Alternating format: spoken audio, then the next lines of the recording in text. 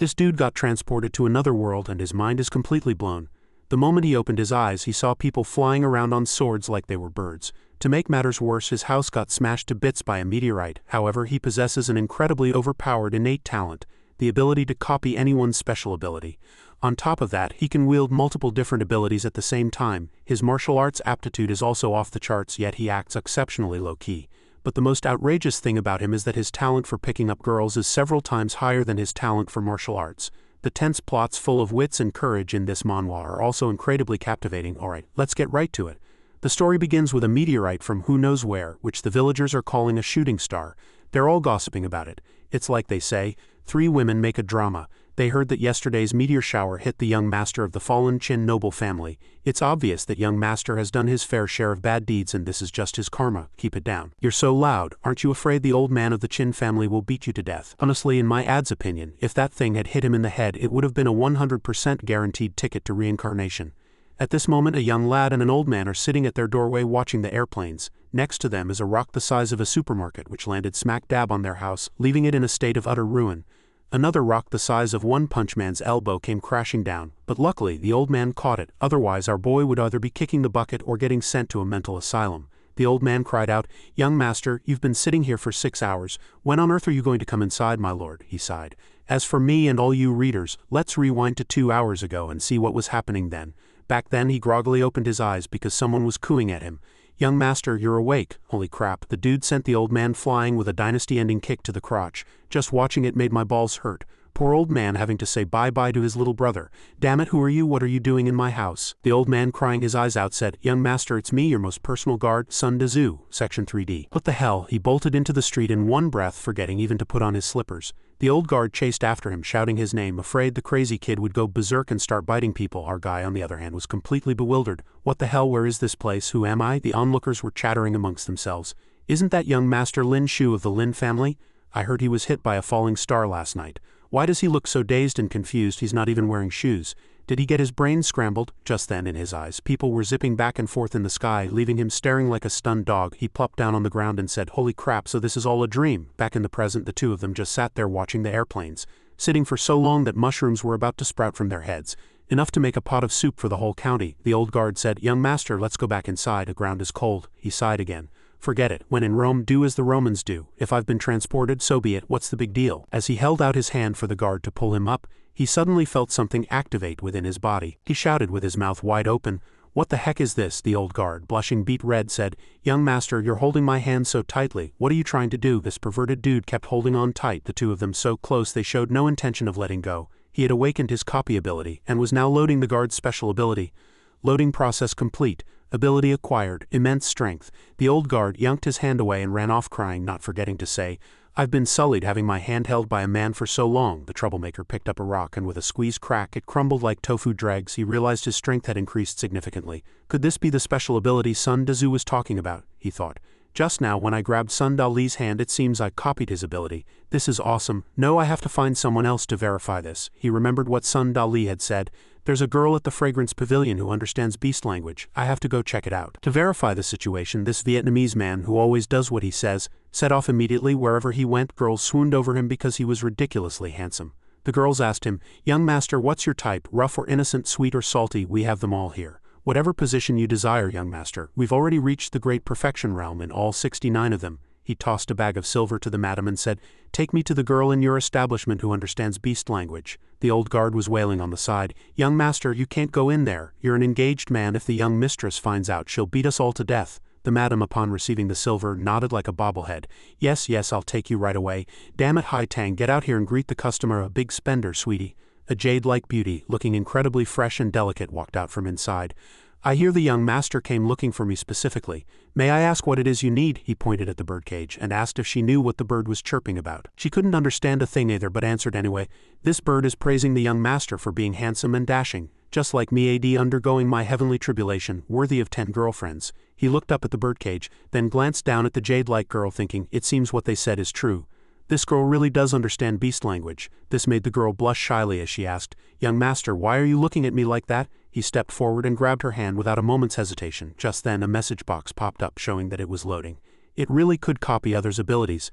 When the loading reached 99, the door was kicked open with a bang, slamming against the wall and nearly sending the bird in the cage to meet its maker. He was knocked back and the copying process failed.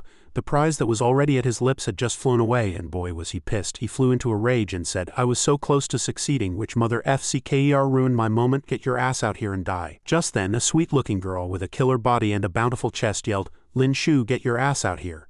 A person like you is going to be my future brother-in-law. He's not worthy." He was so angry his brain short-circuited and he forgot who she was, roaring, "Who are you? Why should I listen to you?" Inside he was crying his heart out. Holy crap, that feeling of your internet cutting out at 99, how many people in this life could possibly understand? She kicked the table over, her long legs as straight and slender as my ad's next-door neighbors. She yelled, "You're still acting? What's the act? I remember you clear as day, you son of a bitch." He screamed for help. "Holy crap, son Dali, where the hell are you? A gang rape of an innocent young man in broad daylight. Help!" Then he was beaten until he saw stars and passed out. "Damn it, she fights dirty," launching a sneak attack. "If you weren't my future brother-in-law, I couldn't be bothered with you." At this point, Sun Dali saw that his young master was awake and leaned in to check on him, only to be so startled that he flinched and kicked out again. Luckily, Sun Dali had learned from last time and blocked it. But our troublemaker wasn't so lucky. With a crack, the bone in his butt broke and he screamed in pain, his eyeballs nearly popping out and circling the city 18 times. "Sun Dali, how did I get back?" "Ouch, why does my butt hurt so much?" the old man said. "The second miss carried you back. She's also the one who kicked your butt." Upon hearing this, he cursed. "Holy crap, are you my guard or not? You just stood there and watched me get beaten up by that tigress. To be honest, I can't beat her.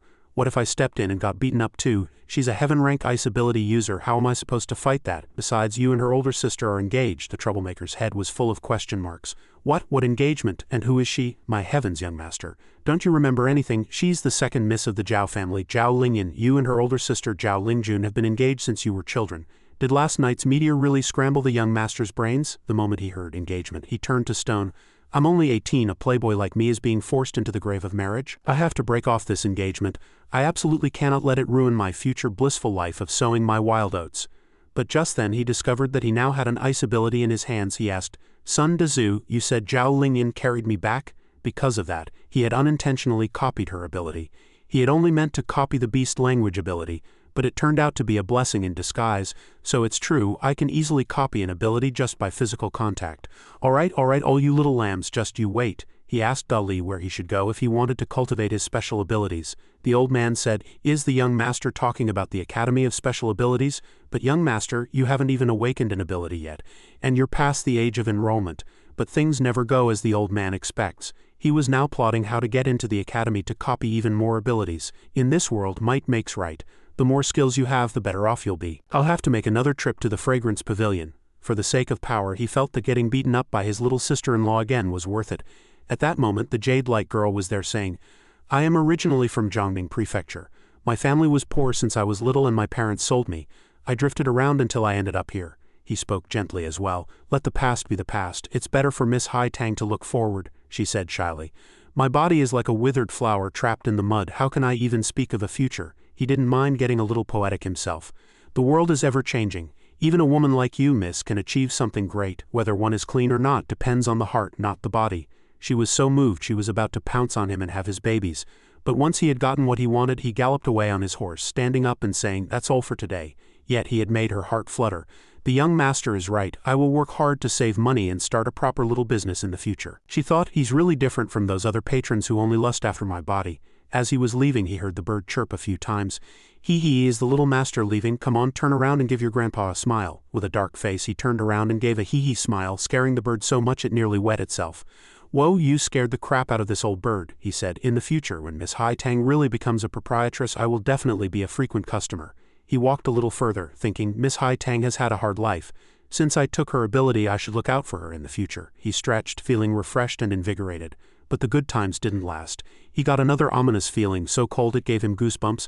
Holy crap, don't tell me I'm seeing a ghost. He looked ahead and saw the woman who had nearly given him a slip disc a few days ago, her face as cold and dark as a thundercloud. She walked over, grabbed him by the collar, pinned him against the wall, and asked, "You still dare to visit a brothel, or was I too gentle yesterday?" With his mouth covered, he could only mumble "awu awu," which she somehow misheard as something about some Miss Zheng or Miss Wang. She leaned in closer, revealing her impressive bust, and said, "If you keep this up, I'll have my sister break off the engagement with you." The moment he heard break off the engagement, he was happier than if he'd won a $2 million lottery. There's such a good thing, but suddenly, that wasn't her concern. She sensed that this guy's spiritual energy was very strong. She asked, "When did you start cultivating martial arts?" But this brute couldn't care less about cultivation. He was still overjoyed about the impending breakup. No time like the present. "Why don't we go back and break off the engagement today?" He had managed to piss off the tigress again. "You dare to bring up breaking the engagement? In what way is my sister not good enough for you? Are you itching for a beating?" She raised her hand ready to slap him to the moon. He was terrified. "Holy crap, here we go again." Acting on instinct, he reached out and grabbed her hand, stunning her for about 3 seconds. "You've awakened a special ability. Holy crap, I'm exposed. I'm gonna get beaten to death now." She placed her hand on his shoulder and applied a little pressure, but it scared the brute half to death. "Seriously, just when I was feeling as mighty as a toad, I run into a tigress with the strength of an ox." Her smile sent a chill down his spine. "Since you've awakened, you should train properly. If I catch you in a brothel again, you're dead. You'd better behave." He was so scared by that terrifyingly lethal smile that he broke out in a cold sweat. What does my awakening have to do with her? Why is she so happy?" Back at home, the useless guard rushed out, hugged him, and wailed, "Young master, the master and madam are back." Crap, it's the original owner's parents. "I'd better pretend I have amnesia." He asked who they were, leaving the two of them stunned for a long moment. His mother said, "Shower has water in his brain." The old guard was crying his eyes out. "Master, madam, it's my fault for not protecting the young master." At that moment, the family was preparing for a reunion dinner. Old son told the two elders everything that had happened in the past few days. "What did you say?" "Shower got hit in the head by a meteor and has amnesia, and he awakened a heaven-rank ice ability." The master sighed and said, "Well, at least it's just amnesia and he didn't turn into an idiot." The madam nodded in agreement.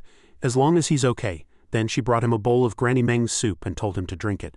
The master continued, "Your mother and I don't expect you to become some great hero. We just want you to be safe and sound. I've already found you a post as a clerk in the Bureau of History, enough to keep you fed and clothed for life." The brute was so moved he shed crocodile tears, thinking, "Is this what a family feels like? I never had this in my past life." Then he picked up the bowl and chugged the entire thing without leaving a single drop. Delicious." Afterwards his father said, "Son, your mother and I have thought it over. We need to reconsider this marriage." His mother told the truth. "The Lin family and the Zhao family are worlds apart now." Regarding the marriage, he also replied, "That's what I was thinking. We can't hope to match the Zhao family. Rather than wait to be rejected, it's better to break off the engagement sooner." What the brute was actually thinking was, "If I marry the older sister, won't her younger sister beat the crap out of me for the rest of my life? I'm not that stupid." The couple stared blankly, looking as if they just chewed on papaya leaves. They both smiled and said, "It's wonderful that you think so. Dad will immediately go find you a suitable match from a family of our standing so we can get you married soon, and your mother can have a grandchild." The moment he heard marriage, he did a complete 360, turned tail and ran, yelling, "I'm only 18, sitting in his room. He was once again thinking about how to improve his abilities when a sweet-looking maid walked by carrying a bucket. He quickly went over and said, "Sister, you let me get that. My strength is boundless now that I've awakened my ability anyway." Suddenly, the door was kicked open with a bang, scaring the piss out of the brute. He quickly hid behind Sister Yu, fuming inside. "Damn it, that tigress is here again. Don't tell me she's here to beat me up again." Then she told him to follow her to the Academy of Special Abilities. At that moment, in the headmaster's office, the headmaster was saying it would have been better if he'd awakened earlier. What a pity. But he had already promised Zhao Lingyan he would take Lin the Brute on as a student. If he didn't accept him now, the girl would probably tear the academy down. He gave Lin the Brute the resources a student should have and said, "Lin the Brute, from now on you are a student of the Academy of Special Abilities. You must work hard and serve the nation." He turned to Zhao Lingyan and said, "His cultivation will depend on your guidance." She also cupped her hands and said, "I will work hard to beat him to within an inch of his life." Lin the Brute was overjoyed, as his long-held wish had now been fulfilled thanks to this sweet little sister-in-law. As the two walked out, a few neighborhood aunties gathered to gossip. What a strange thing. Earl Ping'an's useless son actually awakened a special ability. Seeing how well Miss Lingyan treats him, could it be that the Zhao family? But in our brute's imagination, it was the rich girl Zhao Lingyan, holding 2 pomelos in one hand and an ATM card in the other, saying, "Take this money and leave my sister." He'd always wanted to experience being a kept man, and unexpectedly his dream had come true here. He could break the engagement and get into the academy. This little sister-in-law was absolutely perfect. She turned around and said a few words that left the brute stunned. "I was wrong about what happened before. I apologize." It's fine, I understand. For a goddess like your sister, letting go is for the best for everyone." Before he could finish, a bolt from the blue struck his ears. She said, "A promise from the Zhao family is worth its weight in gold. No matter what happens, the engagement stands." At this, Lin the Brute stood dumbfounded, his mouth agape enough to fit an egg. That's not right, is it? Did we get the wrong script?" She continued. "Although you awakened a bit late, the outcome is not yet decided. It's still unknown who the dark horse will be." And he started getting narcissistic again. "Is she trying to comfort me?" But before he could savor the feeling for 3 seconds, there was a bang. The entire wall cracked as she said with fury in her eyes, "My sister has already had her 5th awakening. If you want to be worthy of her, you have to train hard. If you dare to slack off, I'll beat you to death. After training at home for a few days, the brute also understood that a first awakening of a special ability not only significantly increased one's power, but also unlocked brand new skills. The key to awakening was accumulating enough elemental power. But cultivating an ice ability in this Sahara-like heat was as tiring as being a dog. Damn it, my butt's gone numb. It's been 2 days and I've only improved this little. He went to grab the teapot for a drink of water to cool down, but as soon as he touched it, before he could do anything, it cracked. Holy crap, I didn't even use any force, he thought. Could it be that as my ice ability leveled up, my other abilities also got stronger? He lifted the table and waved it around. Holy crap, it's true. He now had a sly grin on his face and said, cultivating one ability strengthens the others too. This is just too broken. Just as he was gloating, his little sister-in-law came looking for him again, telling him to take off his clothes the moment she entered. This left our brute completely baffled but also secretly expectant, blushing like a tomato. This isn't really appropriate. I'm still a virgin, you know. Besides, you're my little sister-in-law for us to do this. Before he could finish, she threw a few ice blocks at him, shredding his clothes to pieces. Luckily, the brute managed to shield his pants with his hands, saving himself from total exposure. After an hour of rough treatment, her face was also flushed from the cold as she left Lin the brute's room, leaving behind a very easy-to-understand not message. Good performance. I'll be back tomorrow. He actually dragged his body to the door to see her off, his legs already as weak as if he had just fought 800 rounds. His guard, who had popped out of some corner to watch the show, now poked his head out to add fuel to the fire. Young master, don't tell me you're trying to bag both sisters? This startled the brute. Are you tired of living? All you do is talk nonsense. My sister-in-law was helping me cultivate. You think everyone is like you. Every time I'm in danger, you're the first one to run. The old man chuckled. It's just that I really can't beat the second miss. Tomorrow you're coming with me to the Ministry of Personnel. The old man, still confused, asked, what is the young master going there for? In any case, I can't just be a freeloader. I should at least show up for my post. When they arrived, the two of them looked around and thought the place was pretty decent. It was a good gig. His father, Earl Ping-an, had really gone to great lengths for his ordinary son. At that moment, a case was being tried in the yamen. The presiding official on the high seat was interrogating Chin Tong. Someone saw Miss Wong enter your residence yesterday, and today she was found hanging in her home. What's your explanation? He calmly replied. She took my silver yesterday and willingly entered my residence to serve me. Her death in her own home today has nothing to do with me. Nearby, the victim's elderly father also said that his daughter had always been chaste and proper. How could she possibly do that sort of thing with him? I beg your honor to seek justice for my daughter. The surrounding commoners were also murmuring, with someone pointing out that he was the son of a first-rank martial duke. Old man Wong is screwed. When has a commoner ever won a case against an official? Lacking sufficient evidence, the presiding official intended to wrap up the case quickly. But just then, Lin the brute's voice came from outside. Your honor, please wait. He walked up and said, Miss Wong did not hang herself. If it were a suicide by hanging, the feet would hang down limply. But this deceased woman's feet are rigid and pointing upwards, which suggests she was likely already dead before being hanged. Moreover, those who die by hanging have their tongues sticking out and their faces turned purple. Chin Tong, standing by, also frowned. The crowd outside grew restless upon hearing his analysis. The crooked official slammed his gavel and shouted, silence. Then he pronounced his verdict. This case has many suspicious points. Chin Tong will be temporarily detained. He ended the session so hastily. If a person like that could be an official, then pigs could really fly, Chin Tong said smugly. It's fine, I trust that your honor will grant me justice. Miss Wang's father turned around, knelt, and thanked our brute for seeking justice for his daughter. But in his heart, he knew this was as far as he could help. A short while later, Chin Tong was released. Earl Ping-an's son Lin Ting also understood a lot. Lin the brute was equally surprised. How could he be released now when they just said he'd be locked up for a day? They're all cut from the same cloth. This Chin Tong was also holding a grudge for being locked up for 4 hours because of what happened earlier. Now that he'd found the brute, breaking a couple of his ribs shouldn't be too much, right? This scared our guy so much his legs turned to jelly. He said, what are you trying to do? Fighting is forbidden within the Academy of Special Abilities, he said. The rules may say that, but this is outside the academy. The moment he finished speaking, his feet were frozen to the ground. He was completely bewildered and didn't know what to do. He turned his head and got a shock. He roared at Zhao Lingyan, fighting is forbidden within the Academy of Special Abilities. Let me go. She smiled like a flower. Oh, is that so? But this is outside the academy. She walked up and kicked him so hard he spat blood, flying back and hitting a wall, scoring a goal for Team Ronaldo, making the score 1-0. She continued, this is a warning. You won't be so lucky next time. After being kicked and nearly losing half his life, he could still stand up and curse. He truly was as resilient as the cockroach from a Stephen Chow movie. Lin the brute felt that guy's ability was a bit strange and asked his sweet little sister-in-law about it. She replied, it's just an earth-rank ability. Once you have your next awakening, you'll be able to beat him until he pukes on the spot. It was then that the brute had an epiphany. In this world, strength gives you the right to speak. He secretly resolved to become stronger, or else he'd have to go back to his hometown and sell salted duck eggs. By now it was late, and the old guard asked him why he was reading so late today. I got absorbed in my reading and lost track of time. I still know too little about special abilities.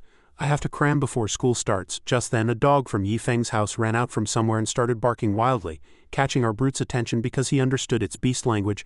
This person has been hiding here for so long. What are they trying to do? Steal something? Because of this he was half a beat slow, which allowed him to escape disaster. If he had taken one more step forward, that dart would have been stuck in his head, but unluckily Sun Dezu was too fast and got in front, taking the dart for him. An assassin leaped out from the shadows swinging a blade. Old Man Sun dodged and noticed the opponent was exuding true energy, which scared the brute so much he nearly wet his pants. The killer charged forward again like a crazed turtle, but he was unlucky enough to run into someone who could cast magic and was punched straight back to the fountain. And our guy, after his soul left his body and returned, he poked his head out to watch the show. How, it's over already? Old Man Sun laughed heartily and said, "Is that all you've got?" But the moment he finished speaking, he collapsed to the ground with a thud, ready to go sell salted duck eggs. Because when he blocked the dart earlier he was stabbed in the back and the poison was now taking effect. He was taken home by our guy to be cared for, and our guy was anxiously urging the people from the Imperial Medical Academy to hurry up. His father also asked, "Shower, think carefully. Have you offended anyone recently?" He thought, could it be Qin Tong? Just then, Sister Yu called out, "Young master, Miss Bai Shuangshuang from the Imperial Medical Academy is here." She entered the room, her pure beauty radiating, and immediately asked, "Where is the injured person? Take me to him quickly." Lin the Brute asked the young lady, "Can he still be saved?" She said, "It's all right, don't you worry." She stretched out her hand and activated a healing skill on the old man. A moment later the poison was cleared. She said, "Just let him rest well for a few days and he'll be fine." Lin the Brute was relieved to hear that and quickly ran to see her out. He really drools whenever he sees a pretty girl, brothers. After seeing her off into her carriage, he thought, "A healing ability is really useful. I have to find a way to copy it." Before he could snap out of it, that little sister-in-law of his appeared out of nowhere, scaring the daylights out of Lin the Brute, who almost bolted. He said, "I was assassinated yesterday. Sun Dezu was seriously injured and poisoned while saving me. Miss Bai was summoned from the Imperial Medical Academy to save old Sun. I was just escorting her out of courtesy. I absolutely wasn't fooling around, I swear," she said calmly. "I know, I just came to make sure you were safe." He asked her, "Do you think it was Qin Tong? Assassinating a noble is a capital crime. The grudge between you two isn't enough to drag the entire Qin family into it. If it wasn't the Qin family, then it must have been someone the original owner had offended before he was transported." At this moment, in the Qin residence, Qin Tong was still stewing over the kick he'd received, from which he hadn't fully recovered. When he walked into his room and saw someone there, before he could see who it was, a dagger swiftly sent him to the afterlife. The next morning, Qin Tong's body was also sent to the yamen for an autopsy to determine the cause of death. Lin the Brute thought to himself that Qin Tong had been right. They'd met again so soon, but this time the circumstances were very strange. He glanced at his sharp-tongued little sister-in-law, thinking, did she kill him because she was angry on my behalf? What a busybody. She in turn looked at him, thinking, did this guy hire an assassin? Just then the autopsy was finished. The coroner announced the time of death was last night, with only one wound on the entire body. His throat had been slit by a sword. The presiding official also came out and told the two of them that this suspect had been ruled out. This case was likely the work of that woman. A female assassin with the awakened ability of invisibility. She comes and goes without a trace, leaving a few flower petals on the body after each kill. The moment this troublemaker heard about this kind of special ability, his mind went off the rails again and he laughed like a madman.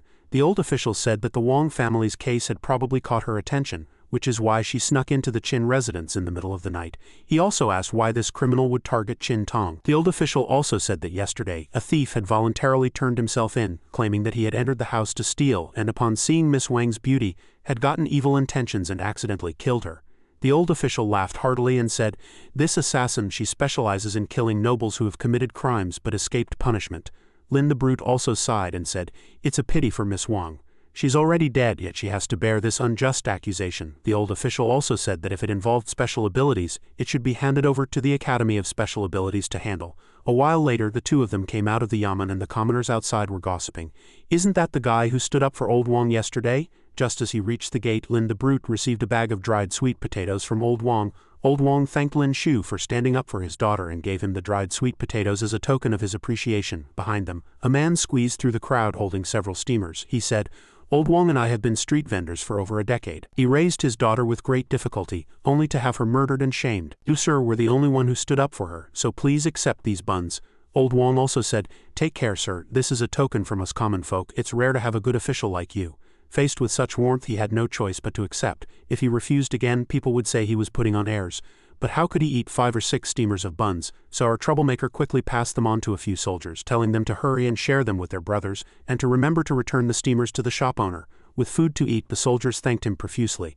The guy next to him didn't forget to save one for his sweet little sister-in-law. She blushed shyly and said, "Lin Shu, you're actually a good person." Hearing her say that, Lin Shu was almost crushed by that good person card. He turned around and said, "I'm usually the one handing out good person cards.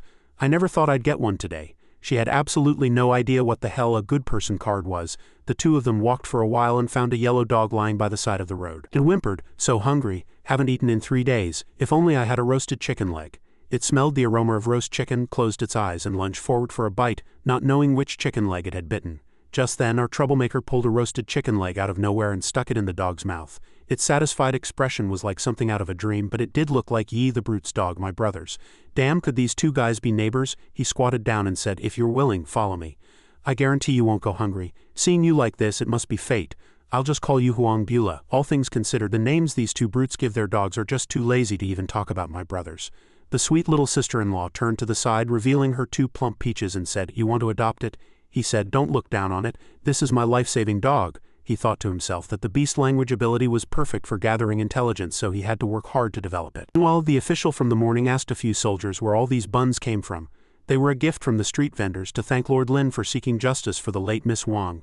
The old official looked at the buns and said to the soldier, "Go to the Lin residence and bring me the criminal who killed Miss Wang." The man next to him also said, "Sir, Chin Tong is already dead. Why go to all this trouble? Even so, executing the person who confessed would be a way to answer to Earl Zhongyang.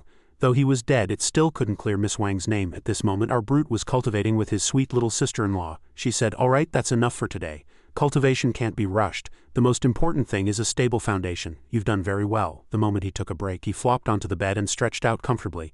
"Cultivating special abilities is so draining.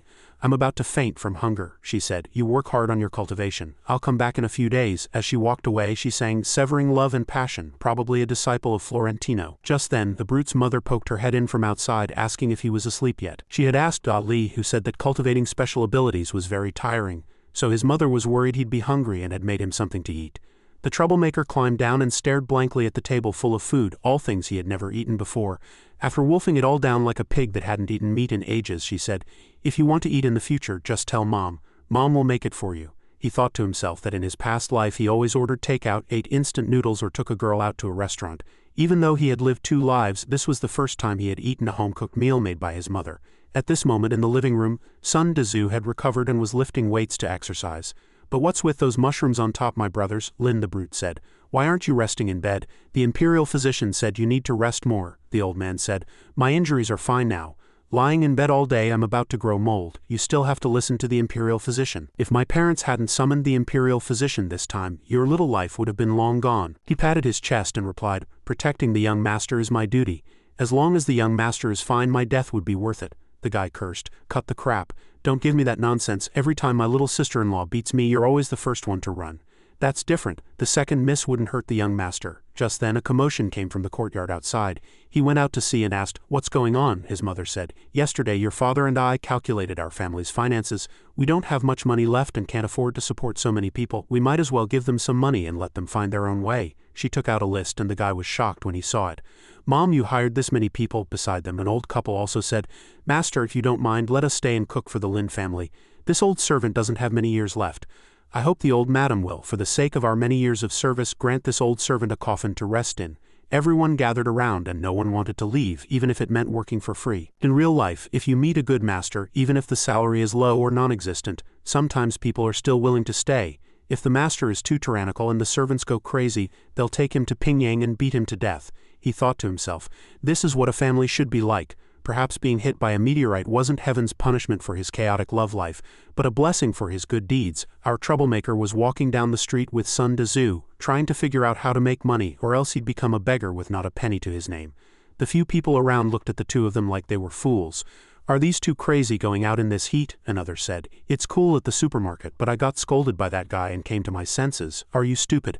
There's a power outage there. Going in is like stepping into a steamer." Hearing this dilemma, the troublemaker had an idea to solve his predicament. At this moment, in the tavern, the waiter was slumped over a table because of the damn heat. Then he saw two guys come in, thinking they were customers coming for a meal. Lin the Brute got straight to the point and said, I'd like to talk business with your manager. As he spoke, he used his ice ability to freeze the teacup into a block of ice. A moment later, the manager also ran out. He asked, "Is the young master's ability ice-based? Well then, I'd like to borrow your establishment's well for a day for 10 taels of silver," the manager said. It seems the young master also knows that this year's weather is hot and ice is scarce in the capital, hard to buy even with money. With the young master's ability, making a fortune wouldn't be difficult. I'm afraid 10 taels is too low, it should be at least 50 taels. The guy immediately sealed the deal, afraid the manager would go back on his word. The manager also realized he might have been tricked and asked, "Young master, are you joking? Borrowing our Zaeui tower's well and you still want us to pay you?" Hearing this, he turned to leave, leaving a sentence behind. Since the manager lacks sincerity, then forget it. I think the Piaosheng tower across the street will be more sensible. Hearing this, he was so scared his legs went soft. Letting a competitor get rich over a few pennies would be foolish. The old man immediately called out to the troublemaker, saying, 10 taels it is. As long as the young master can provide Zaeui tower with ice, we will pay you 10 taels a day. But it was a bit unlucky for the manager running into a guy more cunning than a fox. He said, "Manager, you know this year's weather is hot and ice is scarce in the capital, hard to buy even with money. But with my ability, making a fortune isn't difficult. I'm afraid 10 taels is too low, it has to be at least 50. Pushed to a dead end, he had no choice but to accept. What else could he do? At least he wouldn't go bankrupt, but the young master must agree to one condition, not to provide ice to any other establishment, because he thought as long as he kept this troublemaker, he could make a huge profit even paying 50 taels a day.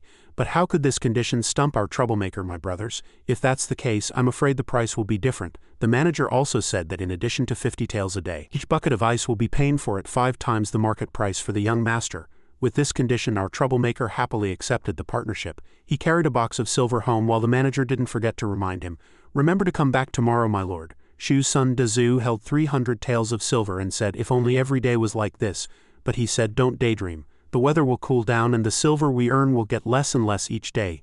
As soon as he finished speaking, he ran into his little sister-in-law. He was scared to death. How could he run into this ancestor everywhere he went? "Little sister-in-law, you're not stalking me, are you?" she asked. "Are you short on money?" He immediately lunged forward to hug the box of silver and old son, afraid it would be snatched away. She said, "However much silver you need, I'll give it to you." He thought she was going to hit him and raised his hand to block. "Ah, give me silver? Even if you love money, you have to think about your status. This will make people look down on the Lin family." As soon as she finished speaking, the troublemaker raised his voice and said, "I earn money with my own abilities, there's nothing shameful about it. I don't care what others think."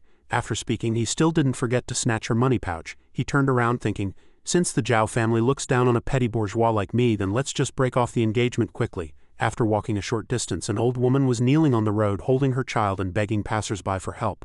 "My child is sick. If he's not treated soon, he'll die." The troublemaker walked up, handed her a silver ingot and said, "Is this enough?" "It's enough, it's enough." "Thank you, benefactor," she said. "In the capital, 9 out of 10 people like this are scammers. Do you think it's worth it?" He replied, "What's there to be afraid of? This one silver ingot isn't even enough for a meal at Zaeui Tower, but it can save a life. I think it's worth it no matter what." I agree with this point. Similar situations happen in real life, but since they are kneeling on the street, they must have their own hardships. Don't be stingy with the price of a cup of iced tea, give it to them. It's not worth much anyway, my brothers. He turned to old son and said, "Let's go pick out 2 bolts of cloth for Aunt Wang. I see her clothes are about to fall apart." She also asked curiously, "Who is Aunt Wang?" "She's the matron of my household." After hearing this, she was so surprised her mouth hung open, saying, "You even buy things for the servants in your residence?" He turned around and said, "Those who chose to stay with the Lin family during its most difficult times, to me, they are all family." The 3 of them went to a nearby spicy noodle shop to eat. He asked, "Are you really not eating? This shop's food is quite good." Son Dazu was slurping his bowl, looking like it was delicious. She tilted her beautiful head and said, "Although you are greedy and lecherous, you are kind-hearted and not afraid of the powerful. You can be considered a good person." Our troublemaker, while pulling his noodles, said, "Little sister-in-law, you've handed out the right good person card." But she didn't understand what the hell a good person card was and why he kept talking about it. "I didn't expect my little sister-in-law, who looks so fierce, to actually praise me so seriously." She said, "Whatever a good person card is, I will definitely convince Dad. When my sister returns to the capital, we'll arrange for your marriage." Hearing this, our troublemaker lost his appetite. At this moment, Son Dazu ran into the room in a panic to find our guy. He was cultivating, so he paused for 10 minutes to see what this guard wanted. The old man said that someone from the palace had come looking for the young master. Outside, an old eunuch was calling for Lin Shu, the son of Earl Ping'an. "His Majesty summons you. Enter the palace immediately." No delays. Beside him, his little sister-in-law also comforted them. "Uncle and aunt, don't worry. Nothing major will happen to Lin Shu in the palace." On the way, the eunuch instructed him to remember that in the rear palace he was only responsible for making ice. He shouldn't look at things he wasn't supposed to see, and shouldn't ask questions he wasn't supposed to ask. He thought to himself that it was his little sister-in-law's ability that was stronger, yet they had to drag a strong man like him into the palace. The daughter of a first-rank marquis is truly noble. The business at Zaeui Tower is probably going to fail. The old eunuch glanced back at him. What are you sighing for? You dare to have an opinion about working for the imperial palace? Believe it or not, I'll castrate you. The troublemaker was so scared he nearly wet his pants. Eunuch, you misunderstand. I was worried my elemental power is too low and I won't be able to make much ice. The old man also said, you don't need to worry. His Majesty will have made arrangements. A while later, the two of them arrived at the bedchamber of that well-endowed consort. She was holding a cat and asked, who is he? The old eunuch bowed and replied, because of the hot weather, His Majesty has specially summoned a student from the Academy of Special Abilities to make ice and cool down for the various consorts. Hearing this, she was immediately displeased and asked in a sharp tone, looking at you two, you must have just come from Yongning Palace, right? Because of this, her ample chest was pressing so hard on the cat's neck it almost broke. At this point, a few readers must be wanting to turn into a cat, right?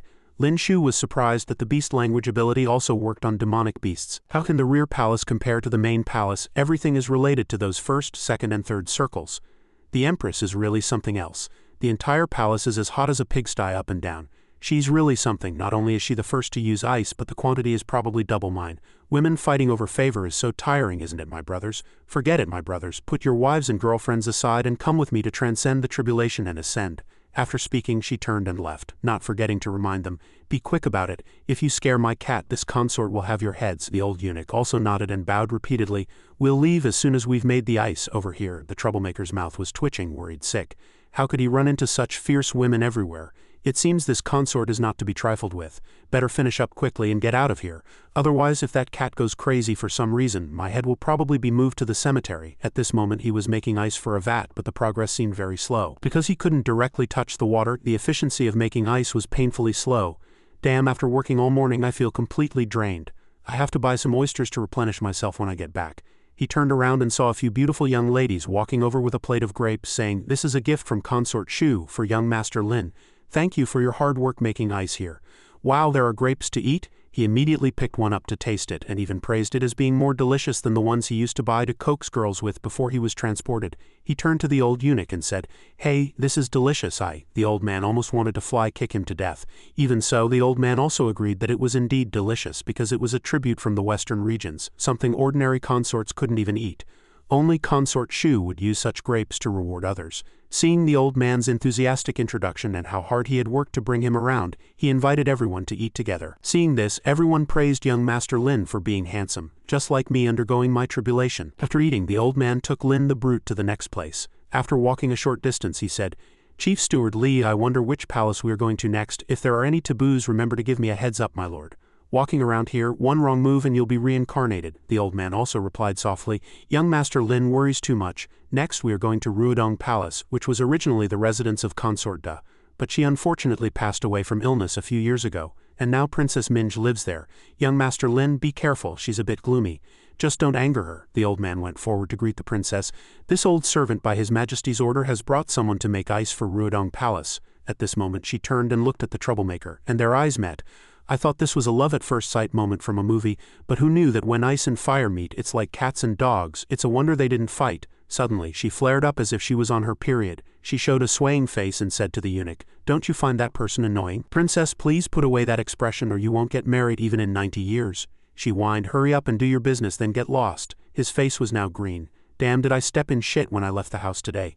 Why is everyone I meet as fierce as a dog and ungrateful? A while later, the two of them finished their work and left. He turned and asked the old man, has she awakened a special ability too? Of course. The princess has awakened a fire-type ability. He now understood that this girl was his natural enemy. He'd have to stay far away from her in the future. After finishing this place, it was on to another working nonstop, which made Lin the Brute a bit unable to cope. The old eunuch, however, seemed relaxed. He put his hand on the old man's shoulder and said, Chief Steward Li, look at me like this. Doesn't your conscience hurt? The old man turned around and almost wet his pants with fright. He saw that Lin the Brute was withered and exhausted. He said, young Master Lin, don't panic. His Majesty has already prepared something for you. The old man opened the box, and inside was a diamond the size of a goose egg with 8 nines on it. Then he held it up and introduced it endlessly, like a fishmonger at the market. He threw it, and a few little eunuchs caught it.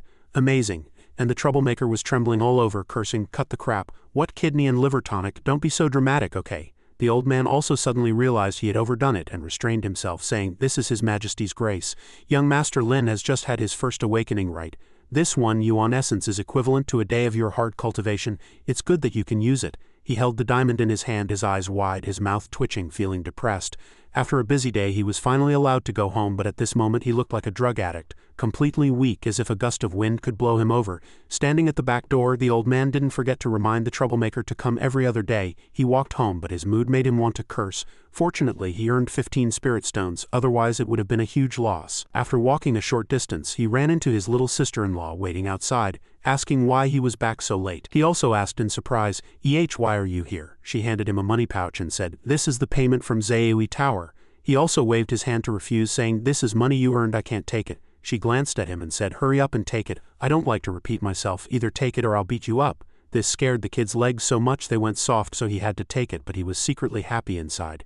Tisk tisk, no wonder so many pretty boys are willing to be kept by rich women. Putting everything else aside, the feeling of being a kept man is so damn good.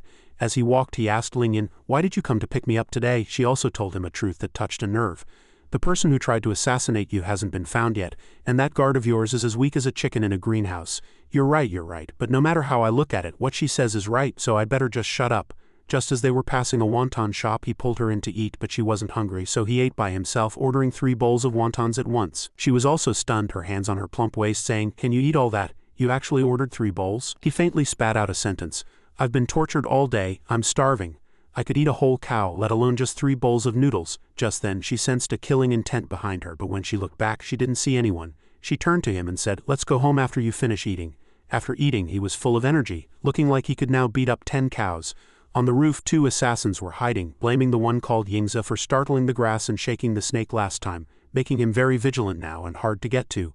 The next day he was at the Department of Officials, thinking that after the Academy of Special Abilities started he would come here less often. What if this irregular attendance angered the public and those soldier ruffians? In less than a second, our guy came up with a solution. "My IQ is off the charts, I'm a genius." He used his special ability to cool down the environment of the Department of Officials, earning praise from several yamen runners. "I didn't expect Lord Lin to change. He's been coming to the Department of Officials so diligently lately. He bought us breakfast and even made us ice blocks to cool down. He's such a good person, I'm so touched." The captain inside was observing and snorted coldly. "He gave you a little favor, and you're already treating him as one of your own. These nobles' children are all the same." And that guy was holding a block of ice with a yamen runner. He saw Ziwenshu walking in a hurry and asked him where he was going. Learning there was a new case over there, he ran to the scene. He said with a grin, "Don't work. Sit down and eat a piece of iced watermelon. It's so hot, I'll go to the scene for you." The poor guy was almost killed by the ice block. At this moment at the crime scene at Member Wang's house, Captain Lu and the troublemaker were also present. Lord Lu sat down to analyze the case and found that the bricks at the scene were loose and the deceased's ankle had injuries. He found similarities and concluded it was an accident, telling the family to prepare for the funeral while the troublemaker was talking to a bird to solve the case. He shouted, "Wait a minute, Member Wang didn't die by accident. He was murdered." Lord Lu also asked, "Clerk Lin, everything requires evidence. All clues point to him accidentally killing himself. What evidence do you have to say it was murder?" The troublemaker said he had no evidence, which infuriated Lu Qingfeng, who said, "Human life is at stake. Stop talking nonsense here." The troublemaker pointed at the servant and said, "If you don't believe me, just arrest him and press him under the 5 Elements Mountain for 500 years. Won't that solve it?" This scared him out of his wits. "Damn, that works too." He turned and ran. But had he asked the author first, a yamen runner used the Lingbo Weibo technique, grabbed his neck and pressed him to the ground, giving him a mouthful of mud. Lu Qingfeng then asked the troublemaker how he knew he was the murderer. "I guessed in the main hall of the Department of Officials." The old man said it was lucky he guessed right. "Did he really say that?" Lu Qingfeng also replied yes. He still couldn't figure it out. That person had left no trace at the scene, so how did Lin Shu know he was the murderer? He must have discovered a detail that we missed. What did I miss? A detail you couldn't find, yet Lin Shu could see it. It seems things are getting interesting. At this moment, in Changchun Palace he was making his regular ice delivery. He felt he hadn't slept well last night, as if someone was thinking of him, constantly mumbling his name. He suddenly heard an argument from the next room. "Even Miss Bai can't cure my cat. What crime have you committed? To think you've made my cat like this. Drag him out and give him 30 lashes." The brute walked in and said, "I know a bit of medicine. May I take a look at the cat's condition?" The consort said unhappily. "Even the genius of the Imperial Medical Academy, Bai Song Song, couldn't do anything." "What can you do?" he said. "We'll know if I can do anything after I take a look," the consort said coldly. "If you can't cure it, you can prepare for your next life." He walked over to see what tricks this cat was playing, and found it crying out that its leg hurt. Eunuch Lin's heart was in his throat, terrified that if our brute made a single mistake they would all be done for. Bai Song Song asked, "Sir, do you have any leads?" Thanks to his beast language ability, he knew that the cat's leg had been pricked by something. He squatted down, found a thorn and pulled it out. The cat happily jumped to the ground, licking its paw, looking satisfied. Seeing her pet was better, the consort happily rewarded Lin Shu with a hairpin. The others also benefited from his success. Truly, when one person attains the Tao, the whole family benefits. After a busy day, he was dead tired by evening. He hadn't walked far when he saw a young lady standing there waiting for him, asking him out for a drink. He asked, "Miss Song Song, what's the matter?" "I wanted to ask young Master Lin, how did you know the kitten's leg was injured?" he said. "There's really no secret to it, we just need to observe carefully. Because the spirit pet had its front paw curled up and looked pained, I guessed its leg was injured," she said, somewhat dejected. "So that's how it was." Song Song is still unskilled. He also comforted the beauty, unable to bear seeing her sad expression, and continued, "Animals can't talk, so they can't describe their symptoms like people can. It's only because I used to have a cat at home that I could see a few clues. Miss Song Song doesn't need to be so hard on herself." She was comforted, and her heart bloomed with joy. "Ah, I misspoke." Her smile was like the spring sun. Hearing this, she thought, "The young master must have studied medicine before, right? I've learned a little, but I'm far from Miss Song Song's level. I only rely on my special ability, whereas young Master Lin is so observant. If you were to study medicine, you would surely do better than me." He was also taking the opportunity to flatter her, wanting to learn her special ability. What good intentions could he have? "Then is Miss Song Song willing to teach me?" she said with a smile. "I'm usually at the Imperial Medical Academy. You can come find me anytime." He also smiled happily, but what awaited him was his sweet little sister-in-law's murderous face. She said from behind, "Shu the beggar, you dare to flirt around here again." He turned around, sweating profusely. "Crap, here we go again. Listen to my explanation." As he spoke, he handed her the box with the hairpin, saying, "This is for you. Why are you giving this to me? It was a gift from the consort, but I have no use for it. You've been guiding my cultivation these past few days and even helped me make ice at Zaewi Tower. Consider this a thank you gift." She blushed and shook her head shyly.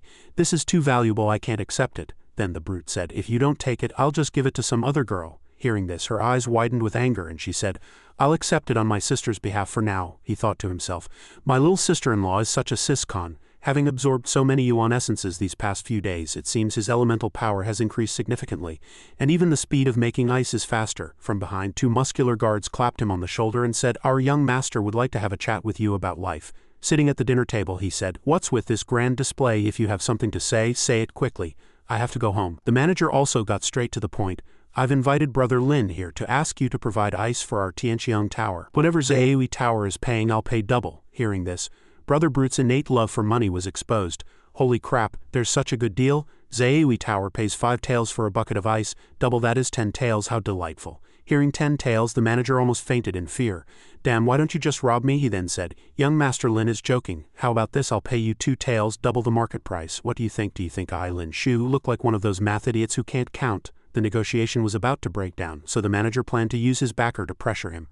"I know you're the son of Earl Ping'an. Let me remind you, Tianqiang Tower is an industry of the Marquis Yongping's residence, while Zaewi Tower's master is merely from the Imperial son-in-law's residence. You should carefully weigh which side is more important." Hearing him being so annoying, Brother Brute stood up to leave, saying, "This deal is off."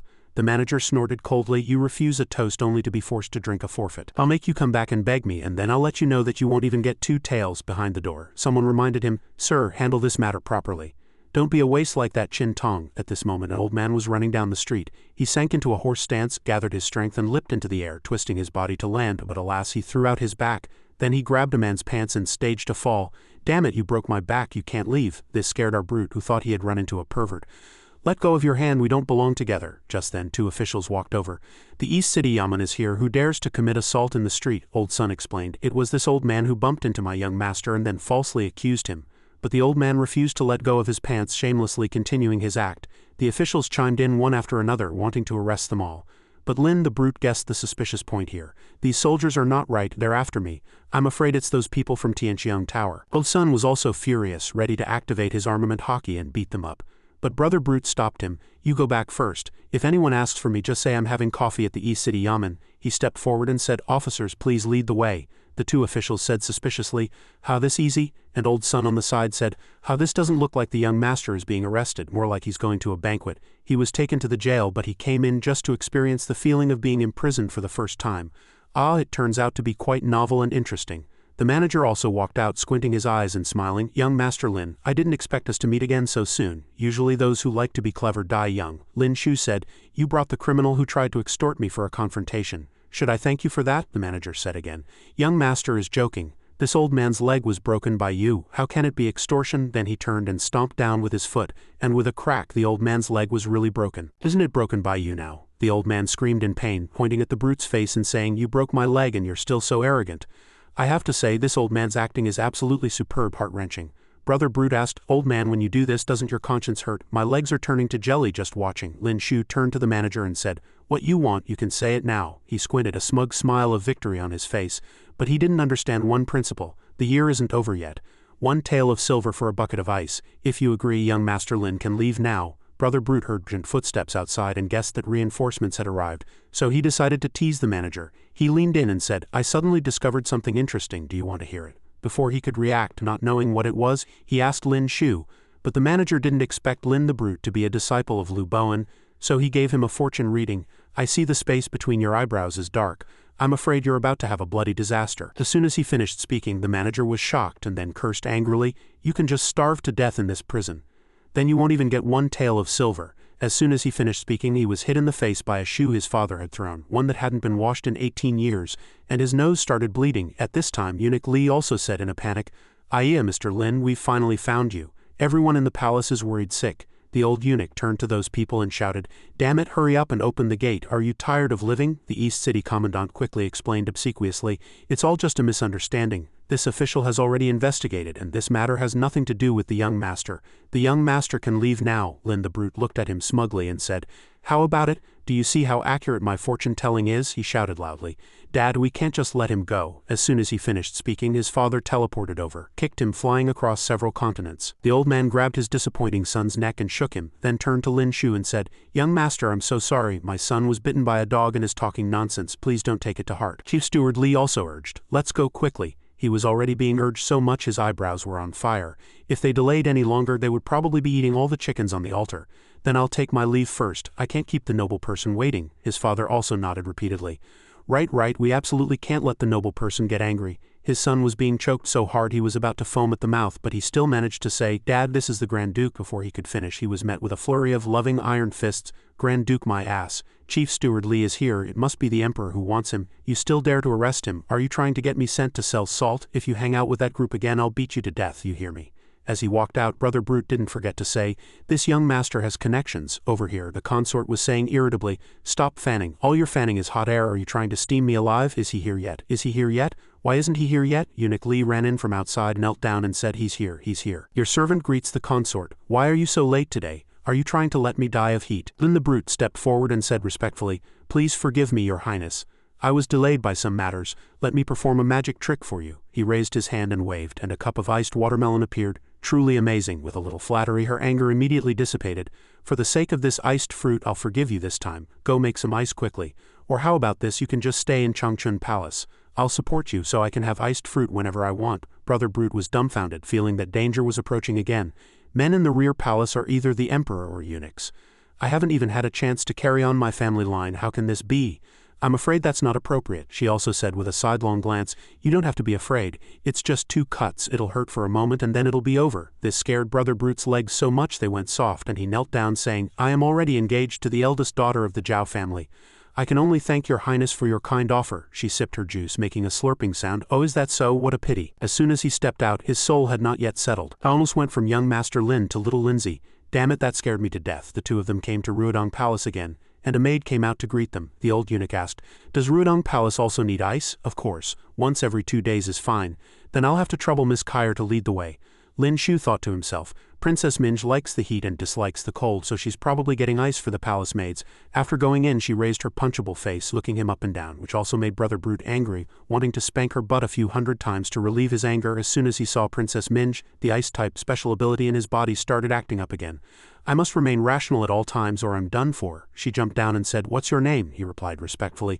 My name is Dai Lianshou. Oh, wrong, it's Lin Shu. HMPH Lin Shu, you're Earl Ping'an's son Lin Shu, engaged to that woman. You're not bad looking, but your talent is too poor. You're not worthy of that woman. Brother Brute heard this and quickly flattered her. The princess is right. The eldest daughter of the Zhao family is unmatched in both beauty and talent in the capital. Besides this face, I really have nothing to match her with. After hearing this, she became as angry as if she'd swallowed gunpowder and said, you do have some self-awareness. Besides your looks, you really are nothing. This bastard, it's enough to praise that woman, but he has to step on others too. Brother Brute added, "Thank you, princess, for praising my good looks." This drove her nearly mad. "Who praised you? Finish making the ice and get out." At this moment in the room, Lin Shu asked Lingyan, "Who is more powerful, you or Princess Minch?" She also said, "We're not familiar, so I haven't competed with her. Her ability is fire, which counters ours. Remember to stay far away from her." "I understand that." He turned his punchable face and said, "Although we haven't competed, I feel you're definitely more powerful." "Why do you say that?" "Although you are equally beautiful in appearance, she is dark and short. And you two are of similar age. Her figure is average while you are much bigger than her." This made her think he was calling her old, and she was immediately unhappy. Usually this kind of cute and clumsy bunny sister uses her IQ to nurture those two large watermelons, my brothers. He wandered around for a long time before he heard a melodious song coming from outside. He looked out and saw a beautiful woman looking down from the window, which captivated him. He thought to himself, another new beauty, because he had heard a melodious song last night. Lin the Brute still remembered it vividly today. He didn't know who sang that soft and affectionate song last night. When he walked into a tavern hoping to hear it again because he kept thinking about that voice, he always felt something was missing. Lin Shu waved his hand and called the manager over, asking, "I'd like to request a song here." "What are the charges?" the manager said. "Just one song is 20 yen. "I wonder which one you would like to request, sir," he said. "The song I want to request, you don't have it here. How about you find a young lady for me? I'll teach her to sing first and then she can sing it to me. Do you think that's acceptable?" The old manager immediately became wary and said, "I'm sorry, sir. Liyuan Garden only accepts requests for songs the girls already know." Brother Brute also said, "I can pay more." The old manager said again, "This isn't a matter of paying more." As soon as he finished speaking, Lin Shu slammed an ingot of silver on the table, which made the old manager's eyes pop out. Then he did a 360-degree turn and called all the girls over. Our brother Brute thought to himself, all problems can be solved with money. If they can't be solved, it must be because not enough money was given. The old manager asked, "Is anyone willing to learn a song from this gentleman?" The girls chattered. "We are girls from respectable families. To learn a song alone with a man, what if his hands get frisky?" Just then, a graceful bunny sister with a beautiful figure came over, indicating her willingness to learn the song. He suddenly remembered these eyes were the ones that looked directly at him last night. It was her. Afterwards the two went into a private room to discuss important matters. Our brother here asked, "Aren't you afraid I have improper intentions towards you?" She also answered softly, "Others might, but you, sir, will not." During the trial at the Department of Punishments, Kai was also in the crowd. "You, sir, are not afraid of the powerful and stand up for justice. You are definitely not a despicable person. In that case, let's begin. I'll sing the lyrics to you first." After a lingering and sentimental session, the two finally finished singing. He finally found that feeling again, listening to the familiar music from another world. The comfort of it brought tears to his eyes. She, however, didn't understand and replied that it was her duty, but she thought to herself, "This song is very strange. It seems to be singing about us courtesans. But why did the gentleman cry after hearing it?" He turned to leave, saying he would come again tomorrow. She also saw him out, but for some reason her head felt dizzy and with a thud she fell to the ground. This scared the brother out of his wits and he quickly ran over to support her.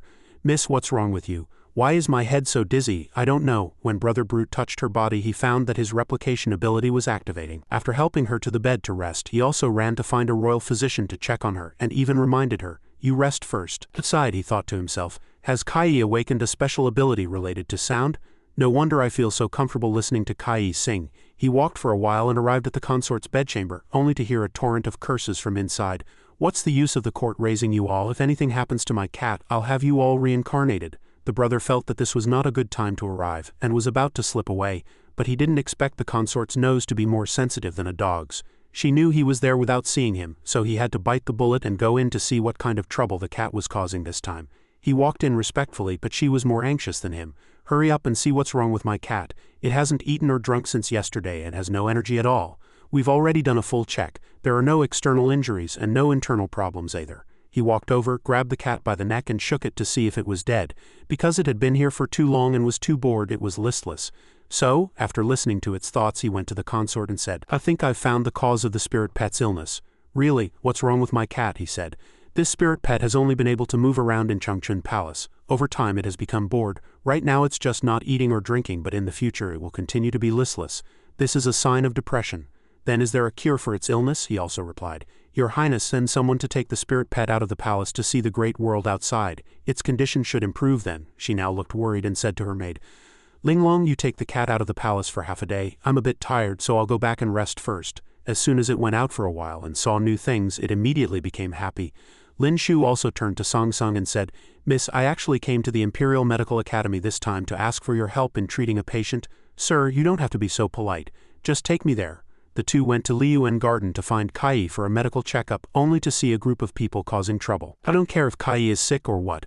This young master want to hear Kai sing right now. The remaining few people also followed like dogs, causing a commotion. Hearing these guys causing trouble, Lin Shu also went up to greet that young Master Wu, bringing up old matters which scared him out of his wits. Young Master Wu, such a grand display, are you here to arrest me? He turned around and saw Lin the Brute and was so scared he nearly wet his pants. Brother Brute went up and whispered, Young Master Wu, that beating you got, you've recovered so quickly. How about I tell Lord Dongcheng Wei about today's matter and have him teach you another lesson? He was so scared he fled in disarray. He thought to himself, luckily this guy doesn't know about my connections with the people in the palace, otherwise I really couldn't have scared him. The remaining few people also found excuses and slipped away. He took Song Song upstairs to treat Kai, but she said she had just fainted from exhaustion. At this moment Kai also woke up and asked, Sir, what happened to me? Miss Kai, you suddenly fainted just now. I asked Miss Bai Song Song from the Imperial Medical Academy to check on you. Miss, don't worry, you're fine now. Kai felt it was very strange. How did she recover in such a short time as if nothing had happened? He said. Of course, Miss Song Song's medical skills are no joke. If Miss Kai is fine, then we'll go back and wait for orders. We can discuss medical skills with Miss Song Song some other time when we're free.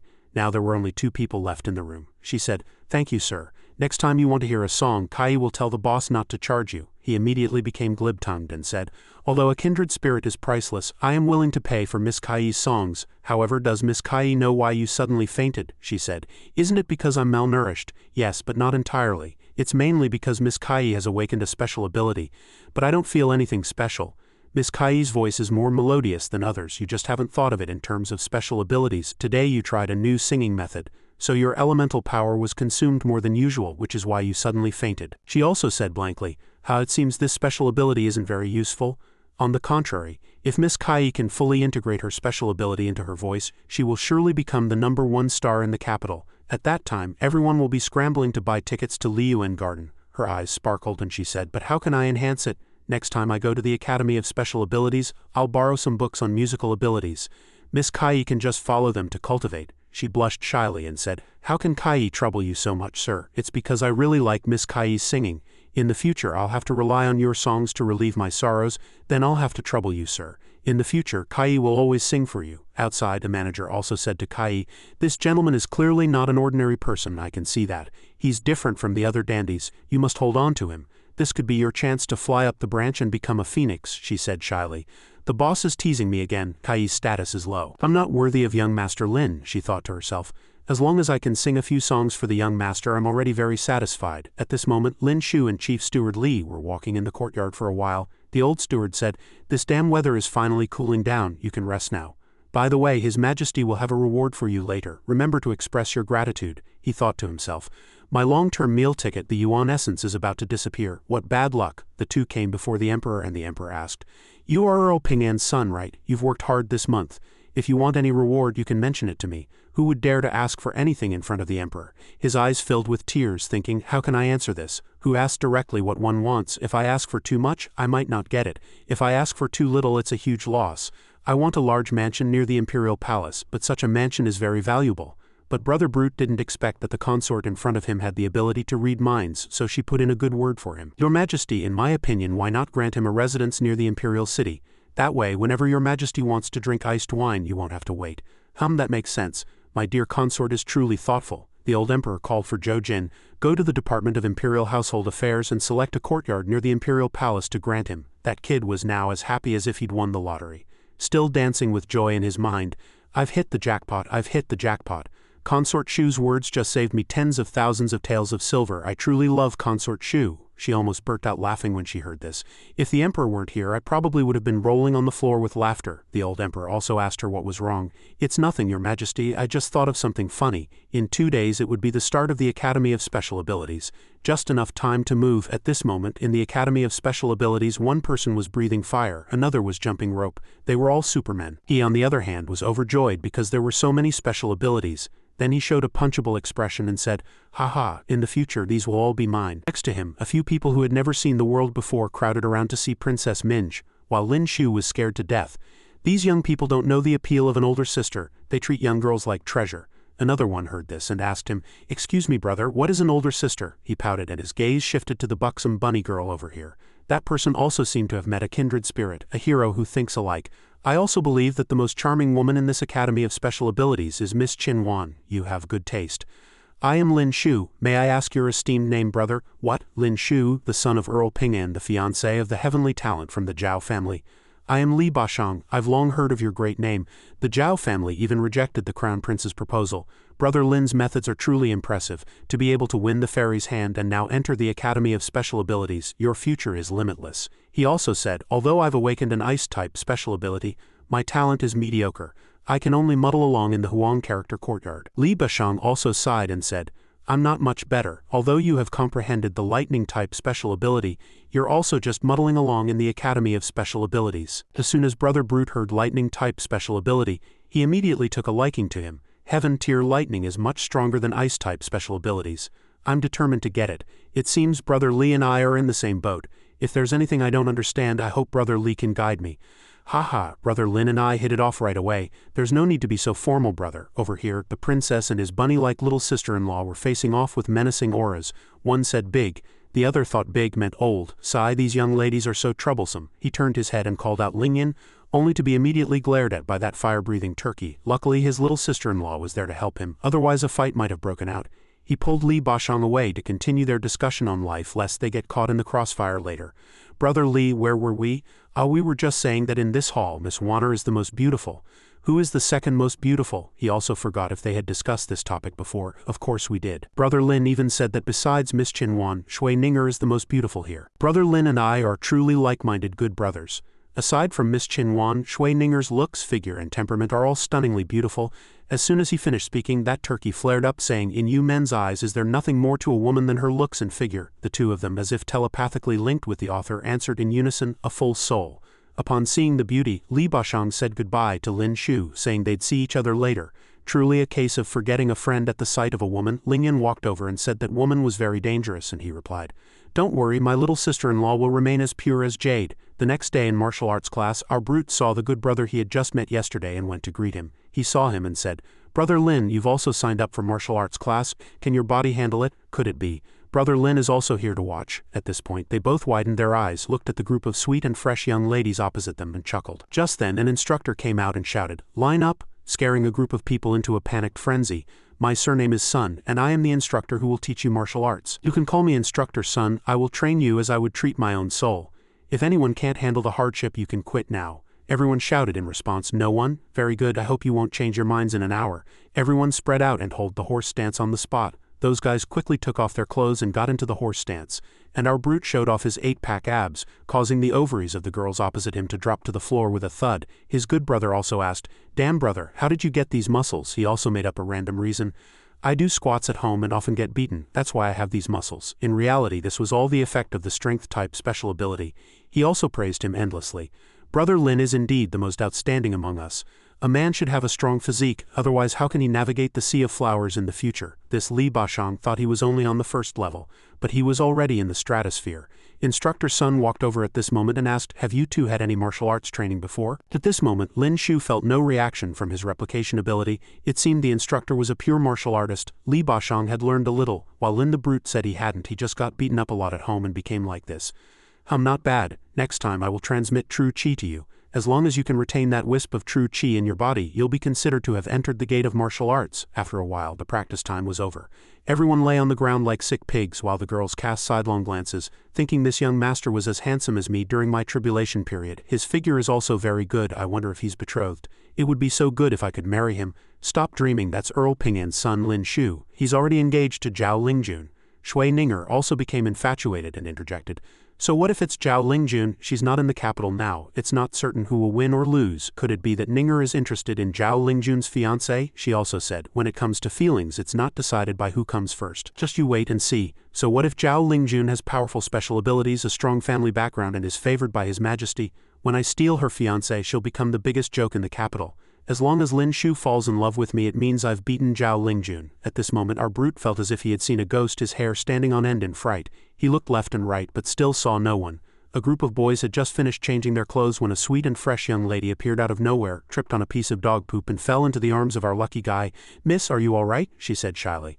I'm fine, sir. I think I've sprained my ankle. A group of people scrambled to help, some wanting to support her, some wanting to carry her on their back, and some wanting to carry her away. She turned to Lin Shu and said, "Sir, could I trouble you to carry me back?" Of course." Just then, their instructor also came over and asked, "Hurt your foot? I'll take you back." Li Bashang also walked over and praised, "Brother Lin's methods are truly brilliant. He's already captured the heart of one of the four beauties. The four beauties of the Academy of Special Abilities? Who are they? Tell me, Brother Li." Lingyan, Minj, Wanner, and Shui Ninger, known as the four beauties of the Academy of Special Abilities.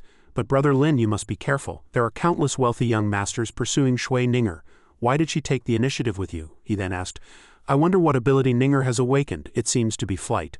Oh, she can fly and she asked me to carry her. It seems she's really treating me as prey. I'll let her know that a good hunter always appears as the prey. This brute wrapped his arm around his good brother's neck and said, "Didn't Brother Li just arrive at the Academy of Special Abilities? How do you know everything?" Hee. If Brother Lin wants to know about any young lady, just ask me. I can't say for other things, but I'm very familiar with matters concerning young ladies. Brother Li and I have truly met too late. My treat at Zaewi Tower, we won't go home until we're drunk. Haha. To find a soulmate in life is truly a joyous occasion. After a great battle, our brute couldn't hold on any longer.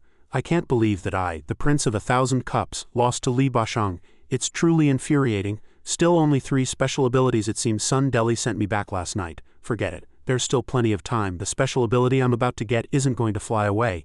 At this moment in the Academy of Special Abilities, our brute was looking for a book for Kai. He had been too busy these few days and almost forgot. But it seems the prey has already been targeted by the hunter. This bunny sister came to chat with him again. Young Master Lin, what a coincidence. You don't mind me sitting here, do you? He also said. The library isn't mine, miss. Please make yourself at home just like you're at my house. She sat down, struck a seductive pose and thought conceitedly.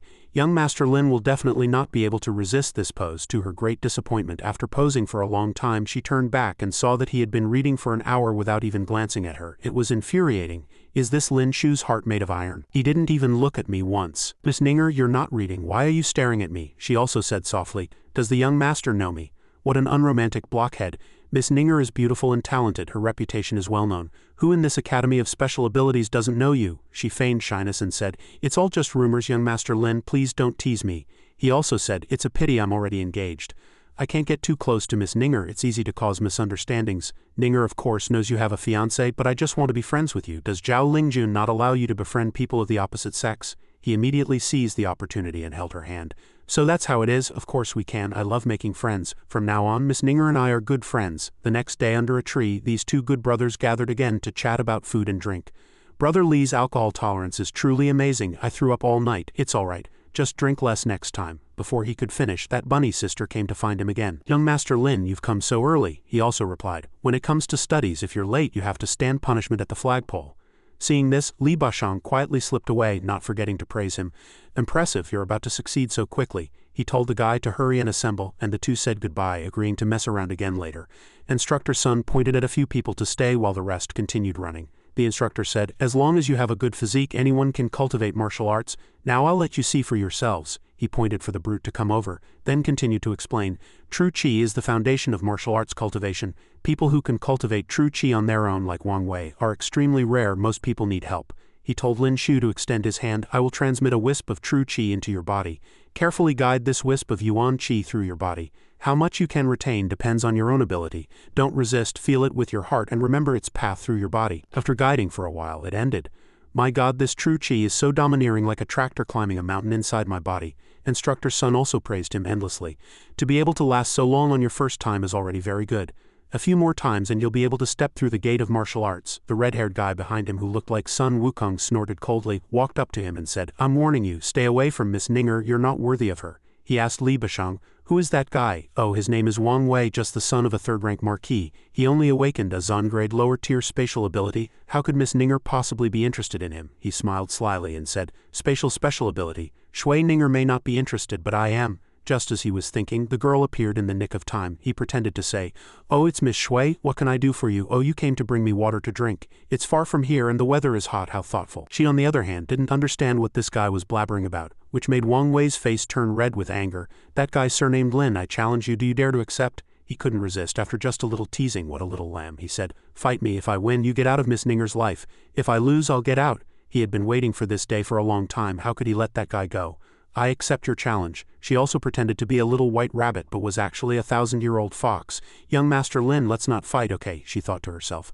I still want to see Zhao Lingjun abandoned by her fiancé and become the laughingstock of the capital. If you lose and don't get close to me, how will I complete my plan? Right now, she just wished she could punch this dog named Wang Wei to death. The brute turned around and said handsomely, Miss Ninger, this is a battle between men, please don't interfere. The two sides entered the martial arts arena, each holding a wooden sword. Wang Wei infused his sword with true qi and unleashed a move called Jade Blood Brain Damage. The brute was not to be outdone. He used his strength ability to reinforce his sword and shattered his opponent's sword with one strike. Seeing this, he was stunned, thinking, what the hell is this? How is this possible? Then he took another sword blow and fainted on the spot. The brute thought he would have a good fight, but who knew this guy was so weak? He asked the instructor, is this guy alright? The instructor also said, this guy just fainted, quick, call the imperial physician. He immediately jumped up to be a good Samaritan. No need to trouble them, I'll carry my classmate to the Imperial Medical Academy. The people here didn't understand why was this guy so stupid and so proactive.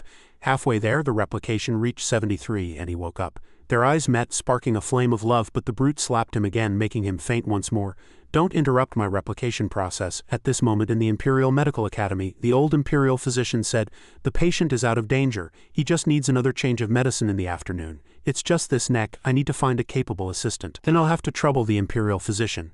He was currently examining the newly replicated spatial ability to see its effects. He could now store things in his special ability space, so he said happily, the spatial ability is indeed good. It'll be much more convenient to go out in the future. Speaking of which, the speed was much faster this time.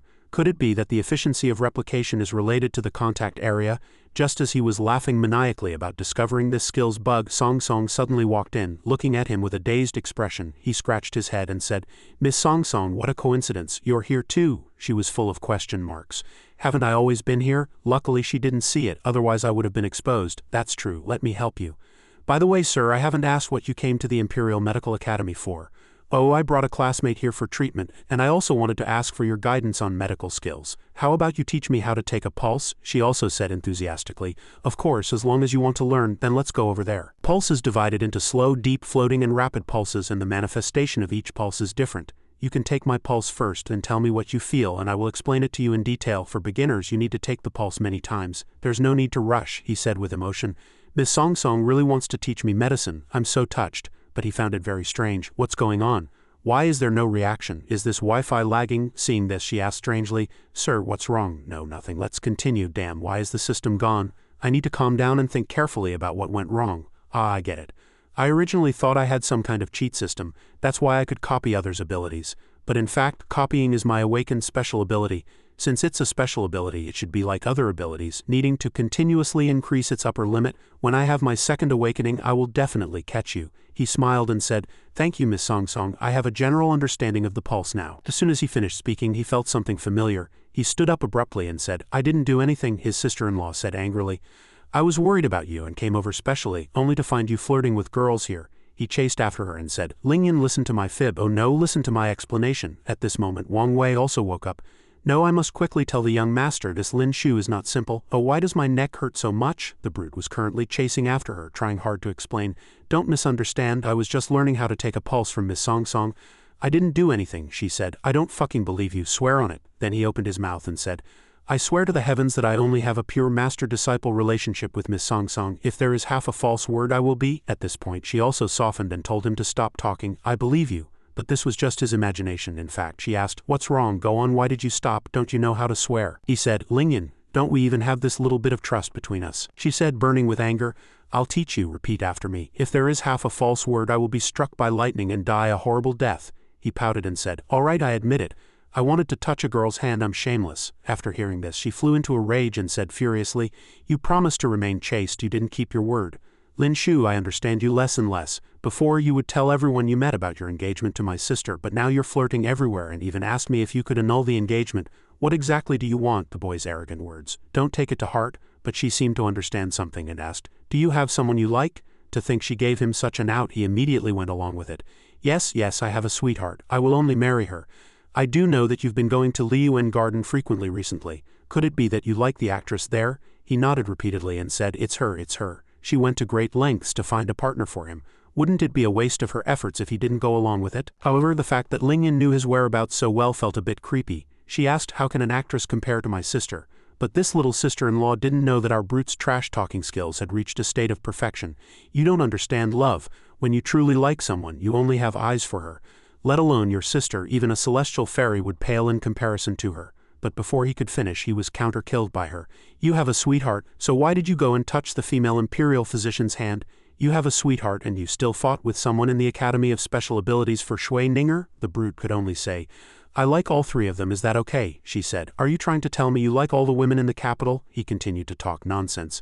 I just want to give all the beautiful girls a warm home. What's wrong with that? She turned away in anger and said, I almost fell for it. How could someone like you not like my sister? You must be trying to indulge yourself before marriage. Hey, I'm not. I didn't. Don't talk nonsense. Anyway, I don't believe you. If I catch you flirting again, you're dead. Wang Wei was now arriving at a residence thinking, damn it, this Lin Shu hits too hard. He already hit my head, why did he have to hit my neck too? Walking to the front of a room, he called out, Young master, I had a chance to cripple him, but I stepped on dog poop this morning and had some bad luck, so I couldn't win.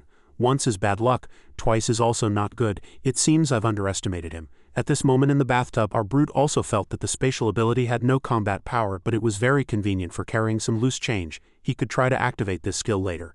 Even if he couldn't fight, it would be good for showing off in self-defense. Speaking of self-defense, last time Sun Dali almost died protecting me. For safety's sake, I should also help him improve his strength.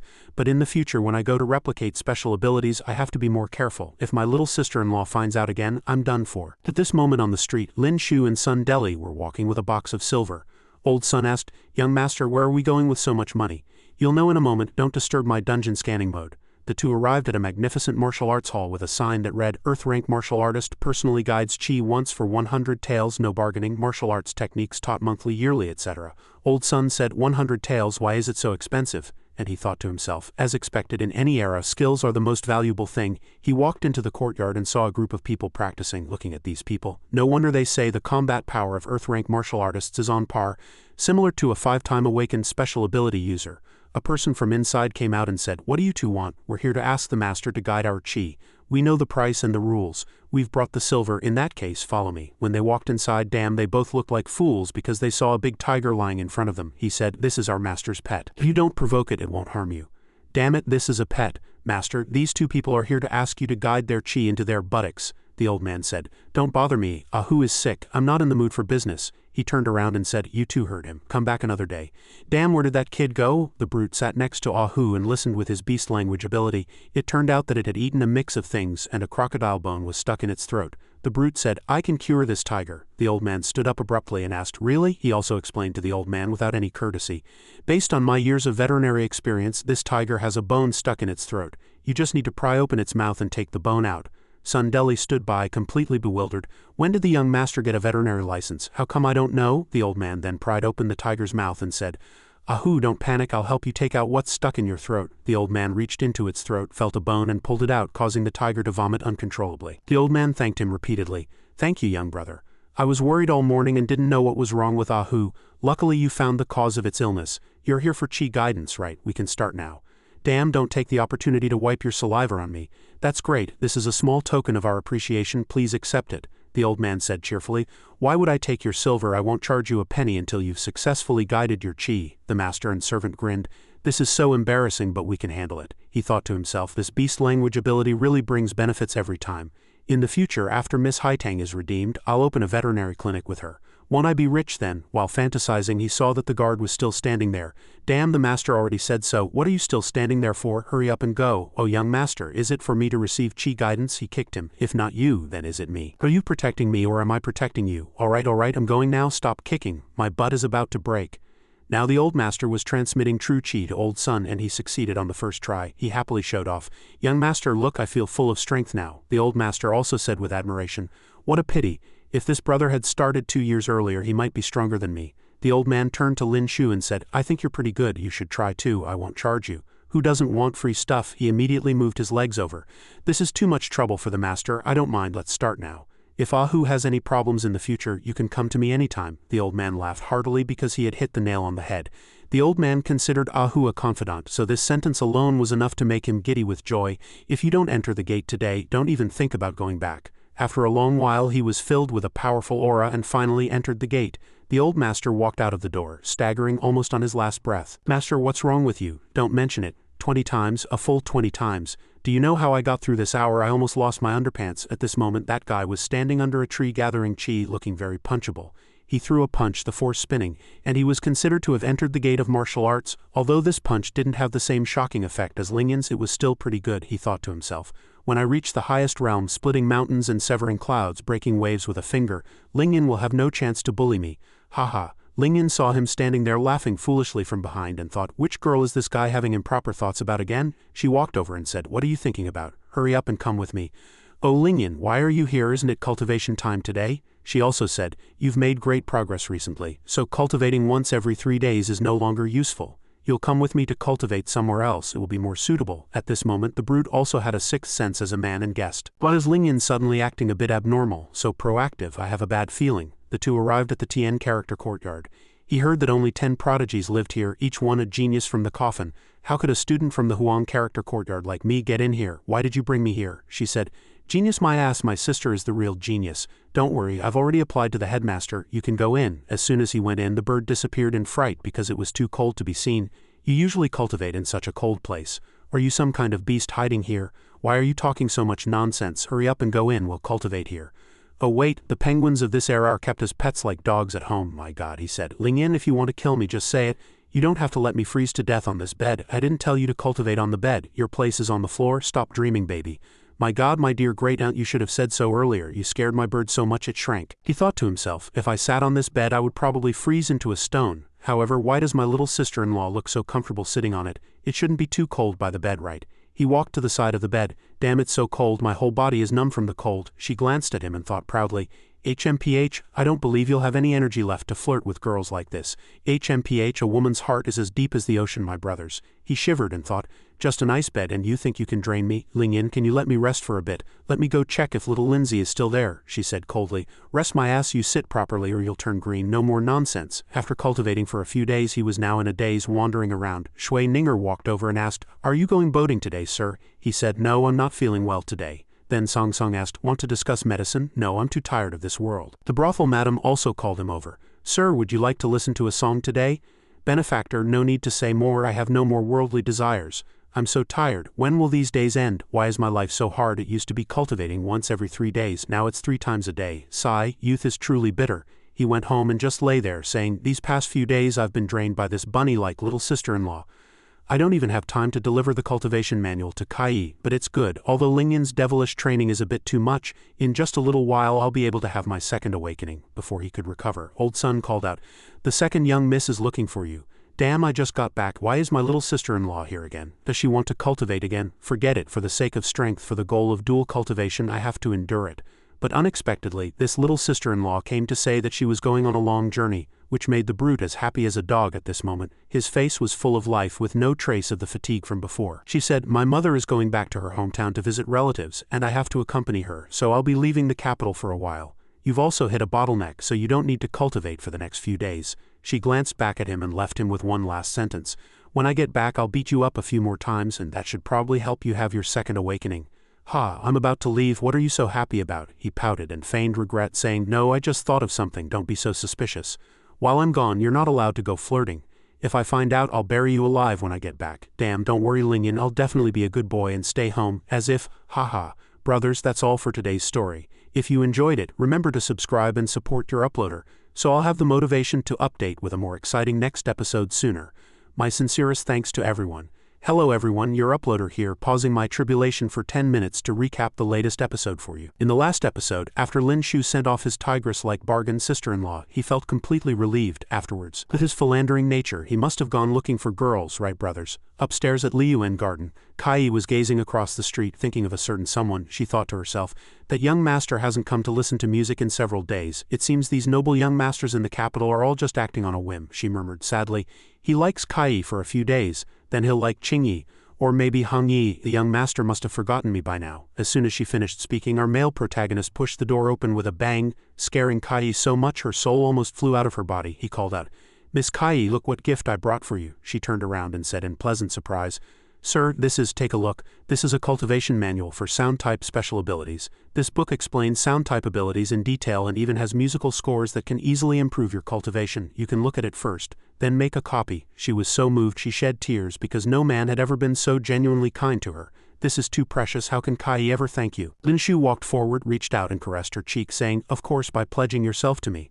I misspoke, how could you say such a thing, miss? Because your singing has helped me relieve a lot of stress and loneliness, and to me that is the best repayment. 1,000 gold pieces are easy to come by, but a kindred spirit is hard to find, you know what I mean, right? She lowered her head, her cheeks blushing scarlet, and answered with a flustered heart, Sir, you've helped me so much, but I still don't know your name. My name is Lin Shu, she asked in surprise. Lin Shu, could you be the one who is engaged to the eldest daughter of the Zhao family? Oh, even you know about this? Of course I do. That young lady is a heaven-blessed prodigy, and her future is tied to the fate of the great Xia dynasty, she said with a hint of sadness. Kai has always been curious what kind of man could marry her. I never expected it to be you, sir, Lin Shu said. Now you've seen him, right? Do you think I'm not worthy of her? She said hurriedly. No, a man as talented as you, sir, there's no woman you aren't worthy of. You and Miss Zhao are a talented man and a beautiful woman, truly a match made in heaven. At this moment, the romantic Lin Shu thought, Kai seems to have a crush on me. It's like those girls who'd rather love some ugly rejects than a handsome guy like me, your uploader, who's in the middle of his tribulation.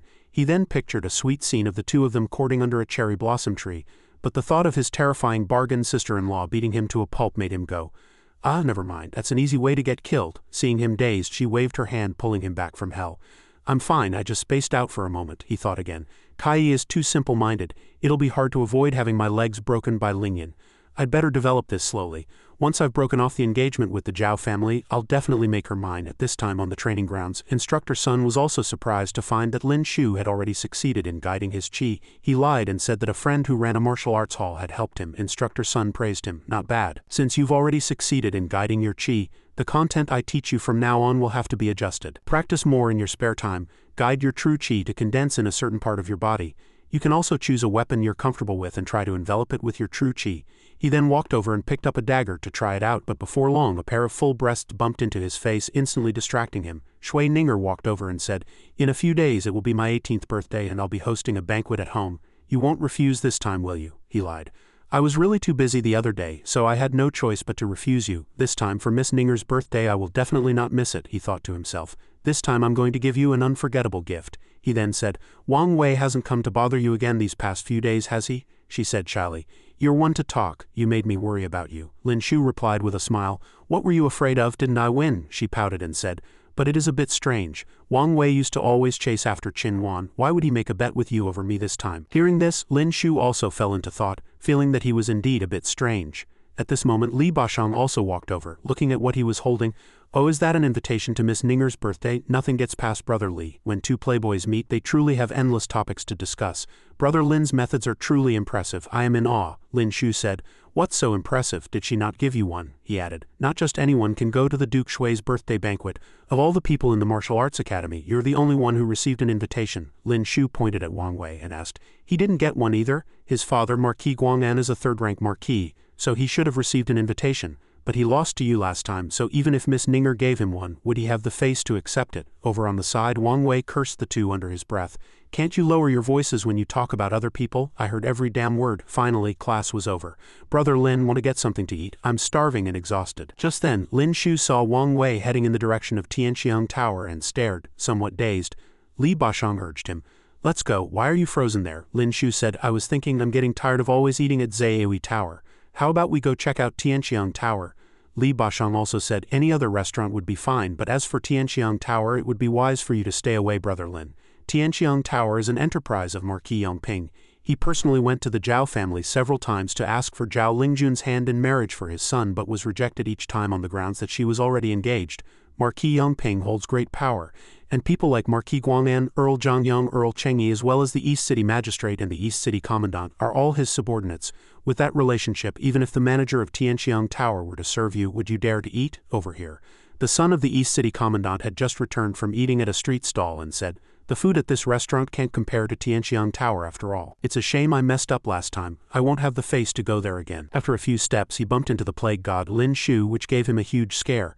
Yo, we meet again. He took a step back and got into a Wing Chun stance. What do you want? I haven't provoked you recently. Lin Shu said, "What are you so nervous about? I'm not going to eat you, I just want to ask you a few questions." "What questions? I know someone put you up to that thing last time. All you have to do is tell me who it was." This guy wouldn't shed a tear until he saw the coffin. He said, "I don't know what you're talking about. I just eat at Tianqiang Tower often and have a good relationship with the manager. You helped Zaeui Tower make ice and stole their business. I didn't like it and just wanted to teach you a lesson." Lin Shu nodded grimly. "All right, since you did it all by yourself, then don't blame me. What do you mean by that?" Lin Shu said, "It just so happens that His Majesty has summoned me to the palace tomorrow to make ice. I'm planning to break 3 of my own ribs and then tell the palace staff that you deliberately injured me severely, knowing I had to go to the palace." Then he put on that smug face of his and threatened, "You'd better prepare for your funeral and have a nice meal with your family." This scared him so much he almost wet his pants. You're too shameless." After saying that, Lin Shu turned to leave, leaving behind a cold sentence. "Cut the crap. Go back and say goodbye to your loved ones." In the end, he fell for the trap. "All right, actually, it was Yang Zan, the eldest son of the Marquis Yangping's residence, who told me to do it." He then put on a righteous facade. "Every grievance has its source and every debt its debtor. Go find him. This has nothing to do with me." At this time, at the Duke Shui's residence, it was bustling with excitement. Young masters from many marquisates, noble families and clans had come to offer gifts and congratulations. When it was Lin Shu's turn, the household steward asked, "Where's your congratulatory gift?" He smiled and said, "My gift is rather special. I will personally give it to Miss Ninger later." Lin Shu walked into the inner courtyard and saw Shui Ninger, dressed in a fairy-like gown, looking extremely beautiful with a smile on her face. Just then, she also noticed his arrival and hurried out to greet him. His boneless tongue began to wiggle again. "Miss Ninger, you're even more beautiful tonight than usual." She blushed shyly and said, "Not at all." The other young masters also came over and asked Ninger, "Who is this gentleman? We haven't seen him before." She said, "This is Lin Shu, the son of the Earl Ping'an's residence. He is a very good friend of mine." Hearing the introduction, the 3 breathed a sigh of relief because he was just the son of a 3rd-rank earl, nothing to be afraid of. Wait, the son of Earl Ping'an? The 3 of them suddenly remembered something and their faces instantly turned red. They glared at him as if to say, "I'll beat you up." At this moment, Ninger interjected to introduce them. "This is the son of Duke Wei Wenyuan. This is the eldest son of Duke Qi Tian de Sheng, and this is the eldest son of the Marquis Yang Anping's residence, Yang Zan." But in the eyes of our mentally ill protagonist, these few people were just like a few small fry. Only that Yang Zan was probably a slightly higher level fish. Lin Shu cupped his hands and said, "Brother Yang, I've long heard of your fame." He also replied, "We're all friends of Miss Ninger. I hope we can look out for each other in the future." "Ninger, look, this is the bright moon pearl I had my men search for in the western regions. It's my birthday gift to you." Another guy chimed in, disdaining the other's gift as too tacky, and said, "Ninger, look at my gift." Inside the box was a 5th-tier beast core. The others also praised it one after another. With this core, Miss Ninger's chances of advancing to the Earth rank would increase by 10%. Lin Shu muttered to himself, thinking, "I used to use low-grade cores just to speed up my cultivation a bit. While high-grade cores can increase the chance of awakening, this is a rare item that you can't necessarily buy even with money. This brother really knows how to woo girls and he's quite willing to spend the money." Those guys also turned the conversation to him, wondering what gift this son of Earl Ping'an would give to Ninger. "I saw him enter the residence empty-handed. Did he not bring anything? That wouldn't be very good." Ninger also came to his defense, saying, "Young Master Lin already gave me his gift a few days ago, and I love it." He stepped out and said, "Actually, I have prepared another special gift for Miss Ninger today." As soon as he finished speaking, she looked on with keen anticipation, wondering what the gift could be. Lin Shu took out a tube, shot a firework into the sky, and silenced the entire crowd for a long moment. Then they all clutched their mouths, roaring with laughter. "Ha, the gift you're giving Miss Ninger is just a single firework?" No sooner had the words been spoken than rows upon rows of fireworks flew into the sky, exploding as if it were a funeral. Wow, it's so beautiful." Shui Ninger's eyes sparkled as she watched, almost unable to stay on her feet. But the young masters said with disdain, "What's so great about fireworks? They're not worth much." "Yeah, a few dozen taels of silver at most," a girl next to them said. "But they're so beautiful. Sigh, you women, all you care about are these vain things." "But I can't be bothered to talk to you," Shui Ninger said with emotion. "Thank you, this is the best gift I've received today." Lin Shu thought to himself, "If she weren't so deeply entangled, I would take her to see all the splendors of this world. If her heart is full of too many hardships, then I'll take her horseback riding. To woo a girl, you have to learn to be romantic. Those country bumpkins who only know how to throw money around are nothing more than profligate sons of the rich." She whispered sadly, "If only you weren't the son of Earl Ping'an." He asked, "What did you just say?" "Ah, nothing." After the banquet ended, everyone went their separate ways. Over here, Yang Zan was also striking up a conversation with Lin Shu. He praised Brother Lin's gift as very unique, noting that Miss Ninger clearly liked it very much. Lin Shu glanced at him, then said, "There are no outsiders here, so you don't have to put on an act. I know you were the one who orchestrated the incident at Tianqiang Tower. It was also your idea for Wang Wei to challenge me. And by the way, Earl Zhangyang is one of your father's subordinates. So it must have been you who arranged for Qin Feng to cause trouble for me, right? Yang Zan turned his head and said calmly, Brother Lin's words, I don't seem to understand a single one of them.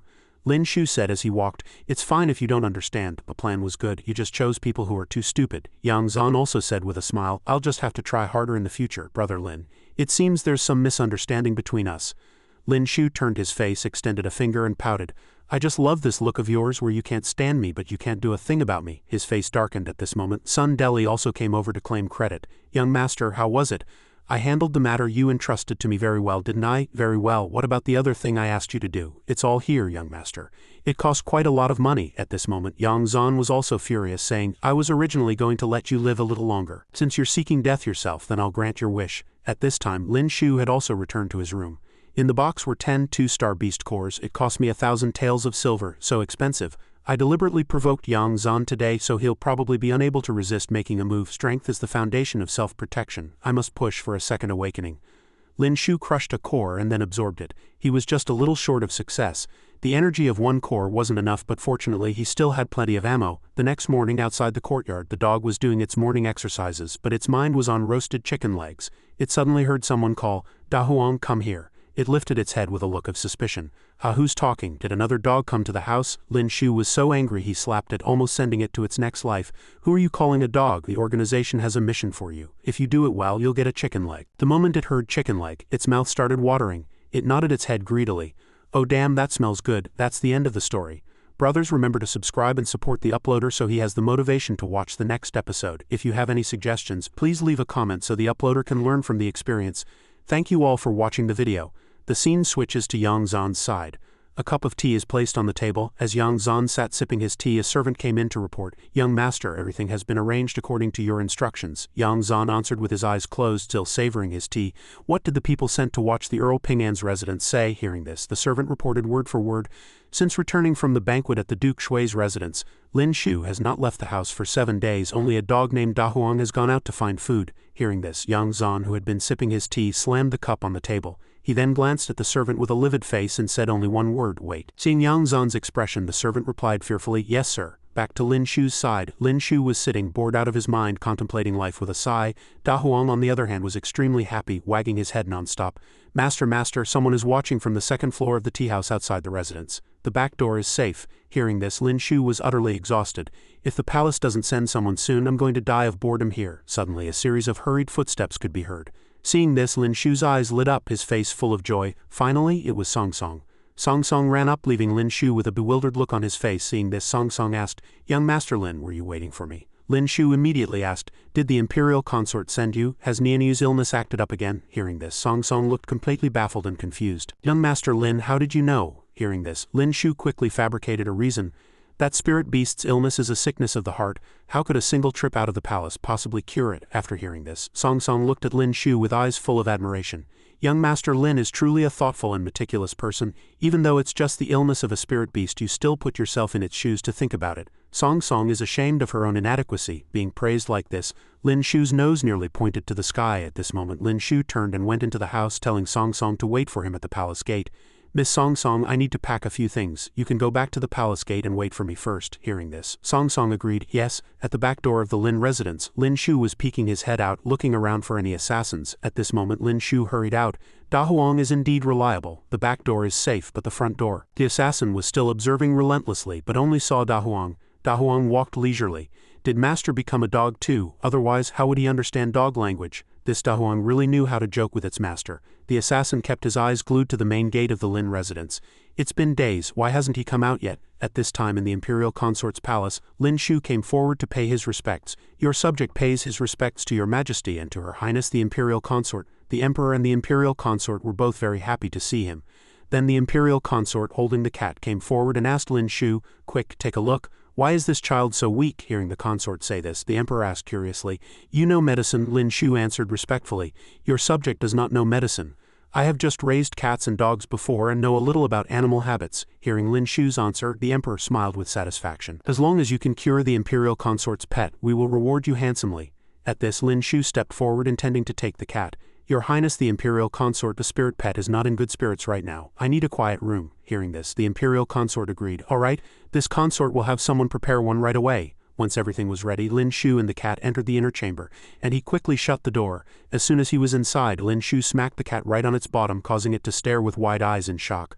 "Alright, stop sleeping, get up." The smacked cat was now furious. It looked around and cursed. Who touched my butt?" At this moment, Lin Shu picked the cat up and said, "Stop looking, it was me." The cat looked at Lin Shu blankly and asked, "You can understand what I'm saying, you can also speak our language. Are you a fox too?" Hearing this, Lin Shu asked back blankly, "Aren't you a cat?" The cat was now furious, clawing incessantly but hitting nothing. "You're the cat. Your whole family are cats. This princess's name is Bai Ling. I am of the noble tiger clan, the tiger clan." Afterwards, the cat continued to curse. "Those villains kidnapped me, blah blah blah." Hearing the cat say so much, Lin Shu was speechless and a bit helpless. This little one seems to have been seriously repressed. After throwing its tantrum, the cat wilted. "Huff, huff, I'm so mad." Seeing the cat like this, Lin Shu comforted it. Alright, I understand your grievances. I will help you convey them." Hearing this, the cat looked at Lin Shu with a sly expression. "You're quite reasonable. In that case, can you come play with me often in the future?" Hearing this, Lin Shu put the cat down, and then proposed a condition. "I can come play with you often, but you have to listen to me and help me put on an act." The cat was very surprised to hear this. Meanwhile, outside the room, the imperial consort and the emperor stood waiting, extremely anxious, as if they were worried about their own child. Inside the room, the cat was still meowing non-stop. Meow, meow, meow. The emperor comforted the imperial consort beside him. "My dear consort, don't worry too much." Just then, the door opened. The imperial consort saw this and exclaimed in surprise, "Baby?" The imperial consort, still worried, walked forward and asked Lin Shu, "Lin Shu, how is baby?" At this moment, Lin Shu was stroking the cat's head continuously.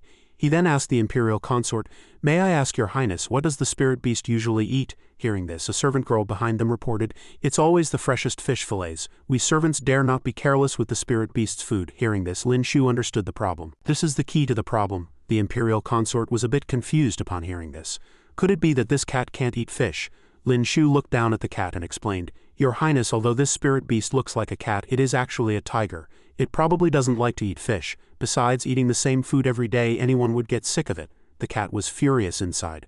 At this moment, the imperial consort asked anxiously, "Then what should we feed it?" Lin Shu held up a finger.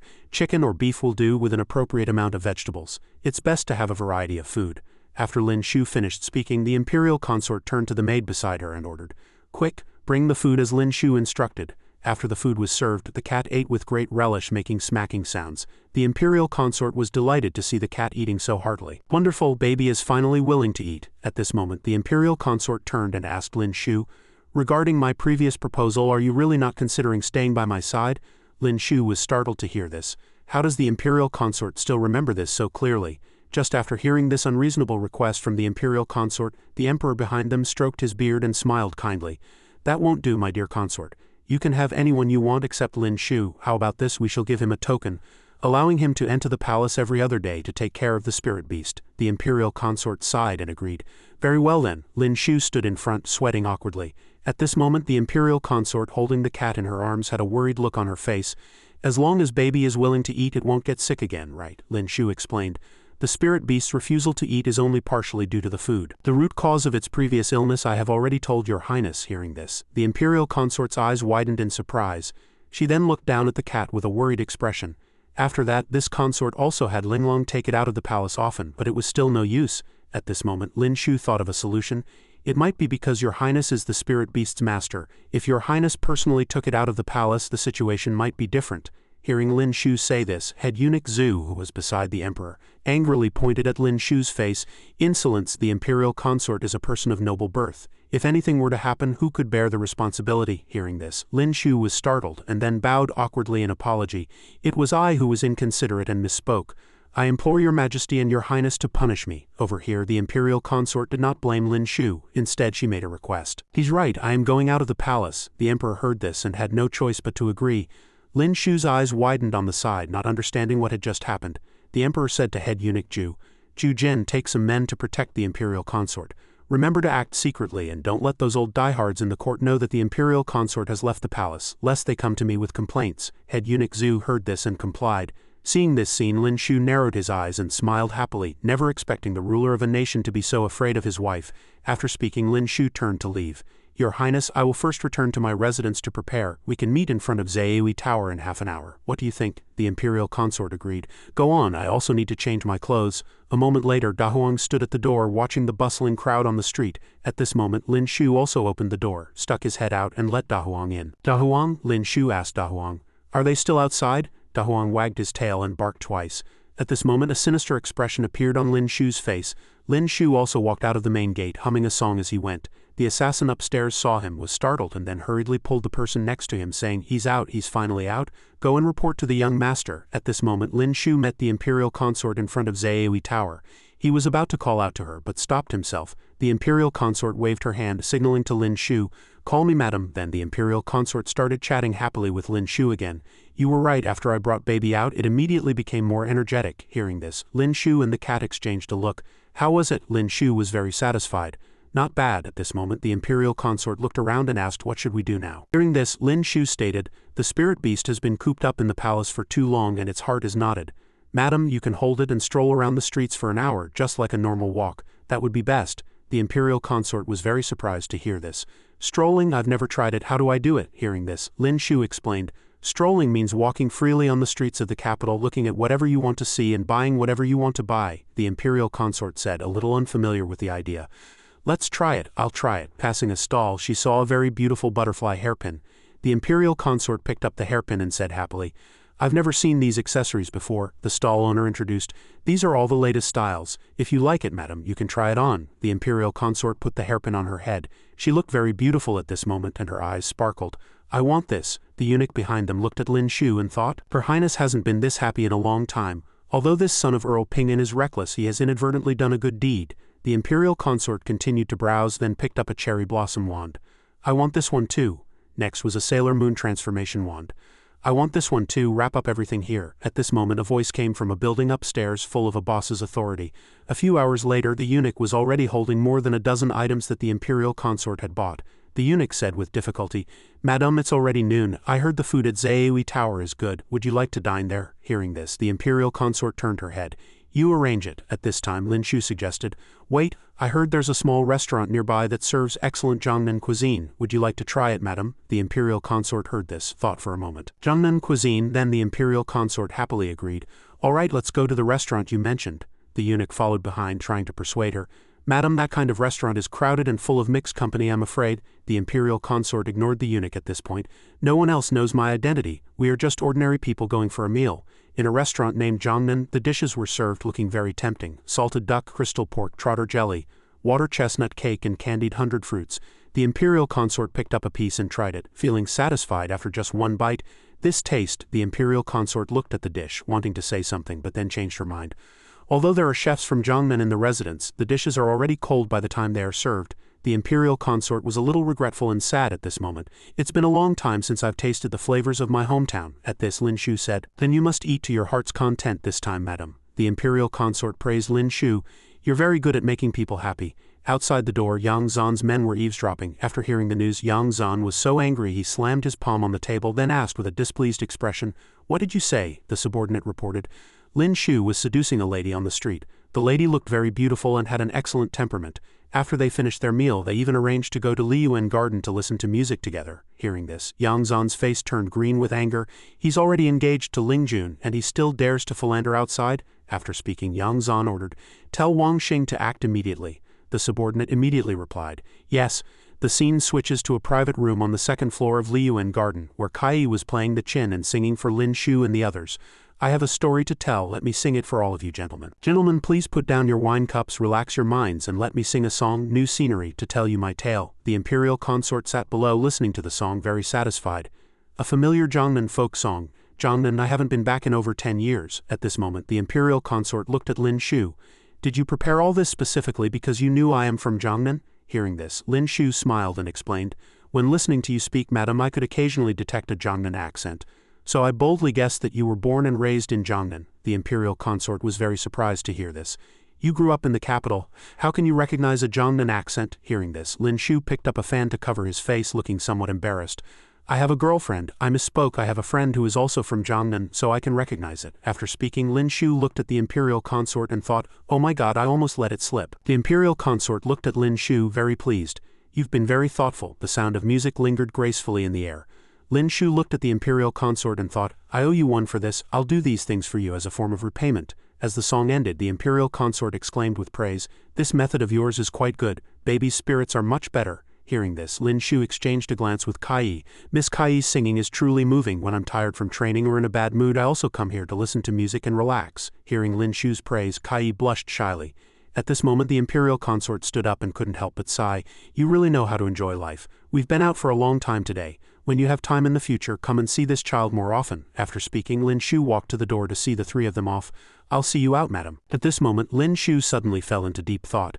The Imperial Consort had been strolling on the street for over an hour. Why hadn't Yang Zan made a move yet? The two walked downstairs together and Lin Shu's mind was racing with frustration. He had deliberately provoked Yang Zan at Shui Ninger's birthday banquet to incite him to strike again. If this plan failed, he didn't know how long he would have to wait for the next opportunity. Suddenly an old man walked up and blocked the Imperial Consort's path. Yo, little beauty, you're so pretty. Why don't you come with me? I'm much stronger than that pretty boy behind you. The Imperial Consort looked at this person with a very displeased expression. When Lin Shu saw the old man arrive, he immediately became excited, his eyes shining. He's here. The perverted old man wanted to touch the Imperial Consort's chest. He drooled, looking at her with a lecherous expression. How can his scrawny body let you know the joys of being a woman? Just as he finished speaking, the Imperial Consort's full breasts were revealed, but Lin Shu blocked his way. Wait, the old man shouted angrily.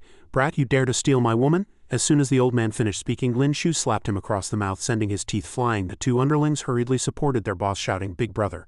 Then one of the underlings' hands touched the old man's back. At this moment he became extremely pained, his eyes filled with bloodshot veins, and he suddenly collapsed to the ground unconscious. The two underlings beside him asked worriedly, Big brother, what's wrong, big brother? The old man's two underlings shouted, He's not breathing. Big brother is dead. Murder, murder? Unexpectedly, at this very moment, a bailiff walked in, startling everyone present. Who is the murderer? The three of them all looked towards the bailiff. The eunuch's eyes were quite displeased. The Imperial Consort was a bit flustered, while Lin Shu was content and very happy. One of the old man's underlings pointed at Lin Shu's face and accused him. It's him. Hearing this, the lead bailiff ordered the few soldiers behind him, Take him away. At this moment, Lin Shu happily walked forward, not forgetting to turn back and say to the Imperial Consort, Go back first, it's not safe outside. The Imperial Consort was surprised to hear Lin Shu say this, then gritted her teeth and turned back to the eunuch. Zhou Jin, go back and tell His Majesty to clear Lin Shu's name. The eunuch heard this and complied. Yes. After speaking, the eunuch quickly rushed back to report to the emperor. The people with that rogue used their true chi to shatter his meridians when they helped him up. Moreover, the bailiffs appeared immediately afterwards. It's likely that the East City Yamen was also involved in framing Lin Shu. The emperor heard this and asked about the Imperial Consort's safety.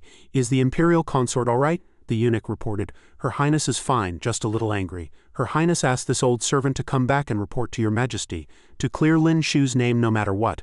At this point the emperor also noticed and said, Clear his name? He may not be so innocent. The emperor then explained his thoughts to the eunuch. Think about it, they didn't come earlier or later but chose to frame him specifically when the Imperial Consort was out of the palace. The eunuch was a little confused after hearing this. But the spirit beast's illness has indeed improved a lot. That's what's so clever about him, the emperor said while looking at a memorial. Do you remember that time I summoned him and he was half an hour late? Hearing this, the eunuch said, That time he was also framed and taken to the East City Yamen's prison. It was Xiao Lizzie who went to arrest him personally. Hearing the eunuch say this, the emperor looked at the memorial and smiled. He only had to say that I had summoned him to the palace, and which Yamen would dare to arrest him? As soon as the emperor finished speaking, the eunuch realized. So this time was also something he planned in advance? The emperor couldn't help but sigh. This boy looks honest, but he is actually deeply cunning. He even schemed against me and the Imperial Consort. The eunuch was very angry at this moment. What audacity! Your Majesty must punish him severely. We cannot be lenient.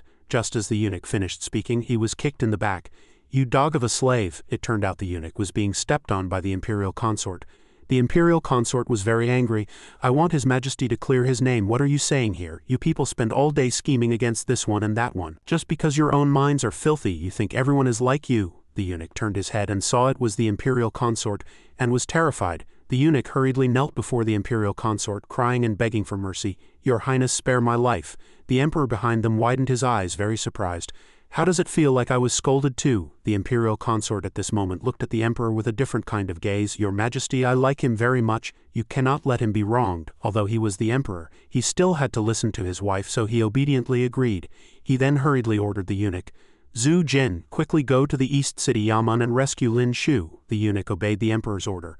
After hearing that everything had been arranged, the Imperial Consort turned to leave, not forgetting to let out a harumph to show her attitude. At this moment the eunuch, with his mouth shut, looked back at the emperor. Your Majesty, are we really not going to punish him? The emperor sighed at this point. This young man, though young, is exceptionally witty and doesn't act like a bully who relies on his power. At this moment, the emperor looked up at the distant sky. Most importantly, he is marrying the eldest daughter of the Zhao family.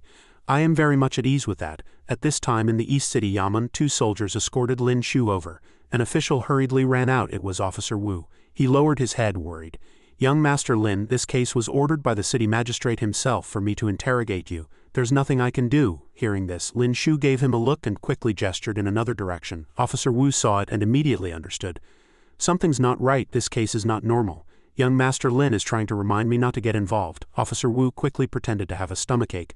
Oh no, my stomach hurts. At this time, Officer Wu hurriedly ran away. I need to go to the latrine. Go back and tell the city magistrate to handle this case himself. At this moment, the city magistrate slammed the table fiercely and shouted arrogantly, Lin Shu, you murdered someone in broad daylight. Do you plead guilty? Lin Shu stood before the magistrate without a trace of remorse, instead looking very proud. Since this is a capital case, the East City Yamen by rights has no jurisdiction to interrogate. Hearing this, the magistrate's face turned pale, but he still argued illogically. You are a clerk of the Department of Scrutiny. If we hand you over to them, who knows how they will cover for you. It's better for me to interrogate you first, then hand the file over to the Ministry of Justice. That way there will be no partiality. Lin Shu found this very amusing. No partiality? Didn't you already know whether I killed someone or not, sir? Hearing this, the magistrate shouted in anger, insolence in broad daylight, good and evil are clear. You killed someone in front of everyone, and you still dare to argue. The magistrate threw down the execution token. Use severe punishment on him. First the cane, then finger clamps, and finally torture him until he confesses obediently. As he was throwing down the trial plaque, it was split in half by a dart. The magistrate was terrified. Secret investigation department. You are from the secret investigation department. Hearing this, Lin Shu smiled calmly at the magistrate.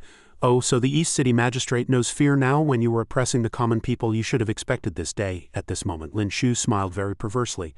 The facts are clear. Good and evil are distinct. For someone like the East City magistrate who scoffs at the law, what crime should he be charged with? Hearing Lin Shu say this, the magistrate had already fainted from fear, foaming at the mouth. Lin Shu looked at him and smiled sinisterly. At this moment, Head Eunuch Zhu spoke up. Wake him up and continue the punishment. Lin Shu walked up to Head Eunuch Zhu and thanked him profusely. Thank you so much, Head Eunuch Zhu, for coming to my rescue. Head Eunuch Zhu looked at Lin Shu angrily. Her Highness the Imperial Consort protected you this time. If you dare to play tricks on His Majesty again, you might not be so lucky next time. Hearing Head Eunuch Zhu say this, Lin Shu showed a fearful expression. Sigh, I didn't see through it. It seems I can't just shear the same sheep over and over. After tricking him twice in a row, I got counterattacked. The county magistrate had now been punished. He was being beaten on the buttocks with a stick by 2 people, and he hurriedly shouted, I confess everything. Lin Shu was now happy and wanted to leave. Take your time with the interrogation, gentlemen. Just as he walked out the door, a foul stench hit his nose. Lin Shu smelled it and quickly covered his nose. Danu's septic tank exploded. He turned his head and saw Officer Wu being dragged away, crying as he went, exuding a foul stench that attracted flies and mosquitoes. I sat in the latrine for half an hour and still couldn't escape. At this moment, Lin Shu stopped Head Eunuch Zhu. Wait, Head Eunuch Zhu, this case has nothing to do with the East City Commandant. He even reminded me just now. Head Eunuch Zhu heard this, turned his head and ordered, in that case let him go. At this time on Yang Zan's side, he was traveling in a horse-drawn carriage to a certain place. As soon as he got off, a household servant came out to report, the East City Yamen and the Ministry of Justice will pay special attention to this charge. Lin Shu won't be able to escape. After hearing the man's confirmation, Yang Zan hurriedly dismissed him. I know, you may leave. The servant heard this and replied, yes. Yang Zan walked in proudly. As long as Lin Shu's murder charge is confirmed, the Zhao family will never marry Ling Jun to a criminal. As soon as he entered, Yang Zan heard his father ask, I heard from the steward that you are going against that son of Earl Pingyan. Yang Zan was very angry to hear this. Father, he is not worthy of Ling Jun. At this point, Yang Zan's father turned his head and asked only one question. Then are you worthy? Hearing his father say this, Yang Zan finally answered, I don't even have a special ability. I'm not worthy either. Yang Zan gritted his teeth in anger. If she were to marry the crown prince or Prince Zhao, I would have no objection, but marrying that kind of trash is not acceptable. Hearing this, Yang Zan's father spoke up. Then I'm afraid you'll be disappointed. His Majesty will not cancel the engagement between the 2 families. Yang Zan was very confused after hearing this and asked, why? Yang Zan's father turned his head and said, since Head Eunuch Zhu has come, if you have something to say, just say it. As soon as he finished speaking, Head Eunuch Zhu walked in with 2 soldiers. Greetings, Marquis Yang Ping. It is said that the Marquis is most wise, but you have been lax in disciplining young Master Yang. This time he has committed a great crime. After speaking, Head Eunuch Zhu ordered the 2 men behind him to arrest him. Yang Zan was greatly alarmed to hear this. On the other side, in the Imperial Consort's palace, the cat was extremely happy to see Lin Shu. You came to see me so soon. The Imperial Consort, seeing Lin Shu, asked with concern. They didn't do anything to you, did they? Seeing the Imperial Consort's concern, Lin Shu replied, No, head eunuch Zhu arrived very promptly. At this moment the imperial consort leaned back in her chair, let out a long sigh of relief and said very proudly, "I'd like to see him dare not listen to me or I'll skin him alive." Listening to the imperial consort's words, Lin Shu could only force a smile in reply. "Your Highness, this student has come this time to ask for your forgiveness. Since the emperor had already seen through his plan, it was better to be frank and lenient." The imperial consort was very confused after hearing this. "What crime have you committed?" The cat beside her was sleeping very soundly. Lin Shu happily recounted the whole story. "That's what happened." After listening, the imperial consort was very angry. "That young fellow, always hiding in the shadows and playing tricks. I hate this kind of sinister and cunning person the most." After cursing, the imperial consort turned her attention to Lin Shu. "I never thought that you, who usually look so dazed, could actually come up with such a good way to deal with the Marquise's residents. You are truly clever and resourceful." Hearing the consort's praise, Lin Shu was a bit helpless. "Your Highness, isn't that a bit of a double standard?" The imperial consort was a little confused after hearing Lin Shu say this. "What's a double standard?" Hearing the consort's question, Lin Shu explained. "It means that although Yang Zan and I did the same thing, you say he is sinister and praise me for being smart." After Lin Shu explained, the imperial consort said, "Ah," and understood. "You are good to Nianyu and you are good to me. I will remember it in my heart." After speaking, the imperial consort proudly announced, "From now on you are a member of my Changchun palace. If anyone dares to bully you, I will stand up for you. From now on I'll protect you." As the imperial consort spoke, she immediately puffed out her chest. Lin Shu's nose almost started bleeding. He still couldn't control his lustful heart. Who could resist the temptation of being kept by a young married woman? At this moment, Lin Shu suddenly had an idea and then hurriedly communicated with the cat. The imperial consort saw the two of them like this and asked, puzzled, "What's wrong?" The cat walked from Lin Shu's side to the imperial consort's and then kissed her on the cheek, stunning the consort. The imperial consort was now extremely happy and burst out laughing. "Hey, did you make Nianyu do that?" Lin Shu replied with a blush. "How could this student have such an ability? It must be that your Highness is a national beauty, unparalleled in elegance, that even the spirit pet cannot resist your charm." The imperial consort was very satisfied to hear Lin Shu's glib tongue and laughed heartily. "I'm already old. You don't need to say these things to make me happy." At this moment, outside Changchun Palace, a foot was extended, and all of Lin Shu's words were heard by the person outside. "How is your Highness old? If you and Princess Minj stood together, those who don't know would think you are sisters." It turned out the person outside was this Princess Minj. Shameless sycophant. Inside Changchun Palace at this moment, the imperial consort's laughter was endless. "Ha." The imperial consort laughed until tears came out and her stomach hurt. "I can't take it anymore. If this continues, I'll get more wrinkles. That's all for today. I'll go and ask His Majesty to give you a promotion so that any Tom, Dick, or Harry won't think of bullying my people." Hearing this, Lin Shu said respectfully, "Thank you, Your Highness." The imperial consort came out to see Lin Shu off. "You may go back. Come and see Nianyu again when you have time." Hearing this, Lin Shu replied, "Yes." Just as he walked out of the palace gate, Lin Shu was stopped by Princess Minj. Minj said angrily, "Shameless sycophant." Lin Shu was surprised to see her, then frowned and retorted to Minj, "How am I a sycophant?" Minj said furiously. "You said that Her Highness the Imperial Consort and I look like sisters when we stand together. What do you mean by that?" At this moment, Lin Shu switched to truth-telling mode. "The princess and the Imperial Consort do look somewhat similar in appearance." Hearing this, Minj was quite surprised. After listening to Lin Shu's words, Minj thought, "The Imperial Consort and my father are cousins, so it makes sense that we look alike." While Minj was thinking, Lin Shu turned his face away and smiled secretly. "You silly little girl, just watch me tease you." At this moment, Lin Shu switched back to his honest man act and said loudly, "When the Imperial Consort and the princess stand together, they really do look alike." Princess Minj was startled to hear Lin Shu say this, then immediately unleashed her full fury, angrily chasing after Lin Shu, shouting his name as she ran. Lin Shu wasn't afraid at all, and even teased her as he ran. Arriving at the prison of the Department of Scrutiny, Lin Shu was hit by a foul smell as soon as he stepped inside. The odor here was even worse than at the East City Yamen. Then Lin Shu took out a steaming hot bun. "A steaming hot bun, fresh from the oven, want one?" Hearing this, Yang Zan turned his head to look at Lin Shu. Standing outside the cell, Lin Shu taunted him, "Tomorrow you'll be exiled 1,000 miles away. If you don't eat this, you'll never get another chance in this lifetime." But Yang Zan, upon hearing this, asked doubtfully, "Was it a coincidence or did you deliberately plot against me?" Lin Shu put on a villainous, wicked expression. "Does it matter?" Yang Zan's face was grim. "At Shui Ninger's birthday banquet you deliberately provoked me, then shut yourself in your residence. On one hand you wanted to give me time to prepare. On the other, you wanted to make me anxious." As he spoke, Yang Zan's face grew even more furious. "That way, the moment you stepped out, I would be too impatient to wait to make my move. Moreover, you somehow convinced the Imperial Consort to leave the palace, just waiting for me to walk into your trap." The two villains stared at each other, each calling the other sinister. Thinking Yang Zan wouldn't eat it, he was surprised when Yang Zan snatched the bun from Lin Shu's hand. Seeing this, Lin Shu was very pleased.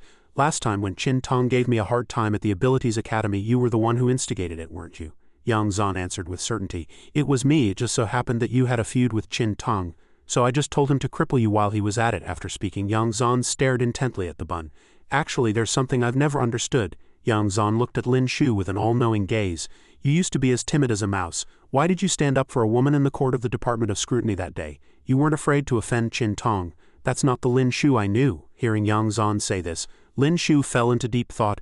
Damn it, I never thought the first person to ask about this would be my enemy. At this point, Yang Zan didn't care anymore and took a bite of the bun. It's fine if you don't want to answer. At this moment, Lin Shu held up a finger and asked with confusion, I also have something I don't understand. I've looked into it, and your reputation among the nobility is considered excellent.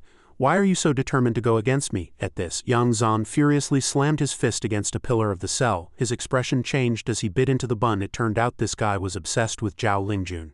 Because you are not worthy of Lingjun. She won't be happy with you. Hearing this, Lin Shu was stunned. Not only was he burdened with an arranged marriage, but he was also being framed by his fiancé's admirer. At this point, Lin Shu stopped beating around the bush and held up a finger. All right, last question. Did you hire the assassin who tried to kill me? Yang Zan turned away and denied it. No, I only wanted to cripple you. I never wanted to kill you. After speaking, Yang Zan burst out laughing. Haha, Lin Shu, standing behind him, was puzzled. He asked somewhat angrily, what are you laughing at? Yang Zan turned back to look at Lin Shu. I'm laughing at you. So many people want you dead, no one would ever be able to guess who did it. At this moment in Liyuan Garden, Kai's face was flushed red as she stood before Lin Shu. Kai said shyly, I practice the music score you gave me every day and I can feel a kind of power emerging in my body. Lin Shu's system was currently loading it too. Lin Shu held Kai's hand like a cat and thought, I was right, after the second awakening I can continue to copy abilities. The system was now loading at 2.12. Lin Shu became very angry and cursed, are you a knockoff system? Why are there decimals? Kai was hurt by Lin Shu's words and became very sad. Young master, Lin Shu was taken aback and asked what's wrong. Kai then voiced her question. I read in a book that special abilities cannot be detected by taking one's pulse. At this, Lin Shu put on a calm and dignified expression and removed his hand from Kai's. Is that so? He then glanced away. I suppose girls really shouldn't read too many books. Lin Shu then changed the subject, picking up a cup of tea to drink. By the way, why isn't Liyuan Garden open for business today? Hearing Lin Shu's question, Kai answered honestly, there was a murder case here last time, so the authorities sealed the place. I don't know when it will reopen. Hearing this, Lin Shu placed the teacup on the table. Every day it's closed is a day of lost business. This can't go on. At this, Lin Shu turned to leave, not forgetting to look back and say to Kai, the case is already closed, I'll go and hurry them up. Kai was extremely happy to hear this. Is the young master leaving already? You're not going to listen to Kai sing? Lin Shu refused. If I'm late, they might have already closed their offices for the day. At this, Kai became sad and dejected. All right then, I'll have to trouble you, young master. Looking at Kai's expression, Lin Shu judged that she indeed had feelings for him. This is definitely a player's intuition. If he weren't already engaged, he could win her over in 3 days at most. At this moment in the Lin residence, Lin's mother said, your training is hard work, eat more. Lin Shu listened, feeling helpless.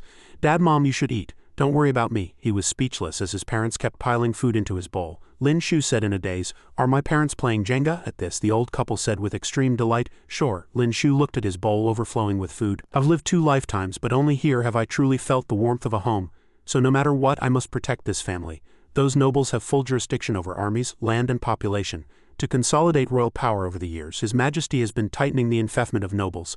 Under these circumstances, for the Zhao family to be promoted 5 ranks from a 3rd-class earl to a 1st-class marquis is because they have 2 daughters with limitless potential. In the end, it all comes down to improving my own strength. Lin Shu smiled smugly.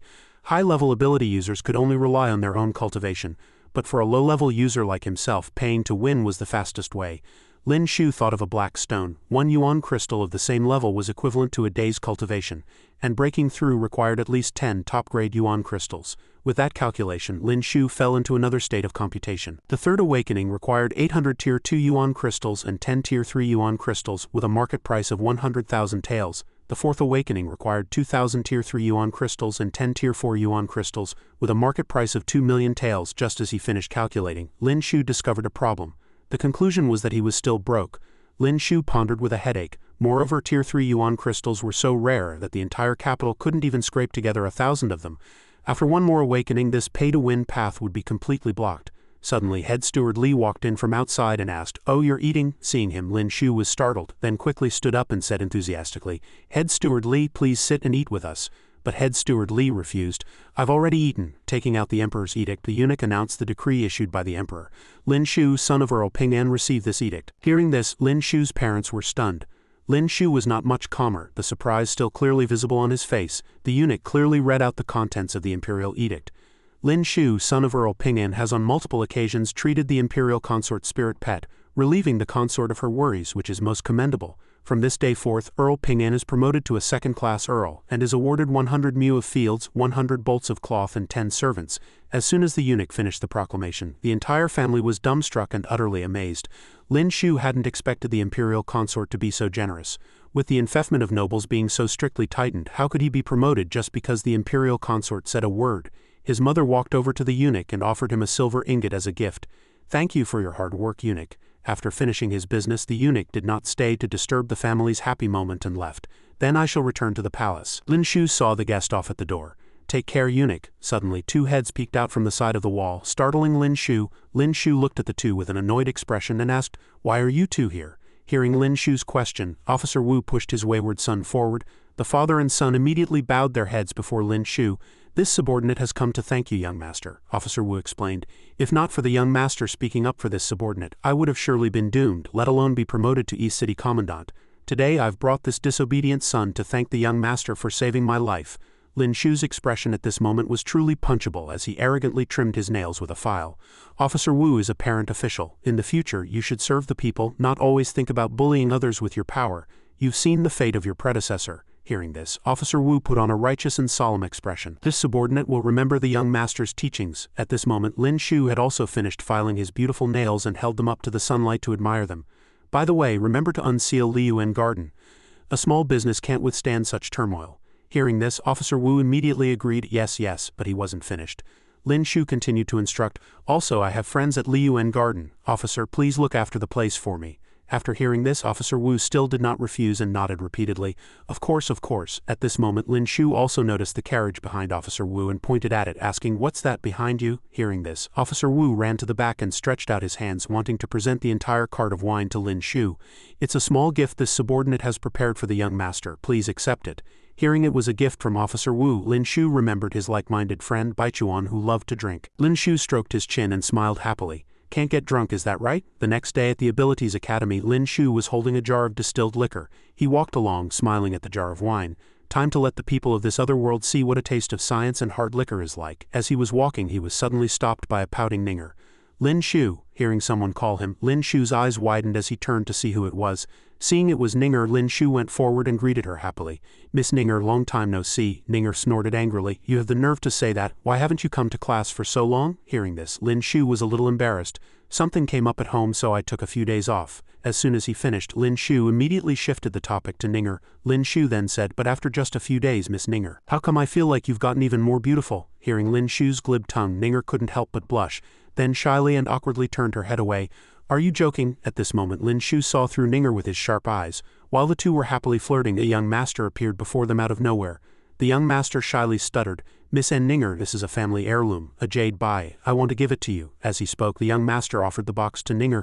Seeing it, Ninger said with a blushing surprise, "How can I accept something so valuable?" Taking this opportunity, the young master also confessed, "Ah, I like you." Hearing this, Ninger was astonished. Lin Shu covered his mouth with a fan from the side. Suddenly, Ninger looked at Lin Shu, then refused. "I'm sorry, I've always thought of you as a friend." Hearing Ninger's rejection, the young master was petrified. Lin Shu had a sly smile on his face. "I think I heard the sound of a young man's heart breaking." The young master left sadly. Ninger looked at Lin Shu with a blush and pretended to say, "I don't know why. I clearly treat them as friends, but they say such things to me." Hearing this, Lin Shu smiled until his eyes narrowed. "Of course it's because Miss Ninger is too charming, beloved by all. Any man would want to marry you." Hearing this, Ninger put on a coy look. "Does that include you?" Just as she was feeling happy, Lin Shu decisively threw a bucket of cold water on her. "Alas, it's a pity, I already have a fiancé." Hearing this, Ninger was startled, then hurriedly covered her embarrassment.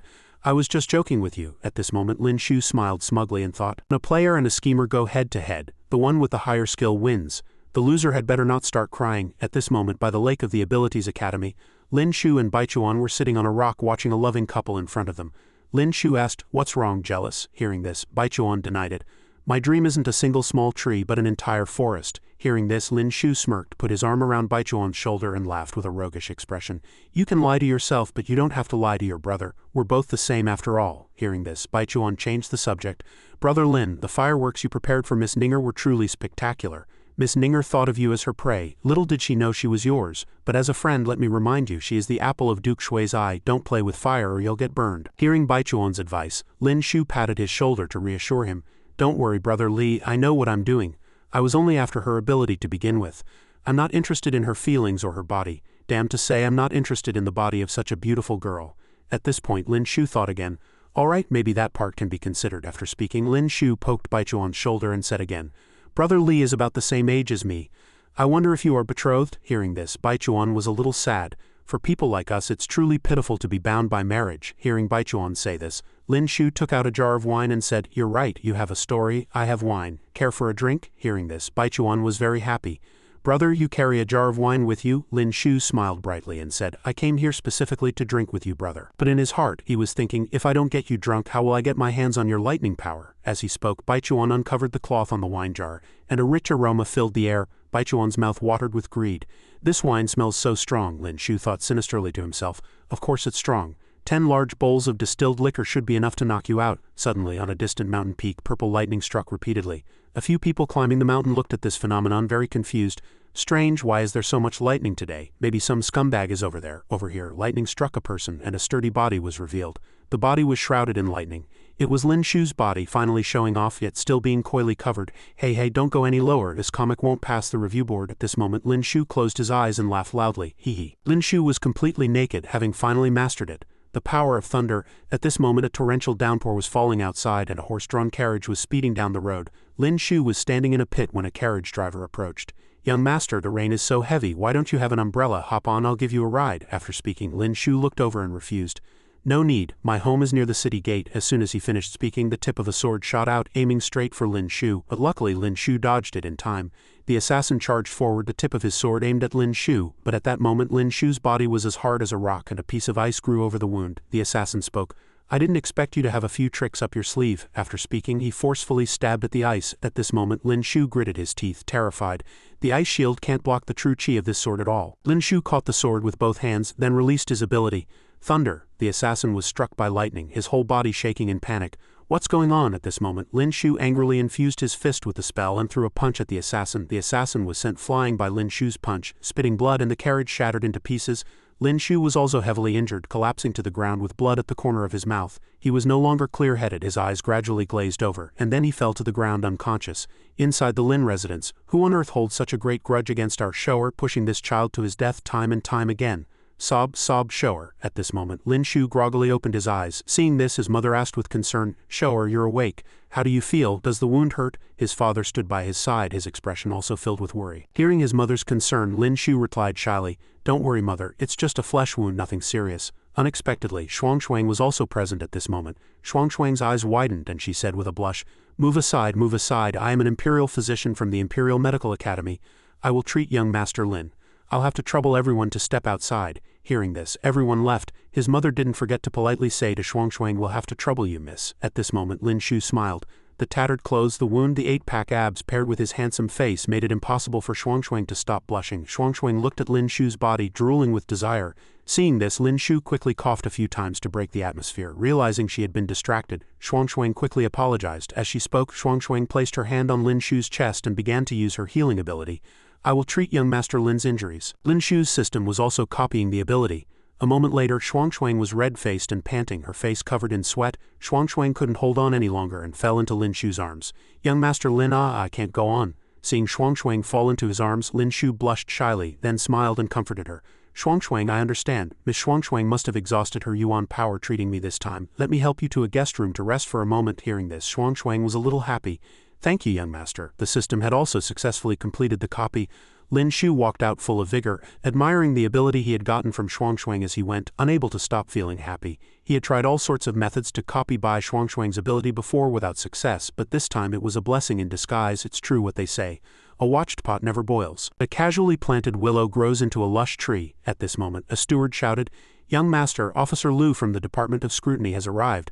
As soon as Lin Shu arrived, Qingfeng was very polite. Greetings, Master Lin. This subordinate has been ordered to investigate this assassination attempt and would like to ask you some questions. Hearing this, Lin Shu said politely, Please speak freely. Qingfeng began, The person who tried to assassinate you, Master Lin, possessed a martial cultivation at the peak Zan realm, however. Master Lin's ability only awakened 2 months ago. "May I ask how you fought back?" Hearing this, Lin Shu was a bit awkward, not knowing how to answer, so he made up a reason. "Not long ago, my ice ability had its second awakening. At that time, the assassin attacked my chest. So I condensed a layer of ice armor, which blocked 2 of his strikes and saved me from serious injury." After speaking, Lin Shu clenched his fist, then gathered his true chi into his fist and counterattacked with all his might. After Lin Shu finished, Qingfeng continued to ask, "As I said, that assassin was at the peak Zon realm with Master Lin's martial cultivation, which has just begun chi induction. It should have been impossible to break through his defense and kill him with a single punch." Hearing Qingfeng say this, Lin Shu shrugged his shoulders and said, "Believe it or not, it's also possible that all his true chi was focused on his weapon, leaving his body vulnerable and unable to protect himself with true chi." After speaking, Lin Shu turned his face away. The telltale look of a liar showed in his eyes. "Of course I couldn't break through his defense, but someone who's been electrocuted will be paralyzed. In a fight between masters, a single moment is enough to be fatal." At this moment, Qingfeng no longer bothered with pleasantries. "I suppose that's how it was." Then Qingfeng's gaze sharpened. "One more thing, why did Master Lin go out alone without guards and wearing a servant's clothes?" Hearing Qingfeng's question, Lin Shu replied, "I'm sure Officer Qing knows that I encountered an assassin not long ago as well. Afterwards, to avoid attracting attention, I would occasionally go out disguised as a servant." Seeing Lin Shu being so dishonest, Qingfeng continued to ask, "It seems that person is really targeting you.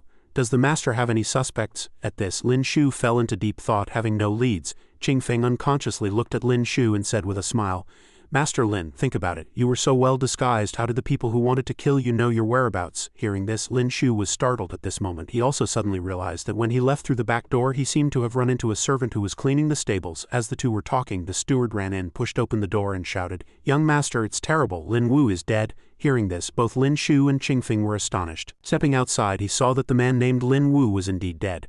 Qingfeng examined the bloodstains on Lin Wu's body and concluded, to commit suicide by poison so decisively, he must have been a death warrior trained by someone. Standing behind Qingfeng, Lin Shu was puzzled. "This man was a servant gifted to me by His Majesty. Can his origin be traced?" Qingfeng sighed. "It won't be easy." Qingfeng frowned, thinking of the Department of Internal Affairs. Everything from the palace was managed by them, and they also purchased people from the outside. There were too many points where someone could have intervened, making it difficult to trace the source. Hearing this, Lin Shu sighed. It seemed this was a case the Department of Scrutiny could not handle. Hearing Lin Shu say this, Qingfeng turned back and asked, "By the way, Master Lin, how exactly did you figure out that Wang Er was the murderer in the last case? I've been going over it again and again these past few days, and I'm certain I didn't miss any clues. I hope Master Lin can enlighten me." Hearing this, Lin Shu was a bit helpless but had no choice but to explain, "I'm surprised you're still thinking about that." He then scratched his face guiltily. "In any case, Officer Lu has worked hard." This time, Qingfeng bid farewell to Lin Shu. "Master Lin, please be careful. This subordinate will not disturb you any longer." After Qingfeng left, Lin Shu fell into deep thought. "Someone who hates me enough to want me dead. Could it be Marquis Yang Ping?" But Lin Shu felt that name wasn't quite right and quickly shook his head. No, recalling Yang Zan's ferocious expression, Lin Shu couldn't help but think that Yang Zan had just been sentenced to exile. Even if it were Marquis Yang Ping, he would have to wait until things cooled down before making a move. Otherwise, wouldn't it be a dead giveaway? As he was deep in thought, Sun Dali unexpectedly appeared behind him and shouted, "Young master!" The shout startled Lin Shu, who turned around and snapped irritably. "What are you doing?" Dali reported that the master and madam had summoned the young master. In the blink of an eye, Lin Shu was standing before his parents.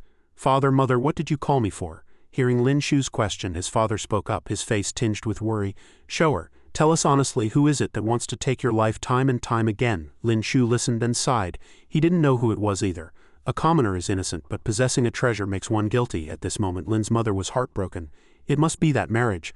Ling Jun is so outstanding, everyone wants her. Our Lin family cannot afford to marry her." Her husband sighed and comforted her from the side. She pursed her lips as if she had made a decision. With that, she straightened her back and to her husband's surprise announced, "Your mother doesn't need you to be successful. I just want you to be safe and sound." Hearing her say this, Lin Shu smiled happily, his eyes shining. Have they finally decided to call off the engagement? Before he could even be sure if the engagement was off, Lin Shu was already dreaming of a scene with his arms around two beautiful young women. Spring has finally come. "Young master, come play with us." He thought he was just dreaming of being with Shuangshuang and Kai, but unexpectedly several more girls appeared. "Young master, I'll dance for you." "Young master, let me pour you some wine." While lost in thought, a hand reached out from behind and started massaging Lin Shu's shoulders. Ling Yin asked, "Young master, is this pressure all right?" Lin Shu listened and said happily, "Very comfortable." At this moment, Lin Shu also opened his eyes. Not bad, I'll ask for you again next time." As he leaned back, he saw Ling Yin's figure with a dark expression. Ling Yin glanced at Lin Shu with a smile.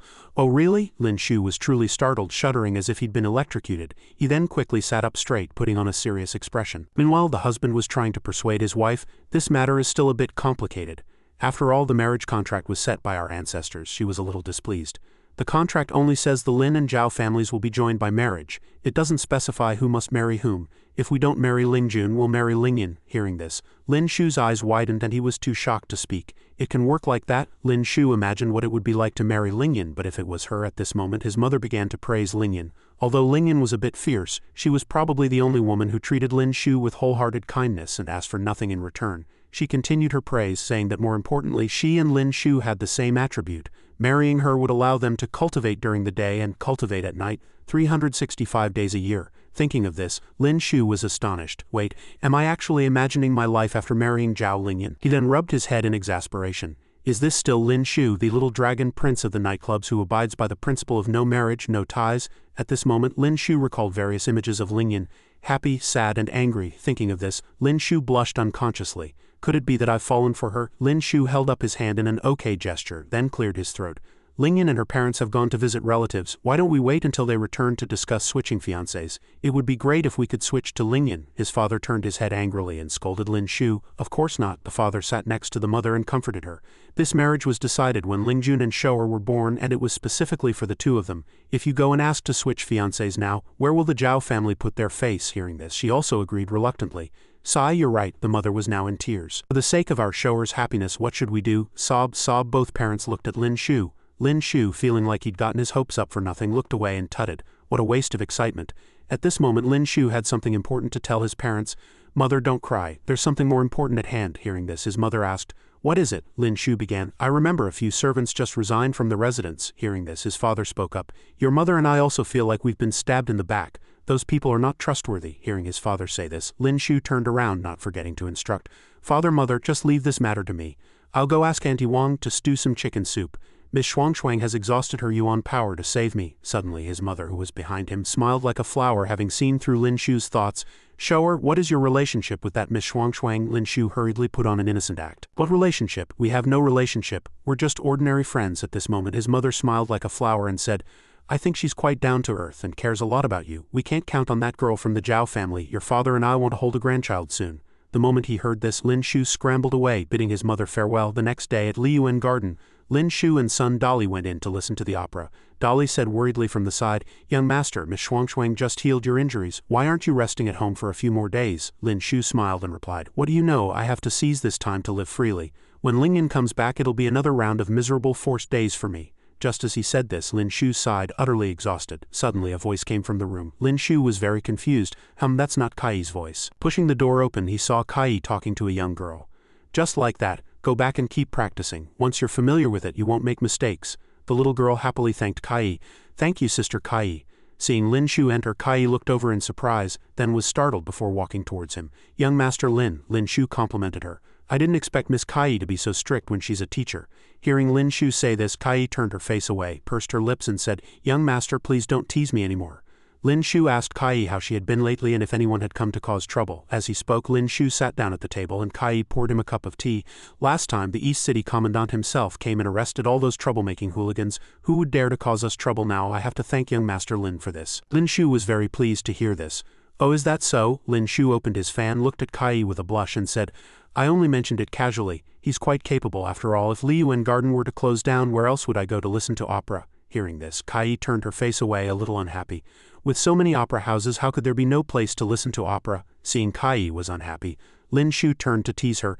But you're not at those places. As soon as he finished, Kai's face was blushing so hard it looked like steam was coming off it. Kai's face was completely red. Kai's singing is still very immature, not as good as others. Hearing Kai say this, Lin Shu wanted to tease her even more.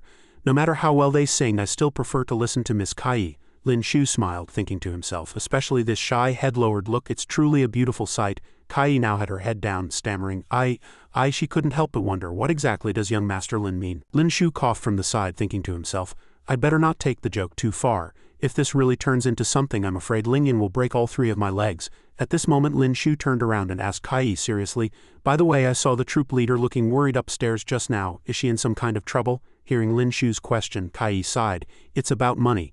The troop leader has a kind heart and has taken in many homeless girls, but with business being so-so, it won't be long before our income isn't enough. Hearing this, Lin Shu stood up and said domineeringly, That's easy.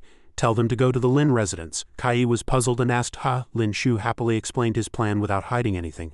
My family is hiring. The requirements aren't high as long as they're willing to work hard. At this point, Kai hesitated. Are they suitable? Lin Shu walked up to Kai. The people the troop leader takes in have clean backgrounds, so I can rest assured using them. They won't have to be registered as slaves to enter the Lin residence, and their wages will be enough to feed and clothe them. The troop leader will also have less to worry about, right? Lin Shu was very happy. This is what you call killing two birds with one stone. Kai looked at Lin Shu with an adoring gaze. Young Master Lin. At this moment the girls were standing at the entrance of Liyuan Garden, chatting and laughing happily. Lin Shu discussed it with the matron of Liyuan Garden. Once they've settled in, if the troop leader is worried about anything, she can come and visit. The matron listened and said politely, Not at all. I'm certainly at ease with how young Master Lin handles things. Since everything is arranged, I'll head back to my residence now. Kai saw Lin Shu off. Take care, young master. Seeing Kai being so enthusiastic, the matron looked over and understood her meaning. Kai, even I can see that young Master Lin truly treats you differently from others. Hearing this, Kai shyly looked away. Troop leader, don't say such things. The matron was an experienced woman who could see through everything, from young Master Wu to the East City Commandant, and this time as well, inside and out. Young Master Lin has helped Liyuan Garden so much. If not for you, who else could it be for? Kai heard this and said awkwardly, Aye. At this moment the matron turned to go inside, also reminding her, but you must also think clearly. His fiancée is Zhao Lingjun. With her talent, would she agree to him taking a concubine? Hearing this, Kai was very sad.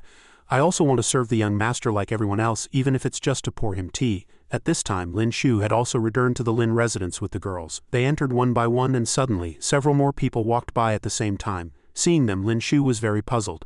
Since when were there so many bailiffs on this road? Suddenly, head steward Zhu appeared and called out, Young Master Lin, you're finally back.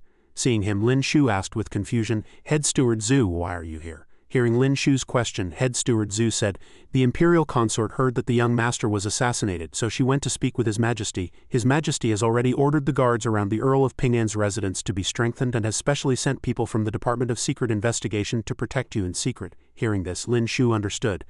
I see. As head steward Zhu spoke, his gaze shifted elsewhere. Young Master Lin, rest assured. The people from the Department of Secret Investigation are skilled at disguise and will never let others see through them. Look. Lin Shu looked over and saw a man selling food. That's the department's Wolong. And the beggar lying on the ground next to him was the department's Fengchu. Seeing this, Lin Shu was very confused, thinking, I think you have some misunderstanding of what skilled at disguise means. What kind of biscuit seller has several people come to buy one yet the owner refuses to sell? Lin Shu said to head steward Zhu, Please thank His Majesty and the imperial consort on my behalf. At this moment, head steward Zhu also said, Then we won't disturb you. Lin Shu stood quietly, closing his eyes in thought. But with the Department of Secret Investigation monitoring me from now on, how can I hide the fact that I have multiple abilities? Sigh, if only there was a disguise ability in this world. But Lin Shu couldn't be bothered to think anymore. Why tire myself out? He turned and walked into the Lin residence.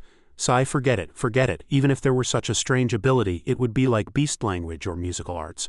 As long as the person with the ability doesn't reveal it, how would anyone know, and where could I even find them? The next day at the Department of Scrutiny, Lin Shu walked in, a bun in his mouth. It's already work time. Why is there no one in the Department of Scrutiny? As he was walking in, a bailiff ran out from inside and greeted Lin Shu. Good day, young Master Lin. Hearing this, Lin Shu turned back and asked, Where are you going so early in the morning? Where is everyone else in the yamen? Hearing Lin Shu's question, the bailiff answered, Master Chen's son went missing last night. He's offering a reward of 1,000 taels, so everyone has gone to look for him. When Lin Shu heard 1,000 taels, his eyes lit up. 1,000 taels can buy a lot of yuan crystals. My third awakening for lucre is still empty. Lin Shu also walked off enthusiastically. Let's go, I'm coming too. Lin Shu arrived at the master's residence. Looking left and right, an old man was crying. Officer, I'm over 50 and this is my only son. You must help me find him, Officer Qingfeng said to the man. Master Chen, please gather everyone in the residence. I need to question them. The master agreed. Yes. Lin Shu walked around leisurely, looking everywhere, and then asked a girl, Is this the little young master's diaper? The girl heard him and replied, Yes, what about it? Lin Shu took the diaper and said, Let me borrow this. Qingfeng saw Lin Shu and was very confused. Why is he taking the child's clothes outside the Chen residence? Lin Shu walked up to Dahuan and took out the baby's diaper. Dahuan, the organization has decided to entrust you with this important mission. Like this, and like that. After listening, Dahuan showed an extremely serious attitude. Understood. Dahuan gathered all his dog brothers in the neighborhood and issued the order. Brothers, we have a mission. Find the owner of this piece of clothing. There's a big reward, all the meat bones you can eat. The dogs listened and agreed. Okay, no problem. In the slums, the moment Dahuan set foot there, the sound of a baby crying rang out. A poor couple was doing their best to soothe the child. Hurry up and get him to sleep. What if we're discovered while he's crying like this? The wife holding the child snapped angrily. That's all you can say. Why don't you soothe him? The child kept crying loudly in their arms. Suddenly there was a violent knock on the door. The couple looked over and called out in confusion, "Who is it?" A voice came from outside. "Open up, community welfare delivery." The husband heard it and, frightened, hurriedly refused. "No need." The words had barely left his mouth when the door was kicked open. The couple collapsed to the ground in terror. Who are you?" Dahuan barked incessantly at the couple. "Woof woof woof." Lin Shu appeared dashingly, while Dahuan said from the side, "Master, the scent is right, it's him." Meanwhile, Qingfeng was still consoling the master. "Since the culprit has been identified as the wet nurse, it's only a matter of time before we find the little young master's whereabouts. You don't need to worry too much, sir." At this moment, Lin Shu brought the child back. Caught so quickly, Lin Shu couldn't help but think, "I was only gone for a moment. This Lu Qingfeng is incredibly efficient." The two were stunned to see Lin Shu bring the child back. The master saw his son and cried tears of joy, shouting, "Son!" The master held the son from Lin Shu's arms and sobbed, "My son." The child cried ceaselessly. Lin Shu stood by feeling helpless. At this time, Qingfeng also explained the situation to Lin Shu. During the interrogation, the wet nurse's mind was a bit unstable. She confessed after a little intimidation. She said she wanted to kidnap the young master for ransom, but she didn't expect Master Lin to get there first. "I don't know how you found the young master." Hearing Qingfeng ask this, Lin Shu was startled and quickly made up an excuse. "Animals have much more sensitive senses than humans. Actually, with training, animals are very suitable for finding people and things. You can try training them. But this is just a small trick, nothing compared to Officer Lu's godlike crime-solving skills." Qingfeng listened and pondered, sighing repeatedly. "I see I've really learned something new today. I thought I was unrivaled in this field, second to none, but Brother Lin has truly earned my admiration." At this moment, Lin Shu flashed his signature smile. "Young man, how can you compare to me who has beast language?"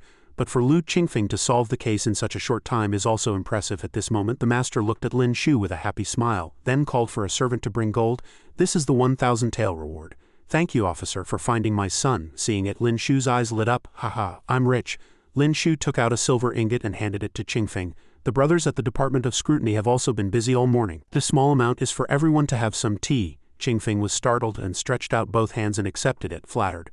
"Thank you, Master Lin." Lin Shu looked at the box of silver and thought sinisterly. "This matter with Master Chen has reminded me that the beast language ability has unexpected uses for solving cases. The gap for my next power-up is still huge, so of course the more ways to make money, the better." At this time, Lin Shu left the master's residence. "Now I need to ask the troop leader to help me hang a private detective sign at Liyuan Garden." At Liyuan Garden, Kai looked at Lin Shu's bird and exclaimed, "Young Master Lin, your bird is so beautiful." Lin Shu heard this, his mind went astray and he became shy. "Miss Kai, can we not speak so abstractly?" Kai was confused. "Abstract? What's abstract?" At this moment, the sounds of animals appeared in Lin Shu's mind. The fish went glug glug, meaning hungry, hungry, hungry. The frog went ribbit, ribbit, mate, mate, while the rabbit only knew eat, eat, eat.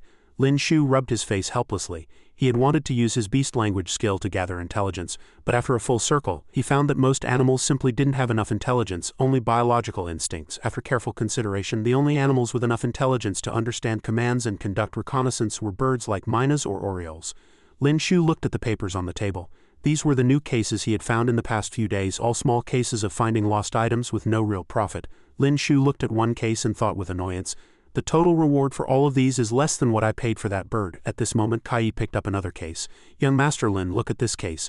The reward is 500 taels. Lin Shu was very surprised to hear this. The two discussed it. "This is the one." "Kai, I need to go meet the client." He didn't expect the client to be a large, middle-aged woman. The woman spoke up, her tone full of judgment. "You're the detective the troop leader highly recommended. You look so young. Are you really capable?" Hearing the woman's assessment, Lin Shu was stunned for a few seconds, not knowing what to say, then put on a very professional smile. The fan in his hand read "Professional Team" in 4 characters, and he introduced himself. "Rest assured, madam. If I can't solve the case, you get your money back." The woman blushed, covering her face when she heard herself being called madam. "What, madam? I'm still single, don't just call me that. I'm Chen Yuan Yuan. You can call me Yuan Yuan or Miss Chen." Hearing this, Lin Shu's face turned pale, and he felt like throwing up. Miss Chen, please get to the point." At this moment, the woman slammed her hand on the table angrily and said, "I want you to help me find a man named Lu Dong and find evidence of his betrayal." Lin Shu also breathed a sigh of relief and asked, "What did he do?" The woman replied, "I give him 500 taels of silver every month. I pulled him out of the slums, fed him, gave him drink, and even bought him a small courtyard, but recently he's been getting lazy with his public grain delivery. And he's not as gentle as before. I'm sure he's cheating on the side. Daring to play with Chen Yuanyuan's feelings, he must have a death wish. Hearing this, Lin Shu couldn't help but think, it's one thing to keep a pretty boy, but to demand he have a pure romance with you is another. Of course, since that pretty boy took the money and did what he was supposed to do, he should have known when to let go. If he doesn't even have that awareness, he's not qualified to be a kept man. At this moment, the woman continued with her story. But before you, I already hired 4 other investigators. They couldn't catch that Lu Dong, which is why I raised the price to 500 taels. Lin Shu thought, no wonder a simple case of catching a cheater has such a good price. At this moment, Lin Shu opened his fan, on which 6 characters were clearly written. Money is hard to earn and some jobs are shitty. Miss Chen, with all due respect, you and that man are not husband and wife to begin with. Even if I wanted to catch him in the act, I have no legitimate reason to do so. This matter is probably. The woman didn't say much more, only uttering 3 words, 1,000 taels. Hearing this, Lin Shu's eyes widened. Oh, the woman added, as long as you can get evidence of his betrayal, the reward increases to 1,000 taels. At this moment, Lin Shu agreed. The 4 words, eyes light up at the sight of money clearly written on his face. The woman placed a silver note on the table and said, this is the deposit. Take it. If it's not enough, come find me. Seeing this, Lin Shu's eyes lit up. This rich woman, though eccentric, was quite naive. As long as she has money, she's my patron. At this moment, the stout woman beckoned to Lin Shu. This spy business is a feast or famine gig. If you're short on cash, sister can introduce you to a more stable job. Lin Shu heard this and wondered what kind of job it could be. He was still very excited, thinking he had met a benefactor. The stout woman held up 5 fingers and said, if you're willing to be with me, I'll give you 500 taels a month for living expenses. How about it? Hearing this, Lin Shu hastily retreated, his face filled with horror, completely at a loss. Madam, please have some self-respect. I run a legitimate business. Please leave me a place to live with dignity. The stout woman looked at Lin Shu, her face full of desire. Well then, how about 1,000 taels? You only have to accompany me for 10 days a month. The rest of the time I won't interfere with whatever you do. At this moment, Lin Shu still firmly refused. I will not sell my soul for money. Miss Chen, just remember not to be late with the final payment when the job is done. The stout woman heard this and snorted in displeasure. Would I be short on this little bit of money from you? Kai, who had witnessed the whole thing, was utterly baffled and confused. Lin Shu was sweating profusely, thinking to himself, not bad at all. Lu Dong gets 500 taels and I get 1,000. He's not allowed to cheat, but I'd be free and unrestricted. At this moment, Kai looked at Lin Shu and couldn't help but want to laugh, though she tried hard to hold it in. Seeing Kai like this, Lin Shu's face darkened. Do I look funny to you? Lin Shu said directly to the stout woman. Miss Chen, please give me Lu Dong's address and a portrait. It would be best if you could also provide a piece of his unwashed clothes that he usually wears. Hearing this, the stout woman agreed. No problem, I'll have someone send it over. The stout woman didn't forget to wink at Lin Shu. Do you need my clothes? Lin Shu was so frightened he shouted, Kai, see the guest out, see the guest out. The stout woman had no choice but to leave, but not without reminding Lin Shu, if you change your mind you can come find me at my residence anytime. We can negotiate the price. After the stout woman left, Kai stood at the door smiling happily. Ha, I didn't expect the young master to be so principled. Seeing Kai smile, Lin Shu was surprised, then he propped one hand on the door, striking a Tibetan pose, cornering Kai against the wall, just like in those movies everyone knows. You little rascal, you've learned to tease me. You're still young, you don't understand the ways of those older women. They play some very kinky games. At this moment, Kai was blushing crimson, her heart pounding like a drum, too shy to look directly at Lin Shu. 1,000 taels a month. Is the young master really not tempted? Hearing this, Lin Shu admitted, of course I like money, but I'm not interested in that lady. As he spoke, Lin Shu leaned closer to Kai and whispered in her ear, but if it were Miss Kai, forget 1,000 taels, I'd even do it for 100. Kai was so flustered by Lin Shu's teasing that her face turned beet red and she stammered, I. Seeing this, Lin Shu was delighted. Ah, from this angle it's truly a breathtaking view. At that moment, Kai shouted, then I'll definitely work hard to earn money. Young master, you mustn't forget what you said today. Hearing this, Lin Shu's heart blossomed with joy. A promise is a promise, a team of horses cannot chase it back. The scene changes a few days later. 10 years ago I didn't know you, you didn't belong to me. We were still the same, accompanying a stranger, Kai sang while thinking to herself, the lyrics young master Lin taught me, why do they feel stranger the more I sing them? At that moment a bird flew in and landed on Lin Shu's shoulder, then reported chirp chirp chirp beast language. He went into a brothel. Kai walked over, looked at the bird and said, this bird is so clever, how does young master Lin understand what they're saying? Hearing this, Lin Shu answered while stroking the bird, because I trained them, it took a lot of effort, and they are carefully selected. Looking at the bird, Lin Shu continued to explain, when used as a target they are small and not easily discovered, and they are very intelligent. Not even a drone can compare, hee. But if you look closely, this bird has a rather dopey face. After explaining, Lin Shu stood up to leave. I'm off to work, Miss Kai. I'll come back in a few days to hear you sing again. Hearing this, Kai bade Lin Shu farewell. Take care, young master. At this moment, somewhere else shouts were incessant. Damn it, who are you? Let go. Dan, what's going on? At this moment, 3 pretty boys were being dragged away by 3 burly men. On the street, a crowd gathered to watch the commotion. What's happening? It seems like they're catching a cheater. "Oh my, let's go see." The stout woman now appeared before the three pretty boys.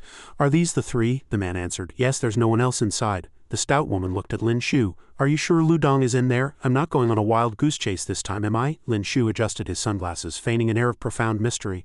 "How could it be a wild goose chase? I skipped class these past few days to keep him under surveillance here. There's absolutely no mistake." Lin Shu ordered Dahuan. "Dahuan, it's your time to shine." At his command, Dahuan went forward and sniffed the three men. Dahuan stood beside one of the pretty boys, winked at Lin Shu and barked twice, meaning, "Master, it's him. Remember to add a chicken leg tonight." The stout woman looked at Lin Shu with a grim expression. "What's this mutt barking about? I don't have time to play games with you. If you can't produce evidence of Lu Dong's cheating today." The stout woman looked at Lin Shu, licked her lips and said, "You can pay the debt with your body." Lin Shu stepped forward, touched the pretty boy and found it strange, then asked, "You, what are you doing?" It turned out Lin Shu wanted to check if he had an ability. Lin Shu seemed to have understood something. "So that's how it is." He then removed his hand from the pretty boy. The stout woman threatened, "You'd better not be playing any tricks." Lin Shu sneered, "What's the rush? I'll show you a little magic trick." With that, Lin Shu raised his hand and gave the pretty boy a resounding slap across the face. At that moment his face changed back. He cursed angrily, "You motherfucker." Lin Shu gestured with his hand and introduced, "Look, is this the man you're looking for?" The pretty boy was panic-stricken. "I've changed back." Lu Dong, now afraid, hurriedly tried to explain. "Yuan Yuan, let me explain." Before he could finish, the stout woman immediately ordered her two subordinates to physically assault the scumbag. "You bastard, I gave you food and clothes and you dare to mess around with other women and cheat on me. Beat him hard." The two subordinates obeyed and went forward, beating the scumbag half to death. He kept begging for mercy. "Yuan Yuan, I was wrong, I won't do it again.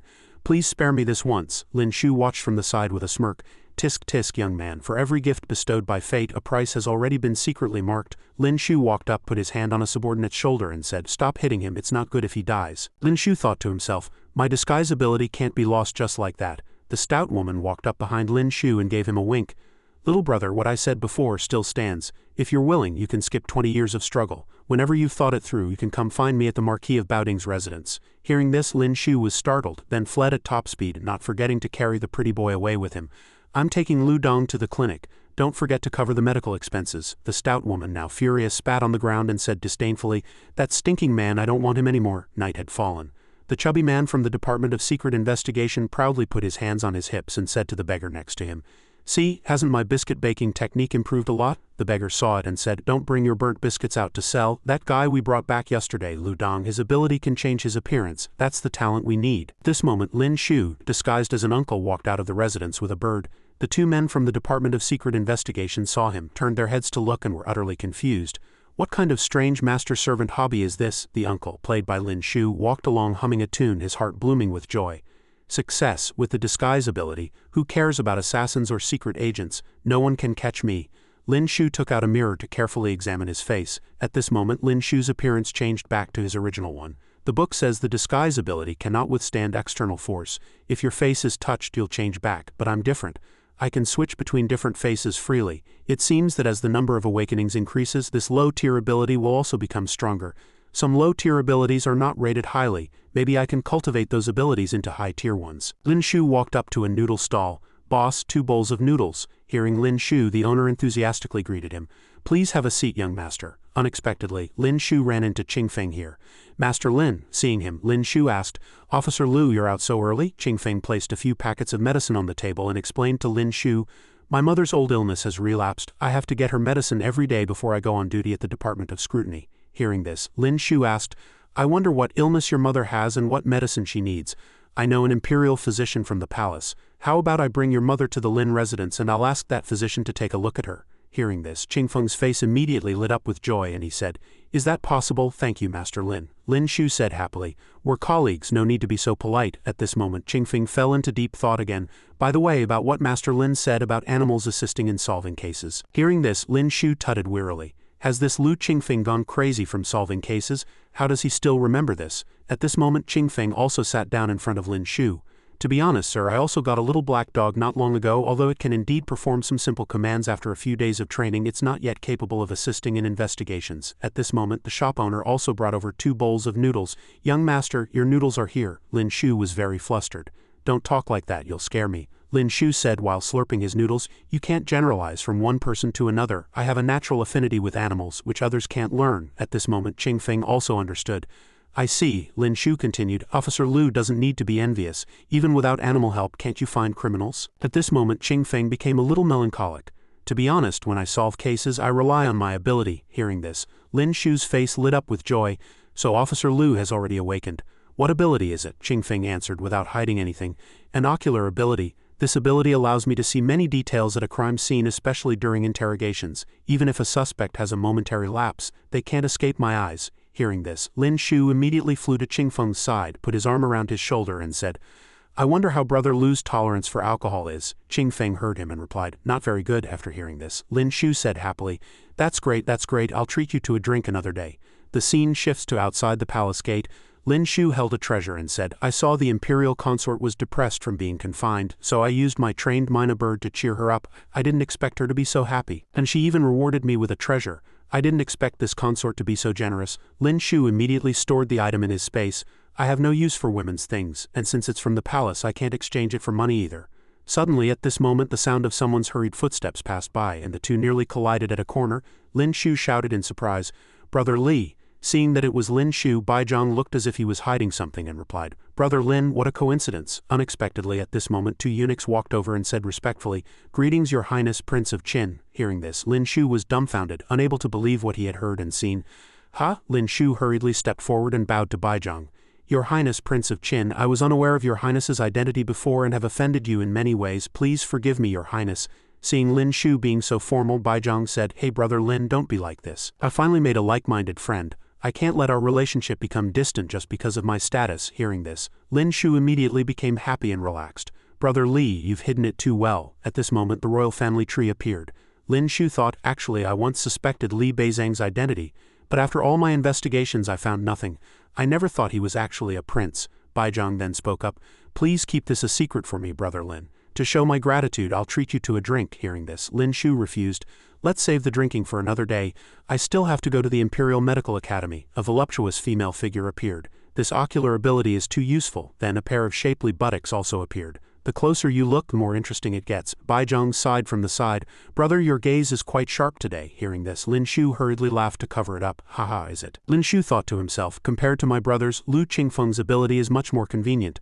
Lin Shu suggested, by the way, since Brother Li has already succeeded in Qi induction, this martial arts class is meaningless. Why don't we go to your place and have a good drink? Hearing this, Baizhang thought of the Prince of Qin's residence. Seeing Baizhang thinking for so long, Lin Shu spoke up, At any rate, we are prominent figures in the capital. Are we going to bring our own wine to a restaurant to drink? Hearing this, Baizhang sighed. All right, the two continued chatting. Seriously, Brother Li, I recently got a pair of earrings and have no idea who to give them to. Why don't you help me take a look? As he spoke, Lin Shu opened the box. Baizhang saw them and exclaimed, Oh, look at this craftsmanship. It looks like something from the palace. How did you get it? Hearing this, Lin Shu replied, It was a reward. Lin Shu unconsciously thought of Lingyan. Maybe I should give them to her later. But Lin Shu quickly shook his head to dismiss the thought. Forget it. If I give them to her, she'll definitely say she's accepting them on behalf of her sister again.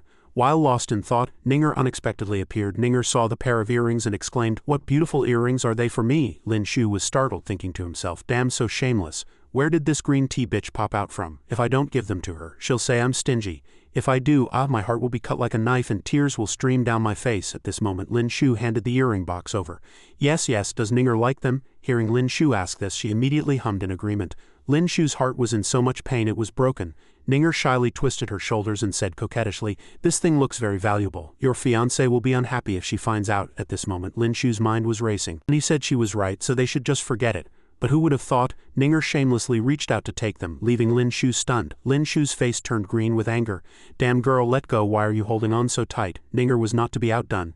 How can you take back something you've given to someone else? She quickly tucked the item into her clothes, blushing, and said, Oh, I don't mean anything by it. You don't have to overthink it. Lin Shu was now looking at his hand, utterly confused, not hearing what Ninger said.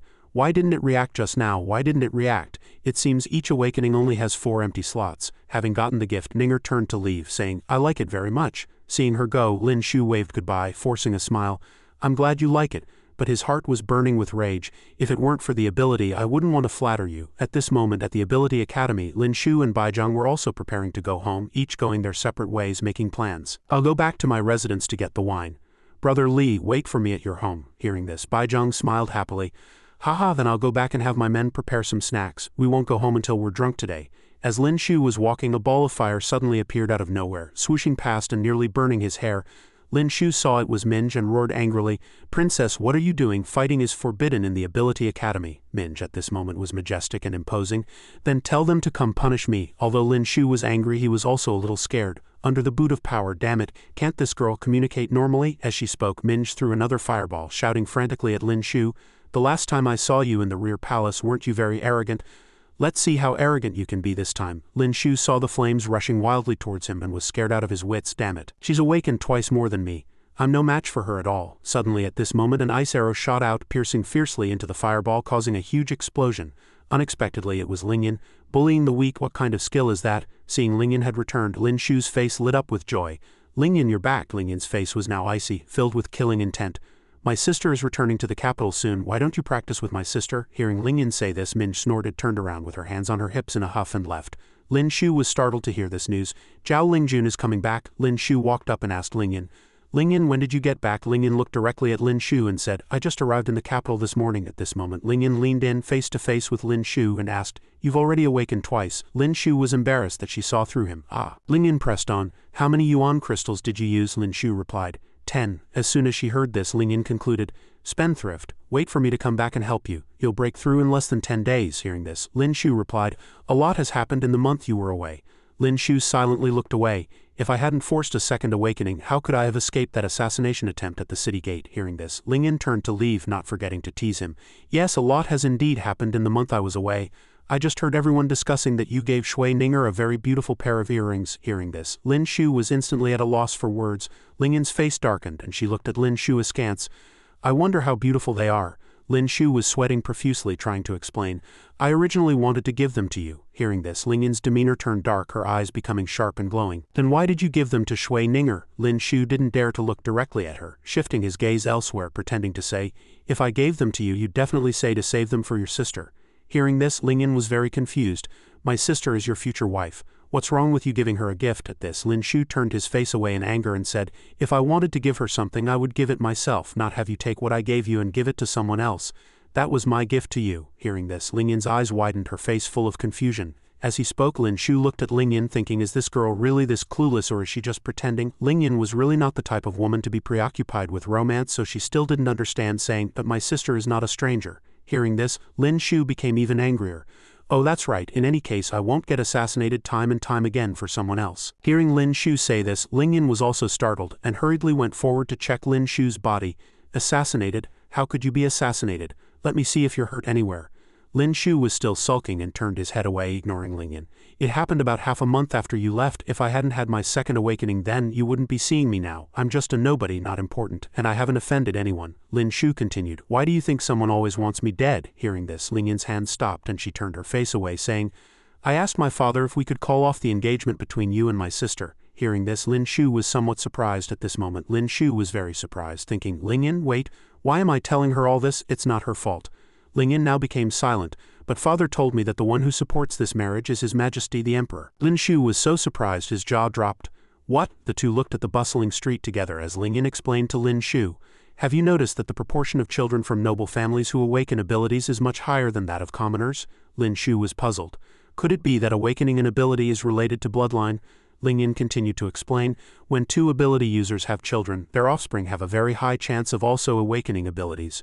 Moreover, the stronger the parent's talents, the stronger the child's ability talent might be. That's why the nobles constantly intermarry. It's not just to consolidate family power, but also to ensure the next generation is stronger. Even a commoner, as long as they awaken an ability, will soon be sought after by nobles for marriage." Hearing this, Lin Shu fell silent. The two fatal blows of being a good-for-nothing and having no power were now piercing him painfully. So a genius as outstanding as Zhao Lingjun, no matter which family she marries into, can make that family's power even stronger. Only by marrying into a family like mine with no real power, and to a good-for-nothing with no cultivation talent, can the Li family maintain their throne securely. That dog emperor is truly despicable," Lingyan said with sad eyes. "The marriage is set, it can't be changed. Besides, my sister is strong and beautiful, you will definitely like her." Hearing this, Lin Shu closed his eyes and put his hand on Lingyan's shoulder. "Yes, for someone like me to be able to marry your sister, I don't know how happy I should be. But I don't want to marry a woman I've never met, and I'm not trying to comfort you." Lingyan's cheeks turned red and she shyly and hurriedly turned away. I'm heading back first." Lin Shu quietly watched Lingyan leave, his face filled with reluctance and sadness, and then he blamed himself. "Lin Shu, oh Lin Shu, in this world there's more than just one person who would risk everything for you. In the Prince of Qin's residence, Lin Shu and Baizhang, each with a pot of wine, drank heartily, having a grand time. Baizhang smelled the aroma of the wine, his mouth watering. "This is the stuff, I'm dying for a taste." As they walked, they suddenly heard crying and shouting from somewhere. "I won't dare again, you bitch." Lin Shu was very confused at this moment. Why was there a woman crying? Baizhang frowned but said nothing. Inside, a noble and magnificently dressed woman was punishing a maid who had dared to seduce his highness. "I'll beat you to death, you dog." The maid knelt on the ground, begging for mercy.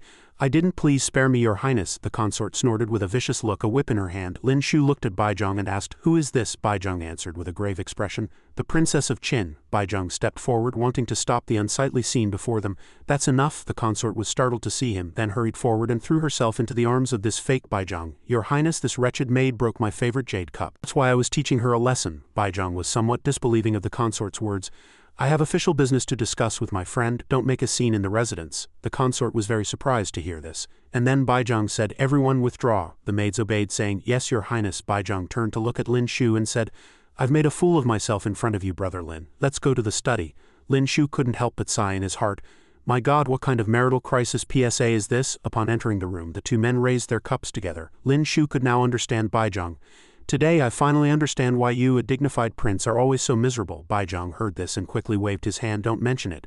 Baizhang frowned, looking at his wine cup. For a woman, if her soul is tainted, no matter how beautiful her face, she is just a female ghost wearing a mask. Lin Shu deeply sympathized with this sentiment. "Since you're not satisfied with the Princess of Qin, why don't you move out?" Baizhang said. "How could I have the money? Just finding a place to live in the capital costs over 100,000 taels." Lin Shu was a bit puzzled at this point. "A dignified prince like you is actually complaining about being poor to me." Baizhang sighed. "She's afraid I'll move out, so she keeps a tight rein on the money." Hearing this, Lin Shu immediately stood up. "That's perfect, brother Li. I have an idea." At this moment, Lin Shu began to calculate. "Tell me, if we sold the wine we're drinking today on the market, could it be worth 100 taels? The product quality is excellent. I've thought it over. Those who would pay 100 taels must be extremely wealthy. Besides the quality of the wine, they value that sense of nobility even more. After all, rarity makes things precious." As he spoke, Lin Shu's smile was as bright as a flower. "We just need to sell a limited quantity of 100 jars a month." Depending on the situation, Baizhang was incredulous. "You're not kidding, are you?" At this moment, Lin Shu said with extreme seriousness, "Of course not, we're good brothers. When there's a way to get rich, you're the first one I think of." A thought flashed through Lin Shu's mind. The third awakening required yuan crystals to be exchanged for silver, which would cost tens of thousands of taels. Having finally latched onto the thigh of a prince, shouldn't he hold on tighter? Then Lin Shu explained further. "I've thought it over. With the quality of our wine, we can set several price points, each with a clear product positioning, such as for gifts, personal use, or collection." The price list read 100 taels for a limited edition, 5 times distilled, packaged in an extremely luxurious porcelain bottle with a wooden lid. Ordinary single distilled wine for 10 taels, packaged in simple local wine jars. Hearing this, Baizhang jumped up and threw his arms around Lin Shu's neck. "Damn, you're a genius." As he spoke, a cunning look suddenly appeared on both men's faces. They were plotting something, raising their cups to drink together. "I'll provide the technique. You provide the people and materials. We'll split it 60-40. I've already thought of a name. Hongnaku." At this point, the topic suddenly shifted to Lin Shu. Baizhang teased, "Zhao Lingjun is returning to the capital soon. You should indeed save up some money to buy yourself a house after you get married." Hearing Baizhang say this, Lin Shu felt guilty. "It's not that bad, is it? I asked Lingyan and she said her sister has a good personality. We should be able to get along." At this, Baizhang smiled meaningfully and looked at Lin Shu, saying, "My dear brother, I've been there. Stop pretending." Half a month later, Lin Shu and Lingyan were alone in a room. Lingyan's cheeks were flushed, her breathing rapid. "Why are you taking so long today?" Lin Shu also blushed and hearing this, asked in confusion, "Isn't it a good thing to last longer?" Lingyan cursed in anger. "Did you secretly practice behind my back?" Hearing this, Lin Shu flew into a rage. "You exhaust me every day. Where would I have the energy to cultivate? This is all from chugging yuan crystals." Lin Shu cried in his heart. Ever since Lingyan returned, he had been drained dry every day. "Alas, my songs, my kai." At this moment, Lingyan suddenly grabbed Lin Shu's hand. "Where did you get so much money? Let me tell you, no matter how urgent cultivation is, you can't sell your soul." Lin Shu was very confused, wondering what she was thinking. "I earned it from a business partnership with a friend." Hearing this, Lingyan pressed on. "What kind of business earns so much in just half a month?" Lin Shu replied. "Hongnaku, don't you know about it?" At this, Lingyan was also a little confused. She seemed to have heard her father mention it. She had heard there was a wine called Immortal's Drunkenness. With a limited daily supply, he had gone several times without being able to buy any, which made him very frustrated. Hearing this, Lin Shu was very surprised. "My father-in-law likes it." Just as he finished speaking, Lin Shu grabbed Lingyan's hand. Let's go, come with me to get 2 jars to take home." Lingyan was puzzled. "Isn't Hongnaku an industry of the Prince of Qin's residence? The friend you mentioned is the Prince of Qin." Lin Shu explained. "Do you remember the person standing next to me at the opening ceremony? He is the Prince of Qin." Lingyan was very surprised. The The scene changes to another setting. The sky was gloomy, thunder rumbled, and then it began to rain. Kai looked out from inside, her face full of worry. It's raining so hard, I hope nothing happens to young Master Lin. Back to half an hour earlier, Lin Shu was preparing to climb out of the room. I need to go out for something, Miss Kai. Please don't let anyone know I've left. Kai was worried for Lin Shu. The thunder is so loud, I'm afraid it's about to rain. Kai sighed at this moment, closing her eyes and thinking, leaving in such a hurry, could it be a secret rendezvous with a lover? At this moment, Lin Shu jumped in from outside, soaked with rain. I'm back. Lin Shu's appearance startled Kai. Kai stepped forward and said with concern, young Master Lin, you're soaked through. Be careful not to catch a cold. Quickly go behind the screen to dry off and change your clothes. Hearing this, Lin Shu walked in. Thank you, Miss Kai. Lin Shu hung his drenched clothes on a rack. Lin Shu smiled smugly, looking at his blurry body and thinking, the power of lightning is indeed a heaven-tier ability, much better than spending half a day sticking my butt to Ling Yin's room. Kai was watching from outside. Lin Shu finally finished changing and came out clean and refreshed. This set of clothes doesn't seem to have the smell I'm used to. What is this scent? Hearing this, Kai was startled, blushing and saying awkwardly, that's the men's attire I wear when I perform opera. It might have picked up some cosmetic powder scent. At this moment, Lin Shu's eyebrows shot up with joy, his heart blooming with delight, thinking about how he was wearing Miss Kai's clothes. Even his little brother couldn't help but stand at attention. Lin Shu quickly pressed it down with his hand and said awkwardly to Kai, I should go back now, I'll return the clothes after they're washed. Lin Shu's heart was in a panic. Little brother, I know you're uncomfortable, but I can't help it. Lin Shu rushed out the door, tapping the head of the sleepy uncle. Time to go home. Dolly heard this and readily agreed. The two walked home under an umbrella in the rain. At this moment, Lin Shu noticed something. Under a pine tree ahead, a beautiful woman appeared in the rain, her clothes already soaked. Lin Shu's little brother once again broke through its restraints and stood tall. The beauty suddenly looked over. Lin Shu walked up to the woman at this moment, smiling politely. Miss Warner, did you forget your umbrella? Please use this one. My home is nearby anyway. Warner's eyes crinkled into a smile as she heard this. Thank you, young Master Lin. Lin Shu was surprised that Warner knew his name. You know me, Lin Shu thought to himself. I've only met Qin Wan once on the first day of school. She actually still remembers me. Warner took the umbrella and said, Lin Shu, Miss Zhao's fiancé. Who in the entire capital doesn't know you? Hearing this, Lin Shu was thunderstruck. I knew it. It's about Zhao Lingjun again. At this moment, Warner revealed a fact to Lin Shu. I'm afraid young Master Lin doesn't know, but you have a great reputation at the Ability Academy, especially in the hearts of the female students. Hearing this, Lin Shu hurriedly turned around and said, It's cold outside, Miss Warner should hurry home. I'm going back to my residence as well. Suddenly, Warner reached out and pulled on the corner of Lin Shu's clothes. Lin Shu saw his clothes being caught and turned back in surprise. Warner asked very shyly, Can you lend me some money? Hearing this, Lin Shu was so surprised his eyes nearly popped out of their sockets. Huh? Warner shyly dared not look directly at Lin Shu. Lin Shu understood. Pretending to borrow something was actually a way to seduce men. He had seen it all before, but this was the first time someone asked to borrow money right after meeting. Warner looked away and stammered, I'll pay you back tomorrow at the Ability Academy. Lin Shu heard this and took out a silver note. Here, but Warner quickly refused. I don't need that much, just some loose change will do. At this moment, Lin Shu was confused. It wasn't that he was showing off, but this was his smallest denomination silver note.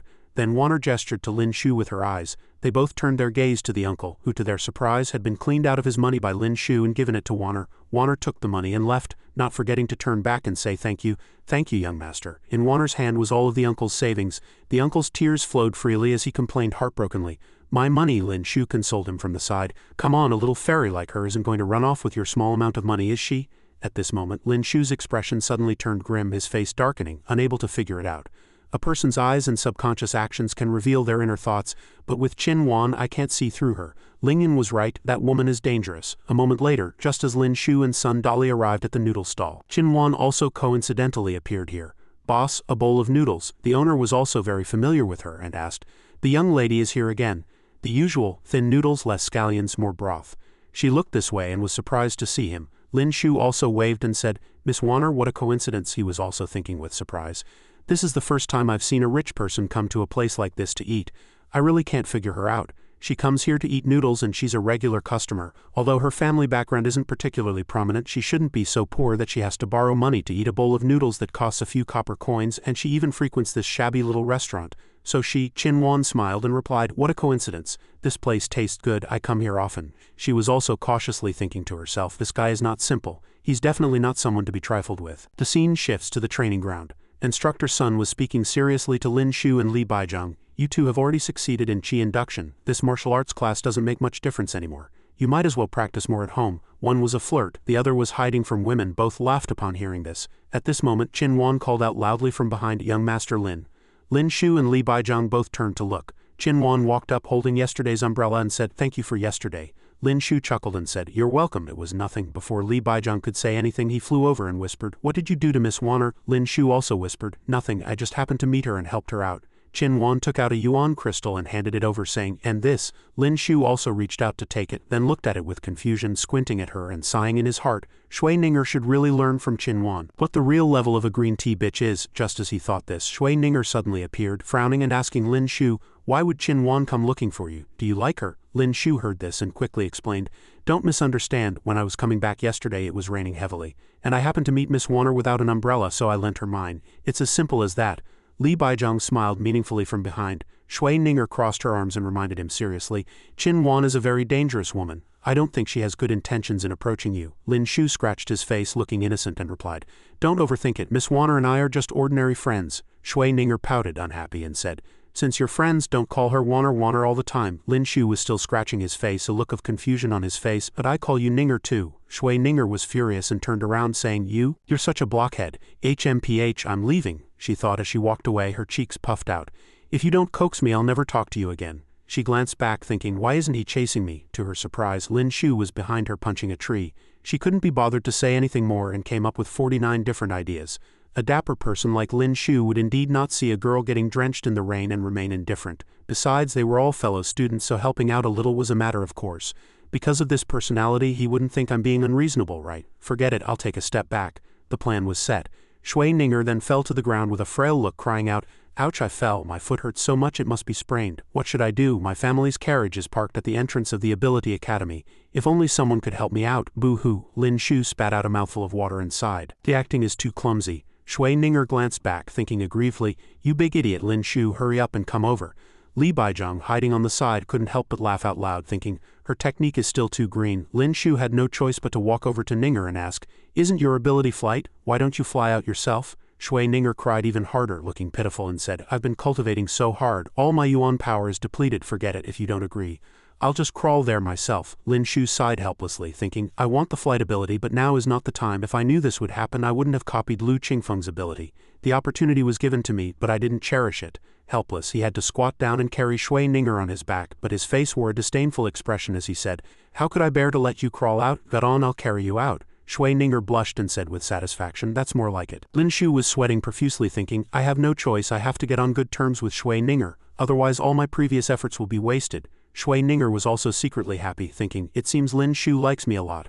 I can dump him anytime. That'll make Zhao Lingjun lose face. She stole a glance at Lin Shu and her heart softened again. She thought, but if I do that, he'll surely be very sad. Her face turned beet red and she kept shaking her head, saying, No, if I keep thinking about this, I'll. Lin Shu looked at her, his face full of confusion. Unexpectedly, Shui Ninger suddenly flew up and hovered in the air. She also stammered, I feel like I've recovered some of my yuan power. I'll leave now, thank you for today." After saying that, she flew away. Lin Shu stood there stunned, thinking, Shui Ninger's power has clearly increased. Pulling her down would be useless. I wouldn't get the ability and would only embarrass myself. I need to awaken quickly. With the flight ability I can get rid of her. Li Baizhang was eating watermelon in the back, watching the scene with great interest. Lin Shu glanced at him and said, "Brother, lend me some money."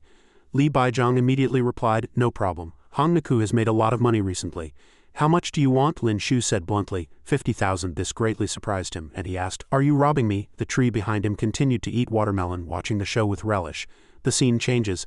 The next morning a bird was flying high in the sky, constantly calling out, "Fool, fool." Lin Shu stood at the door, smiling happily. "Ha ha ha, I've carried so much debt, but I've finally had my third awakening." A cunning look appeared on his face as he said, "Ninger, here I come." The scene changes. Ninger was being held by a group of subordinates of a woman named Song Yuji. She struggled and shouted, "Song Yuji, what do you want?" She stood with her hands on her hips, speaking sarcastically, "Zheng Wei is my man. You dare to seduce him, don't you want to live?" Passers-by kept gossiping while Ninger retorted, "I don't even know Zheng Wei," she said with certainty. "Stop pretending, he's right by my side. If you hadn't seduced him, why would he suddenly be so attentive to you?" Ninger threatened her loudly, "If you dare to touch me, the Shui family won't let you off." Song Yuji stood with her hands on her hips, casually provoking, "Others may fear you, but I don't. We're both from ducal manners. Your family is only third rank while my grandfather is second rank." She raised her hand to strike Ninger, saying, "Today I'll let everyone see the consequences of stealing someone else's man." Ninger was so scared she shut her eyes tightly and lowered her head. Unexpectedly, Lin Shu stepped forward and blocked the slap. She retracted her hand and asked, "Who are you? How dare you meddle in my affairs?" Lin Shu, with his heroic spirit undiminished, gently unfurled a fan on which was written, "When you see injustice on the road, roar." I'm just a nobody, but when I see injustice on the road I consider it drawing my sword to help. Unexpectedly, Wan from behind had already used her ability to hypnotize two of the subordinates, giving Ninger a chance to escape. She ran while shouting, "Young Master Lin." He heard the shout and looked back. That Song Yuji also ordered her men to seize him. Ninger rushed up, hugged Lin Shu, and then without a word flew up with him. She snorted like a sow in anger, slapped those subordinates and roared, "Didn't I tell you to catch that bitch? She can fly." The two subordinates lowered their heads and muttered, "I don't know why, but I felt a bit dizzy just now and my hands couldn't exert any strength." "Me too." The crowd also dispersed. Wan looked at the two and said, "At least you're of some use." Lin Shu was holding a chicken, constantly shouting, "Miss Ninger, you must hold on tight to me." Shui Ninger, while flying in the air, frantically pushed him away and said, "Young Master Lin, don't hold me so tight, I can barely breathe." Soon the two landed. Shui Ninger, both angry and sad, threw a stone into the water and complained, "Easier said than done. What, willing to go through fire and water for me? When you saw me being bullied you just stood there and did nothing." Lin Shu sat beside her but was more nonchalant as he helped Yugu explain, "Actually, you can't blame them. They don't dare to provoke the Song family at all. How could they offend a second-rank ducal manor for you?" Shui Ninger looked at him and asked, "Then aren't you afraid of offending Song Yuji for my sake?" Lin Shu answered calmly and gently, "We are good friends. I won't just stand by and watch you be bullied by others." He also thought about the two people from the Department of Secret Investigation hiding in the crowd. If Song Yuji had really made a move they wouldn't have just stood by. She heard this and stared at him blankly. Lin Shu thought again, "Besides, what's so great about a second-rank duke? The one backing me is the emperor. If I die, who will marry Zhao Lingjun?" Shui Ninger lowered her head again as if thinking about something, then said, "Lin Shu, you're so honest and naive you'll be deceived." Lin Shu heard this, let out an "ah," and asked, "Simple and naive?" But in his heart he retorted, "I think the naive one is you don't even know your place in the food chain." Shui Ninger suddenly stood up and said seriously, "Let me tell you, the more beautiful a woman is, the more likely she is to deceive you. Don't be so foolish as to trust everyone." Lin Shu looked to the side and replied, "Oh right. Ninger glared at him again and warned, "And you don't just distrust beautiful women, don't trust the unattractive ones either. In short, stay away from all women, especially those with family background and power." Lin Shu foolishly went "ah" and replied On the other side, Song Yuji kept sneezing. "Ah," she threatened as she walked. "Shui Ninger, this isn't over so easily." Over here, Lin Shu also obediently said, "I know, Miss Ninger is so nice." Shui Ninger said, let's go back." Lin Shu was sweating, carefully saying, "Miss Ninger, fly slower on the way back." "I'm afraid of heights." Shui Ninger laughed, "Ha ha," and exclaimed, "So there's something you're afraid of." Lin Shu held Shui Ninger's hand and the system immediately showed loading. He also happily thought, "Actually it was because we flew too fast just now, I didn't have time to copy it." With his goal achieved, the two landed at the Shui ducal manor. Ninger turned around and said, "Thank you for today. I'm heading back." Lin Shu raised his hand, said, replied, "I'm going back too." Ninger blushed and stammered, I have something important to tell you." Lin Shu turned back with a questioning look. Unexpectedly, Ninger stepped forward and kissed him again. Lin Shu's cheeks immediately burned red and he cursed in his heart. "Damn it, I've been taken advantage of by a girl again," he complained as he wiped his face. "I've got the ability now, so forget it. I'll endure it." Zhao Lingyan walked over, but Lin Shu didn't notice. His soul nearly flew out of his body. He let out a shriek before calling out, "Lingyan." Zhao Lingyan stared, her brows furrowed as she interrogated him. "Why did you come out of the Shui ducal manor?" Lin Shu was sweating profusely, rubbing his face vigorously again, letting out a hum, and finding it hard to speak. Seeing this, Zhao Lingyan then asked, "What's wrong with your face?" Lin Shu pouted and replied, "Nothing." Zhao Lingyan took a look and saw the lipstick mark that hadn't been completely wiped off. Her brow furrowed in displeasure. Without a word she grabbed his clothes, raised her hand again, ready to slap him, and roared angrily, "Did Shui Ninger just kiss you?" Lin Shu shrank back in fear and said, "Let me explain. Shui Ninger was being bullied by Song Yuji, and I saved her. To show her gratitude she gave me a quick kiss. It's as simple as that," he quickly added. "Many people at the Ability Academy saw it. If you don't believe me you can go and ask." Zhao Lingyan gritted her teeth and said, "Not everyone will bother to find out the truth. When they see Ninger getting close to you they'll just think." Before she could finish, Lin Shu interjected with a retort, "They'll think your sister can't even hold on to her own fiancé." Zhao Lingyan asked in surprise, "You knew?" Lin Shu placed his hands on his hips and said matter-of-factly, "I knew from the first day Shui Ninger approached me. I was so nice to her back then just to play along with her scheme." Zhao Lingyan crossed her arms, not believing his nonsense. "Couldn't you have just avoided Shui Ninger? What's this playing along? I think it was all just to satisfy your own desires." This fatal remark hit Lin Shu where it hurt, and he could only explain vaguely, "She wanted me to fall head over heels for her." He deflected, pouting and looking away as he continued, "So I turned the tables and made her fall for me, then rejected her. Can't I do that to get back at her for your sister?" Zhao Lingyan waved her hand and said, "My sister doesn't care about those things. The Shui family is a third-rank ducal manor after all. Offending them won't do you any good. Let's just drop this matter." Lin Shu let out a sigh of relief and said, "All right." But Zhao Lingyan glanced at him again and warned, "I told you not to flirt around, but you didn't listen. While I was away visiting family you were at the Pear Blossom courtyard listening to songs all day. And you went to the Imperial Medical Academy to mess with the female physicians. Did you think I wouldn't know? Upon hearing this, Lin Shu was stunned and blurted out, "Damn, you had someone follow me, or was Sun Dali bribed?" Zhao Linyan's anger flared and she said, "I was just testing you, and you admitted it so quickly." Looking at her, Lin Shu couldn't help but sigh. "Little sister-in-law, with your skill at extracting confessions, you'd be at least an expert in my time." With that thought, he coughed twice to compose himself, then changed the subject. "I have good news for you. I've had my third awakening." Zhao Lingyan asked in surprise. "So soon?" Lin Shu scoffed and muttered under his breath, 100,000 taels of silver, how could it not be fast?" Zhao Lingyan squinted her eyes, a look of realization dawning on her. "No wonder I heard that several major shops have sold out of second-tier yuan crystals recently. So it was you." Lin Shu held up a finger, recalling a previous matter, and said, "Lingyan, can you teach me that move you used against Princess Minj last time?" He thought to himself, "It's no problem to keep a few personal weapons in my space, but I can't let others know I have a second ability until a critical moment. Besides, weapons condensed purely from elements are just too cool." Zhao Lingyan began to instruct him. "First, you need to concentrate your mind, imagine the shape of the weapon, then mobilize your yuan power to make it a reality." Lin Shu raised his hands and began to focus his mind to condense the ability. Gradually he formed a weapon. Lin Shu's eyes were full of anticipation, but the weapon he created was limp like a noodle. Zhao Lingyan couldn't help but laugh out loud and said, "Forget it, being fast isn't necessarily a good thing." Lin Shu let out a dejected, "Oh," she added, "your ability to use your powers is far worse than those who cultivate step by step." Lin Shu straightened the weapon, thinking, others can only cultivate one ability, so of course the more solid the foundation, the better. But for me, the number of awakenings determines how many abilities I can copy. The foundation is only secondary.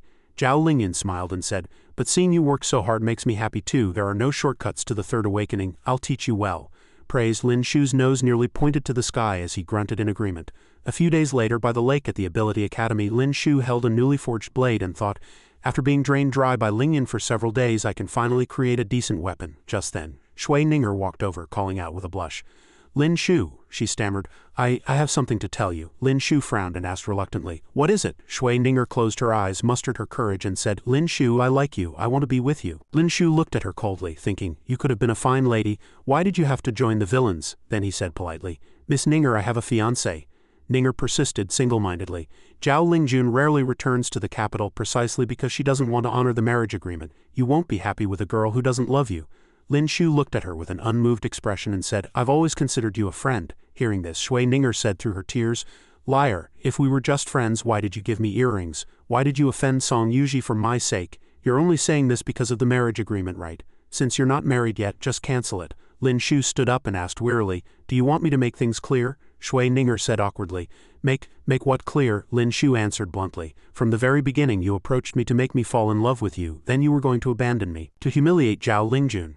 Did you enjoy toying with my feelings?" Shui Ninger denied it guiltily.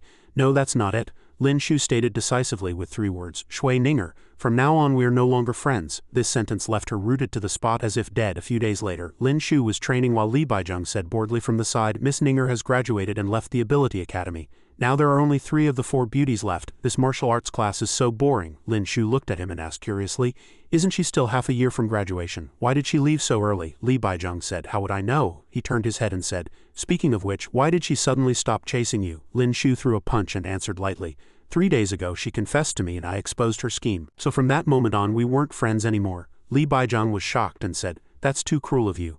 Lin Shu threw another punch and said decisively, "She used me first. If we're talking about cruelty, she was the cruel one." Li Baizheng leaned in, squinting his eyes and calling out, "Brother Lin, you really can't see that Shui Ninger genuinely cared for you." Hearing this, Lin Shu let out a confused ha and looked at him. Li Baizheng waved his hand and said slowly, "I get it, you were biased from the start. Shui Ninger's initial approach to you was indeed malicious, but I could tell that later on her feelings for you were genuine." Hearing this, Lin Shu was petrified, then shattered. Looking at him, every word was like an arrow piercing his heart. He pinched his own face, thinking he had brought this upon himself. Feeling like he would have to wake up at 2 in the morning to slap himself, Li Baizheng gave Lin Shu an idea. "In a few days it will be the Empress Dowager's birthday. All the officials in the capital will have to enter the palace. If you want to find her, you should wait until then." Lin Shu replied dejectedly, "I guess that's the only way." In the blink of an eye the Empress Dowager's birthday arrived. The banquet was crowded with people and many officials were present. Lin Shu and his good brother Li Baizheng also came. He said to Lin Shu, "I just went to pay my respects to my mother and I ran into Miss Ninger on the way. It's only been a few days, but she's lost a lot of weight." In the crowd, Marquis Yangping glanced at Lin Shu. Li Baizheng asked Lin Shu in a low voice, Have you met Marquis Yongping? Lin Shu looked at him, then grunted and said, Yang Zan was exiled because of me. Hearing this, Li Baizhang said in surprise, damn, such a earth-shattering event, why didn't you tell me sooner? Lin Shu pinched his fingers and said lightly, it's a trivial matter not worth mentioning. There's nothing much to say. That time Marquis Yongping came to see me and said that the conflict between us had nothing to do with the Yang and Lin families. Marquis Yongping is not yet 40, but his martial arts cultivation is already close to the upper earth tier. He will definitely improve in the future. You'd better not make an enemy of him. After Lin Shu finished speaking, he glanced at Marquis Yongping again, thinking, Marquis Yongping has achieved so much through martial arts alone, it seems I can't neglect my own cultivation. Lin Shu and Li Baizhang took another turn, and Li Baizhang introduced them as they walked. The one in front is the Prince of Qi, and the one behind is the Prince of Chao. Lin Shu also responded with, HMMS, secretly pleased, and sighed, after the third awakening, my memory has reached the point of being photographic. With Li Baizhang's reminders, tonight was indeed not in vain. Just then, the Crown Prince arrived. The page boy next to him announced loudly, His Highness the Crown Prince has arrived. The officials turned and bowed, Greetings, Your Highness. This person is the Crown Prince. Lin Shu also bowed his head, but he couldn't help but glance up curiously. As it happened, the Crown Prince looked over, and their eyes met. They looked at each other for a moment, and the Crown Prince suddenly frowned. Lin Shu quickly lowered his head. He said softly to Li Baizhang, the Crown Prince's ability is water control. He looked at him in surprise and asked, the future monarch's ability is top secret. How do you know? The page boy next to him asked worriedly, Your Highness, what's wrong? The Crown Prince closed his eyes and replied, I am fine, let's go, the banquet is about to begin. Lin Shu looked at him thoughtfully. When I faced Princess Minj, I felt uncomfortable because water and fire are incompatible, but when I face the Crown Prince, I only feel the pleasure of unilaterally suppressing him. He smiled slyly and thought again. This feeling doesn't arise for no reason, it's probably just because his ability couldn't marry Zhao Lingjun, being suppressed by an ice-type ability. That fleeting look of hatred, if I didn't have the eye ability, I would have definitely missed it. The look in your eyes back then was even more loathsome than Yang Zan's when he looked at me. The scene shifts to the rear court. Song Yuji presented a gift and said respectfully, Grand Empress Dowager, this is the longevity pagoda your humble daughter presents to you. Shui Ninger stood behind, absent-minded, her thoughts only on Lin Shu. She then questioned herself, I'm such a bad girl, why did I do that? It's right for Lin Shu to hate me. I don't deserve him, the maid beside her whispered. Miss, it's our turn to present the gift. Shui Ninger was startled, let out an ah, and then hurriedly said, Oh, all right. She presented a gift, saying, These are the prayer beads held by Zen Master Huakong at the time of his passing.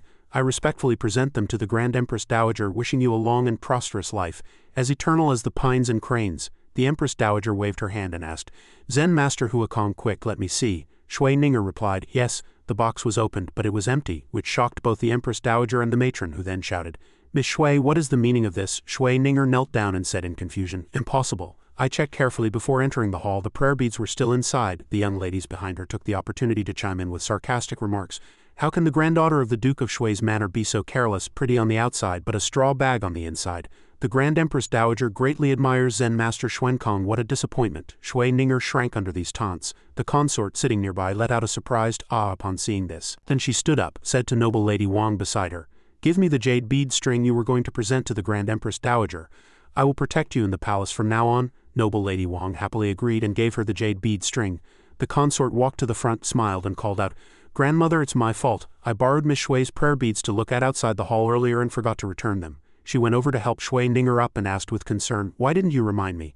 You didn't think I coveted your prayer beads, did you? Shui Ninger replied, I wouldn't dare. She looked at her again, thinking, Why is the consort helping me? The consort peeked at Shui Ninger's earrings, smiling to herself and guessing, It's indeed the pair of earrings I gave to Lin Shu. Could she be the one Lin Shu fancies? Consort Song Xian came over at this moment and cunningly exposed the matter. Why would your highness the consort deceive the Grand Empress Dowager and go to great lengths to protect Miss Shui? The consort frowned and said thoughtfully, It's the Grand Empress Dowager's birthday. I didn't want to investigate, fearing it would spoil her mood. Since Consort Xian wants to get to the bottom of this, let's investigate it behind closed doors. Consort Song Xian hesitated and made an excuse. These are all nobles from various manors, it wouldn't be appropriate. The Grand Empress Dowager pointed and said, Do as the princess says. Close the hall doors and investigate. The other nobles couldn't help but gloat and gossip. Consort Xian is really unlucky. After the late emperor and the Grand Princess passed away, the consort and his majesty are the Grand Empress Dowager's closest relatives. Of course she would go along with her own daughter's wishes. The maid in green behind them heard this, lowered her head, looking guilty. Consort Shu, seeing this, seemed to know something. Then she smiled and came out to smooth things over. These are all from noble families. I doubt they would do something like stealing. Why don't we start by checking the palace maids? If we find nothing, we can check others. The Grand Empress Dowager considered it and found it reasonable, grunting and saying, Consort Shu has a point. Matron Gui, you handle it. A moment later, the maid in green fell to her knees and a string of prayer beads fell from her person. Matron Gui questioned her fiercely. "What is this? Who instructed you to do this?" The maid confessed fearfully. "No one instructed me. I awakened the ability of telekinesis long ago. I was momentarily tempted and wanted to steal Miss Shui's gift for money." Matron Gui frowned and said, "It seems you're not going to talk. Find out which palace this person belongs to." Consort Song Xian only spoke up now. "No need to check. She's one of my people." "Who exactly made you do this?" The maid stammered and trembled, saying, It was Miss Yuji. She told me to steal Miss Shui's gift to embarrass her in public." Consort Song Xian looked at her in surprise. Song Yuji was speechless and lowered her head. The consort said smugly, "See, I told you not to investigate. Now that it's found to be one of your people, how embarrassing." Consort Song Xian was silent. The Grand Empress Dowager also ordered sternly, "Consort Xian, take your people back to the palace and discipline them properly." Both Song Yuji and Consort Song Xian curtsied and said, "Your humble servants take their leave." Outside the hall, Consort Song Xian slapped Song Yuji hard and cursed, "Fool, even if you want to frame the Shui family, don't use someone from my palace. Go home and don't come out for 3 months." The next day in the consort's palace, she looked at a plate of food and exclaimed happily, "I was just craving the food from his place and you arrived. You really do understand me best." Lin Shu cupped his hands in thanks. "Thank you for helping Miss Shui out of that predicament yesterday, Your Highness." Hearing this, the consort teased him. "She's your sweetheart, but isn't the daughter of the Zhao family your fiancé?" Lin Shu scratched his face and replied awkwardly, "It's just a misunderstanding, a misunderstanding. Miss Shui is just a good friend of mine." Both the consort and the cat looked unconvinced, drawing out their O in a drawn-out tone, "A good friend." Shui Ninger walked in at this moment, surprised to see him, and also called out, "Lin Shu." Lin Shu looked at her, observed her for a moment, and thought, "Shui Ninger really does look a lot thinner." Seeing him, Shui Ninger lowered her head again and fell silent. The consort glanced over, her expression becoming grave as if she realized something. Then she finally spoke, "If you're here to thank me, there's no need. I bestowed those earrings upon Lin Shu. Since he gifted them to you, I will also consider you one of my own. Just give the items to Linglong, don't disturb my meal." Shui Ninger lowered her head and curtsied in agreement. "I will take my leave." Seeing this, Lin Shu hurriedly turned his head, glancing between her and the consort, and said, "Your Highness, this student will also take his leave." Then he dashed off, saying to the cat named Nianyu, "Don't you come over here." Nianyu meowed, looking disdainful. Lin Shu hurried after her, calling from behind, "Miss Ninger, wait." Shui Ninger walked quickly without stopping, then suddenly turned around and returned the earrings to Lin Shu. "I didn't know these were so valuable before, that's why I tried to trick you. I'm not worthy of receiving your gift, take it back." Looking at the earrings, he could only sigh, "A fateful connection, all a fateful connection." Then he gently apologized to Shui Ninger. "I'm sorry, I said things I shouldn't have to you that day." Shui Ninger lowered her head and said sorrowfully, "You don't have to say sorry, I'm the one who should be sorry." With tears in her eyes, she recounted the past. "You were right. I approached you at first because I wanted to humiliate Zhao Lingjun. I'm a bad person." Lin Shu quietly put the earring on for her from behind. Shui Ninger turned back, looking at him in surprise. Lin Shu didn't mind and said, "Those things are all in the past. There's no need to bring them up again." He held the remaining earring, looked at her, and continued, "Put this one on too. Don't move, I'm afraid I'll hurt you." Shui Ninger's eyes widened and she asked nervously, You mean you forgive me?" Lin Shu smiled brightly and said, "Of course." Shui Ninger turned back and said shyly, "Then I'll head back first. See you next time." She left after saying that. Lin Shu looked at her, sighed, and thought, "I was too careless. For the sake of the flight ability, I've really gotten myself into trouble I can't shake off." The scene shifts to the main gate of the Lin residence. Lin Shu, holding a fan with Big Brother written on it, walked up to the two men named Wolong and Feng Chu and said, "Thank you for secretly protecting me for so long. It must have been hard." Wolong was startled and said, "Our disguise is flawless. How did you discover us?" Lin Shu pointed to the stall and explained, "If you were really doing business, you probably wouldn't even have your underwear left." Feng Chu, next to him, said, "I told you your technique was no good." Lin Shu asked with interest, "I wonder what abilities you two have." Feng Chu answered him, "My ability is Golden Light." Wolong continued, "I haven't awakened an ability yet. I only practice martial arts." After asking, Lin Shu turned and said, "All right, you can continue with your work. I'll head back now," leaving the two men with a look of confusion, completely bewildered. As Lin Shu walked, he calculated, "I still have 3 empty slots now. Should I copy the Golden Light ability? I remember Golden Light is a defensive ability, able to instantly turn into 2 turtles. I'll go to the Ability Academy to check the records some other day." He encountered a parrot and asked it to speak. "What did you hear in the East Palace?" The parrot replied with a sentence. "Another group has been dispatched to investigate secretly and act when the opportunity arises." Lin Shu stroked his chin and thought, "Damn, the Crown Prince really sent people to assassinate me. Zhao Lingjun is such a hot commodity, still being coveted by a bunch of dogs." Lin Shu asked again, "Anything else?" The parrot added, "There's a very strong person. No assassin has taken the job." After hearing this, Lin Shu asked something else seriously, then suddenly looked up and thought of Zhao Lingyun. "It's not for Zhao Lingjun, it's for the ability. Damn it, no wonder the capital was full of ice emperors back then. I thought I was just unlucky. The capital is so big, only Lingyun and I can control ice." He walked quickly, thinking again.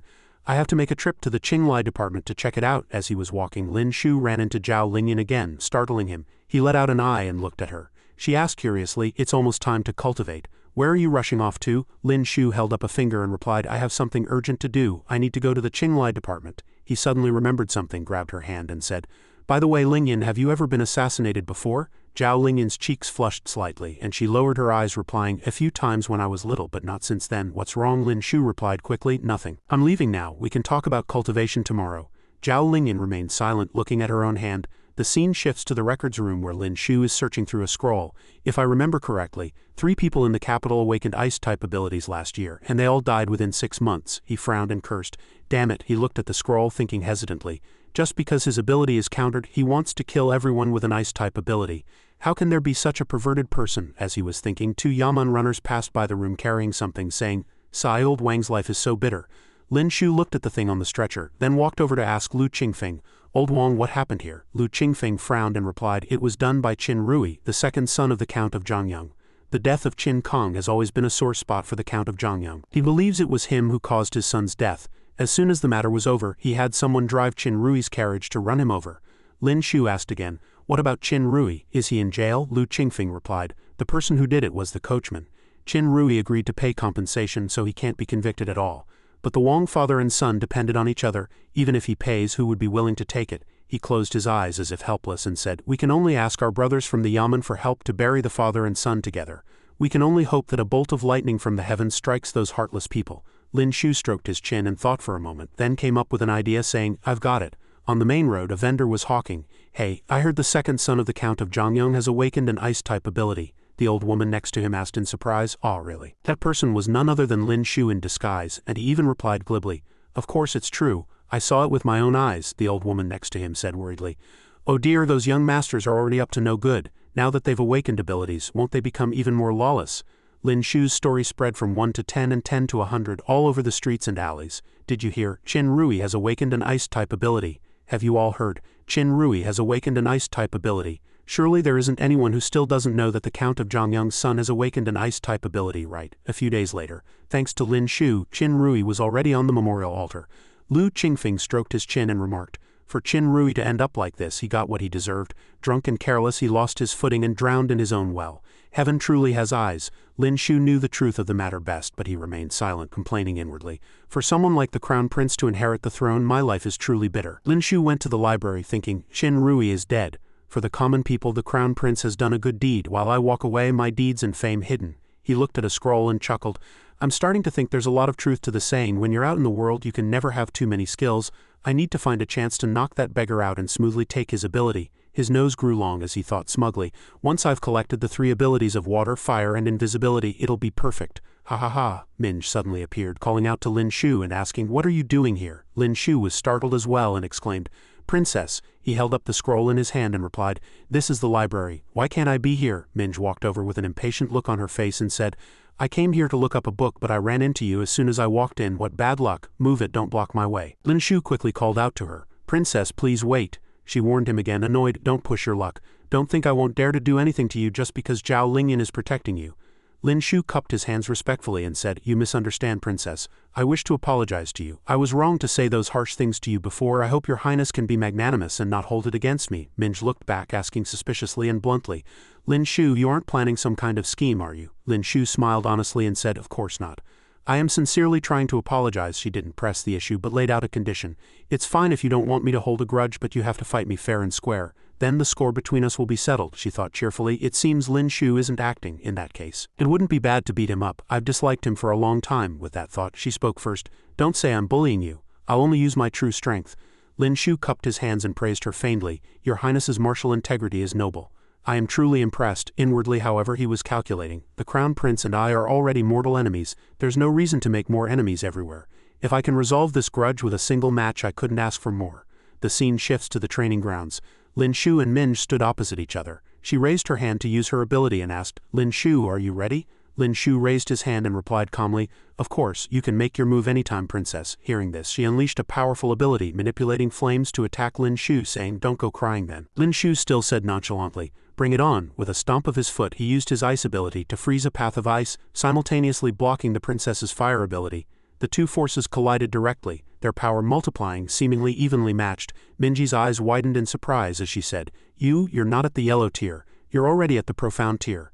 She became even more excited, raising her hand to gather her fire ability with all her might, saying, In that case, to be fair, I'll have to use my profound tier strength as well. Lin Shu remained calm and said, Please, princess. Minj launched a fire phoenix technique. Lin Shu raised his hand to summon a weapon, saying, Come on. Then he waved his hand, throwing the weapon forward with a great shout. The ice weapon struck the fire ability with powerful decisiveness, triggering an earth-shattering battle that seemed to be a stalemate. Lin Shu chuckled and remarked, My training during this period has been quite effective. Unexpectedly, from within the two clashing forces, Minji's foot was already kicking towards him. Lin Shu was scared out of his wits and hastily dodged. After landing, Minj looked back and let out a surprised oath, thinking he dodged it. Lin Shu's martial arts skill is actually that high. Still shaken, Lin Shu said to the person before him, Are you trying to end my family line? But Minj just sneered, unleashing an ability that surrounded her body, saying, I underestimated you before.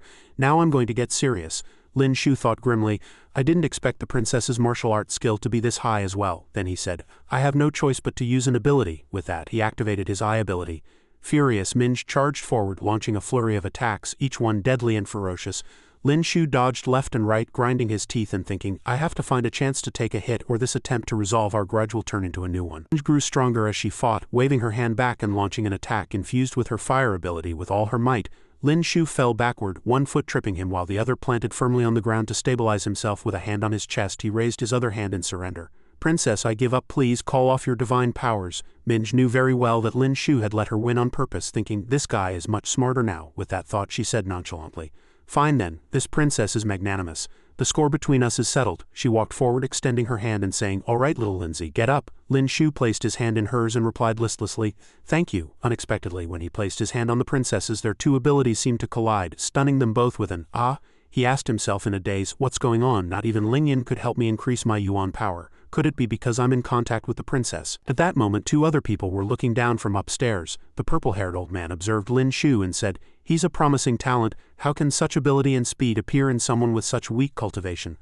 I'm afraid even some Earth-tier experts can't compare to him. He's a terrifying genius. The braided old man added, If we hadn't stumbled upon him today, a genius like this might have been buried in the Ability Academy. The next day, Lin Shu still hadn't recovered from yesterday's events. He looked at his hand and asked himself, What was that feeling yesterday? The attributes of ice and fire are complete opposites, so how can they enhance each other's yuan power? Could there be dual cultivation of ice and fire? He clenched his fist and said, Forget it, my body would explode. Sundali sat beside him, also troubled, thinking, I never thought the day would come when I, Sundali, would be worrying about my third awakening. I'm too strong, so practicing will disturb the master and mistress, and I can't afford any props. What should I do? Lin Shu was also extremely troubled, thinking, and it's getting colder and colder. The new year is almost here, which means the day of Zhao Lingjun's return to the palace is not far off. It will be difficult for me to sneak off to Cloud Mountain with the imperial physicians to cultivate my abilities then. Cloud Mountain is a rare, quiet place. This feeling of having to do things secretly without anyone knowing is so frustrating. I finally understand. Sometimes having too many abilities is a real pain, he sighed wearily. And Sundali echoed him with another, sighing to himself, It's hard to do anything without money. Just then, an old woman approached with two old men and said, Headmaster, are you sure you're looking for that martial arts genius Lin Shu, the son of the Count of Ping'an? His martial cultivation level is clear. He's obviously just at the Qi induction stage. Lin Shu looked over, thinking, We have guests. He stood up, walked over to them, and asked, And you are? The purple-haired headmaster said sternly, We value his future potential, not his current strength. If you don't believe me, watch this. As soon as he finished speaking, he threw a punch at Lin Shu. Sundali shouted in alarm, Young master, be careful, it happened suddenly. But Lin Shu remained calm and dodged to the side. The man grabbed for him again, and Lin Shu nimbly dodged once more before turning to counterattack. The man also retreated without showing any weakness, thinking happily to himself, I wasn't wrong.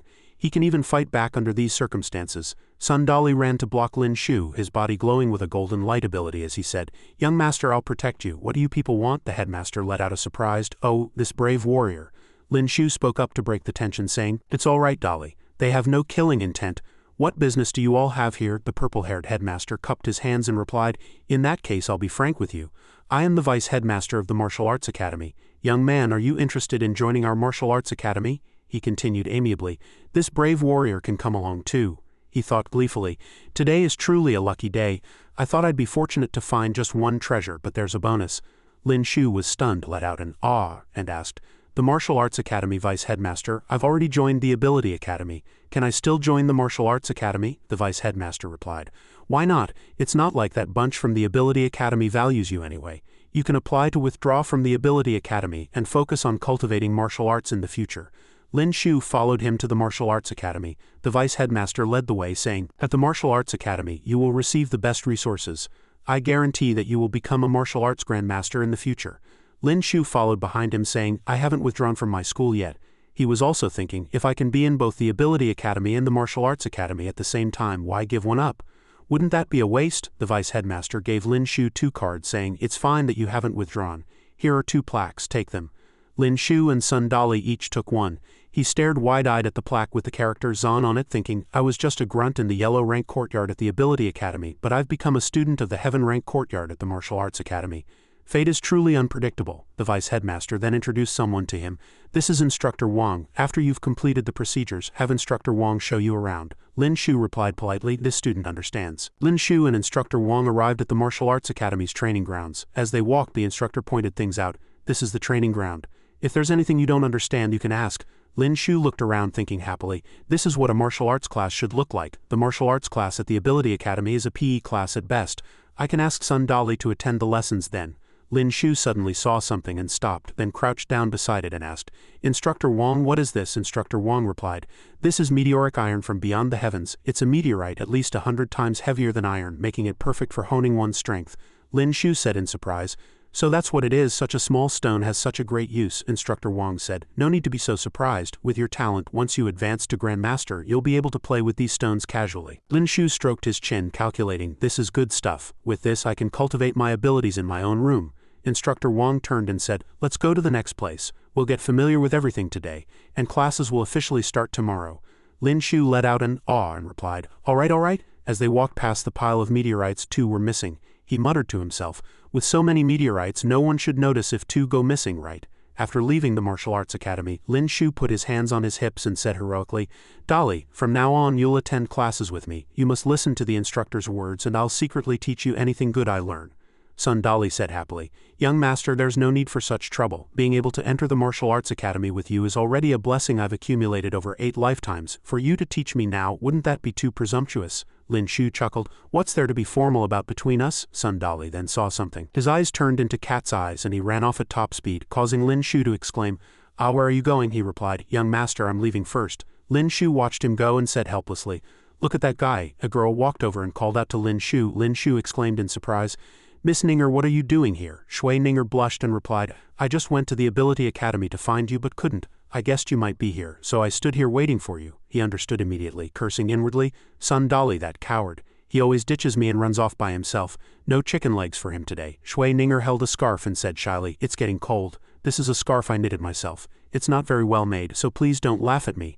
Lin Shu looked troubled and said hesitantly, Ninger, I'm not worthy of you doing this, but he thought to himself, the kindness of a beauty is the hardest to bear. If I had known it would come to this, I would rather lose the ability to fly than hurt a girl willing to knit a scarf for me. Shui Ninger mustered her courage and handed the scarf to Lin Shu, saying, I know you have a fiancé, but aren't we friends? Can you give me a gift? But I can't give you one. This is called give and take. I don't have any other meaning, so don't refuse. Lin Shu took the scarf, then wrapped it around Shui Ninger's neck, replying gently, Have you forgotten what my ability is? The colder it gets, the more comfortable I am. You, on the other hand, your pretty face is about to turn red from the cold. You wear it.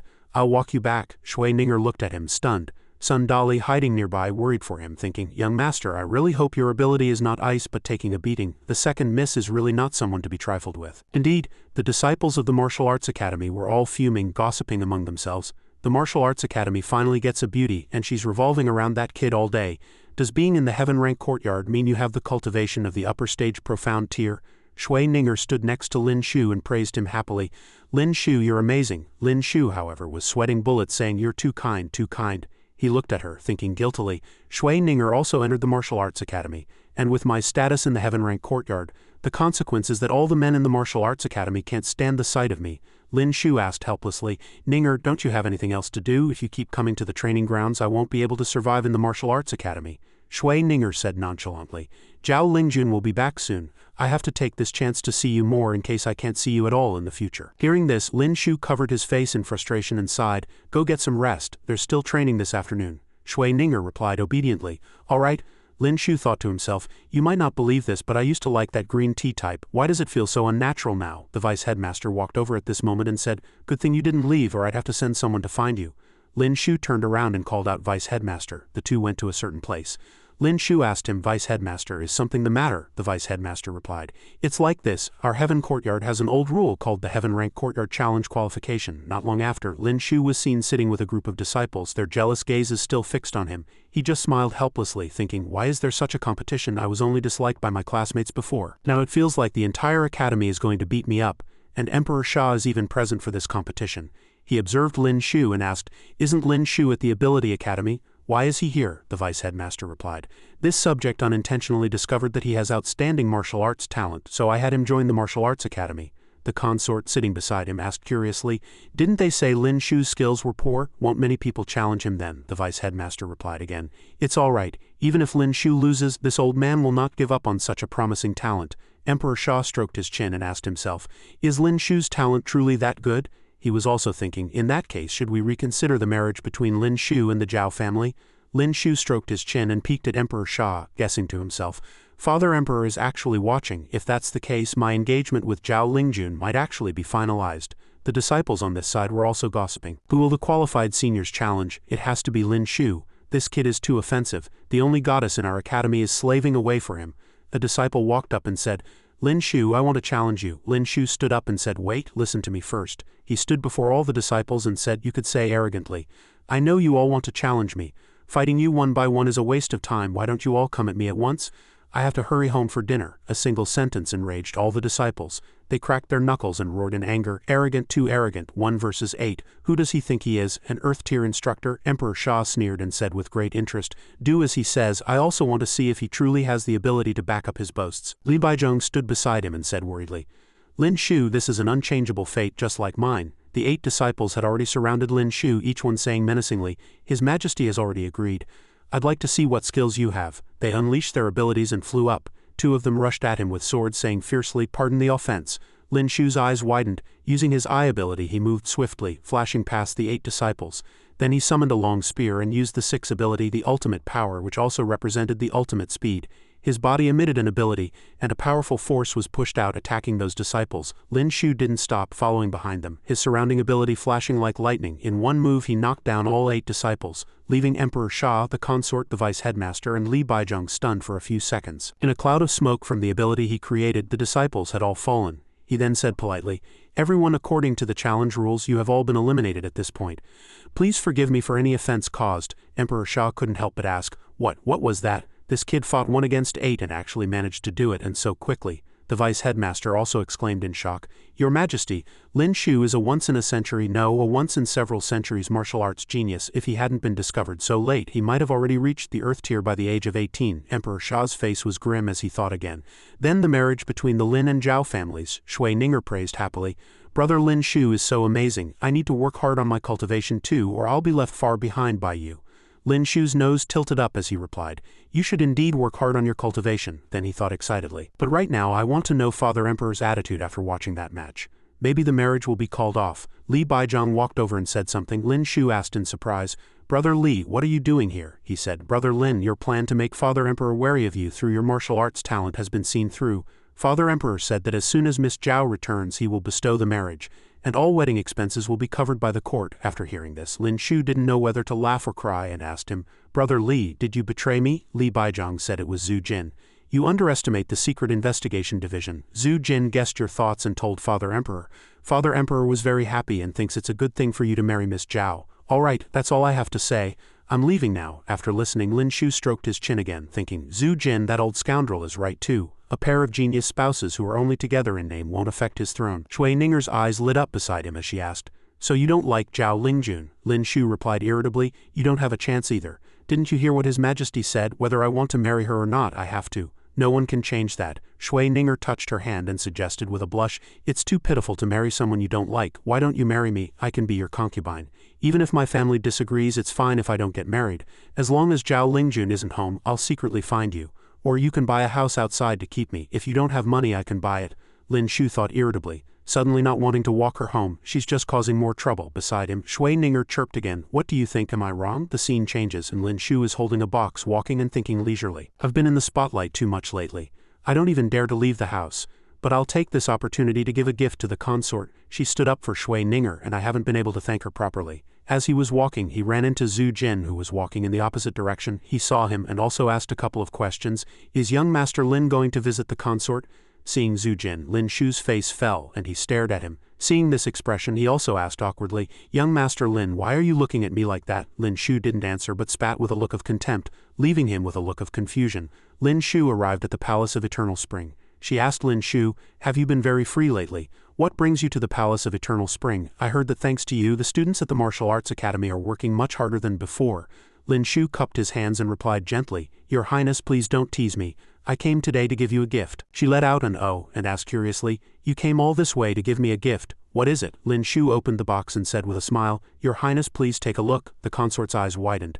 She asked in surprise, How is this bottle as clear and translucent as crystal? Where did you find such transparent glass? Lin Shu replied, Your Highness, the bottle isn't the point. You'll see in a moment. He opened the crystal bottle and the fragrance inside instantly wafted out.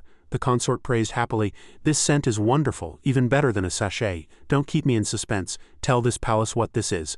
Lin Shu stopped beating around the bush and replied, Reporting to your highness, this is perfume made from petals and essence. It can be used in place of a sachet. You only need to put a single drop on a handkerchief and carry it with you. The consort reached out for it, her mood brightening as she spoke. Fragrance is rich but not gaudy.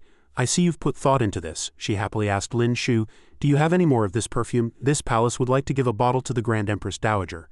Lin Shu answered truthfully, Reporting to your highness, this is difficult to make. It took this subject half a month to create just 2 bottles. I gave one to my mother and this one is for you. If your highness wishes to give one to the Grand Empress Dowager, this subject can go back and make more. Niu, who was nearby, had shining eyes and meowed. This palace wants some too. The consort didn't press him. She turned and said, If it's so troublesome to make this perfume, then let it be. The Grand Empress Dowager is getting on in years and has no use for such things. You should focus on your cultivation and not always spend your time on these matters. Lin Shu bowed and replied, Your Highness is right, this student will return to his cultivation now. Niu, who was beside him, kept pulling at the corner of his sleeve, meowing, This palace master wants that fragrant thing too. After the consort left, Lin Shu grabbed the cat and said, The heck you do. Just stay by her highness's side and you'll naturally smell nice. Be content with what you have, others can't even get that. Niu stubbornly kept meowing, I don't care, I want it. Back at the Martial Arts Academy, Lin Shu stroked his chin and thought, It seems that whether in my past life or this one, women love fragrant things and cats are no exception. I only meant to give a gift and didn't plan on making money, but now it looks like I'll have to bring Ninger along to make a killing off the royal family and nobility. As he thought this, he shook his head, refuting the idea. After all, buying a house outside costs a lot of money. Wait, why am I thinking like this? Suddenly, a hand landed on his shoulder. Minj looked at him and said, Looks like I've caught you. Lin Shu was startled and cried out, Princess. She insisted on pulling Lin Shu along. As he was being dragged, he asked in confusion, Princess, didn't you say our grudge was settled? Minj said, Don't worry, this princess isn't here to cause trouble today. Just come with me. She dragged him all the way to Ruodong Palace, then suddenly pushed him against a wall and demanded, That day when we made physical contact, didn't you notice we broke through our bottlenecks? Lin Shu gave a hollow laugh and replied, I did, but so what? The princess cursed impatiently. You idiot, it means we can use this to cultivate every day. The longer we practice, the faster we'll progress. Lin Shu looked away and said helplessly, Is that so? Inwardly, however, he was thinking, I was worried ice and fire were incompatible, but it seems I was overthinking it. I'll be able to get the fire ability soon. This is great. Minj grabbed Lin Shu's hand and threatened him again. If you dare to squeeze back, I'll kill you. Copying progress 23. She gripped his hands excitedly and said, Let's see how long this can last. Lin Shu, on the verge of tears, agreed. All right then, please don't let go, princess. He also reminded himself inwardly, I'll endure this for the sake of the fire ability. A quarter of an hour later, the ability copy reached 100. Minj was stunned, thinking in confusion, how can it last this long? Lin Shu was also thinking to himself, the princess is really not paying attention.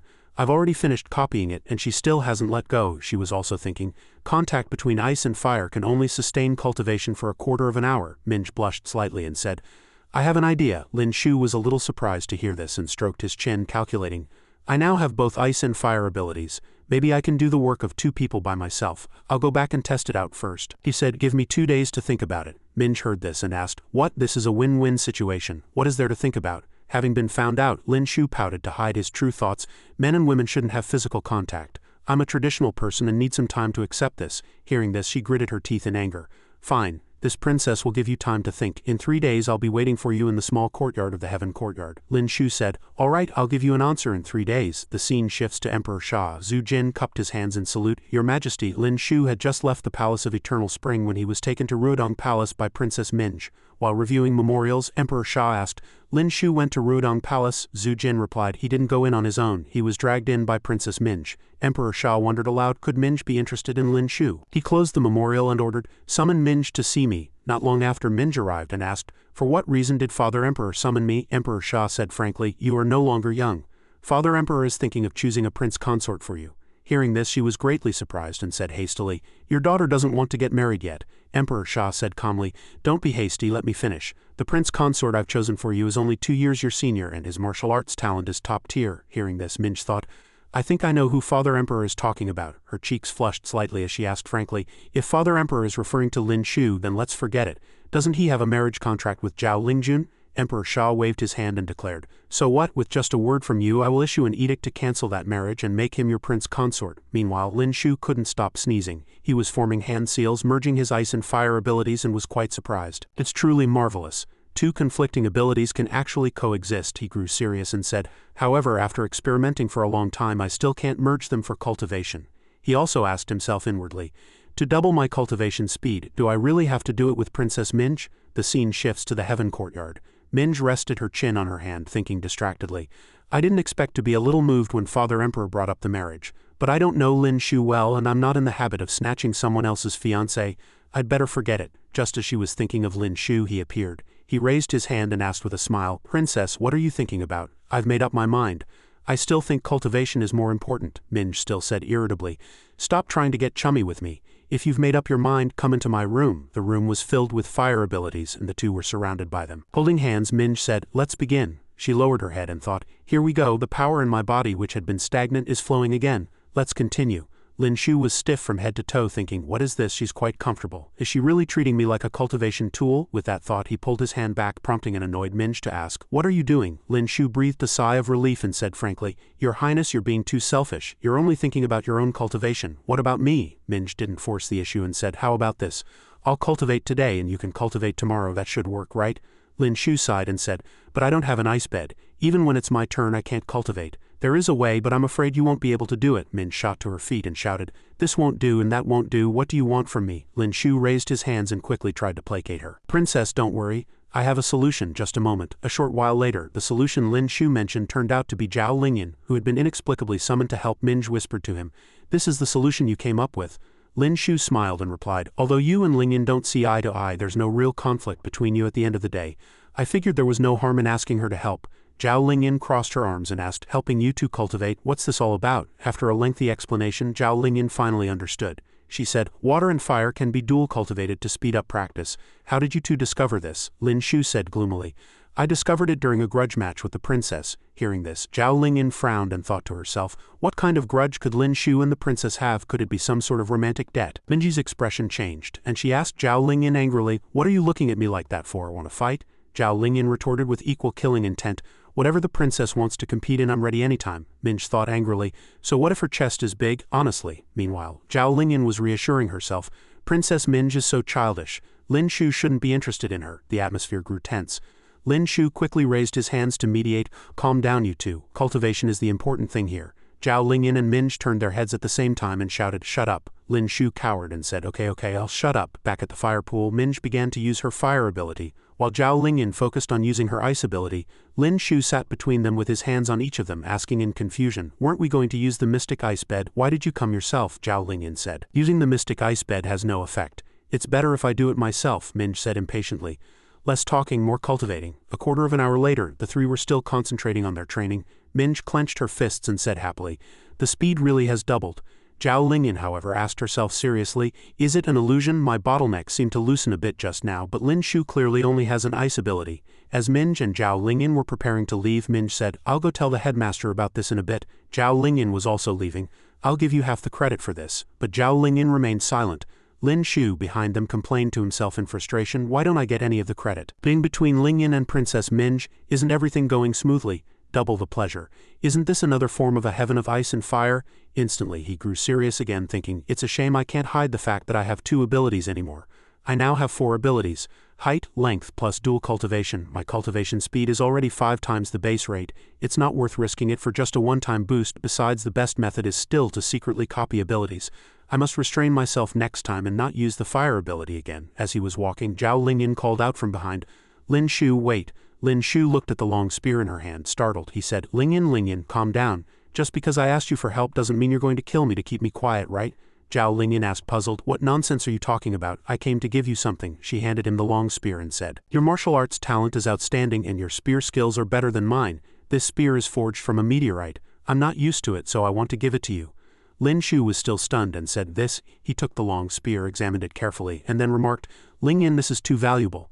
Zhao Lingyan crossed her arms and said with a straight face, don't overthink it. There's another reason I'm giving this to you. My sister sent a letter saying she has to go to the Great Shu Dynasty and might not be back before New Year's Day, but she will definitely be back before the Lantern Festival. Your talent and strength are top tier. The Martial Arts Academy will likely send you out for training, and having a suitable weapon will give you a better chance of survival. I don't want to see my sister become a widow. Lin Shu's eyes sparkled as he looked at her. Lingyan, you're really… Zhao Lingyan turned around and said, alright, I have to get back to my training. I can't let you leave me too far behind. Watching Zhao Lingyan's retreating back, Lin Shu tightened his grip on the spear and made a firm promise to himself. Lingyan, I will definitely find a more suitable weapon to give you. A few days later, Lin Shu thrust his spear, splitting a wooden stake in two with his hands behind his back. Instructor Wang said, alright Lin Shu, you've exceeded your training for today. Conserve your energy and gather at the training grounds on time tomorrow. An instructor will take you out for practical training. Remember not to be late, Lin Shu replied seriously. Understood, he thought to himself. It's been a long time. It's about time I saw some real blood. The next day, the disciples had already assembled. Instructor Wang announced, I will now brief you on this trip outside the city. He raised a finger and began to explain. A few days ago, a group of vicious mountain bandits appeared in the Cloud Mountain area. They ambushed and robbed a caravan passing the foot of Cloud Mountain, killing all the merchants and guards, and then hid in Cloud Mountain, disappearing without a trace. Your mission is to find and eliminate this group of bandits. There are about 10 bandits in this group. 2 of them are at the upper stage profound tier, while the rest are at the lower stage profound tier or yellow tier. No ability users have been detected among them. After listening, Lin Shu thought, leaving the city today is a bit dangerous. After all, I can't defeat an Earth tier expert. If the Crown Prince wants to kill me, today would be the perfect opportunity. He chuckled lightly and thought again. However, the reward for this mission is perfect for getting my little sister-in-law a good spear. System prompt. Mission: exterminate the bandits' den. Mission reward: 1 opportunity to forge a meteoric iron weapon. Instructor Wang warned sternly. A trial is not like hitting wooden dummies in the academy. You must remain vigilant at all times. Although we will protect you, accidents can still happen. In the past 10 years, 2 students have lost their lives on missions like this, so you must be responsible for your own safety. The disciples below answered in unison. Understood, the team set off immediately. As they walked, they discussed the intelligence. They say the bandits disappeared around here. Let's split up to look for tracks, and once we find them, we'll deal with them together. Makes sense. Carrying his spear on his shoulder, Lin Shu thought leisurely. Everyone is taking this so seriously, but I think I'll take a shortcut. He glanced to the side and saw a woodpecker. It noticed him too and turned its head to look. Without saying much, Lin Shu grabbed it by the neck and said, Brother, do me a favor. The woodpecker let out a caw and followed behind him, communicating in the language of beasts. No need, they're right ahead of you. No need to lead the way. As he walked, Lin Shu suddenly saw something and stopped. The bandits were right ahead. There's no salt or seasoning. This has no flavor at all. When can we finally get out of here? A man with a spiky haircut said while eating a chicken leg. Just bear with it a little longer. After this job, we'll have anything we want for the rest of our lives. Just then, Lin Shu walked up to them carrying his spear and said, I'm afraid you won't get that chance. The spiky-haired man shouted, Who's there? A man in brown clothes licked his knife and said disdainfully, So it's just a pretty boy. My ass is getting cold sitting here. I'll just use your head as a stool. Before he could finish, Lin Shu's spear flew out and pierced his throat. Lin Shu pulled the spear out and said, So noisy. The man collapsed instantly. The other 2 bandits cried out in terror. Sixth brother, Lin Shu had already leapt into action, swinging his long spear back before charging at them, taking both their lives with 2 quick thrusts. The spiky-haired man's eyes widened. Lin Shu thrust his spear cleanly toward him, but he managed to block it with his sword in time. His eyes were bloodshot as he said fiercely and disdainfully, You think you can kill me with just that? You think I'm like them? He leapt up, power erupting from his sword as he prepared to strike down, shouting, Kid, die. Lin Shu gritted his teeth and blocked with his spear. The force of the blow split a tree in 2. Lin Shu narrowed his eyes, sighing inwardly. As I thought, I still can't handle an Earth-tier expert's strength. The spiky-haired man pressed down hard on his sword, causing the 2 weapons to clash and sparks to fly. He was determined to kill him, saying, You killed so many of my brothers. Do you think you can just walk away? Suddenly a foot flew in, kicking him right in the face.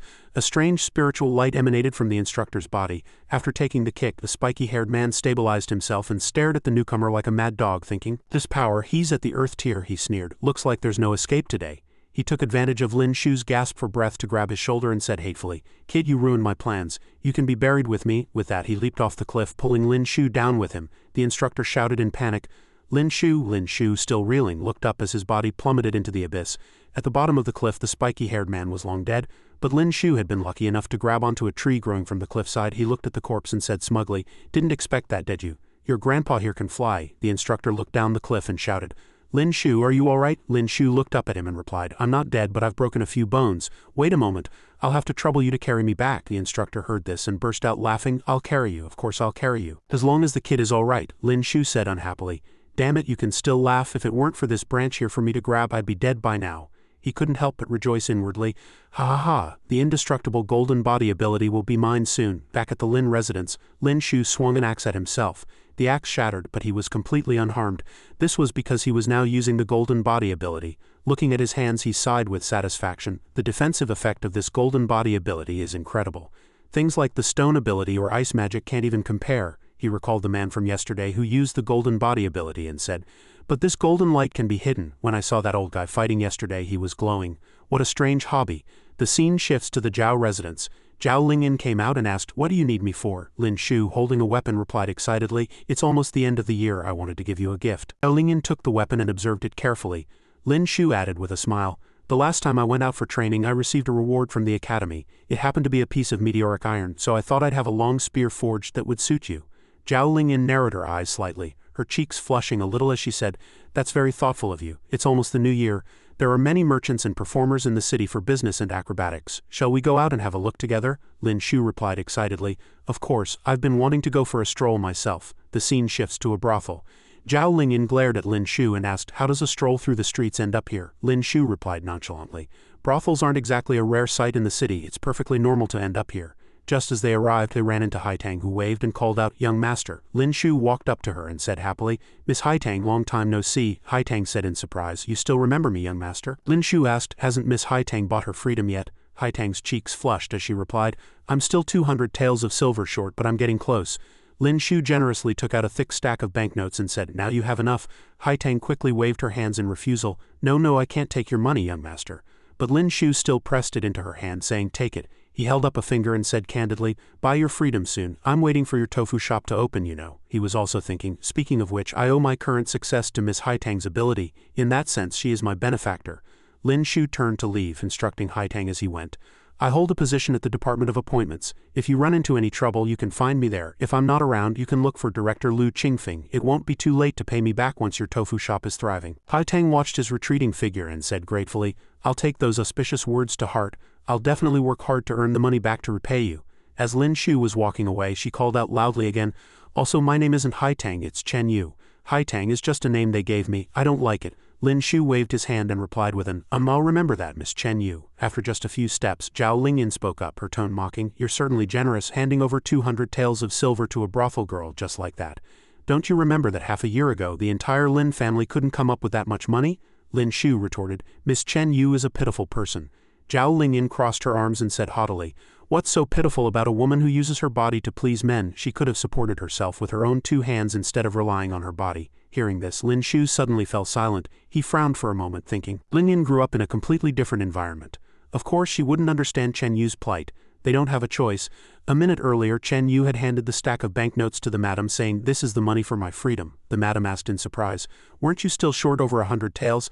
How did you get it so quickly?" Chen Yu didn't answer and said again, "The money is enough. Give me my indenture contract." The madam squinted and said, go on, it's for the best. While you still have some looks, go find an honest man to marry. It'll be too late when you're old and your looks have faded and even the customers despise you," she added. "Take this extra 100 or so taels. Get a small storefront, earn some money to get by, you won't starve." Chen Yu gave a final bow and said with gratitude, "Thank you for your care all these years, Mama." The madam waved her hand and said, "Hurry and go before I change my mind." Before she left, she freed the bird, allowing it to fly away safely. "Little bird, you are free now." Chen Yu took one last look at the place and said to herself, "I'm free too. From now on, the name Haitang no longer belongs to me." Suddenly, a man grabbed her hand and said flirtatiously, "Isn't this Miss Haitang? We were just looking for you." Today this young master wants to introduce you to a distinguished guest. If you entertain him well, you will be handsomely rewarded. Chen Yu replied awkwardly. I'm sorry, young Master Zheng, I no longer work here. You should find someone else, the man named Zheng asked unhappily. What do you mean you don't work here anymore? Just then a bird swooped down looking at them. The man named Zheng spoke to her with arrogant contempt. A prostitute dares to defy me, serve this distinguished guest well or I'll make you pay. Chen Yu broke free and retorted. I've bought my freedom. I'm not a prostitute. But the hedonistic young masters only grew more excited, saying, this is getting interesting. I'm growing more and more interested in you. Hurry up or you'll suffer for the rest of your life. A prostitute is a prostitute. Buying your freedom is just so you can serve us. What are you pretending for? Chen Yu frantically shook his hand off, saying, no, it's not like that. Then she ran away in fear, crying, I'm not a prostitute, I'm Chen Yu. The man named Zheng was stunned for a moment, asking what she was trying to do. Unable to bear the humiliation, Chen Yu slammed her head against a pillar and collapsed. They walked away indifferently. Damn it, what a buzzkill. What's wrong with this girl? All right, let's go. We'll go to another brothel tonight to cleanse our eyes. Just then a person walked over, looked at Chen Yu lying on the ground and asked, what happened here? Is she really dead? Lin Shu slammed the table and angrily questioned the man named Zheng. I'll ask you one more time, why did Chen Yu die? Where is her body? The man named Zheng said indifferently. I've already told you she killed herself. No one forced her. As for the body, I don't know. Maybe it was eaten by dogs. Is there anything else you want to ask? Hurry up and ask. I have to have dinner with the prince later and can't be late. Lin Shu's face darkened and he said coldly, I'm afraid you won't get a chance to eat that meal. As soon as his voice fell, Lin Shu brandished his spear and killed the man named Zheng. The people around them screamed in panic. Murder, murder, young Master Zheng has been killed. A few days later in the Palace of Eternal Spring, Lin Shu held a box and stroked his chin, thinking, just as I expected, there's no controversy over Zheng Jian's death. I wonder if my heroic friend will come looking for trouble. Probably not. That female warrior despises evil. Even if she comes, she'll just lecture me a bit. His eyes grew serious as he thought, now all that's left is Huang Dao from the Duke's mansion. That guy caused Miss Chen's death and her body is nowhere to be found. If he doesn't die, this feud isn't over. Just then, the consort walked over and asked Lin Shu, you haven't been to the Palace of Eternal Spring for several days. Lin Shu bowed and said, Your Highness, this student has indeed been busy these past few days. I beg for your forgiveness. While teasing Niu, the consort said, there's nothing to blame you for. If you have things to do, take care of them first. This little one has been very well behaved recently. She let out a breath, her cheeks flushing slightly as she said, you don't have to come see it every day, 5 days at most. No, let's make it 3 days, come every 2 days. This palace is worried the little one won't get used to it. You can see that it likes you very much. Lin Shu forced a smile and replied, then I'll come every 2 days. After all, your highness's spiritual pet is the most important thing. Niu meowed, thinking, yes, whatever you say.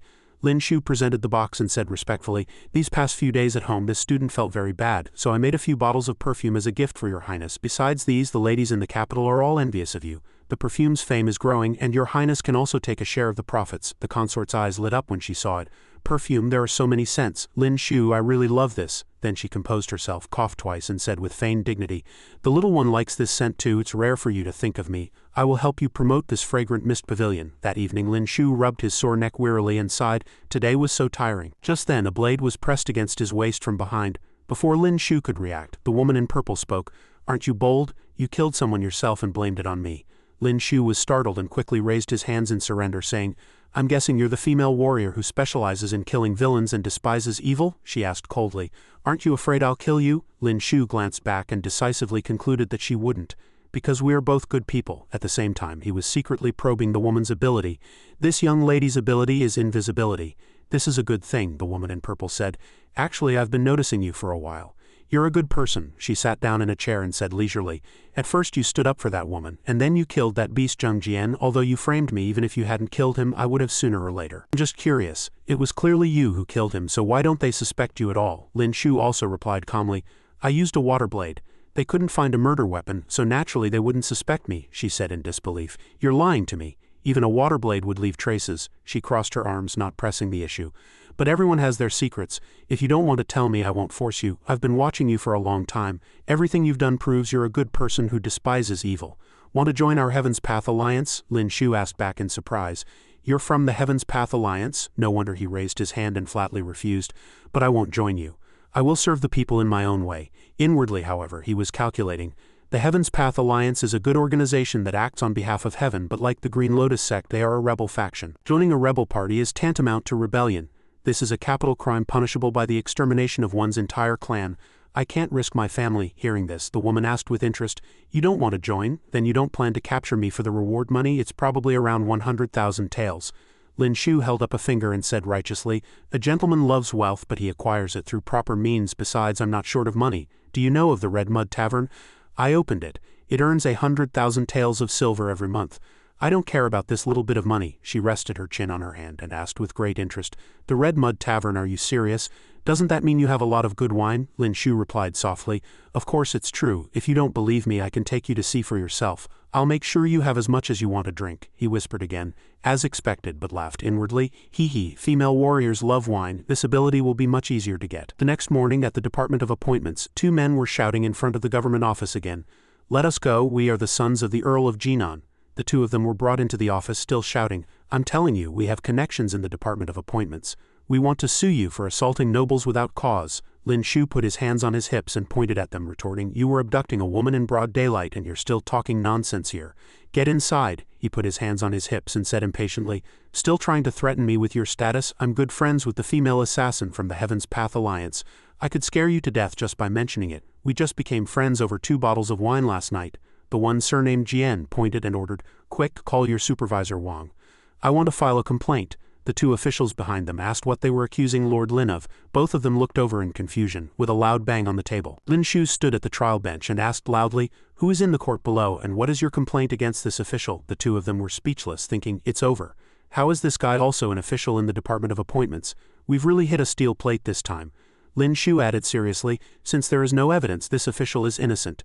Today you 2 abducted a virtuous woman on the street. Violating the laws of this dynasty, you shall receive 30 strokes of the cane as a warning to others." The one surnamed Jian asked, "You dare?" Just then Qin Wan came in to stop them. "Wait, Lord Lin." She used her ability to hypnotize Lin Shu, pleading for the 2 men surnamed Jian.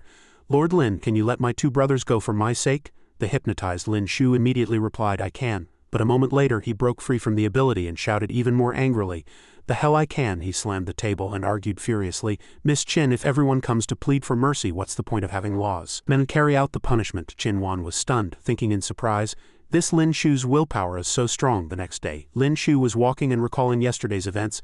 Qin Wan's ability yesterday was a bit strange. "I'll ask Ninger about it another day. She's sure to know a lot." Before he could finish his thought, an old official greeted him from behind.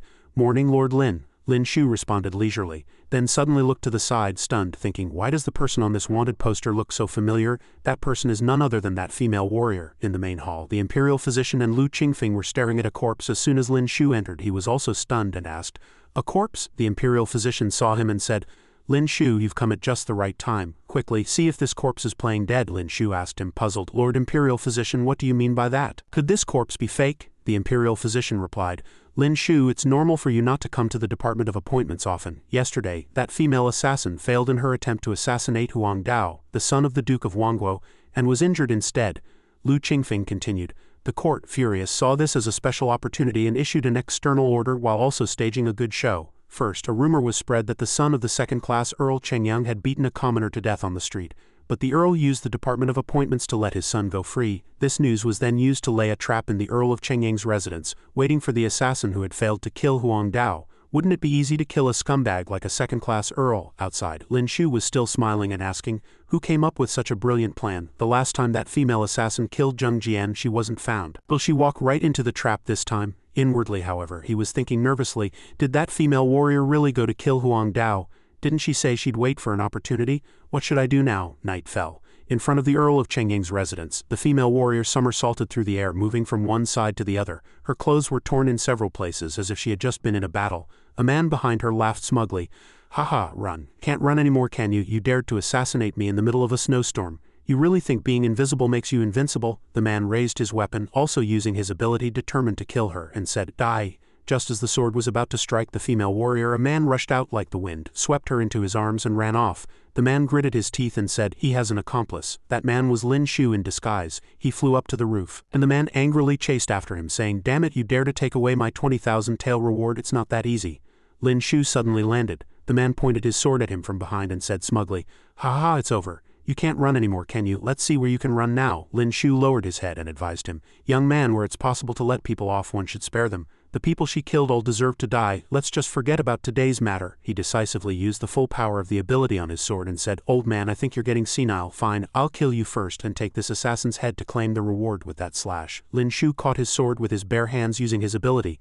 The man used all his strength to press down on the sword, but it didn't move an inch. He thought in astonishment, "What? He caught my full power strike with his bare hands." Lin Shu still advised him with a calm expression. "Young man, I said where it's possible to let people off, one should spare them. I won't kill you today, go."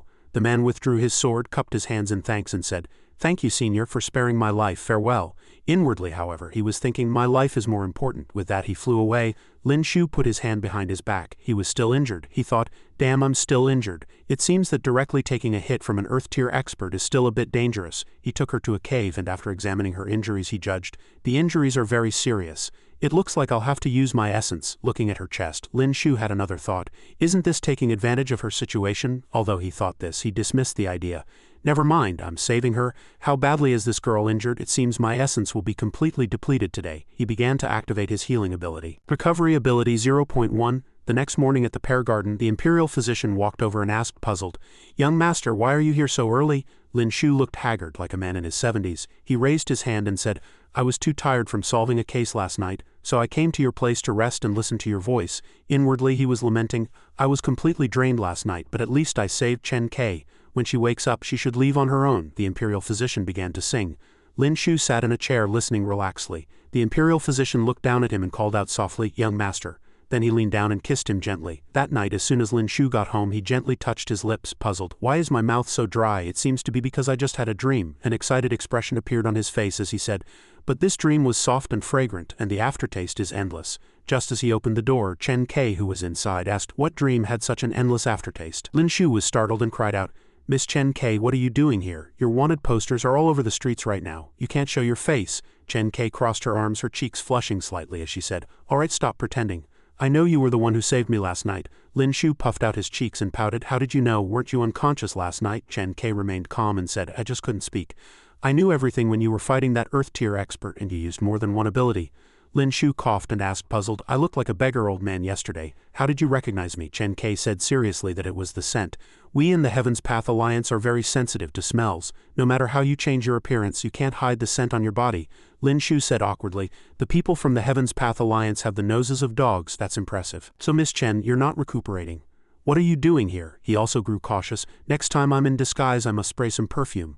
Chen K's face was flushed as she said, "Because the healing ability you used on me yesterday can remove scars, I wanted to ask you to help me get rid of all the scars on my body." Hearing this, Lin Shu was stunned. Then he came to his senses and quickly shook his head, his face flushed as he explained, But this kind of healing requires taking off all your clothes. Men and women shouldn't have such close contact." Before he could finish, Chen K had already taken off her clothes and said, "It's fine. A woman of the martial world doesn't fuss over trivialities." She closed her eyes, revealing her upper body, and said again, "Besides, didn't you see everything you were supposed to see last night?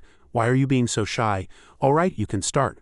Lin Shu's eyes were dazzled, and he shouted inwardly, "The healing ability is amazing." An hour later, Chen K looked at her body in amazement. "It's really healed. There's not a single scar left." Lin Shu thought to himself, "Nonsense. I'm about to collapse from exhaustion. How could the effect not be good?" He collapsed on the floor, his nose bleeding, and thought again, "But I didn't expect K to be a different size with and without her bandages, so big and white." Chen K glared at him and asked, "Have you seen enough?" She then asked seriously, "Why did you save me?" Lin Shu wiped his nose and replied frankly, "Didn't I say you and I are both considered good people? Your injuries haven't fully healed yet.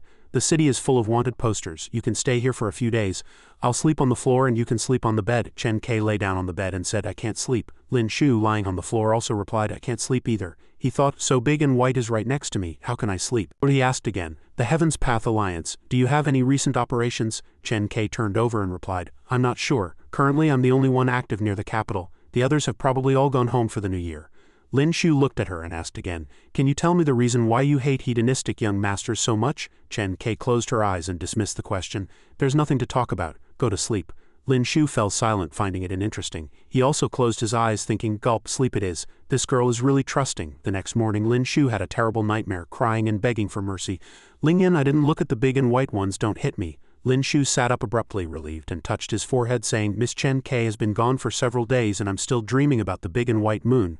But today is the first day of the year. I can't stay at home all the time. I have to go pay New Year's visits." Lin Shu arrived at the Zhao residence and paid his New Year's respects. "Uncle, Aunt, today is the new year. I've brought some gifts. In my hand is the fine wine from the Red Mud Tavern, and in my guard's hand is the perfume from the fragrant mist pavilion. The Marquis of Wuan said happily. You are a thoughtful child. The younger brother next to him said unhappily to Zhao Lingyan, second sister, this Lin Shu is not worthy of first sister at all. Hurry up and kick him out. Zhao Lingyan slapped him on the head and scolded. You have no manners. From now on you must call Lin Shu brother-in-law when you see him. She looked at Lin Shu and thought with relief. Sister will be back by the Lantern Festival. Then Lin Shu can marry her. This is great. Just then an imperial edict arrived. Zhu Jin held the edict and began to read. The daughter of the Marquis of Wuan, Zhao Lingjun, is of outstanding talent and character, kind and gentle. The son of the Earl of Ping'an, Lin Shu, is of noble character and extraordinary appearance. The two are a match made in heaven, engaged since childhood, and now it is time for their marriage. For their stunning beauty, the two are specially granted marriage. A mansion in the East City, 20 servants, 20,000 taels of silver and 100 bolts of silk. All ceremonies will be handled jointly by the Imperial Astronomical Bureau and the Ministry of Rites. The date is set for the 9th day of the 2nd month.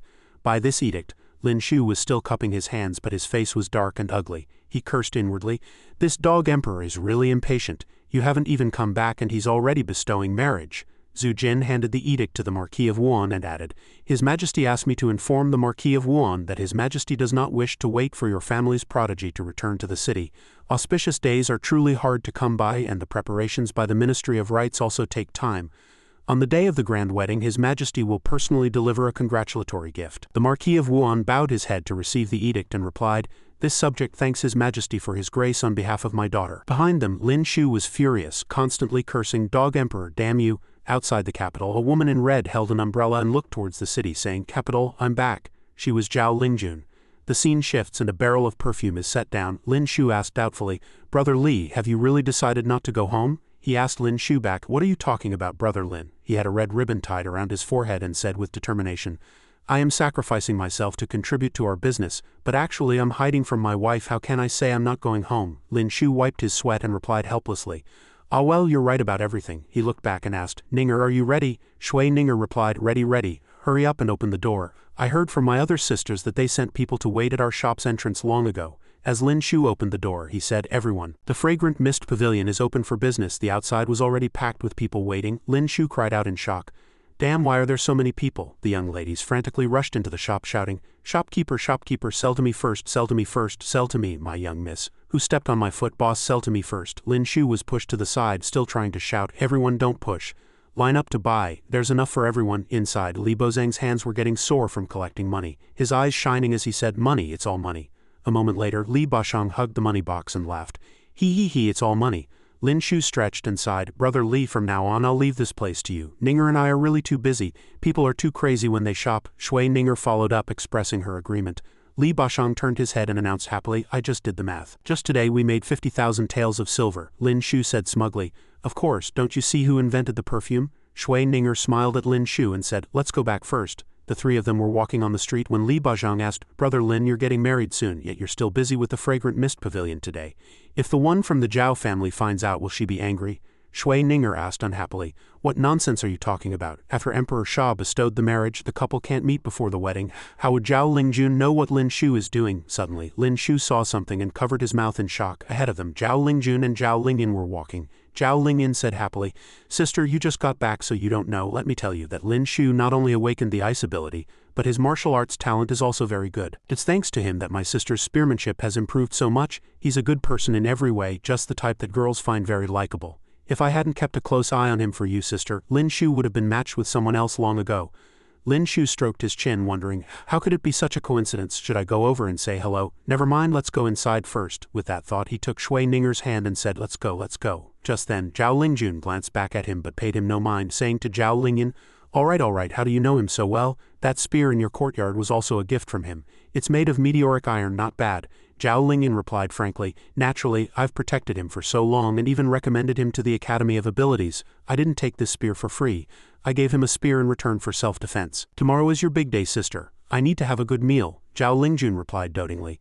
All right, whatever you want. The next day was the 9th day of the first lunar month, an auspicious day for a wedding, and the Marquis of Wuan's residence was bustling with excitement. The matchmaker shouted at that moment, The auspicious time has arrived. The bride and groom will enter the hall. The groom steps over the basin of fire for a prosperous future. Lin Shu spread his legs wide and arduously stepped over. Li Bashang and Ming He were eating with relish on the side, gossiping. The auspicious time has come. First bow to heaven and earth, second bow to the elders, and the couple bows to each other. Now to the bridal chamber. The ceremony is complete, the guests began to take their seats. The Marquis of Wuan advised his son-in-law Lin Shu, Lingjun can be willful at times, I hope you can be more tolerant of her. Lin Shu cupped his hands and replied, rest assured, father-in-law, I will. Li Bashang came forward to offer a toast. I wish you a blissful wedding night, brother. Minghe also sighed while eating chicken. I never expected that beautiful lady to end up in your hands. Lin Shu raised his cup, sighed, and said, from now on I'll have to listen to my wife, Minghe said unhappily. All right, you Lothario. Now that you have a wife you won't practice with your brothers anymore. Lin Shu sighed again and replied, what can I do? Nothing in the world is more important than my wife. Zhao Lingyan, a little drunk, said, you'd better mean what you say. Lin Shu asked Lingyan in surprise, why have you had so much to drink? Li Bashang and Minghe ran out excitedly, shouting, the fireworks are starting, the fireworks are starting.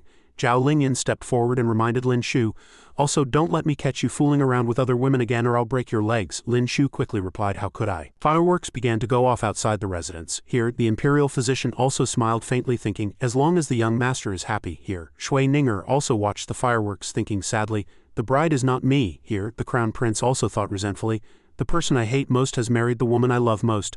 Lin Shu, just you wait. Outside the bridal chamber, Lin Shu was still standing outside thinking, why am I still so nervous? He was about to share the bridal chamber with someone he had only seen from behind. He drooled, thinking, I'm even a little excited. Lin Shu walked into the room, but it was empty. There was no bride. He could only smile and say, that's right, how could Zhao Lingjun be such a casual person? He also asked himself inwardly, what was I even expecting? Lin Shu collapsed on the wedding bed, sighing, this isn't good at all. Sleeping alone on such a big bed is quite comfortable. The next morning Minghe looked at Lin Shu sideways and asked, Lin Shu, why are you here? Aren't you going to accompany your new bride today? Lin Shu scratched his head and replied, I was joking yesterday. Of course cultivation is the most important thing, let's start early. Minghe then looked at Zhao Lingyan beside him and asked, Zhao Lingyan, you're here too, but why do you look so sad? Zhao Lingyan crossed her arms and replied, it's nothing, let's begin. A moment later the cultivation session ended. Minghe happily saw the two off, saying, Lin Shu, remember to come often in the future. I'm always at the Tianshu courtyard.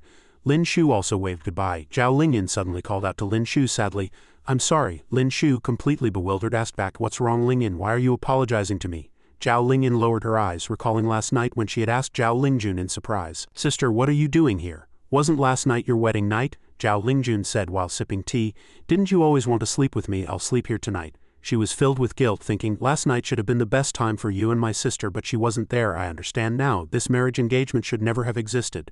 She then thought in confusion, why does my heart hurt so much? Lin Shu placed his hand on her shoulder and comforted her calmly. If it's because of her, you don't need to apologize. I actually understand her very well. A heaven-blessed maiden like Miss Zhao would be fought over by countless powers in any country on the continent. For her to marry someone like me who is only at the second tier, I even feel aggrieved for her. He looked at her and said with a smile, don't worry, I understand. But inwardly he was thinking happily. Grieved, I feel so much more relaxed now. I can finally wear flashy clothes and wander the streets again. As he thought this, he chuckled and reprimanded himself for thinking that way. Chen Kei's big white one was snorting and whining nearby. Zhao Lingyan looked at him, calling Lin Shu's name softly with pity.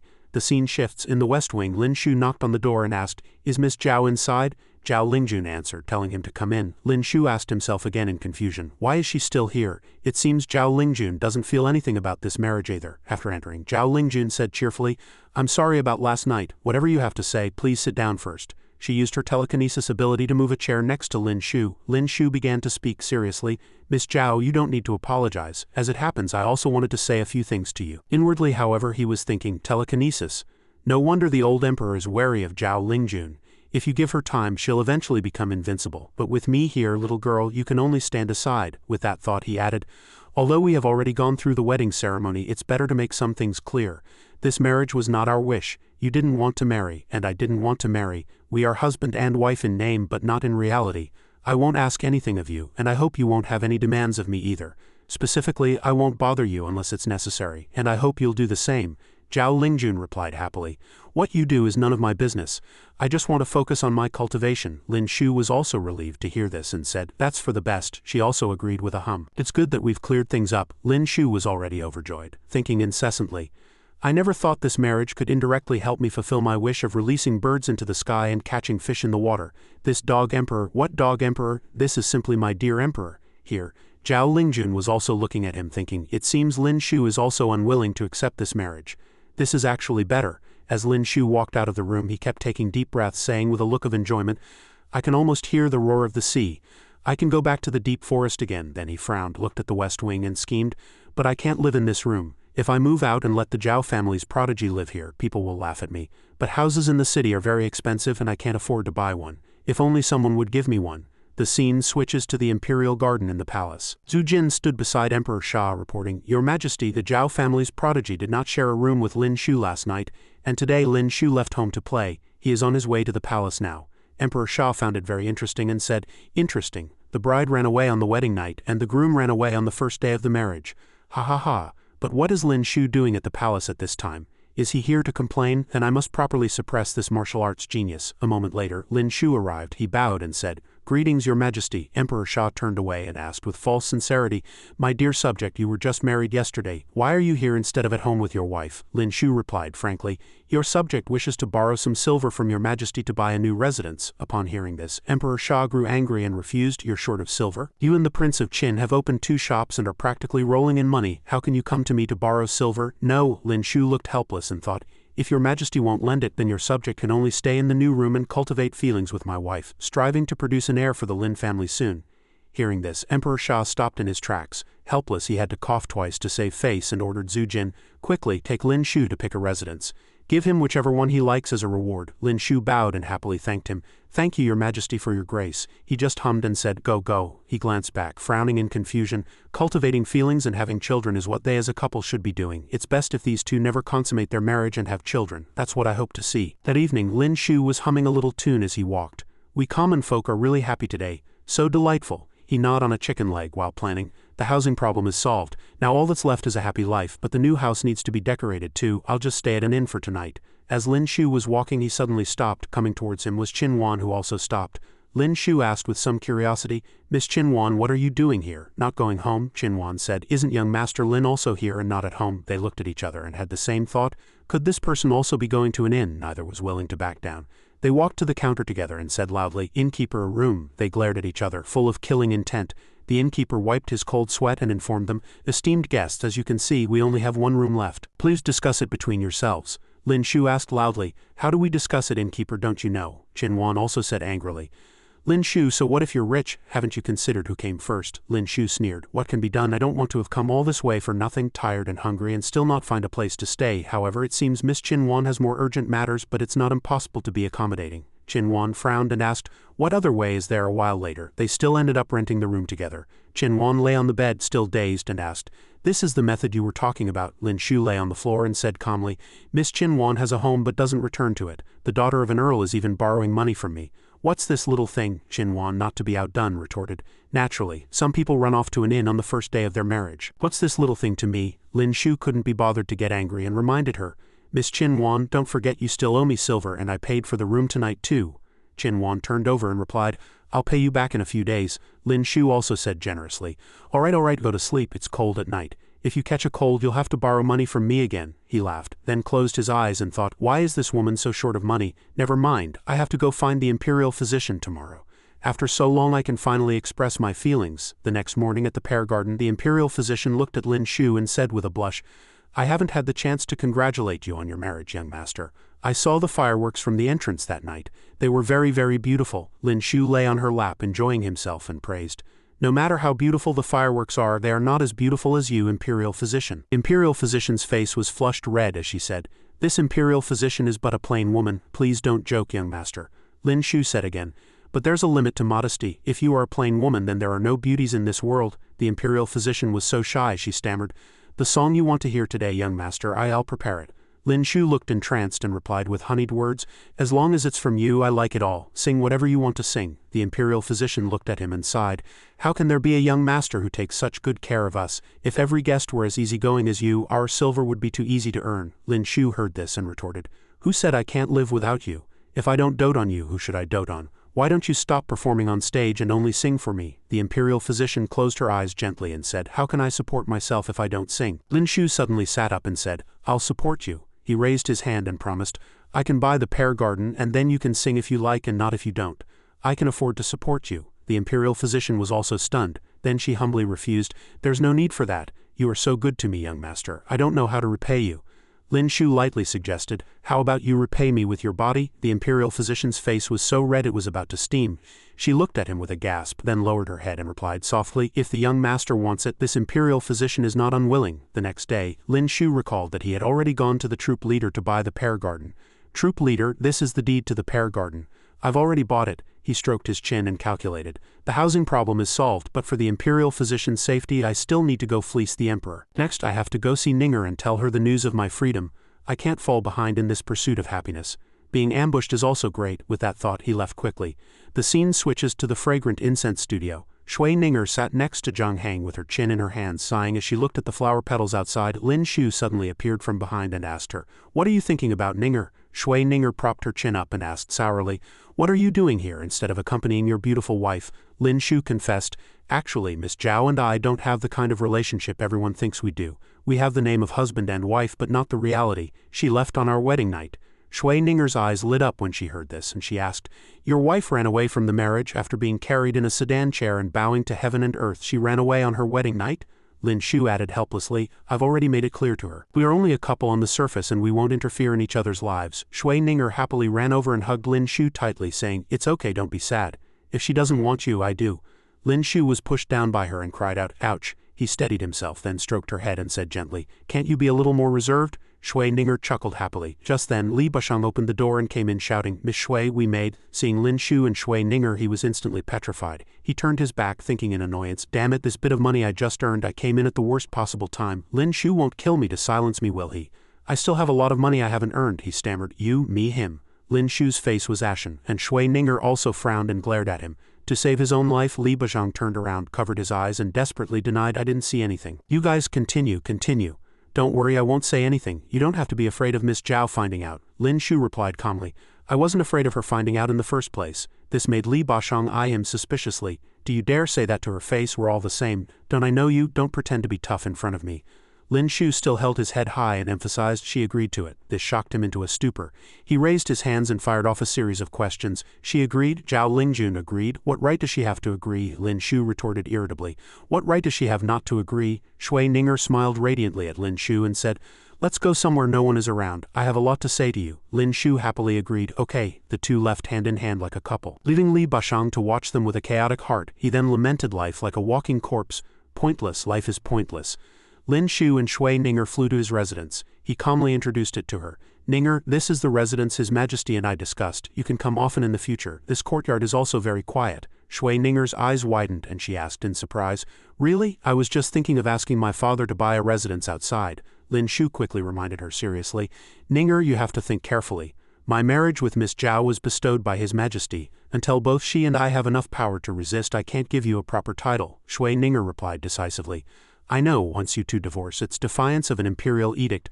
I don't want any title. I like being with you, so what if I don't have a title? I just need you by my side. I don't need anything else. Marrying someone I don't like, I wouldn't like it even if I were to become an empress. She turned around, opened her arms and happily changed the subject. But it's a bit empty here. Let's build a garden here and plant all kinds of flowers. When spring comes, the courtyard will be filled with the fragrance of flowers. Lin Shu said dotingly, it's all up to you. If you want to find me in the future, just come here. I'll be here most of the time, he smiled, thinking happily. To have a big house, a garden at home, a vegetable patch, and live with the person I like. To practice abilities and swordsmanship together, plant flowers and vegetables, cook and wash dishes, watch the sunrise and sunset, the blooming and wilting of flowers together. This is the life I've longed for in 2 lifetimes. The two walked to the kitchen and Shui Ninger asked in surprise, why isn't there even any cookware in the kitchen? Lin Shu laughed and asked happily, cook, Ninger knows how to cook. Shui Ninger toyed with the ends of her hair and replied shyly, no, but I can learn. I'll write down what dishes you like to eat and have the cook at home teach me. Lin Shu pulled her into his arms and said gently, there's no rush for that. There are still many things in the house that haven't been sorted out. Let's go tidy up. Shui Ninger agreed with a hum. But if we walk on the street like this, it's easy to be misunderstood. It's not good if others find out. She suddenly remembered something and said, why don't we call Li Bashang? He wanted to stay at the fragrant incense studio last time anyway. Let's go help him. Lin Shu slapped his hand and said, that makes sense. But after hearing this, Li Bashang vehemently refused. No, I'm not going even if it makes sense. I won't go even if you beat me to death. He looked sideways, thinking dejectedly. It's one thing for Shui Ninger to be all lovey-dovey in front of me, but now she wants to stab me in the heart. Lin Shu, don't go too far. Lin Shu put his arm around his shoulder and persuaded, Brother Li, don't refuse so quickly. Ninger also wants to introduce you to her best friend. Hearing this, Li Bashang immediately stopped, turned his head to look and then readily agreed. Brother Lin, you just said your wife was calling me.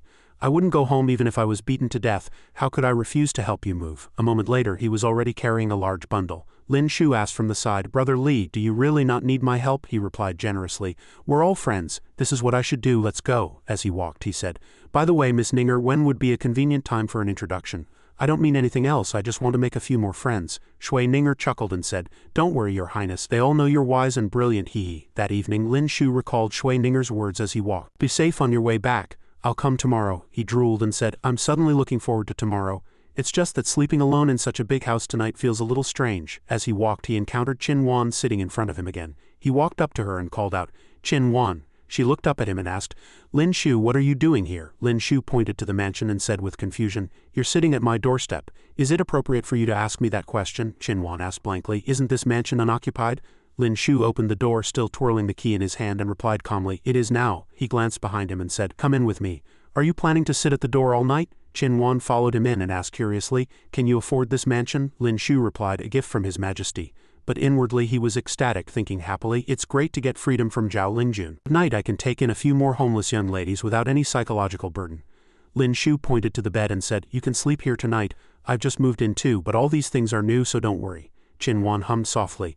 Lin Shu generously tossed her the key and added, You still haven't paid back the silver you owe me. In the future, if you have nowhere to stay, you don't have to go to an inn. Just come here. Qin Wan reached out and caught it. Lin Shu also winked suggestively and continued, I won't charge you, just remember to come only at night. Qin Wan blushed and hummed, Then you should go to bed early. She lowered her head and sighed to herself. Lin Shu is too good to me. If this were in a storybook, shouldn't it be the girl's turn to tell those stories now? But Lin Shu walked out of the room dashingly and said, I have to go cultivate. You go to bed early yourself, don't mind me. Instead of thinking about all that, you should just pay me back my money sooner. Qin Wan looked at him, a trace of admiration and confusion in her eyes, and said, You're a very strange person. In the dead of night, Lin Shu fantasized in the courtyard about certain indescribable scenarios, saying, The great poet Du Fu had a grand ambition. A mansion with 10,000 rooms to shelter all the poor scholars of the world. I have only a small ambition, to have a big house and turn it into a shelter for homeless girls. Just then, Chen Kai descended from the sky. Lin Shu asked warily who it was, then said in surprise, Miss Aki, you're back. Chen Kai grunted in acknowledgement and said, I just found you. Lin Shu asked curiously, Why were you looking for me? Chen Kai said, I should be asking you that. You just got married, yet you're living out here alone instead of at home. What's going on? Lin Shu sighed and replied, It's a long story. Did you come looking for me because you're injured again? Come inside first. My house is big enough. Chen Kai paused, then stammered, How did you guess I was injured? After entering the house, she took off her outer garment. Lin Shu began to heal her with his ability, asking, How did you get hurt so badly? A little deeper and you would have severed an artery. Chen Kai replied, I killed a villain who was bullying men and women alike. I let my guard down for a moment and he severely wounded me. Lin Shu sighed and said, Actually, it's not good for girls to wear such tight-fitting clothes. Why don't you wear a bodice? Chen Kai said, This is more convenient and wearing a bodice would, don't you know? Lin Shu's mind began to conjure some indecent images and he said, That's different. This is rest time. Then he gave a snort of laughter. Lin Shu clutched his head and asked himself, What's wrong with me? Why do I feel a bit uncomfortable? Chen Kai spoke up, Someone in the city has broken through to the heavenly tier. She looked out the window as the entire city was filled with the aura from the person's breakthrough. Then added, And it's a fire ability. The surrounding streams of spiritual energy shot up into the sky like a giant vortex, immensely powerful. Emperor Sha looked at the stream of energy and asked, My Sha kingdom has another heavenly tier expert. Who is it? Zhu Jin replied, Your Majesty, judging from the phenomenon, the one who broke through has a fire ability, and their location is the Duke of Shui's residence. It seems to be the old Duke of Shui. Emperor Sha gave a solemn decree. The old Duke of Shui has worked diligently for Great Sha and contributed greatly. Promote him to a first-rank duke, a title that can be inherited, and have the Department of the Imperial Household prepare gifts to be sent to the Shui residence. Zhu Jin clasped his hands and replied, As you command. The fire ability erupting from the old Duke of Shui lit up the entire night sky. He said, The heavenly tier, I've finally reached it. My years of hard cultivation were not in vain. He spread his arms and laughed triumphantly. Now it's time to settle some debts. He flew to the Song residence and shouted, You, with the surname Song, get the hell out here. The head of the Song family was so frightened his teeth chattered. He asked, What's going on? My Song family and the Shui family have never had any major conflicts. Why is the old Duke of Shui so angry the moment he reaches the heavenly tier? The people in the residence looked at the powerful vortex of spiritual energy in the sky, all struck with terror. Even Song Yuer's face turned pale with fright. The old Duke of Shui's fire ability struck fiercely but was unexpectedly blocked by a water ability that surged from within the residence, causing a considerable tremor. The people in the residence were blown away by the aftershock, crying out, "Heavens, heavens, don't pull my pants." But one servant said happily, "It's the old ancestor." Thankfully, the old ancestor hasn't entered seclusion yet. The water ability is surging out, suppressing the fire ability. This made the old Duke of Shui retract his powerful energy. Old Master Song was surrounded by an aura of water ability. He smiled faintly and said, "Congratulations, Brother Shui, on your breakthrough, however. While our Shui and Song families do not interact, we bear no grudges. Why have you come here so aggressively tonight?" Hearing this, the old Duke of Shui became even more furious, roaring as if with the hatred of generations. "No grudges? Your Song family has been looking down on and mocking my Shui family for years, and you dare say there are no grudges?" Old Master Song remained calm and said, "Brother Shui, please calm your anger. I have been in seclusion these past few days and am unaware of the family's affairs. Allow me to ask." He frowned, turned his head and called out, "Yu Zhang, what happened? Did you offend the old Duke of Shui?" Yu Zhang clasped his hands and reported, "Father, recently you and the old Duke of Shui's precious daughter have had some misunderstandings." The old Duke of Shui's eyes blazed as he asked, "Misunderstandings?" He violently unleashed a powerful aura that spread in all directions, listing the crimes one by one. "Leading people to block my Ninger at the palace gates was a misunderstanding. Framing her at the Empress Dowager's birthday banquet was also a misunderstanding. I see no need to ask further. I'm here for you today." Old Master Song walked to the edge of the city and said, "Let's go have a fight." Standing upon his water ability, Old Master Song still replied gently, "Since Brother Shui insists, then I, Song, have no choice but to accompany you. Afterward I will bring my people and gifts to your door to apologize." After speaking, the two had already flown outside the city. Yu Zhang angrily ordered, "Lock Song Yuer in her room. She is not allowed to take a single step out for a year." "You wretched girl." As I was being dragged away, I pleaded bitterly.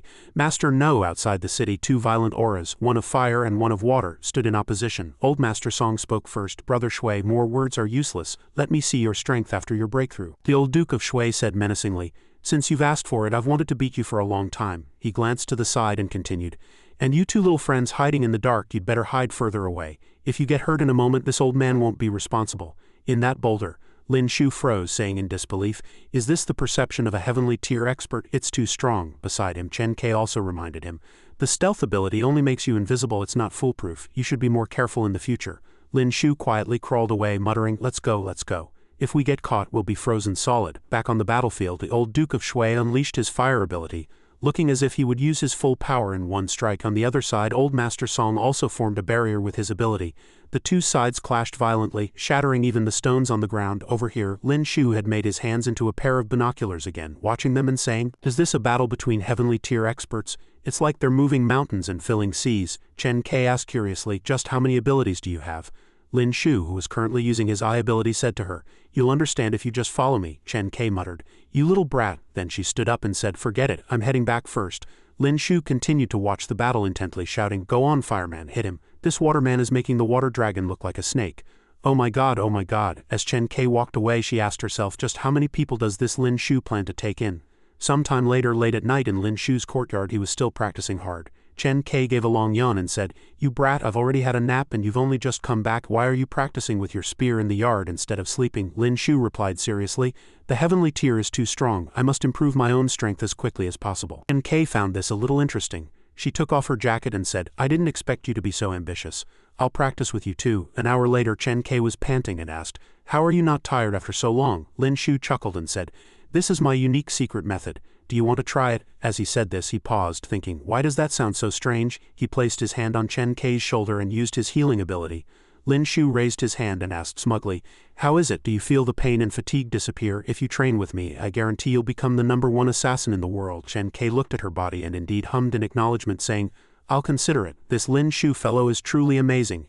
At this rate, when I get stronger every day, I'll be able to break through to the earth tier soon." She blushed a little as she looked at him and thought, "But the prerequisite is that I have to stay by his side all the time. His house is so big, so it shouldn't be a problem." The next day passed. Lin Shu brought food into the room, calling to Chen Kai, "Misaki, I've put your breakfast here. Get up and eat it yourself when you wake up." His face was slightly flushed as he thought with a light chuckle, "Misaki is also very beautiful when she sleeps, hee hee hee." Just then, Shui Ninger shouted from outside, "Lin Shu, I'm here. Where are you? Are you not up yet?" The shout startled Lin Shu so much he spat out a mouthful of rice. His face turned pale as he thought, crap, I was so engrossed in watching the fight last night, I forgot Ninger was coming. Shui Ninger reached out to push the door saying, I'm coming in. Lin Shu had already flown out with a feather duster calling out urgently, Ninger, why are you here so early? I just finished cleaning. Shui Ninger was carrying a basket of vegetables and said shyly, I wanted to come cook for you so I came early. Lin Shu said as he closed the door. It's just breakfast, do you need to buy so many things? I'm not a pig.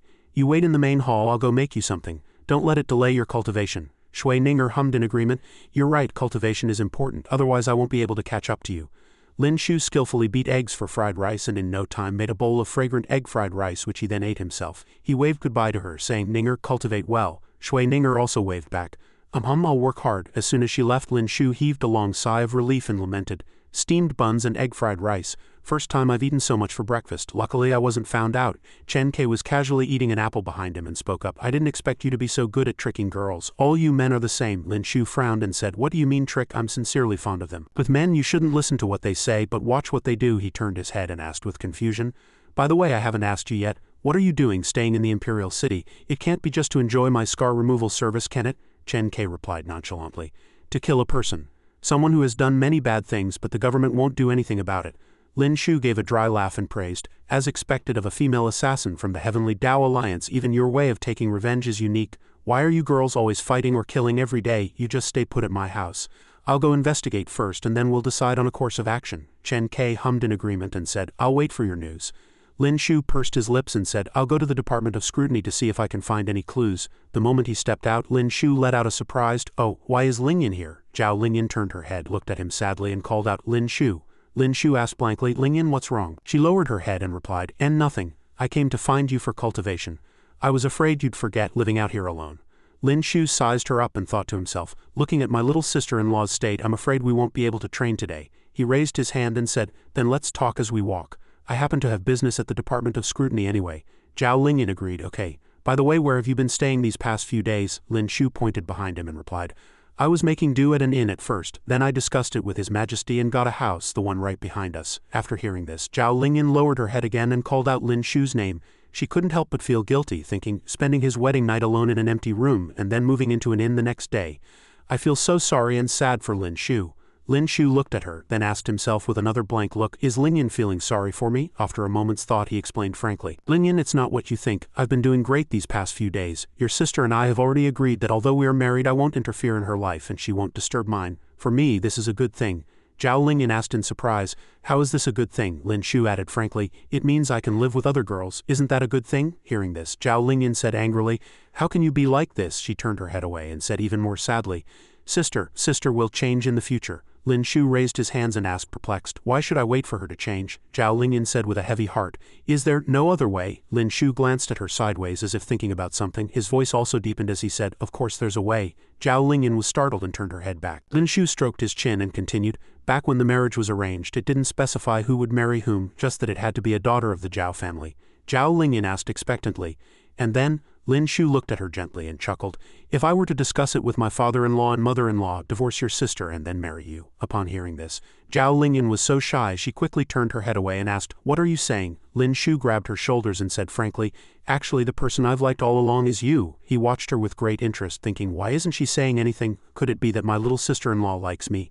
Zhao Lingyan's face darkened, she spat out a few words and then immediately landed a heavy punch on him yelling, are you looking to die? Lin Shu was sent flying, still muttering, that's it. Lin Shu lay on the ground sighing to himself, as expected, this is the real Lingyan. All that pitifulness was just an act. Zhao Lingyan was furious, grinding her teeth and saying, how dare you even flirt with me? I'm not getting involved in your affairs anymore. Hearing this, Lin Shu thought to himself, this is good too, I'd rather face a violent Lingyan than have her always being so melancholic. Just then a hand reached out in front of Lin Shu. He paused, looked up and saw Qin Wan, who sighed on his behalf. To be in love with the younger sister but marry the older one, fate is truly cruel. Lin Shu looked at her and said, you actually believed that joke just now? Qin Wan still wore that same smile, saying sarcastically, in this world how many truths are spoken under the guise of a joke? Lin Shu narrowed his eyes, thinking unhappily, this woman. I kindly take you in, yet you stir up trouble without any mercy. He raised his hand with evil intent in his heart and directly called in the debt. The silver Miss Warner borrowed from me last time, isn't it time to pay it back? Qin Wan took out a money pouch and happily returned it to him. Young master guessed correctly. I happen to bring it with me. Lin Shu immediately took the money pouch and said as he turned, I still have to go to the Department of Scrutiny. Miss Wanner can follow if she wishes. Chin Wan tilted her head and replied with a smile, dragging out her words. As it happens, I have some business at home. Let's walk together, young Master Lin.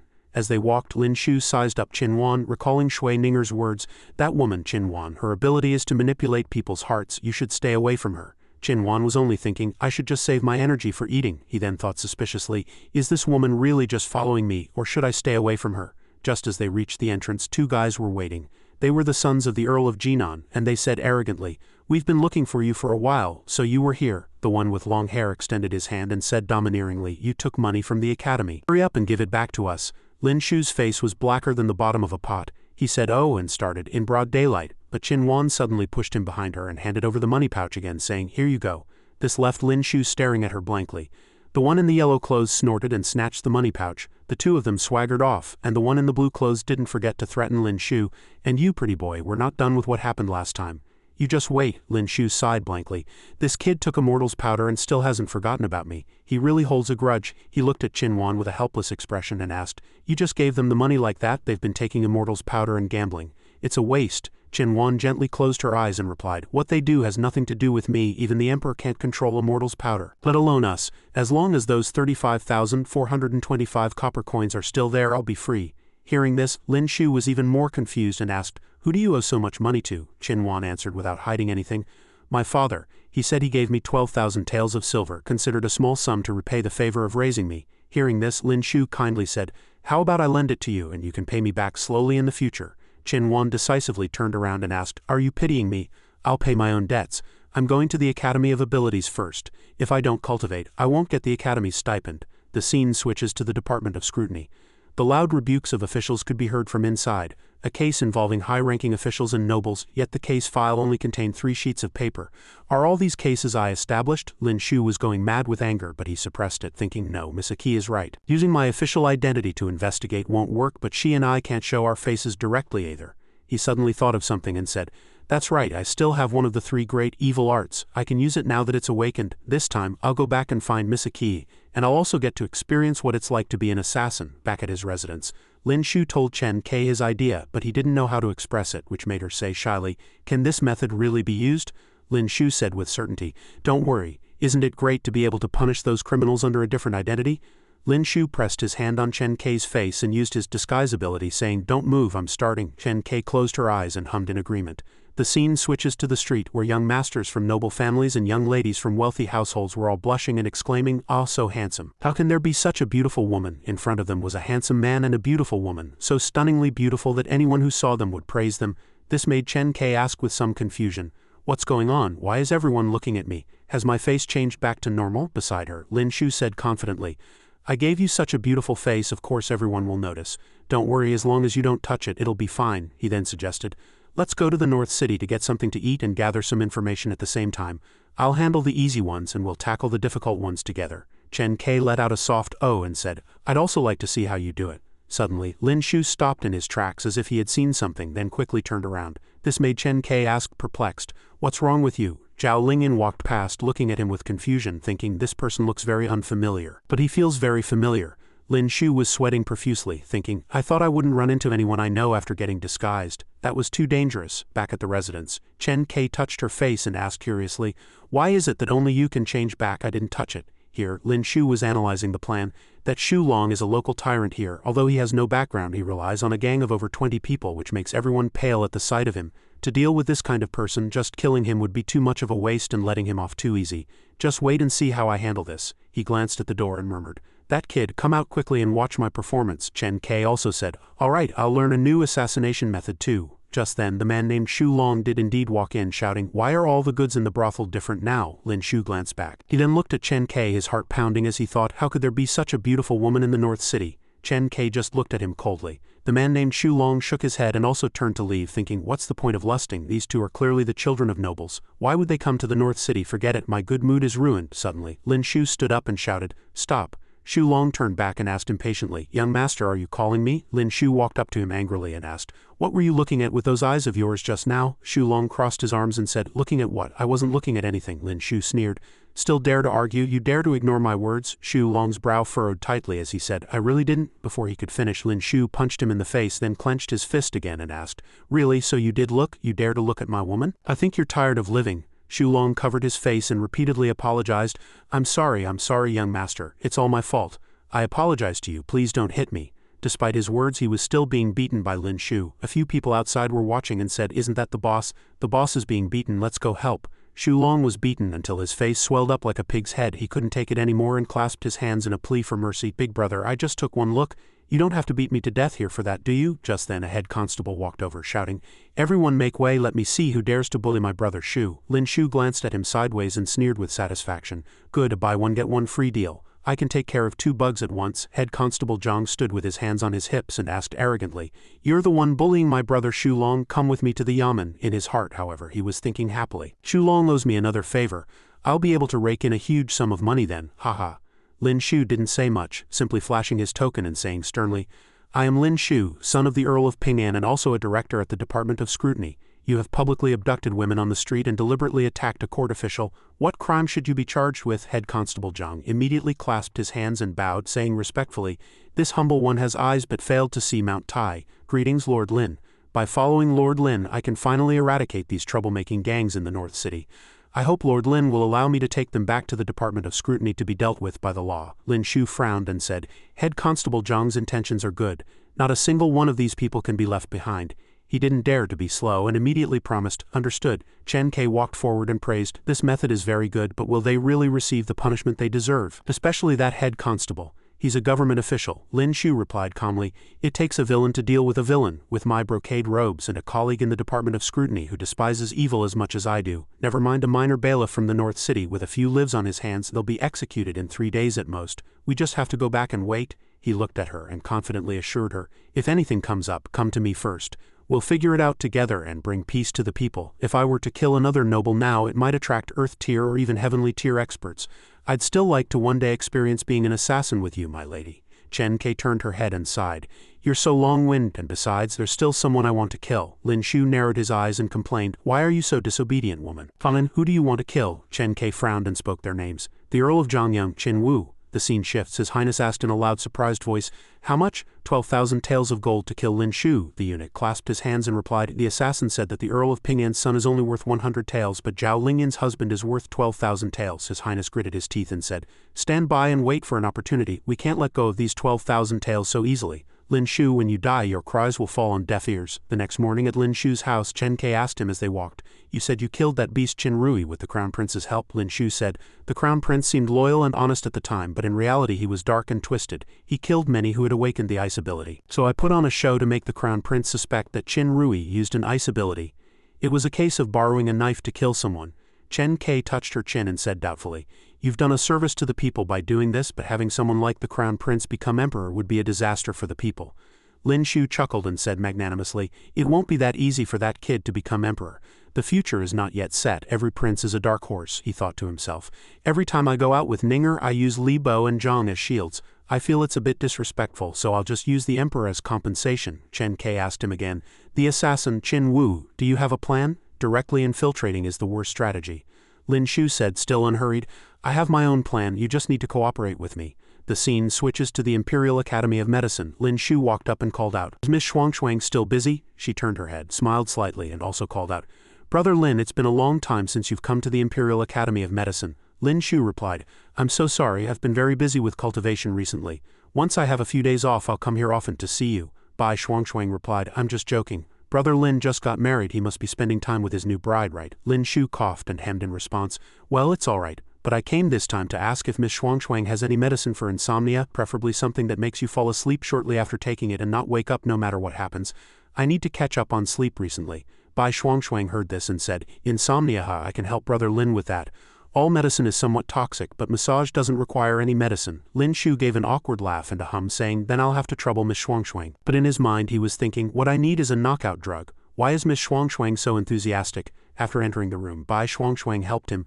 Brother Lin, close your eyes, I'll help you.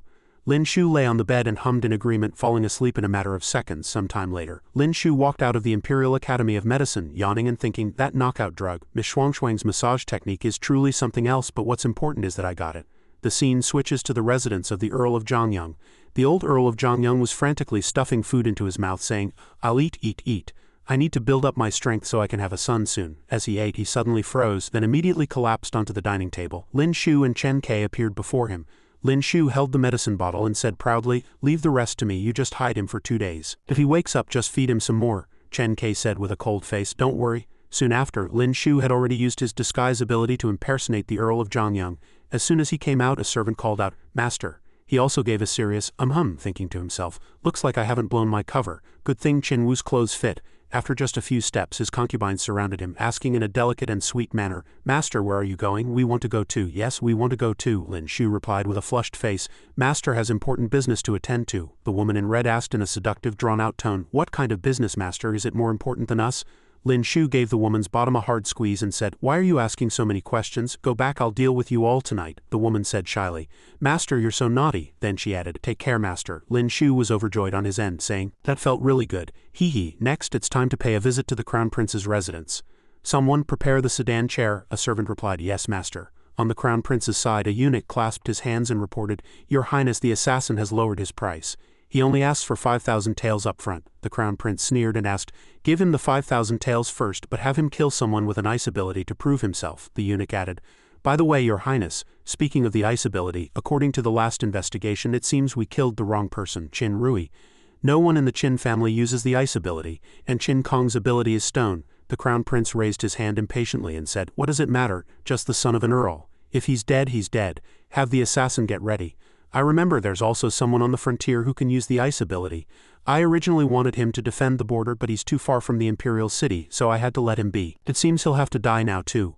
Prepare the sedan chair, I'm going out to enjoy the scenery and pick a good feng shui spot to bury Lin Shu." The eunuch replied, "As you command." The Crown Prince's carriage had already left and the streets were bustling with activity. As the Crown Prince looked outside, the eunuch said, "Just bring some food back." The man agreed. "Understood." Just then another sedan chair passed the Crown Prince's. He froze again, breaking out in a sweat, then immediately turned back and asked himself, "What's going on? Why does my water ability feel uneasy?" He ordered an investigation into who was in that sedan chair. The eunuch replied, "There's no need to investigate, Your Highness. That sedan chair belongs to the Earl of Jongyang, Qin Wu." The Crown Prince gritted his teeth and said word by word, "The Earl of Jongyang. Who said their family didn't have anyone with that ability? It seems I didn't kill the wrong person last time. Tell the assassin. The target for the test has been changed to the Earl of Jongyang. As soon as he's dead, the 5,000 taels will be paid immediately." In the sedan chair, Lin Shu looked back and thought, "The bait has been cast. Now I just have to wait for the news of Qin Wu's death." Back at the Earl of Jongyang's residence, he rolled his eyes back, foamed at the mouth and died on the spot. The assassin stood before him and said, "Target Qin Wu completed. Next is Lin Shu." The scene switches to the imperial study in the palace. Emperor Sha asked Zhu Jin, "The Earl of Jongyang died last night. The Department of Scrutiny has been investigating for over a day. What are the results?" Zhu Jin clasped his hands and reported, "Your Majesty, the Department of Scrutiny's investigation concluded that he died from excessive indulgence, catching a cold while out and overexertion."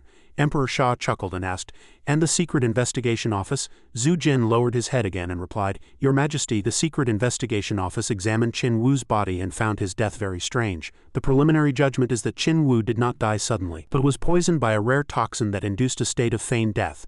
Emperor Sha guessed it as soon as he heard, or rather, that he was assassinated by someone else. Could it be that female assassin again? Zhu Jin broke into a slight sweat and replied, "I'm afraid not. This old servant feels there are many suspicious points in this matter that require further investigation. It was discovered that the death of Qin Wu's son Qin Yang was also very unusual. But there were rumors before his death that Qin Yang had an ice ability. This old servant also investigated and found that in the past few years, everyone in the capital who awakened an ice ability has been killed, with only Lin Shu and the 2 young ladies of the Zhao family remaining alive. They have also been assassinated multiple times. This old servant believes that the mastermind not only has a water ability, but also a very powerful background." Emperor Sha slammed the table in anger, stood up and said, "All right, you're just short of saying the Crown Prince's name, but those with ice abilities grow in strength quickly. They won't be killed easily. You tell him what's past is past. If he dares to act recklessly again in the future, don't blame me for not showing him any face." Zhu Jin bowed and replied, "This old servant obeys." The scene switches to the Eastern Palace. The Crown Prince was happily celebrating the death of the Earl of Jongyang and asked, "All right, the Earl of Jongyang is dead this time, and the Department of Scrutiny didn't find anything. It seems this assassin has finally done something significant. By the way, did he say when he would make a move on Lin Shu?" The eunuch lowered his head and replied, "Tonight." The Crown Prince stroked his chin and said, "That's excellent." Upon seeing Zhu Jin, he coughed and said, "I finished reading all these account books." He called for someone to bring the new ones. The person also replied, "As you command." Zhu Jin walked over, smiled and praised, "Your Highness has truly worked hard. If His Majesty knew, he would surely be very pleased." The Crown Prince said modestly, "It is my duty as a son to share my father's burdens, but what brings Chief Steward Zhu to the Eastern Palace instead of being by my father's side?" Zhu Jin replied. "Of course it is to deliver a verbal edict from His Majesty. It requires me to deliver it personally," he ordered. "You boys step outside first," the eunuch replied. "Understood," and then withdrew. The Crown Prince gave an awkward laugh and asked, "What's so important that you have to dismiss everyone?" He was secretly pleased, thinking, "Could it be that my father's health is failing and he wants to pass the throne to me? Ha ha ha." Suddenly, Zhu Jin slapped him hard across the face, causing him to clutch his cheek and turn back, saying sharply, "You hit me." Zhu Jin bowed low again and said, "His Majesty has instructed this old servant to deliver a message to your Highness. His Majesty will turn a blind eye to what has happened in the past, but if you dare to act recklessly again, targeting those who have awakened ice abilities, especially Lin Shu and the two young ladies of the Zhao family, don't blame His Majesty for not showing any face. Your Highness, please conduct yourself with propriety." He lowered his head and added, "Your Highness, please do not blame us. We are only conveying His Majesty's will, including this slap which His Majesty also ordered me to deliver." The Crown Prince suppressed his anger, turned, and said, "How could I blame you? After all, it is my father's decree. Chief Steward Zhu, if there is nothing else, please return." Zhu Jin bowed and replied, "This old servant takes his leave." As soon as he left, the Crown Prince clutched his face and looked at him with resentment, thinking, "Zhu Jin, you old dog, I'll remember this slap. When I ascend the throne, I'll pay you back double." He turned and immediately ordered, "Someone tell the assassin to act immediately. Although my father said I can't in the future, it doesn't mean I couldn't in the past. This assassin was hired in the past, so it doesn't count," the eunuch replied. "Understood. This servant will go and give the order now." Outside the door, a parrot heard the entire story, then flew high into the sky and called out in the language of animals, "Coo coo coo coo, that kid is up to his tricks again. Let's go back quickly." It circled once and then landed on Lin Shu's hand, continuing, "The Crown Prince has ordered the assassin to act tonight. He's on his way now, but he's not as fast as me." Chen Kai stood beside him and asked, "You keep a parrot?" Lin Shu chuckled and said, "The old emperor's order came so quickly, consider it my assistant, but the problem isn't serious." Lin Shu looked at Chen Kai and asked, "Now that Qin Wu is dead, where else can Miss Aki go? Why not stay here with me?" Chen Kai looked in a direction and said hesitantly, Lin Shu gently patted her shoulder and said, "It's all right. A cup of wine in the spring breeze with peach and plum blossoms, 10 years of rain in the pugilistic world by the lamplight. The road is long, the mountains high, and the waters vast, if you ever feel too tired out there. My home will always be your home." As they were speaking, both suddenly cried out. The assassin had appeared before them without them noticing, asking, "A lone man and woman not sleeping in the middle of the night, what are you doing out here admiring the moon?" Lin Shu looked at him, and even said with some pleasure, "You've finally arrived. We've been waiting for you for a long time." Hearing this, he sneered, "So what if you know you just have a bit of martial talent? If I want to kill you, you can't stop me." Without another word, Chen Kai had already charged forward, saying, "Since you're here, have a seat." The assassin leisurely counted down, 3, 2, 1. Chen Kai froze instantly, then fell to the ground thinking poison. Her body trembled uncontrollably as the poisonous mist spread throughout the area. He explained calmly, "Unexpected, isn't it? From the moment I stepped in here, this place has been enveloped in my poisonous gas." Lin Shu stood behind, gently supporting Chen Kai. "How can I be at ease with you trying to wander the pugilistic world like this?" the assassin said smugly. "I told you you're poisoned. You're at death's door, what are you still doing here?" As soon as the words left his mouth, he was pierced by an attack so fast he couldn't dodge it. Lin Shu mocked, "For an assassin, you talk too much," he said in surprise. "You," then gradually spat out blood, saying, "How are you not injured?" Lin Shu's body had long since used its healing ability, and he sneered, telling him, "Wait a second, I'm immune to all poisons." The next morning in the Imperial Palace, Lin Shu was lost in thought. Aki is finally gone. She has her organization, her own ideals. In the end, the mortal world couldn't keep her, he muttered to himself again. Good thing I'll be able to see the noble consort soon. His mood also lightened. As he was walking, he ran into the Crown Prince ahead, which made him pause, then let out an "oh," thinking, "That's the Crown Prince." He rubbed his chin with some evil intent, thinking again, "I was just looking for a chance to annoy you. How did you deliver yourself to my doorstep?" After thinking, he had already flown to the Crown Prince's side, greeting him warmly. "Greetings, Your Highness the Crown Prince." He broke out in a cold sweat and called out, "Lin Shu, what are you doing here?" He was also comforting himself in his heart. "I'm not afraid, I'm not afraid." Lin Shu said as he walked, "I'm on my way to the Palace of Eternal Spring to visit the noble consort. Otherwise," the Crown Prince replied, "I am also on my way there to see my mother consort." "Then let's go together, Pillar of Great Shah." Lin Shu had arrived at the Palace of Eternal Spring. The noble consort asked with some confusion, "Why are you here so early today?" Lin Shu stroked Nianyu and replied, "I had nothing to do today, so I came early. From now on, if I have nothing to do, I'll come over earlier. By the way, your ladyship, has Nianyu been good lately?" The noble consort blushed as if shy, turned her head away, unable to look at him directly, and replied, She's also been very good." Lin Shu looked at her with a questioning expression, then squinted his eyes as if he had figured something out and said, "That's good, we still need to pay more attention to Nianyu's condition," but in his heart, he was thinking, her ladyship's face is so red, could it be because she's been in the palace for too long? It seems I need to find a suitable time to take her out to have some fun, the noble consort hummed with a flushed face, but in her heart she was screaming, heavens, who can understand? Why did I give Nianyu my childhood name in the first place? It's so embarrassing. The parrot flew in the sky and called out again, coo coo coo coo. The crown prince is coming from Yangning Palace. The noble consort stroked it and asked with a smile, "This bird has been appearing in the palace quite often recently. It's so cute. Lin Shu, what do you think?" Lin Shu clasped his hands and replied, "If your ladyship finds it cute, then of course it's cute. In that case, this student won't disturb your ladyship's enjoyment. I'll go back to my cultivation first." Just as the crown prince walked out of Yangning Palace, he gritted his teeth and cursed. "Lin Shu, that annoying ghost, why didn't the assassin last night manage to kill him? Did he take my money and run?" Just then he ran into Lin Shu again. Lin Shu tactfully greeted him again. "Your Highness the Crown Prince, what a coincidence to meet you again. Shall we leave the palace together?" The Crown Prince hurriedly turned back and said, "I just remembered I have something I forgot to tell my father. I'll go over first." Lin Shu smiled kindly and replied, "Take care, Your Highness the Crown Prince." He then thought smugly, "You sent people to kill me several times. It's not too much for me to annoy you twice, right? We'll have plenty of time to play in the future, Your Highness the Crown Prince." Lin Shu walked out of the imperial palace, tossing a copper coin in his hand, thinking, Miss Aki is already gone and I'm the only one left at home. I should bring Da Huang over during this time.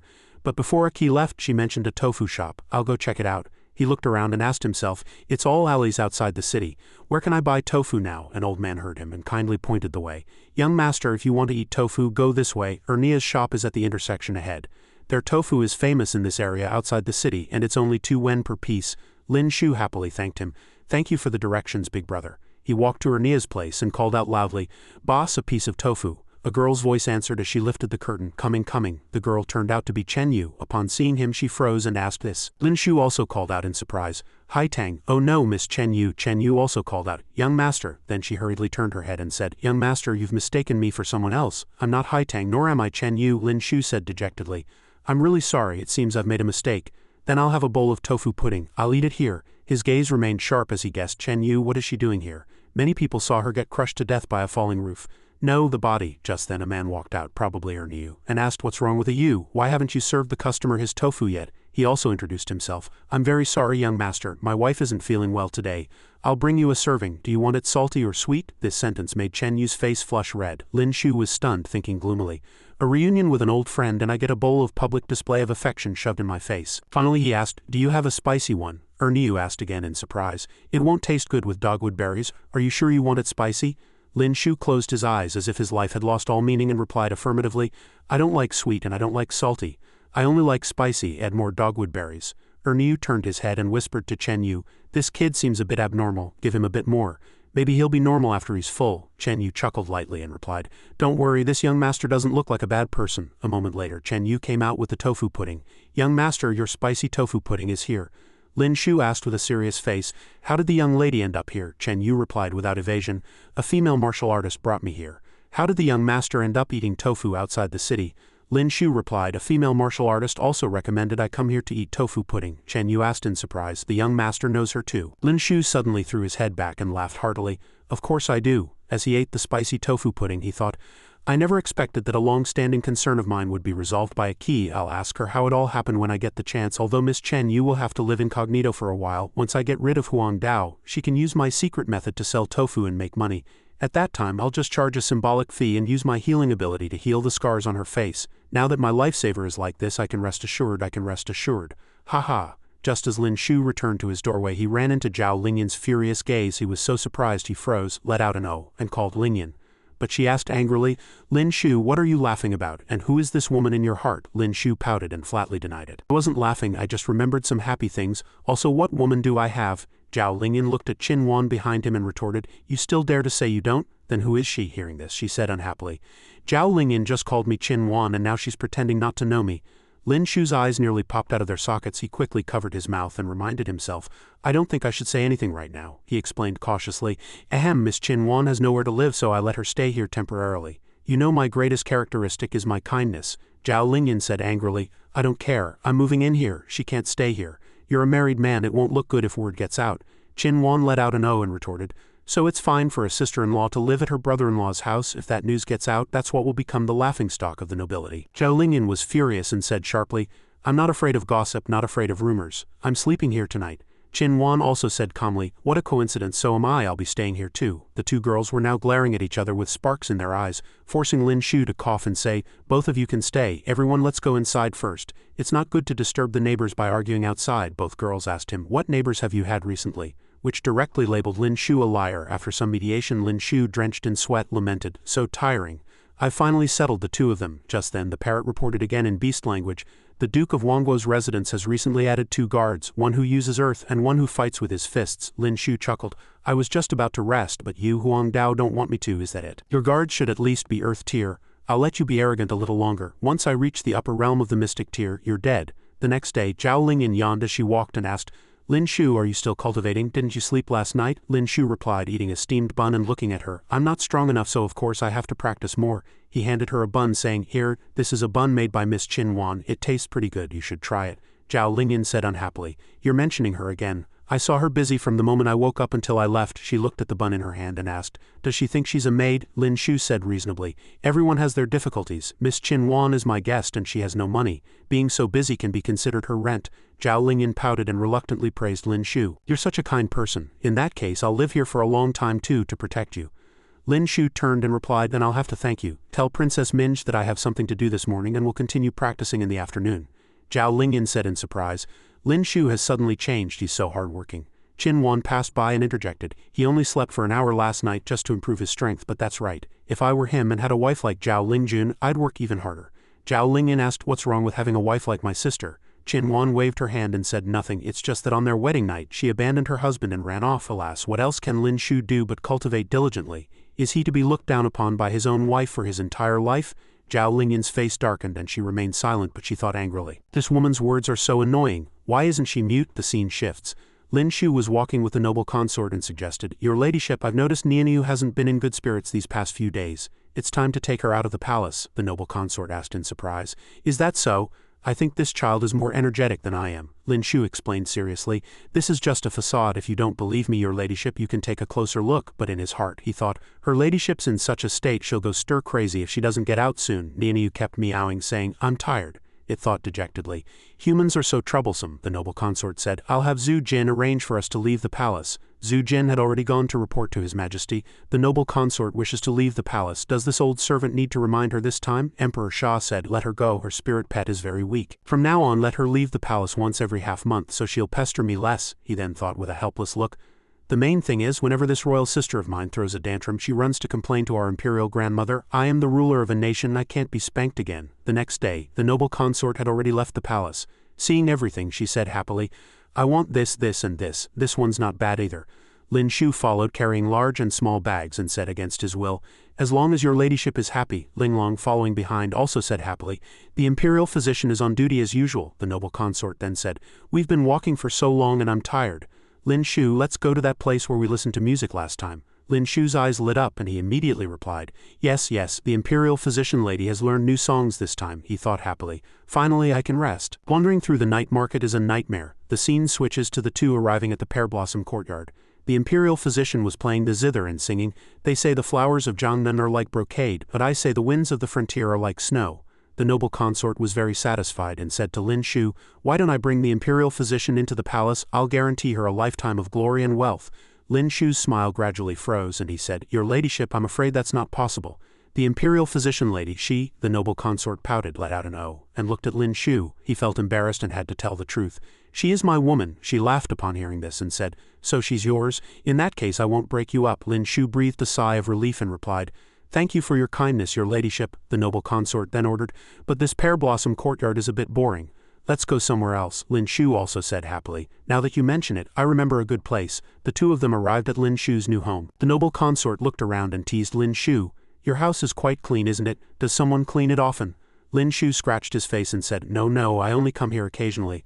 I also thought it wouldn't be good to let too many people know that Zhao Lingjun and I are living separately. Unexpectedly, Qin Wan walked out at this moment calling out to Lin Shu, "I've moved all my things." "Oh, this is..." The noble consort also looked at her and asked, "And who is this?" Lin Shu's eyes widened and he quickly and glibly introduced them. "A friend of mine, her family has some problems and she had nowhere to live, so I rented a room to her. This is the noble consort. Come and pay your respects." Qin Wan bowed to the noble consort. The noble consort also told her to rise. She asked him with a light laugh, "Wait a moment, there shouldn't be anyone else, right?" Lin Shu hurriedly waved his hands and replied, "No more, no more." "Speak of the devil," Minj suddenly pushed the door open and called out loudly to Lin Shu, "I've come to find you for something more important than cultivation." Lin Shu looked at her, feeling like he wanted to die again.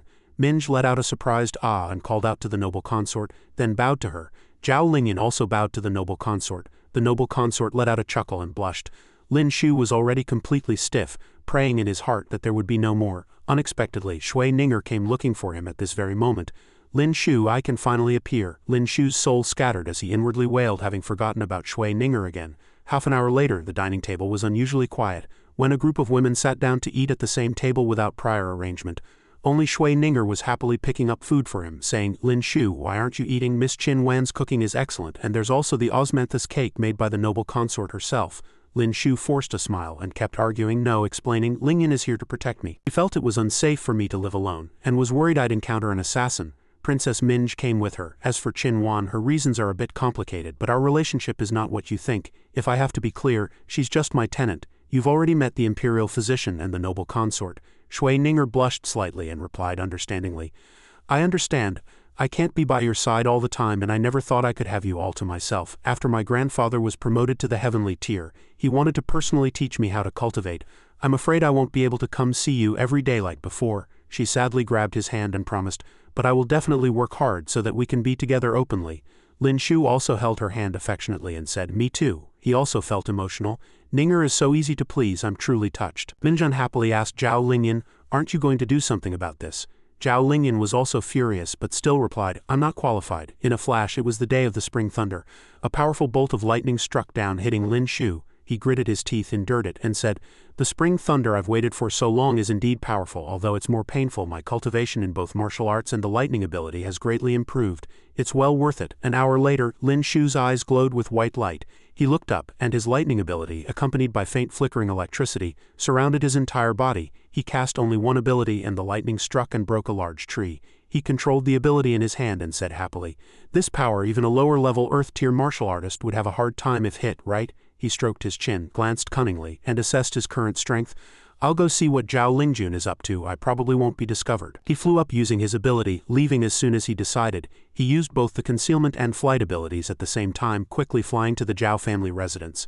Zhao Lingjun was currently cultivating in the courtyard, using her telekinesis to make stones fly. Lin Shu looked down from above and sighed. "The scene of this telekinesis cultivation is quite grand, but it's far from the scene of my lightning ability cultivation." Zhao Lingjun sensed something, glanced over, and then used her teleportation ability to appear in front of Lin Shu, but saw nothing looking around. Lin Shu was startled and quickly covered his mouth, thinking, "She can sense me from so far away? Is the telekinesis ability that outrageous? Good thing she's nominally my wife. I'll find a chance for normal physical contact, and the telekinesis ability will be as good as mine." He tiptoed and turned, then thought again. "After being struck by lightning for so long, my martial arts cultivation reached the upper realm of the mystic tier faster than my ability cultivation. It seems that if I want to improve my abilities faster, I still need money. Elemental crystals." From outside Lin Shu's house, his frustrated complaints could be heard. "Who on earth is so wicked? They bought up all the 4th-tier elemental crystals in the entire capital?" He slammed the table in anger, gritting his teeth and saying, "I went home to donate money, and now I have money but nowhere to spend it. I'll just have to bring Da Huang home later." Just then the parrot flew in and chirped in beast language, Boss, the Crown Prince has made a new move. Someone sent the Crown Prince a lot of shiny elemental crystals." After hearing this, Lin Shu's eyes lit up and he said, "Elemental crystals." He happily urged the parrot to continue with the details. It continued, "There's a vase in the Crown Prince's room. If you turn it, a secret passage will appear. I saw the Crown Prince go in with a box of elemental crystals." Lin Shu said excitedly, "A secret passage, I've struck it rich. There must be more than just elemental crystals." He handed it a bowl of white rice and praised, "Good job, Zhaolin. This is your reward. Keep it up, stick with me, and you'll eat 9 meals in 3 days. The parrot happily thanked its boss. As it ate, it remembered something and said, "Oh right, the Crown Prince also said he's going to some banquet tonight. The person who gave him the elemental crystals said so." Lin Shu couldn't stop smiling, thinking, "I never thought the elemental crystals I've been looking for so long were bought up by the Crown Prince. In that case, don't blame me for collecting some interest first." Hee hee, he called out loudly. Son Dolly, have the kitchen make 2 more roast chickens. I'm in a good mood today. Son Dolly replied, yes, young master. That night Lin Shu had already quietly followed the crown prince. The old steward walked beside him and said, this way, your highness, the master is already waiting. The crown prince said, and let's hurry, don't keep my uncle waiting. Lin Shu masked, hid behind and thought, uncle, it seems the one who gave the crown prince the elemental crystals is the Duke of Dingguo. This guy is really willing to spend for the throne. As he thought, Lin Shu had already jumped into the room the parrot had mentioned. He walked up and touched the vase, thinking, placing it in such an obvious spot, the crown prince is playing the most dangerous place is the safest place game. I get it, crown prince, but unfortunately for you, you've met me. He gently turned the vase and the secret room behind the wooden cabinet opened. Lin Shu's eyes widened as he looked inside, thinking, looks like Xiaolon's intel was correct. There really is a secret passage. Walking inside, it was full of elemental crystals. Lin Shu looked at the pile of elemental crystals and feasted his eyes, saying, I'm rich, I'm really rich. What's the crown prince's is mine, all of it into my pocket. He looked at the elemental crystals in his hand and said, there are even 5th-tier elemental crystals. Great, there's hope for the Earth tier. He hurriedly moved them all, saying, hurry and clear it out, can't leave a single one for the crown prince. On the crown prince's side, he stumbled along drunk, but still angrily recalled what the Duke of Dingguo had said. You want to advance to the Earth tier with 5th-tier elemental crystals. 4th-tier elemental crystals are enough for you to advance to the upper realm of the mystic tier. Go back and cultivate. Don't disappoint my intentions, he said unhappily. This old fellow, with that disdainful look, if you weren't my uncle I would have killed you long ago. He walked into the secret passage and found it empty, frozen in place. His eyes widened, his face fell, and he said, where's my stuff? Then he screamed, where did it all go? The next morning, in a certain forest, the ordinary became extraordinary as a light shone, followed by a huge explosion, accompanied by many powerful abilities throughout the entire forest.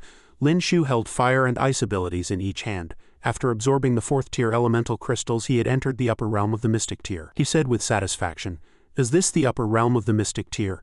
The power of the 4th awakening ability is truly polarized. The forest behind him had been turned into a wasteland. He looked ahead again and asked himself, I wonder if I can defeat Zhao Lingjun. Forget it, no point thinking about it. After the 4th awakening, I can copy 4 abilities. Such good news, I'm in a great mood. I'll go find the Imperial Physician to listen to some music first. The scene switches to Lin Shu arriving at the Pear Blossom courtyard, immediately embracing her upon arrival. This made the Imperial Physician feel strange, and she asked, young master, what's wrong with you? Lin Shu replied gently, I was thinking about when I could discuss with Miss Zhao about giving her a proper status so I can be with her rightfully. The Imperial Physician blushed and leaned against him, saying, with your words, young master, the Imperial Physician feels it's more than enough. The Imperial Physician does not seek a title. I only hope that the young master will not abandon me in the future. Copying 73.62, Lin Shu looked at her, thinking, I forgot. My copy ability is not under my control. It's fine, it was going to be copied sooner or later anyway. So let it be. He looked directly at her and asked innocently, what are you talking about? I want to grow old with you. The Imperial Physician listened, becoming more and more infatuated, and said, young master, I want to. But Lin Shu had already raised his hand to stop her, only holding her in his arms and gently persuading her, Imperial Physician, this concerns a lifetime. Let's save it for our wedding night. She leaned against his chest and replied, the Imperial Physician will listen to whatever the young master says. Suddenly, Lin Shu heard something again. He turned his head and asked, what's going on? Why am I hearing so many voices? Then he had a sudden realization and thought, could it be that after the 4th awakening, the copy ability also entered the 4th awakening state? This state of the sound ability has reached the heavenly tier. The surrounding sounds I can hear have all turned into elemental power for me to use. He stroked his chin and thought, I have 3 ability slots now. I need to take one for Zhao Lingjun's telekinesis. The remaining 2 should preferably be offensive abilities, so I have more ways to deal with enemies. He suddenly thought of something, his eyes wide, and said, I've got it. Qin Wen's ability was judged as dangerous by Lingyan. It must be a good ability. I'll find a chance when I get back at his home. Zhao Lingyan stood next to Qin Wan and asked curiously, does Miss Wanner plan to be a housewife for the rest of her life? Qin Wan, while kneading dough, retorted, is Miss Zhao Lingyan here to complain? Zhao Lingyan sneered, not at all, I was just asking. Qin Wan gently pushed her and said, mind your own business. My affairs are none of your concern. Just then, Lin Shu poked his head in and called, Miss Wanner, come here for a moment, I have something to ask you. Qin Wan looked at him and replied, all right, I'll come over after I clean up. Zhao Lingyan also looked at him and asked herself in confusion, how did Lin Shu's voice suddenly become so pleasant? Hearing this, Qin Wan mocked, so concerned about the changes in Lin Shu, what, do you have a crush on him? Zhao Lingyan blushed and said, what nonsense are you talking about? She continued to tease, you're angry. Qin Wan turned and asked again, why are you reacting so strongly? I was just asking casually. Zhao Lingyan was speechless and said, you? Qin Wan walked up to Lin Shu and asked, what do you need me for? You had to specifically call me over. Lin Shu replied, it's nothing much, I just wanted to ask what your ability is. Qin Wan asked back suspiciously, my ability? Lin Shu smiled and hummed in agreement, sighing to himself, this girl is not easy. She's too honest, I'll have to find a chance slowly. Qin Wan suddenly asked, "What's wrong, you want to try it?" Lin Shu said, "I want to see it, to broaden my horizons." As soon as he finished speaking, he suddenly froze, instantly falling into a hypnotic state surrounded by beautiful women. He was still in a daze thinking, an illusion, since when? The woman caressed Lin Shu's face and he held his breath, marveling with embarrassment. It even has touch and smell, this illusion is too powerful. Lin Shu tightly closed his eyes, used his eye ability to wake himself up, then suddenly opened his eyes, breaking the illusion. With a calm mind the evil thoughts dissipated, and in a flash the hypnosis was gone. Qin Wan chuckled lightly. "How about it? Still want to try?" Lin Shu hurriedly waved his hands and replied, "No need, no need. Miss Qin Wan, please go back and rest first." He also sighed to himself. "This illusion is too strong. Luckily my eye ability already broke the illusion during its fourth awakening, otherwise I would have been trapped." The parrot flew in the sky and called out again, "Boss, boss, the crown prince suddenly fell ill today and can't get up." Lin Shu took a sip of tea and said calmly, "It'd be strange if he wasn't sick. The wealth he worked so hard to accumulate his whole life suddenly disappeared. It's a wonder he hasn't gone mad. But I'm not sympathizing with the crown prince. When dealing with people like him, no matter how excessive or shameless, it's never too much." The blue parrot asked the green parrot, "Do you have any news?" "Xiao Lu," the parrot replied in beast language. "Huang Dao is acting a bit strange today. He said he's too bored at home and wants to go listen to someone with a singing ability perform." Hearing this, Lin Shu could no longer sit still and asked loudly, "What?" The scene switches to Huang Dao walking towards the pear blossom courtyard, instructing his subordinates. "When you see that actress later, be gentle, understand?" The man replied. "This subordinate understands, but please, second young master, do not stray more than 5 steps from us. The assassin from last time has not yet been caught." Huang Dao put away his fan and said unhappily, "Why bring her up so infuriating just because she has abilities? She thinks she's all that. When I catch her, this young master will make her wish she were dead." The subordinate bowed and said, "Calm your anger, young master." Huang Dao suddenly stopped, looking straight ahead. Before him was a woman as beautiful as a celestial being, exuding a cold aura. It was none other than Lin Shu in disguise, making him exclaim, "How can there be a woman in this world with the aura of a fairy?" He stroked his chin sinisterly and muttered to himself, "I must have her." After making his plan, he walked up to Lin Shu and asked politely, "Excuse me, miss, have you run into some trouble? Do you need my help?" Lin Shu turned coldly and said, "No need. My mother said that striking up a conversation with young men like you is always with ill intentions. Get lost." Huang Dao chuckled lightly.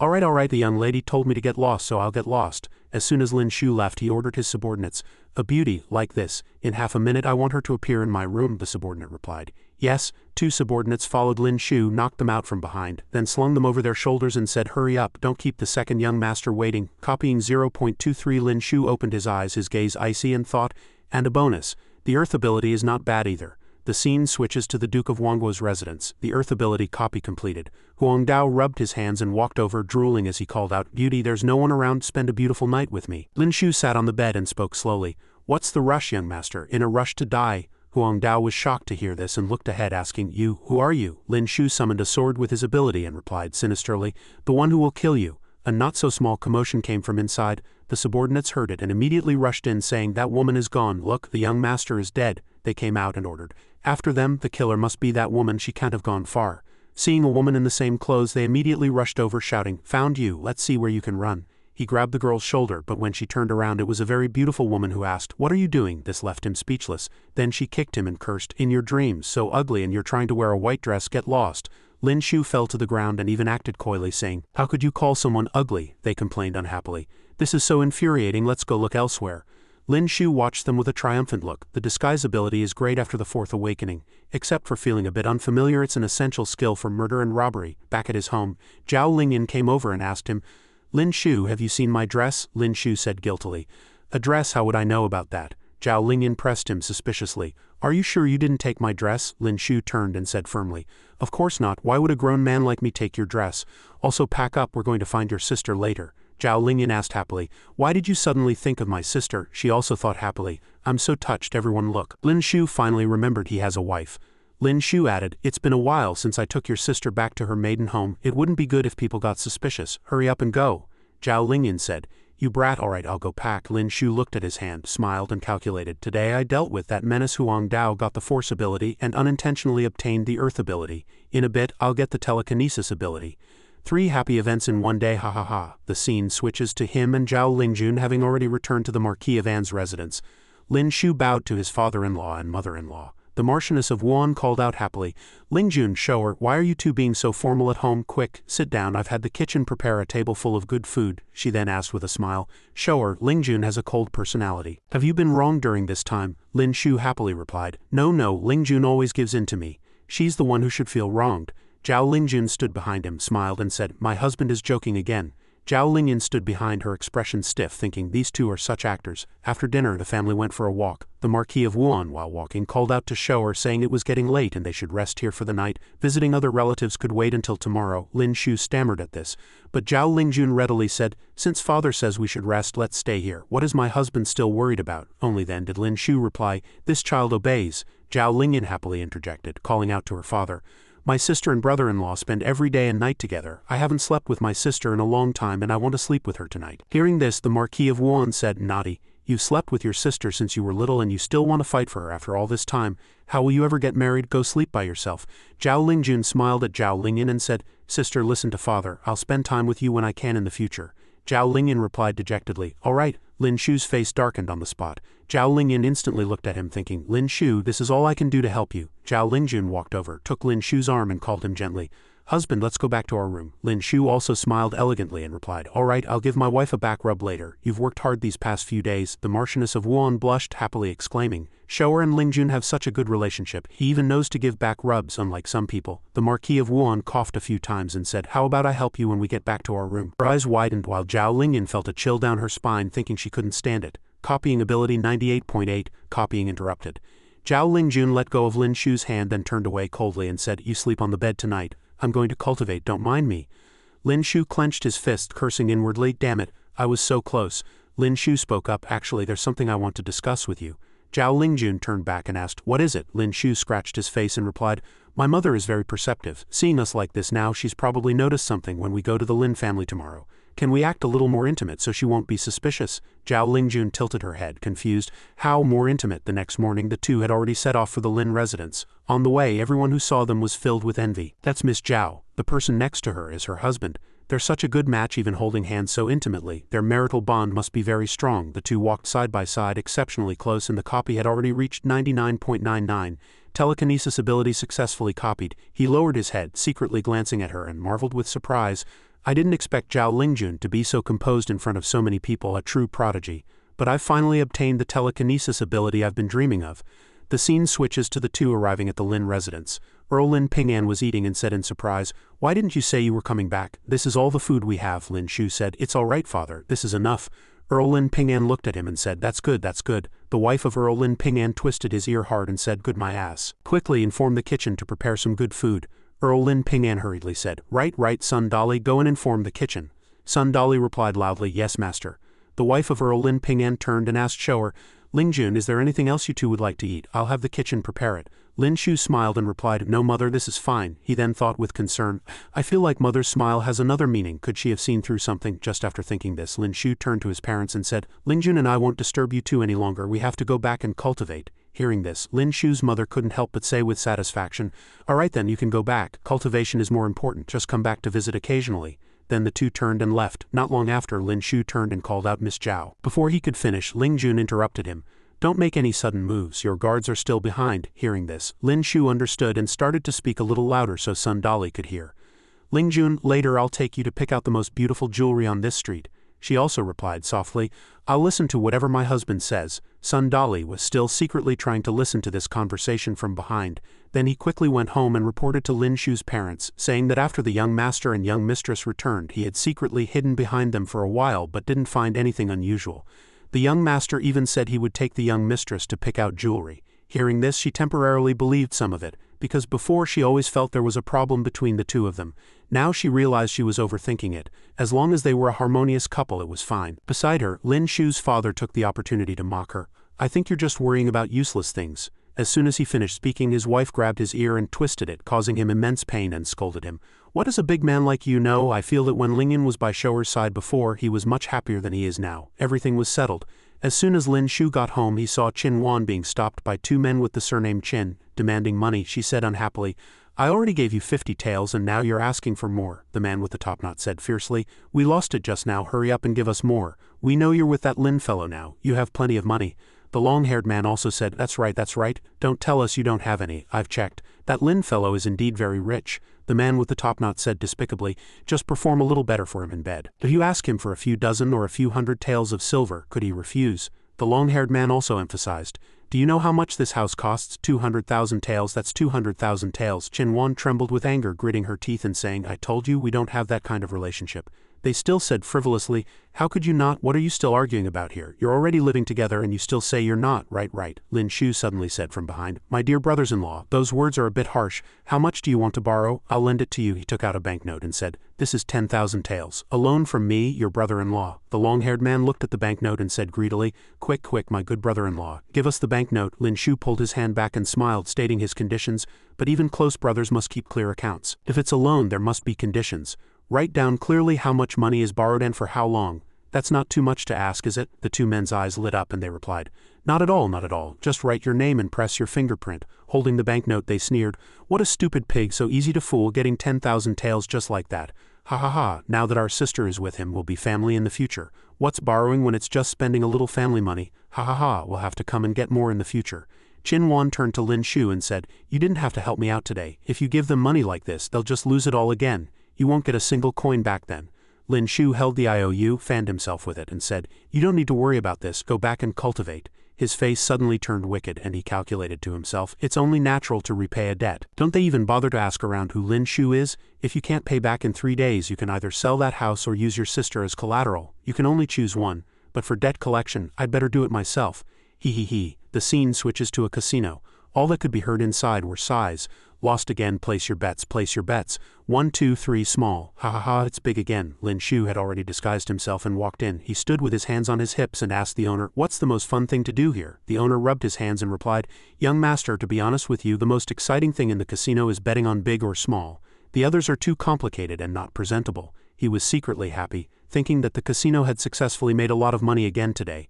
Ha. The two Qin family sons saw him and also had some calculations, a new face. This kid looks very rich, a newcomer, I smell prey here. The dice were rolled, the boss laughed loudly. Ha, I win. Lin Shu pretended to be angry and cursed. Damn it, it's been small so many times I'm not playing anymore.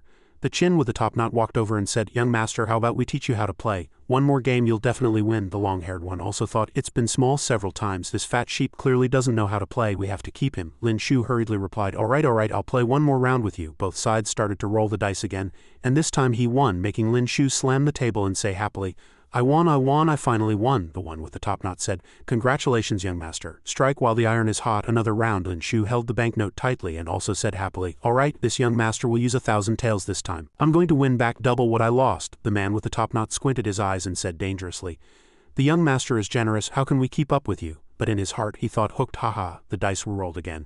But victory fell to him. Lin Shu angrily cursed, damn it, what's wrong today? He laughed again, arrogantly saying, brother, you went easy on me. I got lucky this time and hit 13. Lin Shu took out another banknote and said loudly, I don't believe I can't win today. Do you dare to bet 5,000 taels with me? The man with the top knot smiled and said, young master, how can we do that? We've already won quite a bit. It wouldn't be appropriate to bet again. Lin Shu asked again, scared? If you don't have money, don't bet with me here. Change players. The people behind Lin Shu also chimed in and jeered, that's right, if you don't have money, don't bet, let us play. Don't hog the spot if you're not going to use it. If you don't have money, get lost. Hearing this, he said, then we'll play another round with the young master. Lin Shu clenched his fist, smiled arrogantly, shook the dice and said, what's with all the nonsense, let's start. He threw the 3 dice, and the result was only 5 points, making him open his mouth wide and say, it's over. The man with the top knot also shook his hand, pretending to comfort him. Young master, don't worry, nothing is set in stone, you and I are both dark horses. He excitedly threw the 3 dice. Lin Shu immediately used his telekinesis ability to change them instantly. When they landed, there were only 4 points left, shocking him to death, saying, how is this possible? Lin Shu looked up again and said, I won. Ha. He pointed at him in anger, framing him. This is impossible. You bastard, did you cheat? Lin Shu angrily grabbed his collar and shouted, say that again if you dare. You win, but when I win, I'm cheating. What kind of logic is that? Everyone saw just now, I didn't even touch the table. Now he was so scared he was about to piss his pants and said in a small voice, I'm sorry boss, we'll admit defeat. The long-haired man now pointed at Lin Shu and asked, do you dare to bet with us again? Lin Shu said, no more betting. I was just lucky just now, I can't beat you at this. I'll lose everything again later. Hearing this, he laughed and said, it's fine if we don't bet on dice, we can go to the second floor and play cockfighting and cricket fighting. What kind of logic is it to run away with the money after winning? Lin Shu stroked his chin and said, that sounds interesting, let's go check it out. Hearing this, he smiled slyly and thought, playing this with me, isn't that just a fool giving away money, ha ha ha. He never expected that in the first round Lin Shu's chicken would defeat his chicken. It made him go, he simply couldn't believe it. He looked at him and said smugly, I can speak the language of beasts, bribing 2 chickens is no difficult task. Playing with you is just tiring for me, he said angrily. I don't believe it, let's fight crickets. Lin Shu happily agreed. Alright, it was the same story again. In the first round Lin Shu's cricket defeated his cricket, making both of them's vision go black, they thought. They lost everything in one night and returned to the Jinan Earl's residence. Qin Wan walked behind, asking in confusion, Lin Shu, what did you bring me here for? Lin Shu walked in front and said, you'll know in a moment. Walking inside, Lin Shu opened the door and shouted loudly, brothers of the Qin family, come out for me. The Earl of Jinan asked fearfully, who are you and what are you doing in the Qin residence? The 2 brothers came out and said in surprise, brother-in-law, why are you here? Quick, sit down, Lin Shu said arrogantly. Who's your brother-in-law? The 3-day deadline is up, pay up. The Earl of Jinan asked, what money? Lin Shu took out the IOU and confidently replied, your 2 sons owe me 10,000 taels of silver, I'm here to collect the debt. It's written clearly in black and white, 3 days ago you borrowed 10,000 taels of silver from me and it's due today. After hearing this, the Earl of Jinan spat out a mouthful of water, utterly shocked. What 10,000 taels? The Countess of Jinan pointed at him and cursed. Impossible, you brought this bitch Qin Wan with you, you must have conspired with her, how could there be such a large IOU? Lin Shu sneered and said firmly, I don't care if you think it's possible or not, the evidence is solid right here. If you can't pay the money you can use something else as collateral. The Earl of Jinan, sweating profusely, asked, what do you want? Let me be clear, this house of mine is not worth it. Lin Shu put his arm around Qin Wan and said, who wants this house of yours? Your daughter is quite a beauty and she's worth exactly 10,000 taels. Qin Wan was stunned when she heard this and looked at him. The Earl of Jinan gritted his teeth and cursed inwardly, these 2 rebellious sons, I was hoping to sell Qin Wan for a good price but they gave her away so easily. What a loss. He had no choice but to force out a word. Fine.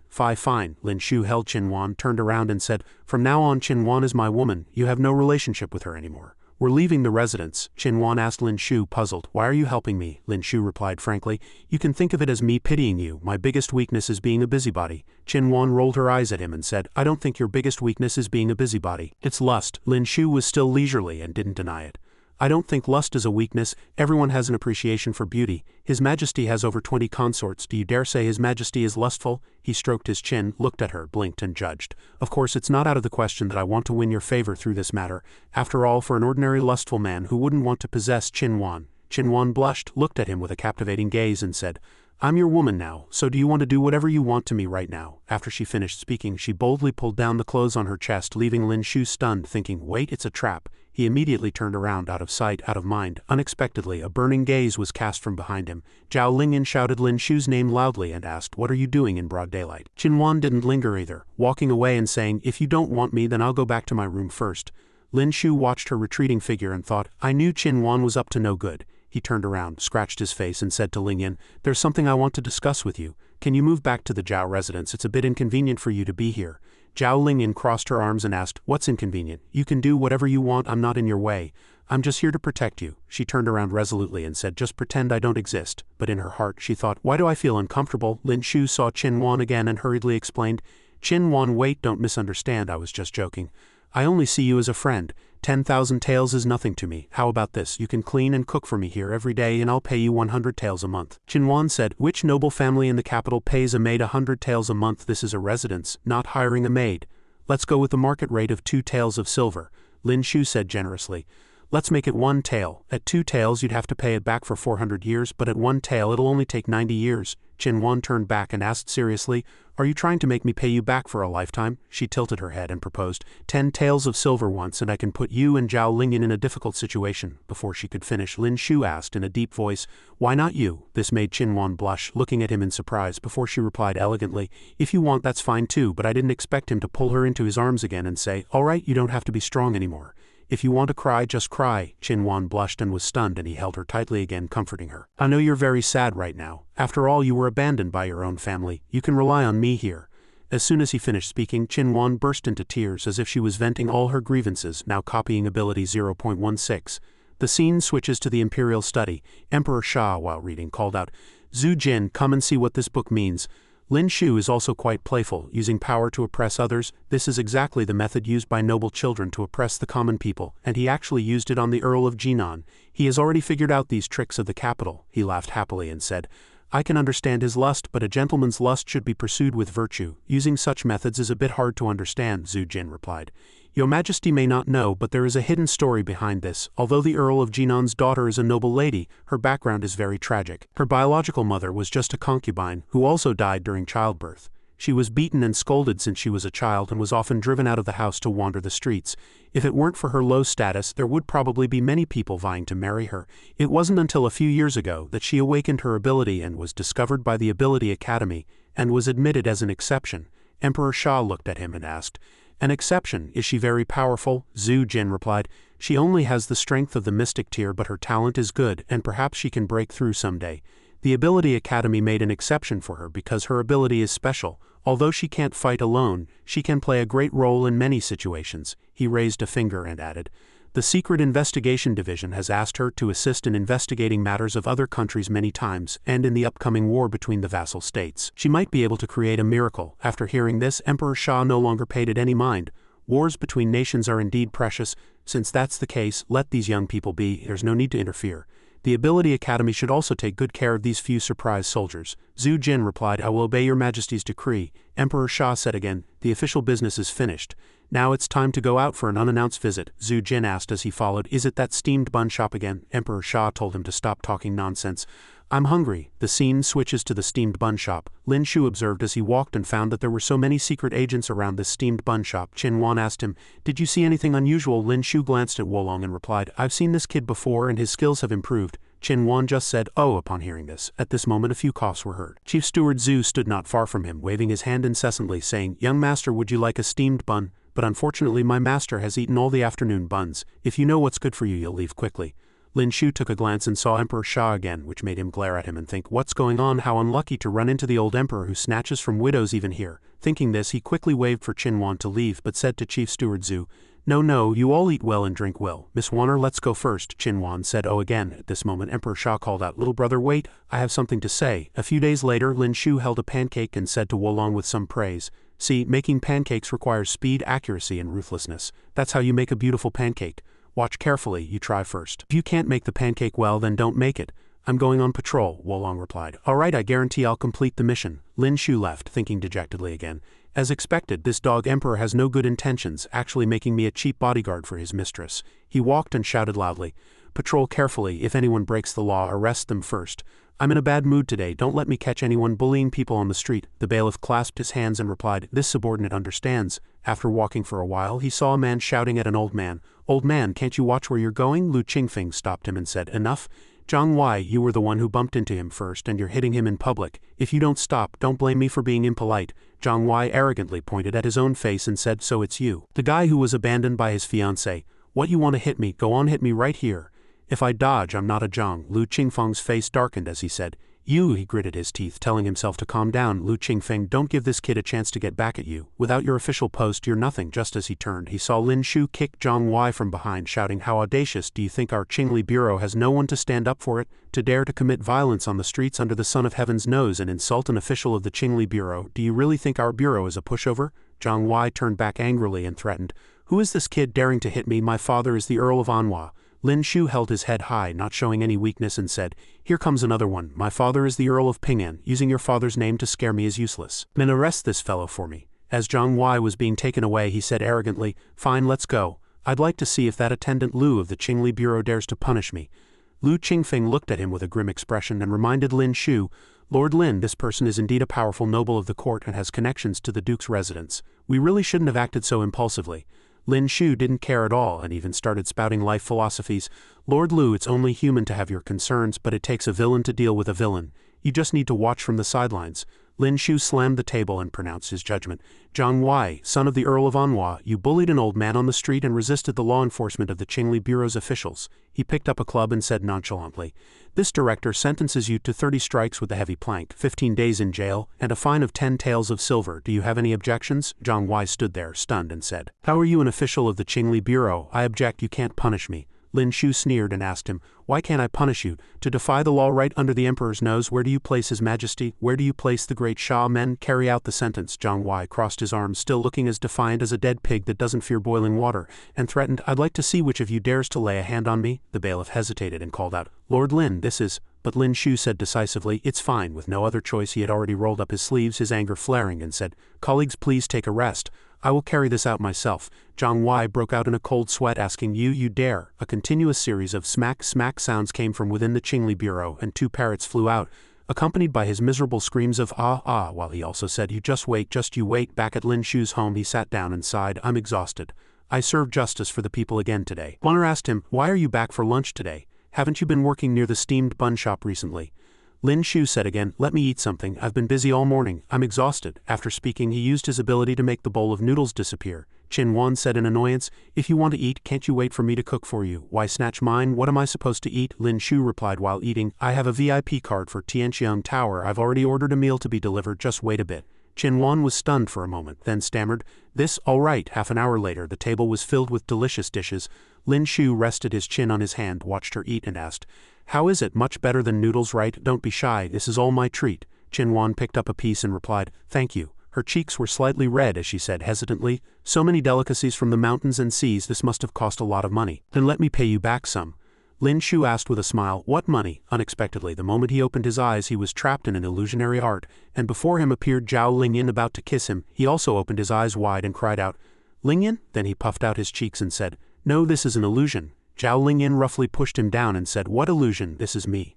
Back in reality, this time Lin Shu was truly unable to break free from the hypnotic art. His face was as red as a tomato as he giggled foolishly. Zhao Lingyan looked at him and commented, "What is this kid doing?" Qin Wan turned around and replied, "I don't know, maybe he's dreaming." The scene switches to the Anhua Earl's residence. A subordinate reported, "I've found out that Lin Shu has been at a pretty widow's steamed bun shop these past few days." Zhang Wei guessed excitedly, "That widow must be the woman he's keeping on the side." The subordinate added that otherwise it would be impossible for him to be there every day, and he often showed concern for her business. Zhang Wei said maliciously, "Lin Shu, I will make you wish you were dead. Go and inform the second young master of the Duke of Dingguo's residence. Tell him I'm sending him an exquisite beauty tomorrow." A parrot flew through the sky, then landed in front of Lin Shu to report, "Boss, Zhang Wei has his eyes on that widow who sells steamed buns." Hearing this, Lin Shu thought with a blank expression, "Has this guy misunderstood something this time? I'm not digging a pit for that dog emperor outside." Zhao Lingyan had already shouted loudly, "What are you standing around for? Hurry up and go cultivate." Lin Shu replied while walking briskly, coming. As he walked, he thought, "I can only wait. If I go now, I won't be able to explain the source of this information." Zhao Lingyan crossed her arms and asked, "Lin Shu, it's been a while since you've brought your sister home, hasn't it? How about these next few days?" Lin Shu raised his hand and said, "Let's talk about it in 2 days." It wasn't that he didn't want to, but there were too many things to do at the Qingli Bureau these days, and he had come up with a plan. He could have Big Yellow and the others keep an eye on things later. If something happened to the young widow, would the dog emperor go crazy? At this moment an officer ran over in a panic and said, "Lord Lin, bad news, something has happened to the lady boss of the steamed bun shop." Lin Shu asked loudly in surprise, "What?" Seeing his reaction, Zhao Lingyan just said, "Oh," and asked, "What's wrong?" Unable to explain, Lin Shu was already running as he said, "Lingyan, you go cultivate first, don't wait for me. I'm going to handle something important." As he ran hurriedly, he gritted his teeth and asked, "How do you guys do your jobs? I asked you to watch one person and you couldn't even do that." The officer also said helplessly, "Lord Lin, you never said who that widow was. We were only responsible for the outside. Who would have thought that right under the emperor's nose a group of people would suddenly rush over in a carriage and abduct her?" Lin Shu was furious, thinking, "It's all because the dog emperor is afraid of people finding out, otherwise he would have sent secret agents to protect her." Thinking this, he ordered again, "Give chase, we must not let those criminals get away." He then asked himself, he acted as soon as he got the news, how can this Zhang Wei be so cunning? A few bailiffs reported the situation. "Lord Lin, our men have already caught up. They are in a residence of the Earl of Anhua, but we don't know the situation inside yet." Lin Shu stood at the gate of the Anhua Earl's residence and ordered anxiously, "What are you standing around for? Break down the door and save her. Apart from the young widow, tie up everyone inside for me." The officer heard this and asked curiously, "Lord Lin, who exactly is this widow? Is it necessary to go to such great lengths?" As Lin Shu walked inside, he reminded him sternly, "Don't ask what you shouldn't. We'll talk after we've arrested them. No matter who is in front of you, arrest them all for me. If anything happens to that widow, both you and I will be beheaded." The officer shrank back in fear and replied, "Understood." Inside, Zhang Wei was bowing and fawning over a man in green, calling out, "Third young master, I'm not bragging, but this beauty is very gentle and charming, definitely your type." The third young master looked at the young woman and said with satisfaction, "You're quite sensible." He sized up the young woman for a moment, then said again, "Not bad, I am very satisfied with a beauty like this." Zhang Wei replied, "As long as you like her, young master. A moment of a spring night is worth 1,000 gold pieces, so this lowly one will not disturb you." He was still thinking smugly, Lin Shu, I can't touch you, but someone else can, so what if you're Zhao Lingjun's husband? Can you compare to the Duke's residence? Ha ha ha. At that moment the door was violently pushed open and Lin Shu rushed in with the bailiffs. Zhang Wei was startled and asked, Who is it? Don't you know the third young master is handling important business? The third young master also glanced back, then turned around, tapped his hand with his fan and said loudly, Wait, I'd like to see what a minor official from the little Qingli Bureau can do to me. Lu Qingfeng came over and whispered to him, Lord Lin, you can't arrest this person. He's a young master from the Duke of Dingguo's residence. The Crown Prince is his cousin and the Empress is his biological aunt. The Qingli Bureau can't touch him. After hearing this, Lin Shu was still determined to have his way. As the director of the Qingli Bureau, I cannot coexist with evil. No matter what your status is, you can't stop me. He didn't just arrest him randomly, but said softly to him, Young Master Zhang San, please come with me for a trip. He was still thinking, from what I know of the Dog Emperor, let alone a Zhang San, I'm afraid even if the Duke of Dingguo or the Jade Emperor himself came today, I'd still have to get involved. Zhang San frowned and said arrogantly, Interesting, so what if I go with you? Lin Shu made way for him and replied, That's wonderful, saves me the trouble of doing it myself, please young Master Zhang San. The Qingli Bureau can't touch you, but you won't be able to get the people from the Ministry of Punishments off your back either. Lock up the rest of them. Lu Qingfeng complained dejectedly. Since Lord Lin is so principled, how can I back down? Let's go together. The officer also said, We're all the same, he thought, either way it's death. I might as well earn a reputation as an honest official. Back at the Ministry of Punishments, a group of women saw Lin Shu and Zhang San and started discussing among themselves. So that's Lin Shu. Not long ago he arrested the son of the Earl of Anhua, and today he even dares to arrest Zhang San. The young man is too impulsive. This is going to be difficult now. The Zhang family's power is not something just anyone can challenge. Shish, isn't that Lin Shu? Why did he arrest Zhang San? Hurry back and tell Ninger. Zhang San frowned and said, I told you the Ministry of Punishments can't punish me either. You're just a minor official from the Qingli Bureau, I can't be bothered with you. Hurry up and return the person to me and we'll let this matter drop. Lin Shu looked at him and asked with certainty, What if I refuse to let her go? To dare to defy the law right under the Emperor's nose. Zhang San was exasperated and said fiercely, Cut the crap, my patience has run out. Teach him a good lesson, then bring that woman back. His two subordinates cracked their knuckles, bared their teeth and replied, Yes? Lin Shu looked at them with a serious expression, thinking, Is this kid really not afraid of anything? Why haven't the Emperor's reinforcements arrived yet? Those two guys are both upper-tier Earth rank. The two men said fiercely, Our apologies. Suddenly a sword flew straight over and stuck in the ground between them. Shui Ninger also landed and asked, Who dares to touch him? Take another step forward and don't blame me for being impolite. Lin Shu looked at her in surprise and asked, Ninger, my sister, why are you here? Zhang San ordered impatiently, You two make your move, don't mind her. At this moment another majestic voice asked, Bullying people all the way to my husband, is there no one else in your eyes? That subordinate rushed over but was firmly pressed to the ground by an ability. Lin Shu turned his head and called out, Lingjun. Zhang San still stubbornly threatened Zhao Lingjun. Miss Zhao, don't think you alone can go against the Zhang family. Make Lin Shu apologize to me at once. Zhao Lingjun walked over and said clearly, My husband was punishing evil and promoting good, why should he apologize? If you are not convinced, then step forward and try me. At this moment, Zhu Jin appeared again to mediate. Everyone please calm down, don't be impulsive. His Majesty has decreed that all troublemakers be brought into the palace for personal interrogation. Third young master Lord Lin, please come with me. Zhao Lingjun said from behind, and I will wait at home for my husband's return. Lin Shu looked back, thinking with some confusion, Why is Zhao Lingjun suddenly so good to me? But if it were me I would do the same, it's just tough on Ninger. I wonder if the little lass will overthink things. Zhao Lingjun then turned to look at Shui Ninger and said, I am very sorry about Lin Shu's matter. Shui Ninger lowered her head and said, There's no need to apologize, it's my own strength that is insufficient. The scene switches to the master of the Duke of Dingguo's residence, the Crown Prince's uncle. He clasped his hands in a salute and said, Your Majesty, this subject is late, please punish me, Your Majesty. Emperor Sha said. Why did the state uncle come in person? Dispense with the formalities, please be seated. The Duke of Dingguo still clasped his hands to accept his crime. My unworthy son has done such a thing alarming, Your Majesty. After I take him back to the residence I will definitely discipline him strictly. Emperor Sha said without holding it against him. It's common for young people to make mistakes. A lesson will be enough. State uncle need not be too harsh. The Duke of Dingguo replied, I will take this unworthy son back now so as not to disturb Your Majesty. Emperor Sha said again. Send my regards to the Duke of Dingguo. Lin Shu looked at the Duke of Dingguo and Zhang San, thinking with confusion. No way, this dog emperor is just letting it go like this? Emperor Sha's stern gaze swept over to him, and he asked, Lin Shu, do you know your crime? Lin Shu immediately clasped his hands and replied, Your Majesty, your subject knows his crime. Your subject is merely the son of an earl and should not have offended his superiors by making things difficult for the son of a duke's residence. He was raping a commoner. Your subject should have turned a blind eye. The officer and Lu Qingfeng also knelt down, and Lin Shu continued sincerely, I hope Your Majesty will forgive Lord Wu and Lord Lu. They were only following orders and are absolutely loyal to the court and to your majesty. Emperor Sha furrowed his brow and said, "Oh," then looked at the other two and asked, "Do you have anything to say?" Lu Qingfeng lowered his head and replied, "Your Majesty, this subject also participated in this matter and is willing to accept punishment." The officer also added, "This humble subject is also willing to be punished." Emperor Sha stroked his chin and pondered for a moment before standing up and ordering, "What crime have these two committed in enforcing the law? This is acting according to the law. Zhu Jin, draft the decree.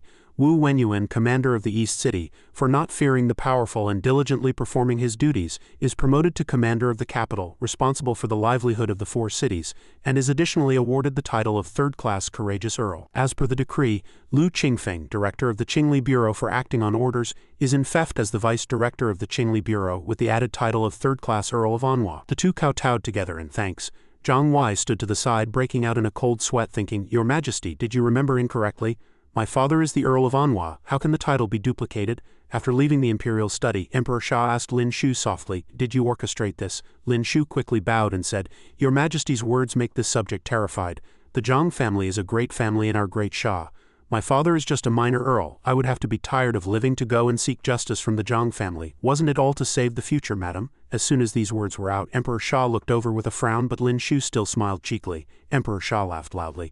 "Ha ha, it seems I have wronged you. You have rendered a service this time, but I can only infect your father as a third-class marquis. As for other titles, you'll have to strive for them yourself." Hearing this, Lin Shu's eyes widened as he asked, "Strive? How can I strive?" Emperor Sha replied, "First, by your own strength. Second, by entering the prodigy ranking in the Tournament of Nations." He glanced over and added, "If you can enter the top 10 so that Great Sha has more than just Zhao Lingjun, I will infect you as a duke. How about it?" Lin Shu said with some worry. "Your Majesty, this time your subject has offended the Zhang family for your Majesty's sake. Will they seek revenge against me, poisoning, assassinating, or secretly harming my family?" Emperor Sha comforted him. "You can put your mind at ease. From today onwards no one will dare to harm you or your family. That little wife of yours is so formidable I'm afraid many people won't be able to sleep tonight. Hurry back and cultivate, don't come and bother me unless it's important." Lin Shu lowered his head and replied, "Yes, I obey the decree," after he left. Zhu Jin had already reported the situation. "Your Majesty, the madam has been properly settled. That Zhang Wei has been arrested for several illegal and disorderly acts he committed. How should the remaining people be dealt with?" Emperor Sha ordered. "Arrest them and bury them alive directly. Exile the rest to Lingnan. In any case, I am not a tyrant. I'll still leave them a way to live." Zhu Jin replied, "Your Majesty is magnanimous. There is one more thing. Just now this old servant investigated some news. That lady of the Zhao family has indeed entered the upper-tier Earth rank." Hearing this, Emperor Sha couldn't help but sigh. A 19-year-old at the upper-tier Earth rank, plus her master. This time I'm afraid no one in the entire Great Sha will dare to touch the Zhao and Lin families. Lin Shu stood outside and had heard everything, stroking his chin and thinking with confusion. Although Zhao Lingjun is very strong, the Zhang family has a heaven-tier upper-rank expert after all. How could they be so afraid of her? Could it be that this wife of mine has an even stronger backer? He broke out in a bit of a cold sweat, thinking, wait, in that case I'm really a kept man. Just then, Zhao Lingyan walked over and asked, "What's wrong, Lin Shu? Are you all right?" Lin Shu replied happily, I'm fine.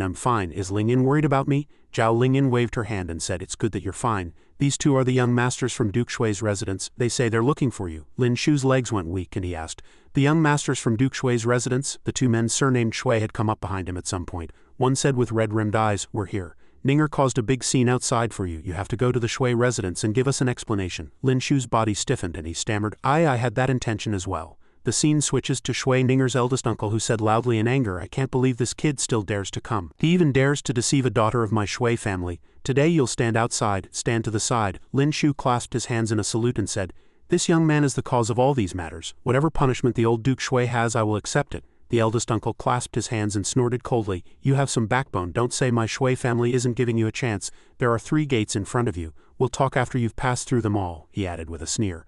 "Or you can leave right now and swear to never see Ninger again. As for what happened before, I, as an elder of the Shui family and Ninger's eldest uncle, can represent the Shui family and not pursue the matter further." As soon as he walked away, another man with crossed arms walked in front of him and said, "You have guts, kid. I am Ninger's third brother. Defeat me and you'll pass the first gate." He looked at him sternly, thinking, the head of the family said that if this kid is to pass, we should give Ninger some face first. "I'll have to go easy on him later," he said. "Come on." Unexpectedly, Lin Shu had already used an ability to get close to him, saying, "Third brother, my apologies." He stretched out his hand, thrust it into his stomach, then twisted and with a measured punch pushed him back, his ability flaring violently in the air. The other two watching were both shocked, saying, "No way, how did third brother lose?" The third brother lay on the ground asking himself with a dazed expression, "Who am I? Where am I? What happened?" Lin Shu walked to the door, opened it with his head held high and said, "Third brother, you let me win." He pushed the door open and walked in. Inside, a person with a fire ability said, "You have some skill to think you could pass the first gate so quickly." The red-haired man smiled proudly, "But my flames are merciless, you should still back down." In his heart, however, he thought with confusion, "How did that kid Shui Lei fall so quickly? Still, it's a good chance for me to stretch my muscles." Just as he was thinking, Lin Shu walked up to him again and said coldly, "You let me win." He opened his eyes wide to look, but his body had already been frozen by an ice ability. He thought in a panic, "What is this kid hiding? He is at the upper-tier mystic rank." Lin Shu came to the third gate. This time it was Shui Li, an earth-tier martial artist. He held a sword, but his body emitted a powerful fire ability. He praised him. "Kid, your strength is not bad. I am Ninger's fourth uncle and have been at the earth tier for many years. Are you sure you want to continue?" Lin Shu was already prepared, using his ability to summon an ice sword with both hands and said, "Fourth uncle, my apologies." On Shui Ninger's side, she pleaded worriedly, "Grandfather, please don't make things difficult for him." Old Duke Shui calmly drank his tea and said, "He can leave whenever he wants." Shui Ninger lowered her head on the verge of tears and said resolutely, "He won't leave." Old Duke Shui still said with his eyes lightly closed, "Silly girl, a man's mouth is a deceiving ghost. You can't believe those sweet words." Shui Ninger still stubbornly retorted, "But even if it's a trial, there's no need for fourth uncle to step in, right?" Fourth uncle advanced to an earth-tier martial artist many years ago. His martial arts training is less than a year old. How can he be fourth uncle's opponent? Old Duke Shui sternly reiterated. "I said he can leave whenever he wants. If he chooses to stay, then he can't blame anyone else." Shui Ninger couldn't argue back and snorted through gritted teeth.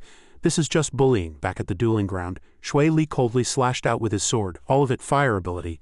Lin Shu blocked with his ice sword, which was immediately split in two. The scorching temperature made him grit his teeth. He slashed over with his sword, saying with powerful strength, trying to dodge, "If you don't use your full strength, you might die." Lin Shu had no choice but to raise his hands and block with his ice ability, saying too strong. He gritted his teeth as he blocked. Shui Li retracted his sword, gathered his ability and prepared to thrust, saying, "You underestimate earth-tier martial artists too much." He thrust his sword, which had already pierced through Lin Shu's ice ability. He had to dodge quickly, or he would be skewered. Shui Li also swiftly pointed the sword in front of him and said, "Give up, you know very well you're no match for me. Giving up sooner means less pain." Lin Shu didn't answer. Shui Li said again, "You're already this injured and you still won't give up." In his heart, however, he thought, "No wonder Ninger is so set on him with this kind of temperament." But then he remembered old Duke Shui's words, "If his will doesn't waver, I'm afraid this girl Ninger will raise hell." Lin Shu grabbed Shui Li's sword and said, "Fourth uncle, why did you get distracted during our fight?" He used his ice ability to freeze Shui Li's sword. The ice ability was about to reach the tip of the sword. Shui Li immediately let go of the sword, his hand still touched by a bit of the ice ability, and he sighed, "The ice ability is truly formidable. I really underestimated you." Lin Shu retracted his ability, picked up the sword and replied politely, "Fourth uncle, you flatter me. You went easy on me." Shui Li closed his eyes slightly and hummed in agreement. Suddenly, old Duke Shui slapped him and shouted, "Taking so long to fight a junior, aren't you ashamed?" Shui Li turned his head and called out, "Father."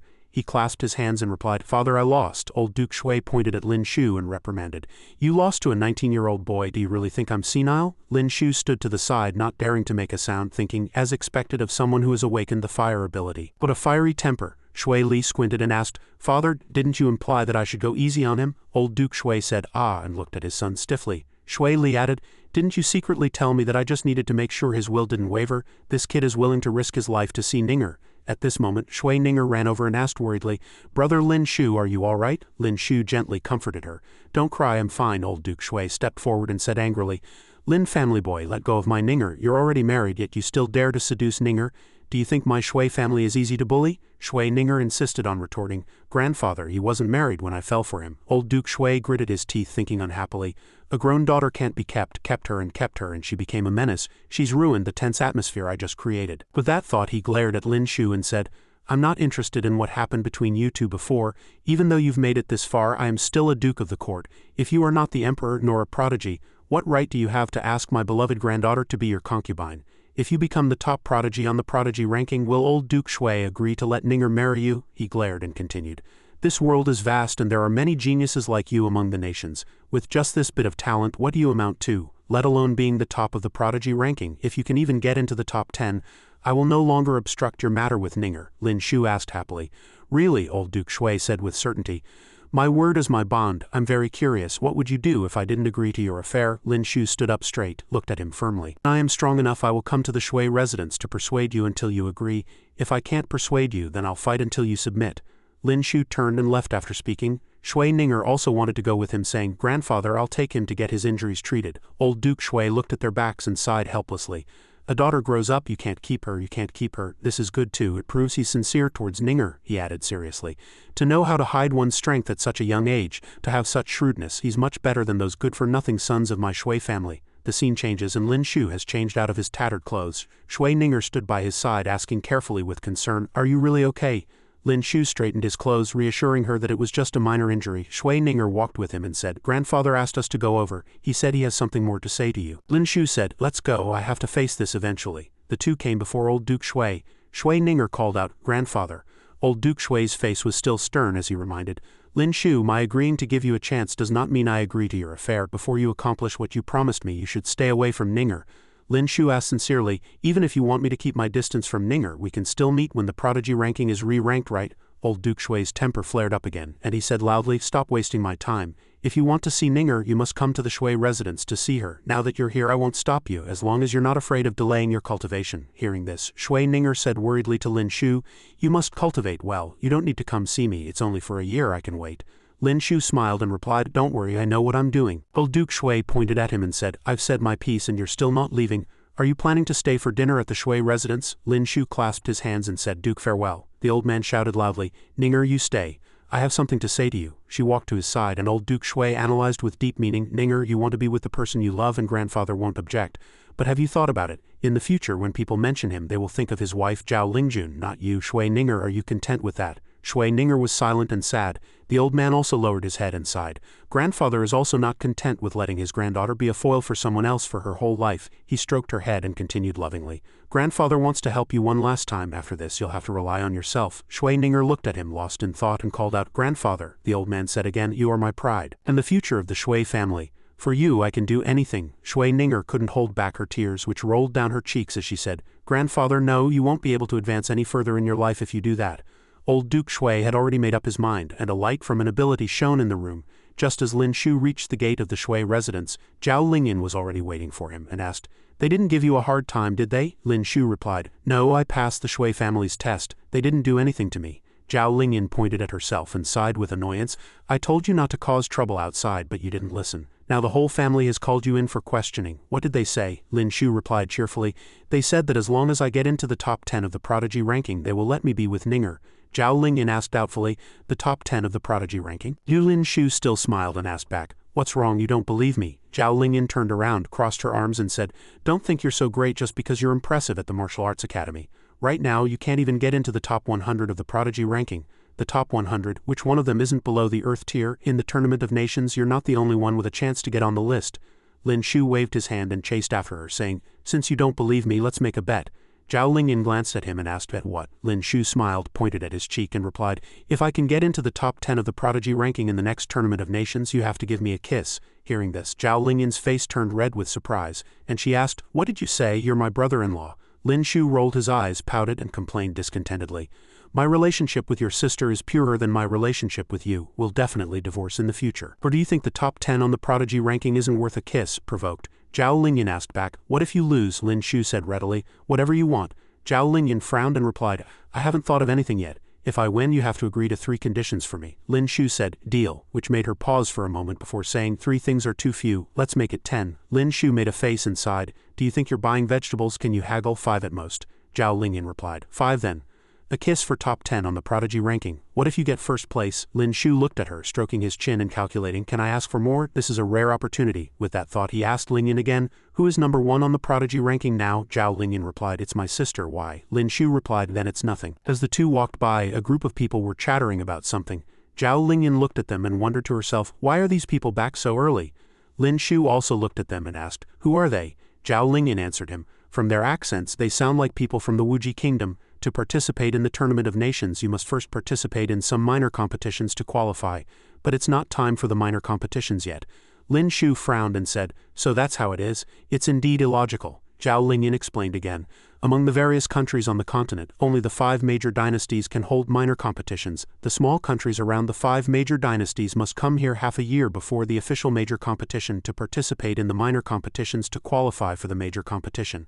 The small countries around Great Sha include the western regions, Manhua. Manhua used to be quite obedient, There's also Wuji Kingdom and Fusong, who are outwardly submissive but are always scheming in the dark. She looked at Lin Shu and said pointedly, so don't think about next year's major competition. The most important thing now is how to stand out in the minor competitions a few months from now and get the qualification to participate in the major competition. Lin Shu replied calmly, we'll see how things go. Back at home, looking at the dinner table in front of him, Lin Shu praised happily, Miss Wanner's cooking is getting better and better. Qin Wan replied modestly, it can be better but you'll have to pay more. Suddenly, Zhu Jin poked his head in again and hurriedly called to Lin Shu, His Majesty summons you to the palace. Stop eating, hurry back to the palace with us. The next day he immediately went to see Emperor Sha. He clenched his fists and said seriously, Lin Shu, I have a task for you. Lin Shu bowed slightly and replied, please give your orders, Your Majesty. Emperor Sha gritted his teeth and said angrily, the tiny Wuji Kingdom has produced a martial arts genius who dares to arrogantly challenge Great Sha. Go to the Martial Arts Academy tomorrow and teach them a good lesson to display the might of our Great Sha. Lin Shu frowned and asked in confusion, the Son of Heaven's Academy is full of talented people. Why does Your Majesty only send me? The more Emperor Sha spoke, the angrier he got, and he slammed the table saying, that bunch of useless trash, not a single one of them is of any use. Lin Shu pouted and said reluctantly, I will do my best to carry out the task Your Majesty has given me and display the might of our Great Sha. But I also have a request and I hope Your Majesty will grant it. Emperor Sha squinted and said unhappily, you dare to bargain with me. Lin Shu frankly stated his condition. I would like to request that Your Majesty issue an imperial edict to grant a marriage. Emperor Sha asked, puzzled, grant a marriage? Who do you want to marry now? That Shui family girl is not an option. Lin Shu held up a finger and replied with a smile, not Ninger, it's Kai. Emperor Sha also readily stated his condition. If you win this competition I will grant your request. Lin Shu bowed joyfully and said, thank you, Your Majesty. The next day on the martial arts field, a brown-haired man nimbly moved to the side dodging a blow. A black-haired man thrust fiercely, but the brown-haired man dodged to the side again without even drawing the wooden sword behind his back. His eyes sharpened, and he hooked his opponent's leg with his foot, then sent him flying with a kick. The man fell to the ground, causing the vice-chancellor's face to darken as he thought, a provocation from a small country, and yet no one dares to accept the challenge. Is Great Sha going to lose face like this today? The Chancellor of Wuji Kingdom glanced at him and asked provocatively, we are here to learn. I wonder if your esteemed academy has any more skilled students. I hope you won't be stingy with your teachings. The Vice-Chancellor replied with a dark face, of course we do. It's just that right now, at that moment, a person hooked a wooden spear with his foot.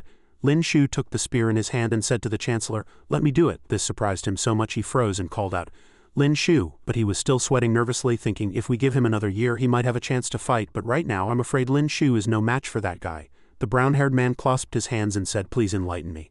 Lin Shu also put the spear behind his back and introduced himself. Lin Shu, please give me your guidance. The gong for the start of the match sounded, and the brown-haired man leapt into the air, swung his wooden sword back and assumed a downward chopping stance.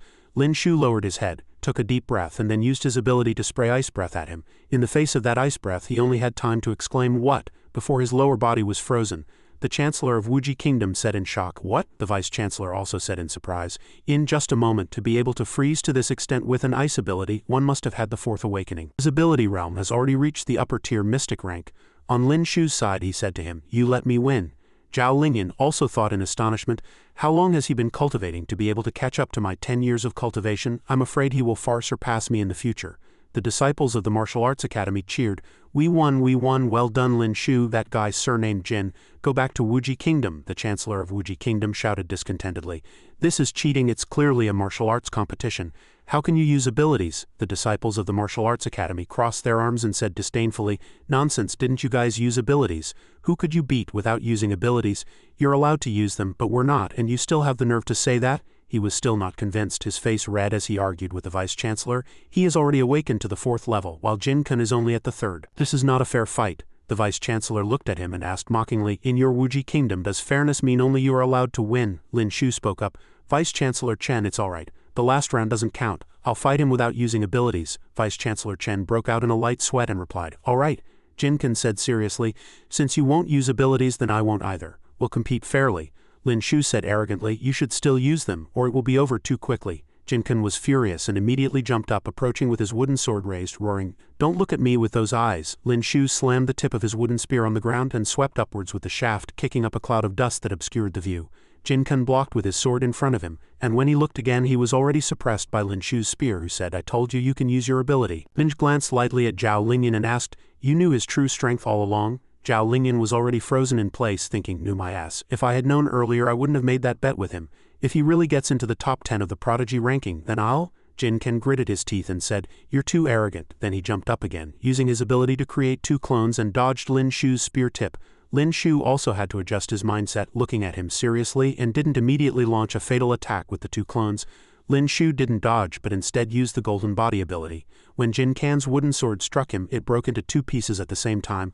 Lin Shu quickly pointed his spear at him again, causing him to say with a grave expression, "How is this possible?" Then he had to accept reality, lowered his head, sighed, and said, "I lost." Lin Shu retracted his spear and also showed some admiration for him. "You're really fast, but you rely too much on speed. You should know that in the face of absolute power, speed is useless, no matter how fast." Jin Ken clasped his hands and replied, "Thank you for the guidance." Lin Shu put his hand on his shoulder and said, "You're not bad either, very strong, currently copying." He looked at the text displayed on the screen, said, "Oh," and was instantly surprised again, thinking, "How is this possible? The copying ability in my body has reacted. I had clearly already copied 4 abilities after the last breakthrough." The disciples of the Martial Arts Academy were now completely smitten with him, praising him endlessly.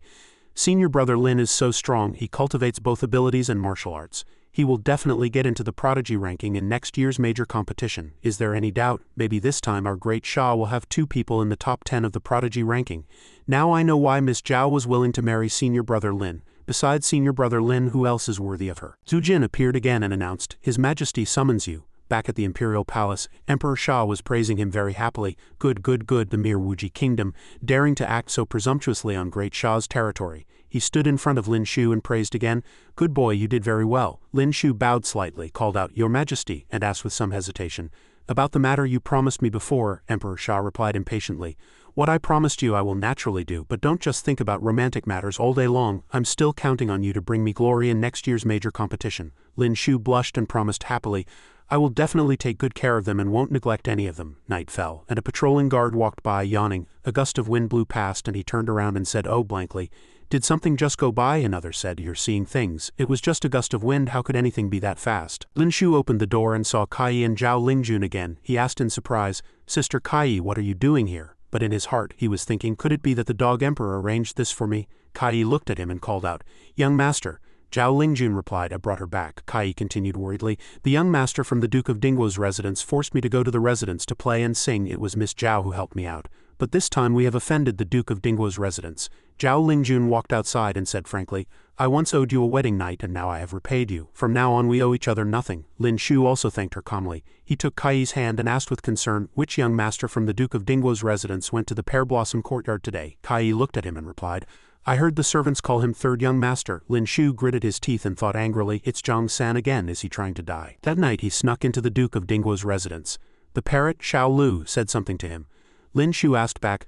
A guard left in Zhang San's room. He took a bite of an apple, holding a knife in his other hand, and said furiously, "Not to mention Zhao Lingjun, even the boss of the opera house dares to defy me. When the guard brings her head back later, I will definitely kick that head like a ball." A gust of wind blew past, swaying the candlelight, and he also fell under a hypnotic ability. His eyes were dull and the knife in his hand was unconsciously raised and stabbed down. Blood splattered on the candlelight, extinguishing it as well. At the Pear Blossom courtyard, the boss lady calmly asked the assassin in front of her, "Since the truth outside is unknown, why must you kill everyone?" The assassin said, "You can only blame yourself for offending someone you shouldn't have." The boss lady sneered and asked, "Is that so?" Afterward, a thin, long wound appeared on his neck.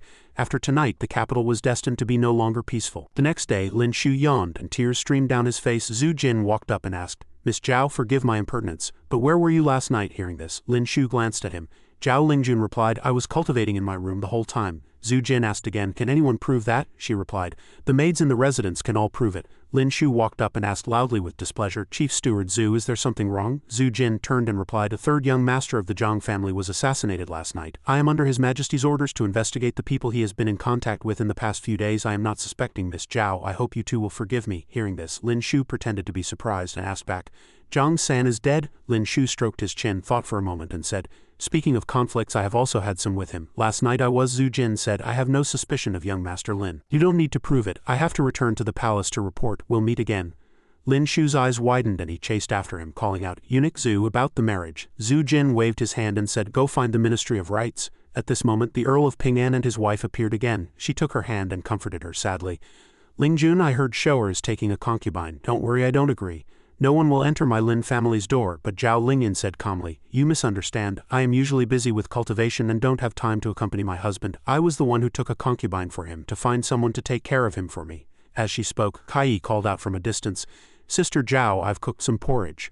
Lin Shu hurriedly stepped forward to introduce, Father, Mother, this is Kai. Kai also immediately bowed her head to greet her uncle and aunt. As soon as the Countess of Anhua saw her, her eyes lit up and the word perfect appeared in her mind. In a moment she pushed her son aside, took out a bracelet and then took her hand, saying, This is our first meeting, I didn't prepare anything. Please accept this bracelet, from now on we are one family. Hearing this, Kai's face turned red. Lin Shu, on the other hand, froze completely, unable to help but think, didn't they come to question me? How did they even give her a bracelet? But it's also strange, with Kai's temperament it's hard for elders not to like her. The Countess of Anhua glared at her son and instructed, As elders we won't interfere too much in you young people's affairs. As long as you are happy, your father and I can rest assured. The scene switches to the Zhang family's morning hall. The Duke of Dingguo, that is, the father asked a servant, How exactly did the young master die? The servant knelt on the ground and replied, It has nothing to do with us. The young master was alone in his room at the time and the door was tightly shut. When we went in, the young master had already committed suicide. Duke of Dingguo angrily ordered, Drag them out and dispose of them. The group of servants were terrified and kept begging for mercy. Spare us, the old butler spoke from behind. To be able to kill the young master without a single guard noticing, the assassin's strength is at least at the upper tier earth rank, or even higher. Could it be that it was done by someone from the Heavenly Tao Alliance? The Duke of Dingguo frowned deeply and said, It's unlikely it was someone else. I guess it was just an ordinary case. A son of the Earl of Anhua was killed. The scene switches to the Ministry of Rights, where a constable said respectfully to Lin Shu, Lord Lin Shu, taking a concubine has its own rules. The concubine's sedan chair cannot enter through the main gate. She cannot wear red for her wedding dress, and she cannot bow to heaven, earth, and parents during the ceremony. Lin Shu waved his hand repeatedly and said, Don't tell me about these rules. All sedan chairs will enter through the main gate. The wedding dress must be red, and we must bow to heaven, earth, and our parents. The constable sighed and mumbled, Truly, Lord Lin Shu. Before long the wedding day arrived. The bright red sedan chair and the large retinue created a lively scene along the entire street. Several young masters watched with envy. How did this kid get so lucky? After marrying Miss Zhao, he can still take a concubine? I heard the concubine is also a great beauty. Some people are just born lucky. As a noble young master, he even steps forward to help the common people. When the Wuji kingdom came to challenge, it was he who turned the tide and saved Great Shah's face, another person said unhappily. I really feel he's not worthy of Miss Zhao. If I could marry a wife like that, I would never look at another woman in my life. Why doesn't he know how to cherish her? That person looked at him and commented, Marry Miss Zhao or you worthy. Kai was welcomed into the Lin residence. At night, the lanterns were hung high. In the bridal chamber, Lin Shu held her and praised, You are so beautiful. Kai looked at him, her face blushing slightly, and called out, Husband, it's time to put out the lights. The two were filled with affection. Outside, Zhao Lingjun heard them and blushed with shyness. The moon rose high and another night passed. A bowl of porridge was placed on the table. Lin Shu picked up the porridge, sat by the bed and asked, Awake, you were up so late last night, are you tired? Kai opened her eyes wide and said, It's all my fault for waking up so late. I haven't paid my respects to my parents-in-law or served tea to my sister yet. Lin Shu fed her a spoonful of porridge and said lovingly, Eat something first. Lingjun went out last night and just got back. Kai replied happily with a hum. Zhao Lingjun gently blew on her teacup and said, You don't have to be so formal. You don't need to serve me tea in the future. Kai bowed and said, This is proper etiquette. I cannot disrespect it. Zhao Lingjun put down her teacup and said, I plan to go back to my parents' house for a few days. Lin Shu said happily, I'll take you back. I'll bring some wine for father-in-law and a few new bottles of perfume for mother-in-law. Stay at home for a few more days and spend more time with them. He also thought happily, This way I can enjoy some private time with just the two of us. Zhao Lingjun thought with a slight blush, Who could stand to stay after all that noise last night? A day later, night fell. Lin Shu held Kai and asked, Are you tired today? Kai replied, I'm more happy than tired. Lin Shu blushed and said with a mischievous smile, Then let your husband help you relax. The two became entangled again. Kai said, Husband, let's put out the lights first. Another night passed and dawn broke. Lin Shu looked at the sleeping Kai and couldn't help but think, Emperor Sha was right. I can't get lost in romance. I still have to participate in the competition. With my current strength, I'm still far from getting into the top 10 of the prodigy ranking. His eyes gazed forward seriously as he thought again, I must figure out the reason for such a big change in my copying ability. This also determines whether I will lose a trump card. I need to find someone with a gold ability to verify my guess. The scene switches to the Ability Academy. The Chancellor stroked his beard and said to Lin Shu and Zhao Lingyan, I didn't expect to have misjudged. From today on you are a student of our heaven-tier courtyard. Lin Shu smiled. Thank you, Chancellor, he added. In a few days there will be an opportunity to go to the Northern Earth Caverns to cultivate. There are a large number of ice abilities there, which is a chance to break through to the Earth tier. Which of you two wants to go? Lin Shu pointed at Zhao Lingyan and replied, Her. Zhao Lingyan also pointed at him and said him. Outside the courtyard, Lin Shu raised his hand and shook his head, refusing again. I just got married. I haven't enjoyed it for long. You go if you want to. Zhao Lingyan retorted sarcastically, And you still want to get into the top 10 of the prodigy ranking? Minj stood beside her, eating a lollipop, and asked, "Are you really dumb or just pretending you can't even see something so simple?" Zhao Lingyan looked at her and asked. "See what?" Minj looked at her and replied. "If he didn't say that, how could he justifiably give you this opportunity? I really don't understand why it wasn't you two who got married in the first place." Hearing this, Zhao Lingyan's face turned red and she said in embarrassment, "You two are a dual cultivation of ice and fire. Why don't you two get married?" Li Baizhang jumped out from nowhere and shouted, "You little rascal, you've been hiding well." Lin Shu also praised him. "Your talent is not bad either." He asked Li Baizhang, "Do you know anyone in the Ability Academy who has awakened the gold ability?" Li Baizhang asked back, "Why are you asking about this?" Lin Shu said, "Just tell me." Li Baizhang sneered, pointed his hand at the person behind him and said, "See that girl sleeping on the desk, the Earl of Ankong's daughter." Before long, Lin Shu was holding her hand, copying. He used his invisibility ability and smiled meaningfully. "My guess was right. Although flight and telekinesis are the same power system and golden body and gold ability are also the same, copying abilities of the same power system cannot coexist. That's why I copied the speed ability." Li Baizhang looked around thinking, "Good thing I'm not some stalker or into folk games, otherwise who knows how many girls would suffer." At night, Zhao Lingyan said to Qin Wan, "In a few days I'm going to a very distant place. It might take a few months for me to return." Qin Wan hummed in acknowledgement. Zhao Lingyan asked, "If a man is particularly good to a woman and gives her all the good things, what does that mean?" Qin Wan replied, "It means that man likes her." Zhao Lingyan added, "But he already has a wife." Qin Wan said again, "So what?" Zhao Lingyan said sadly, "What if that woman doesn't like him?" Hearing this, Qin Wan looked at her in surprise and then asked, "You really don't like him?" Zhao Lingyan turned her head, avoiding her gaze, and said guiltily, "I didn't say it was me." At this moment, Lin Shu walked over and said, "The moon is beautiful tonight." Both of them looked at him. Zhao Lingyan turned and left again. Lin Shu looked at her puzzled and asked, "What's wrong with her?" Qin Wan sneered and said, "Why don't you take a guess?" Zhao Lingyan rushed into her room and slammed the door shut. The scene switches to outside the capital city. The Countess of Anhua instructed Zhao Lingyan, "When you're alone outside, you must take good care of yourself. It's very cold there. Wear more clothes." Zhao Lingyan comforted her. "Mother, have you forgotten? The colder the place, the more I like it. I'll take care of myself, so don't worry, mother. Father and mother, you must also take care of yourselves." The Countess of Anhua hummed in agreement. Zhao Lingyan glared at Lin Shu and threatened, "You have to keep my room for me." Lin Shu scratched his face and replied, "I'll clean it for you often." An old woman walked over and said, "Miss Zhao, we should go." Hearing this, Zhao Lingyan immediately flew off. Lin Shu watched her, his feelings indescribably complex. Back at the Lin residence, Lin Shu walked and muttered to himself, "Lingyan is gone and Minj and Li Baizhang have also left the capital. They went to the active volcanoes of Fusang and the lightning marshes of Java to cultivate." He frowned, thinking with annoyance, "So many people have suddenly left, I feel a little lost." Suddenly, a strand of hair fluttered in the wind. That woman walked by, stunning Lin Shu. The person was actually Zhao Lingyan, looking at him with a faint smile. Lin Shu was mesmerized, calling out in his heart, "Lingyan." He happily reached out to touch her, asking, "Lingyan, why haven't you left yet?" Just as his hand was about to touch Zhao Lingyan, she disappeared. Only then did he realize it was an illusion. He turned to Qin Wan with great annoyance and said, "It was you as expected." Qin Wan chuckled lightly. "How about it? Feeling better? If you pay more, there are other services." She transformed into Zhao Lingyan's appearance and made an offer, 10 taels of silver for a touch. "Want it, but you can only touch the face." Lin Shu held his forehead and exclaimed, "You might as well just rob people." Qin Wan put her hands on her hips and said dejectedly, "The choice is in your hands. If you want to see Zhao Lingyan, you can come to me anytime." Her stomach suddenly cramped and she clutched it, gritting her teeth. Lin Shu chuckled lightly, walked over and asked, "On your period?" Qin Wan hummed in agreement. Lin Shu said, "Come back to my room, I'll give you a massage." In the room, he massaged Qin Wan. She complained unhappily, "I hope I'm not a woman in my next life." While massaging her, Lin Shu said, "If you find those few days each month too difficult, I have a way to help you stop suffering. The effect lasts at least 10 months. Qin Wan said comfortably, "That's a good idea, why don't you help me?" Lin Shu blushed and smiled, saying with great interest, "Such a daunting task, if I don't go to hell, who will?" Qin Wan asked again, "Do you need me to change into the appearance you like?" Lin Shu broke out in a sweat and said, "No need," he thought to himself. "This girl is on a whole other level." The next morning, a steaming bowl of egg noodles. Lin Shu asked Kai, "How did you know I was here?" Kai replied with concern, "Husband didn't come home last night. I guessed you must be here, so I made some breakfast and brought it over." Qin Wan praised.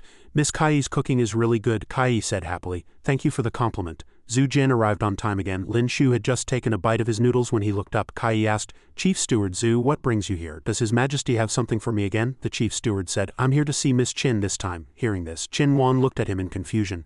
Zhu Jin handed her a box containing yuan crystals and said, "These are all 4th tier yuan crystals. I hope Miss Qin will cultivate well and break through to the earth tier as soon as possible before the major competition.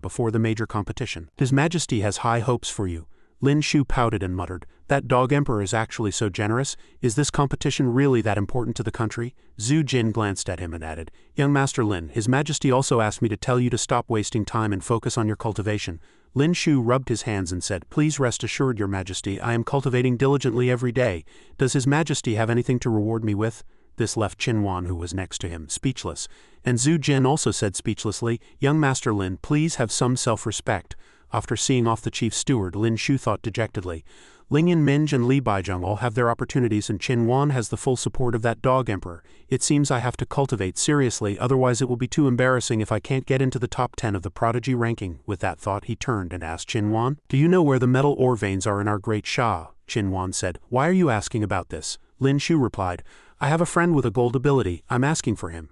Qin Wan stroked her chin and thought for a moment, then replied, "The ore veins in Great Shah have all been mined out. There is a large metal ore vein in Jiangnan, but that is the private property of the Zhang family." Lin Shu thought in surprise, "Jiangnan?" He frowned and looked at Kai, asking himself, "Isn't this too much of a coincidence? Kai is from Jiangnan." He smiled and then asked, "Kai, you've been away from home for so many years, do you miss it? We haven't had our honeymoon yet. How about we go to your hometown?" Kai said happily, "Husband, you're so good to me." Lin Shu, however, was thinking, the cultivation of the gold ability depends on metal. If I can cultivate in a large metal ore vein, the success rate will naturally be much higher. The scene changes and the two have already arrived in Jiangnan. The scenery here is picturesque with endless emerald waters. Looking at the pastries in the shop, Kai said happily, "This shop is still here. I loved the osmanthus cakes here when I was a child, but I could only share half a piece with my sister during the new year." Lin Shu said thoughtfully, "If you like it, I'll come here to buy it for you in the future." He smiled and thought, "This time I used the excuse of taking Kai home to visit her family to come to Jiangnan.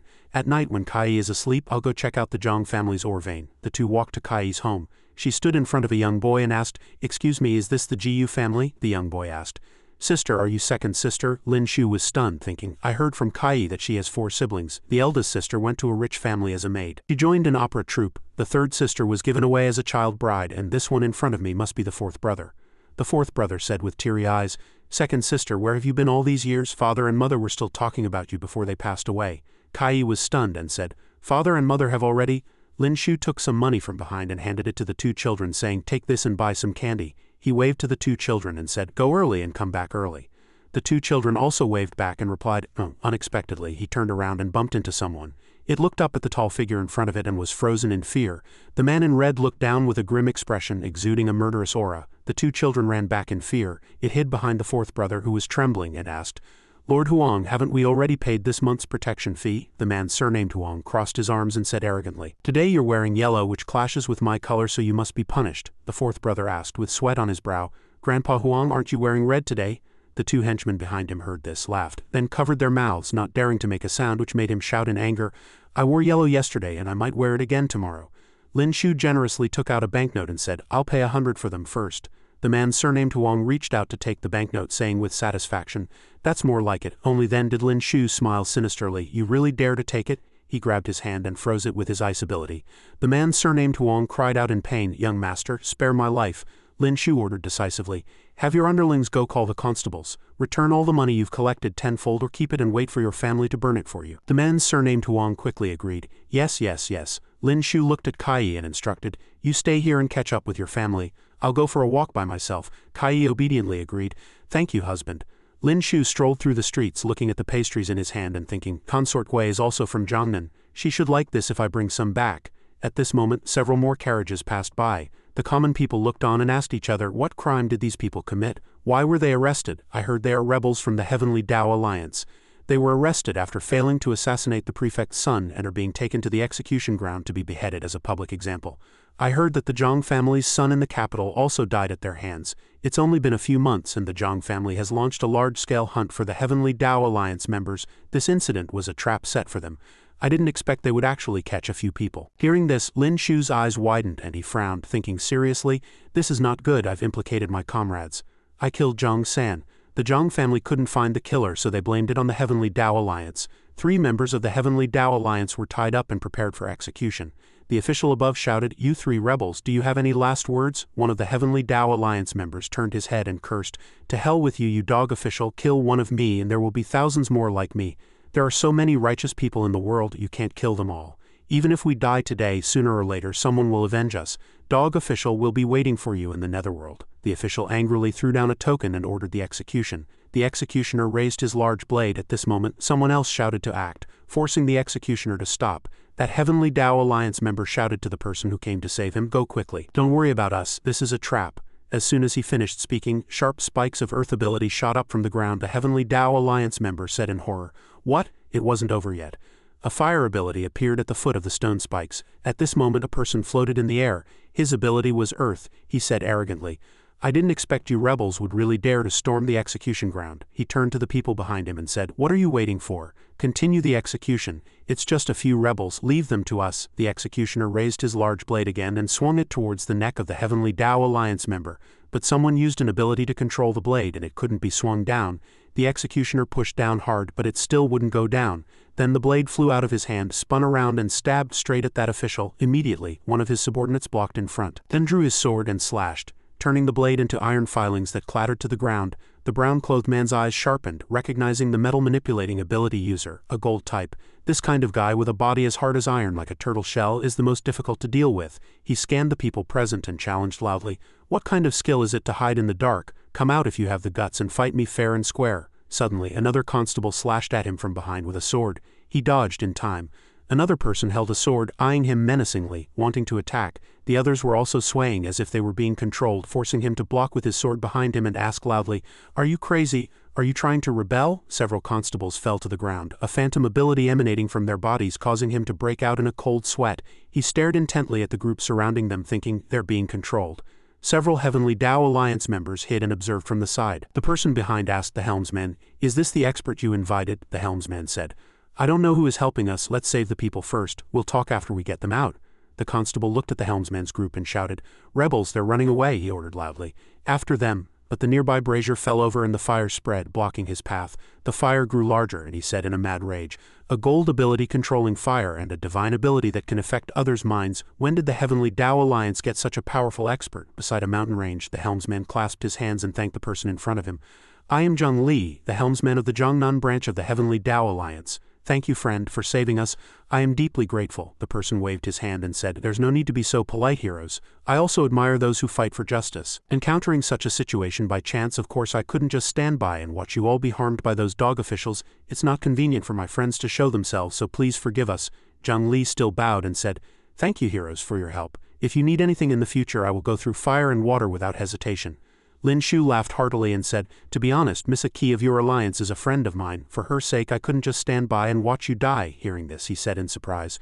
So the hero knows Miss Chen, Lin Shu thought to himself, more than just knowing her. I know her waist, hips, and every mole on her body. He chuckled lightly and asked, I wonder where Miss Aki is now? Zhang Li clasped his hands and replied, Miss Chen's whereabouts are uncertain. I am not clear about her residence either. But I know that in a month she will definitely appear here. Lin Shu asked, Where? He lowered his head and replied, I'm really sorry, this matter is a top secret of the Heavenly Tao Alliance and it concerns the lives of countless brothers. I, Zhang, cannot say. Unless. He looked at Lin Shu and continued firmly. The hero joins our Heavenly Tao Alliance. Lin Shu waved his hand and chuckled lightly.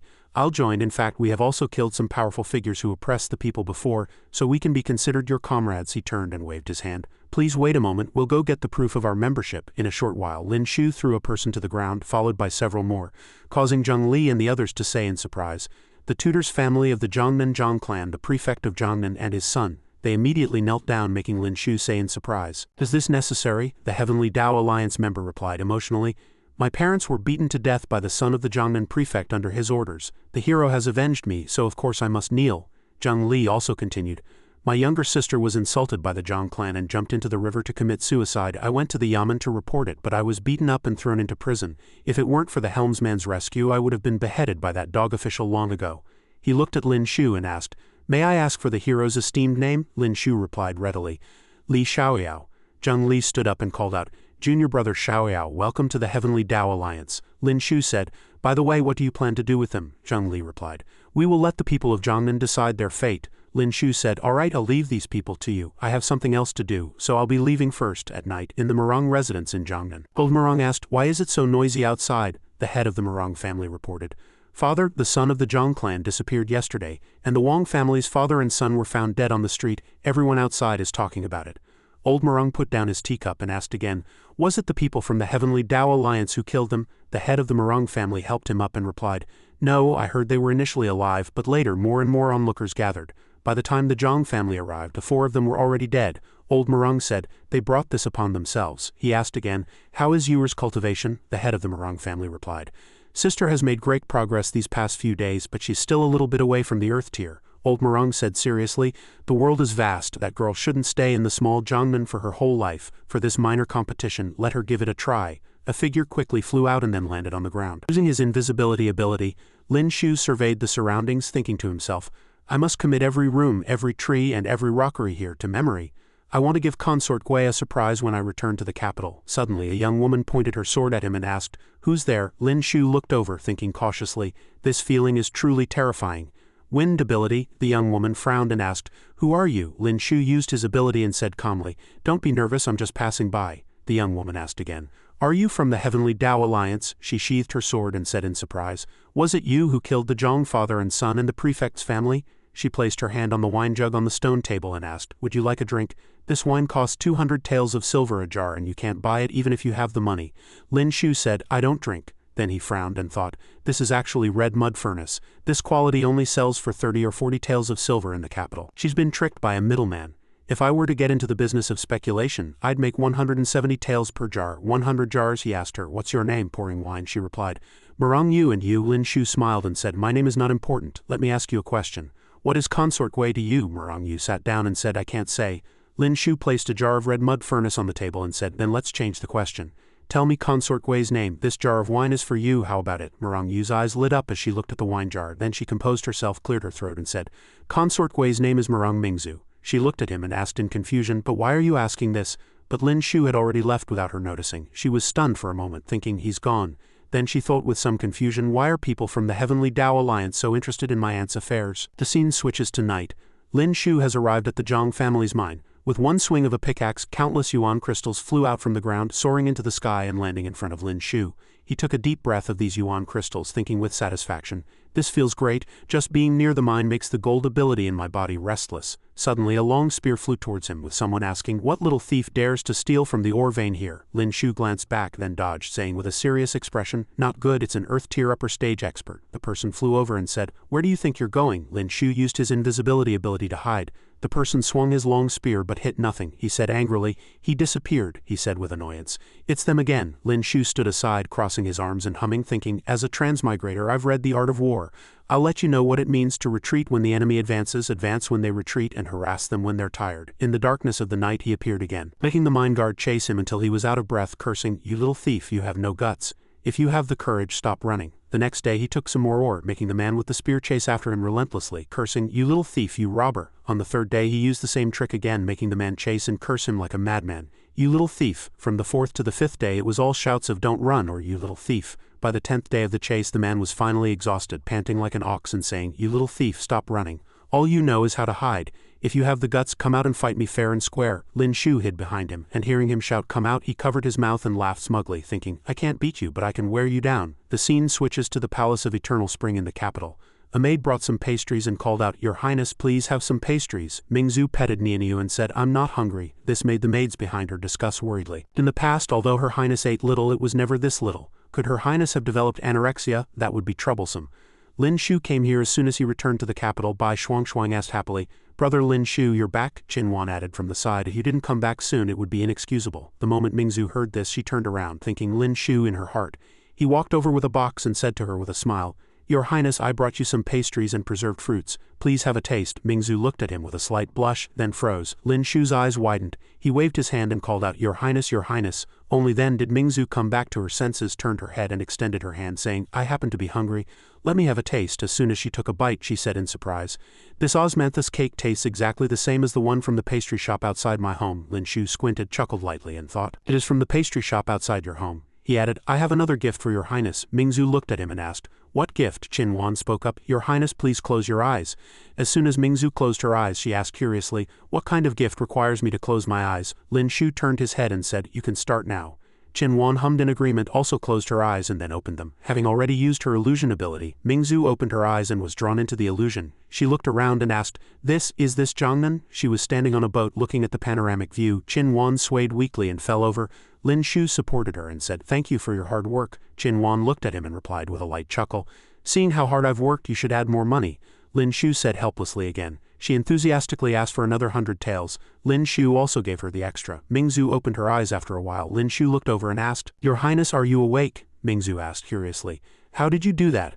Lin Shu unhesitatingly gestured towards Qin Wan and replied, "This is Miss Wanner's ability. She and I created an illusion for your highness. She has never been to Jiangnan, so if there's anything wrong, please forgive us." Mingzhu laughed and said happily, "Thank you, this is the best gift I have ever received." Lin Shu also smiled happily. Bai Shuangshuang watched from the side, her eyes lit up, her hand covering her mouth, guessing in surprise. Could it be that Consort Gui has fallen for Brother Lin? The scene switches to the Ability Academy. The Chancellor sat on a chair and said, "There is a mission for you. This mission didn't require your intervention, but the court is short on manpower, and many talented people from the Academy have gone out to cultivate, so we have to trouble you." Lin Shu replied, "Chancellor, you're too kind. This is what we should do. I wonder what this mission is." The Chancellor crossed his legs and said, "The court has received a secret report that the rebels of the Heavenly Tao Alliance are going to hold a secret meeting in the next few days. The court wants to take this opportunity to wipe them out." Lin Shu asked in surprise, "Is that so? Is the information accurate?" The Chancellor said, "It came from the court spy in the Heavenly Tao Alliance. You don't have to worry, there will be other experts with you." Lin Shu clenched his fists and replied nervously, "Of course I'm willing to go. It's a good opportunity to train." His eyes were serious as he thought worriedly, "If someone else goes, I'm afraid not a single member of the Heavenly Tao Alliance will survive." The Chancellor asked, "And Miss Qin?" Qin Wan pointed at Lin Shu and replied, "If he goes, I'll go too." The Chancellor waved his hand forward and ordered seriously, "There's no time to lose, you two should set off quickly." The scene switches, and the two have already arrived at Ningxuan Prefecture. In the inn, Lin Shu said to the innkeeper, "We'll take 2 superior rooms." Qin Wan reminded him from the side, "Don't spend money recklessly, 1 room is enough." The innkeeper asked with a smile, "Is it 1 room or 2? Lin Shu held up one finger and said, "1 room then." He replied, "All right, please rest assured you two. 1 room has a large bed, red candles and red curtains, and on the floor there are whips and unknown bottles." As soon as Qin Wan entered the room, she rolled onto the bed, happily kicking her legs and praising, "This bed is so soft." This flustered Lin Shu, forcing him to turn his face away. Qin Wan asked leisurely, "Do you want to come and lie down for a while?" Lin Shu said shyly, "No, no." Qin Wan propped herself up and asked provocatively, "You're not scared, are you? Do you want to sleep on the floor tonight?" Lin Shu suddenly pressed down on her and said, "What am I afraid of?" Qin Wan's face turned red and she dared not look at him directly. Lin Shu then teased, "Why is your face so red?" Qin Wan didn't answer. And thinking of Lin Shu's smiling face, she thought to herself, "I've fallen for him. It's the first time someone has been so good to me. I feel safe around him." She said shyly, "You can do whatever you want." Lin Shu smiled slightly, and also looking at her blushing thought, "If I take her now I lose." Suddenly an ability descended from the sky. Lin Shu's eyes narrowed, and looking back, the ability had already smashed down, blasting the bed apart. But he and Qin Wan had already jumped off the bed. Looking at the trembling thing, Qin Wan said in surprise, "Is this black silk?" The thing then crawled towards the two like vines. Then it flashed past, lunging at Qin Wan, sharply cutting the buttons of her clothes, then slashed straight back, causing another huge explosion. Qin Wan gritted her teeth and fell to the ground, dodging the last blow. A look of panic crossed her face and she covered her clothes with her hands. Lin Shu grabbed it and then froze it with his ice ability. It shattered into pieces and fell slowly. A white-haired woman appeared before them with many tentacles behind her, saying sinisterly, "I didn't expect you to have some skills. It seems I underestimated the price." Qin Wan said grimly, "An assassin." Lin Shu said calmly, "Assassin or not, we'll find out after we catch her and ask." The white-haired woman controlled the tentacles to attack the two of them. Lin Shu swiped his hand horizontally and an ice ability appeared, instantly forming an ice wall. When the black silk attacked, it was blocked by the ice ability and then gradually frozen inside. Qin Wan closed her eyes tightly behind him, unleashing her illusion ability. Lin Shu glanced back and called out, "Wanner." She opened her eyes wide, unleashing her illusion ability with all her might. The white-haired woman also opened her eyes wide, falling under control, thinking, "I didn't expect this little guy to be an Earth-tier ability user." Lin Shu walked up with his hands on his hips and interrogated, "Speak, who sent you?" The woman replied, "Someone paid 10,000 taels of silver to buy the life of Lin Shu, son of the Marquis of Ping'an." Lin Shu frowned, walked up to her, and asked in confusion, "Is my life worth so little, only 10,000 taels?" Qin Wan looked at him with a dazed expression, thinking, "Your focus is a bit off." After speaking, Lin Shu added, "Never mind, we'll talk later. I'll take this assassin out and deal with her." A while later the two were lying on the bed. Qin Wan asked Lin Shu curiously, "You could have actually surrendered." Lin Shu said proudly, "The word surrender is not in my dictionary." Qin Wan lay on her side and said, "I forgot to tell you. I know a lot. Phantom cicada, cling, empty butterfly flip, swallow's heart, mandarin duck buckle, I know them all." Lin Shu's heart was as still as water. He said to her, "We have things to do tomorrow. I'll sleep first." Qin Wan sighed and said regretfully, "What a pity." The next morning at the Ningxuan Prefecture government office, 2 people followed the guidance of another and walked in. The other lords on this mission had arrived 2 days ago. The man said loudly, "My lords, these 2 are young Master Lin and Miss Qin from the capital." The others also introduced themselves one by one. Jin Tai, Lu Fang, Huang Xian, Wei Jing, Zhuangyan. Lin Shu asked, "What's the situation in the city now?" Zhuangyan replied, The gathering time for those rebels from the Heavenly Tao Alliance is 3 nights from now. We can raid the meeting place then and wipe them all out. Lu Fang frowned and said, you two had better keep quiet for the next few days. Those rebels from the Heavenly Tao Alliance are very cautious. If they find out something is wrong, it could cause great losses, and no one can afford that responsibility. Lin Shu looked at him with a solemn face, thinking, this man's strength is already close to the peak of the Earth Tier lower stage, probably the strongest of the 5. I have to find a way to notify the people of the Heavenly Tao Alliance. Zhuang Yan turned to him and said, young Master Lin, before you came, old Duke Shui had already instructed me to take care of you. During this operation, you and Miss Qin should be careful and stay behind us, don't get too close. Lin Shu cupped his hands and replied, thank you. 3 days later, a Heavenly Tao Alliance elder asked Zhang Li, I heard something happened at the Jiangnan branch a month ago. What happened? Were the consequences serious? Zhang Li spoke with a relaxed smile, saying, we were almost completely wiped out, but fortunately a brother named Li Xiaoyao saved us. Unfortunately, the contact point for the Jiangnan branch was betrayed by a traitor, and I've lost contact with brother Xiaoyao. The other members of the Heavenly Tao Alliance also greeted each other. Old son, you're not dead yet. You're a few years older than me. You should be the first to go. Sister Wu seems to have gained more weight than last year. Damn it, I only gained 10 pounds and you can tell. Zhang Li walked up to Chen Kai and asked happily, Miss Chen, it's finally great to see you. Can you find brother Xiaoyao? Chen Kai said with a puzzled look. What brother Xiaoyao? I don't know him. Zhang Li was dumbfounded and said with a bewildered look, how could you not know him? He said he was your closest friend. He originally wanted to come see you with me, but because of the traitor I lost contact with him. Hearing this, only Lin Shu's shadow appeared in Chen Kai's mind and she asked herself, could it be him? Finally she said, I remember now, we are very good friends. At this moment a carrier pigeon circled in the air announcing, there is a traitor. The meeting is cancelled. It cooed loudly. There is a spy. The meeting is cancelled. A quarter of an hour later, Lin Shu and the others had already pushed open the door and rushed in. Jin Tai looked around and asked fiercely, where are the people? Where did they all go? Zhuang Yan looked at the crowd, his eyes also becoming serious, and said, someone leaked the information. There is a spy for the Heavenly Tao Alliance among the 7 of us. As soon as he said this, the others all looked at each other. Lin Shu stood up and guessed, perhaps this information was not leaked tonight. He raised a finger and deduced seriously, before the meeting the people of the Heavenly Tao Alliance are scattered. They only gather when the meeting begins so that they can tell everyone this news. Huang Xian also stroked his chin and said, young Master Lin's reasoning is very sound. Perhaps the news was leaked a long time ago, but in that case the scope of suspicion is too large. Everyone who knew about this is a suspect. Zhuang Yan raised his hand and ordered, immediately send people to guard the 4 gates. Don't let the rebels escape. It's getting late. You two can go back and rest first. If we find any trace of the rebels, we will send someone to inform you. Lin Shu said, then we'll head back first. If the lords need any help, please don't hesitate to ask. Lin Shu finished speaking and left, but his eyes looked back as if he had sensed something. After a while, Chen Kai also appeared, sighing in relief. They're finally gone. Sister Wu snorted in anger and threatened, if I find out who the spy is, I'll crush his balls. The old man stroked his beard and lamented, if it weren't for that bird's warning, we would have fallen into the hands of the court tonight. He looked straight ahead and asked himself, I wonder who saved us. To be able to use a bird to deliver a message is truly unheard of. The girl with bangs asked, Sister Aki, do you already know who saved us? A sound came from outside the door, making everyone turn their heads. The person outside spoke again. Open the door, it's me. Zhang Li said in surprise. This voice, it's brother Xiaoyao. He went to open the door. Lin Shu immediately asked, is everyone okay? Zhang Li said in surprise. So it was brother Xiaoyao who saved us. He turned and introduced. This is the brother Xiaoyao I told you about. He is now a member of our Heavenly Tao Alliance. The man in brown clothes frowned and asked, how did you know the location of our meeting? And how did you know that the court also knew about this? Lin Shu raised his hand and answered matter-of-factly, to be honest, we also have a spy in the court. The spy said that there is a traitor in the Heavenly Tao Alliance, and the traitor would tell the court the location and time of the meeting precisely to use this meeting to wipe you all out. Chen Kai also spoke up from behind him to vouch for him. He won't be a problem, I can guarantee it with my life. Zhang Li scratched his face and asked a little foolishly, brother Xiaoyao and Miss Chen don't seem like they're just friends. An ant next to him said he was being nosy.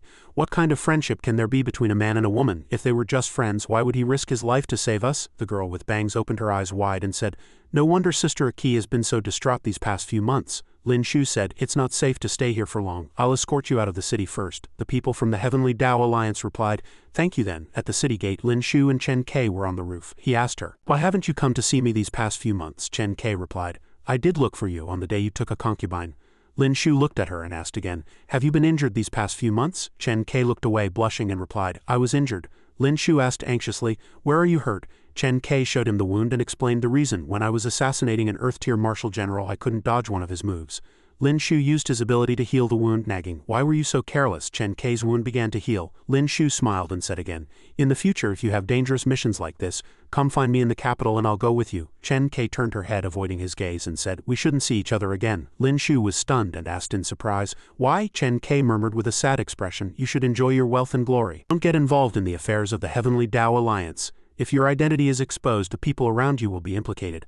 Lin Shu transformed back into his original form, pointed at himself, and asked, "The rebel of the Heavenly Tao Alliance is Li Xiaoyao. What does that have to do with me, Lin Shu?" At night, Lin Shu returned home and was stunned the moment he opened the door.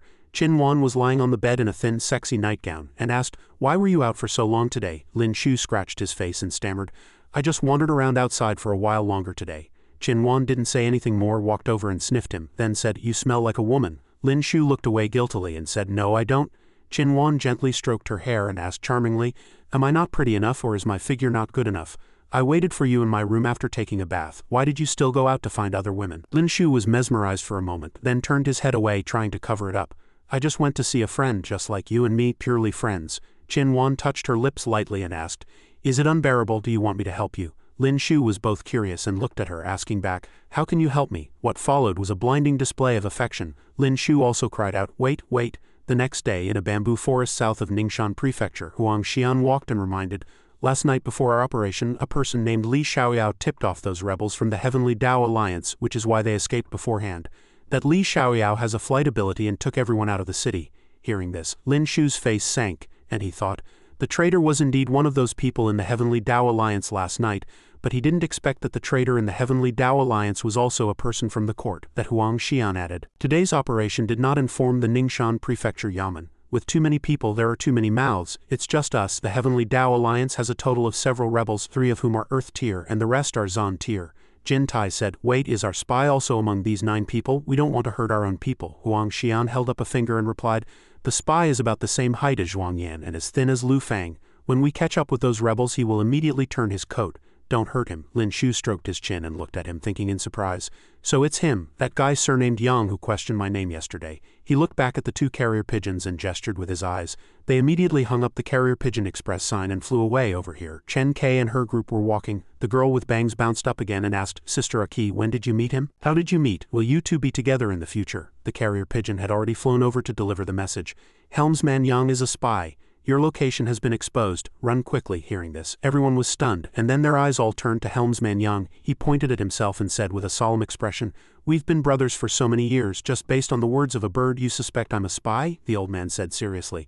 "Don't forget, this bird helped us escape a disaster last night." Zhang Li also cried out in disbelief. "Old Yang, was it really you who leaked the news of our meeting, and was it you who reported our whereabouts to the court?" Helmsman Yang took a step back and said aggrievedly, "I've worked with everyone for so many years, how could it be me? Besides, this is just Li Xiaoyao's one-sided story. Do you trust him that much?" In his heart he cursed, "Damn it, how did I get exposed?" Zhang Li and the others stepped forward and said to him, "Whether it's a one-sided story or not, we'll know when brother Li Xiaoyao comes to confront you. But from now on you're not leaving our sight." The man surnamed Yang was sweating and couldn't help but think, "If I'm held here now, I'm afraid I won't be able to escape." With that thought, he had already thrown a smoke bomb at Zhang Li and the others. While everyone was trapped in the smoke, he ordered, "Damn it, he's the spy, get him." The man surnamed Yang had already run off. Unexpectedly, Chen Kei had already teleported in front of him. Just as the man surnamed Yang looked over, Chen Kei had already lifted her leg, her eyes red, and kicked him in the head, making his eyeballs almost pop out, and he fell to the ground on the spot. The Heavenly Tao Alliance member said angrily, "I really want to kill this traitor with one palm." Zhang Li added, "Don't be impulsive. We still don't know if there are other spies in the Heavenly Tao Alliance." Chen Kei looked around and said, "It's very dangerous here. We're no match for those people from the court. First find a safe place to hide." After a while the horses stopped. Zhuang Yan held a compass and thought, "Why is there no reaction?" Jin Tai looked at him and asked, "What's wrong? Did we chase in the wrong direction?" Zhuang Yan replied, "The tracking stopped here." Lin Shu looked at them with a heavy heart, thinking, there's actually an esoteric art that uses a mirror to determine distance. Zhuang Yan looked at the tracking device and said in frustration, "The spy I planted was killed. It must be a mole in the court who tipped them off. I will find that person and tear them to pieces." He looked at the mirror and added, "It seems we have to find another way. This isn't working." He looked at Lin Shu and said, "Why don't you two return to the capital first? I heard you have to prepare for the competition." Lin Shu said embarrassedly, "This is too shameful. I didn't help at all today, and now I'm returning to the capital." Lin Shu yawned and said with a relaxed tone, "Finally back." Qin Wan asked teasingly, "What's wrong? Does going out with me make you feel uncomfortable?" She then transformed into Zhao Lingyin's appearance and asked again, "Need me to help you relieve some stress?" Lin Shu burst out laughing and said, "Trying to trick me out of my money again, I won't fall for it." Qin Wan clicked her tongue and chased after him, saying, "Don't go, I know many other tricks." A few days later, Zhao Lingyin was hanging clothes on a tree bent over. Lin Shu appeared out of nowhere, staring at her buttocks, then slapped it. Zhao Lingyin was scared out of her wits and quickly turned to look at him. Lin Shu even pinched her cheek, thinking it was Qin Wan's illusion, and teased. "Change back," he thought to himself. "Lingyin will be back soon. It'll be troublesome if she sees this, still pretending." "You used this trick last time." As he pinched Zhao Lingyin's cheek, he mused that the illusion last time felt just like this. Just then, the real Qin Wan walked in from the doorway holding a slice of melon. Lin Shu froze instantly. His hand stopped in mid-action. He stammered as he turned his head. Qin Wan, you can create clones?" Qin Wan replied while enjoying her melon. "I can't." Lin Shu looked doubtfully at the person whose face he was pinching. Zhao Lingyin said angrily, "What? Change back? What? Troublesome if I see?" Instantly, her whole body erupted with magma-like fury as she questioned. "And why did you say this trick was used last time?" Lin Shu hurriedly raised his hands and said, "It's a long story." Zhao Lingyin gave Lin Shu a sound beating. Zhao Lingyin stepped on him and growled, "Haven't seen you for a few days and your nerve has grown." Lin Shu lay on the ground and said, "I was wrong." Qin Wan helped explain, "You were gone for 2 months and Lin Shu missed you a lot, so I turned into you for him to see. He probably thought you were me." Zhao Lingyin was furious and asked, "Who allowed you to turn into me?" Qin Wan calmly continued, "You were gone for so long and someone wasn't eating or drinking, just staying in your room all day, reminiscing. I really couldn't bear to see it, so I went to comfort him." Hearing this, Zhao Lingyin was stunned, then looked down at Lin Shu under her foot, thinking, "Did he really miss me?" But she shook her head repeatedly. No, if he thought I was Qin Wan, wasn't he slapping her butt?" She looked at Qin Wan angrily and asked, "Are you two hiding something from me?" Qin Wan turned her head to the side and stammered, "No, you're overthinking it." Zhao Lingyin fell silent. Lin Shu stood up, dusted himself off and said, "By the way, Lingyin, was your training trip smooth? Did you break through to the Earth tier?" Zhao Lingyin turned her head and replied, "No, although I've reached the bottleneck, I haven't been able to break through." Lin Shu unhesitatingly took out a box full of yuan crystals and said, "Here are a few 5th order beast yuan crystals. Take them and use them for now, but remember not to let anyone know."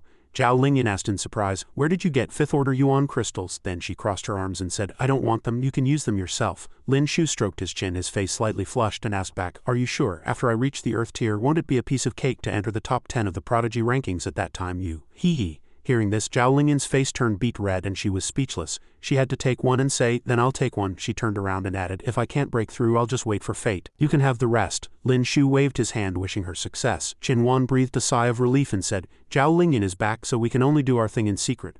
Lin Shu spread his hands and said indifferently, "You can admit defeat. If you admit defeat, you won't have to be sneaky." Qin Wan leaned close to his ear and whispered, "Actually, I prefer being sneaky." Lin Shu looked away shyly, but she leaned in closer and said, "Since we're seeking excitement, we might as well go all the way."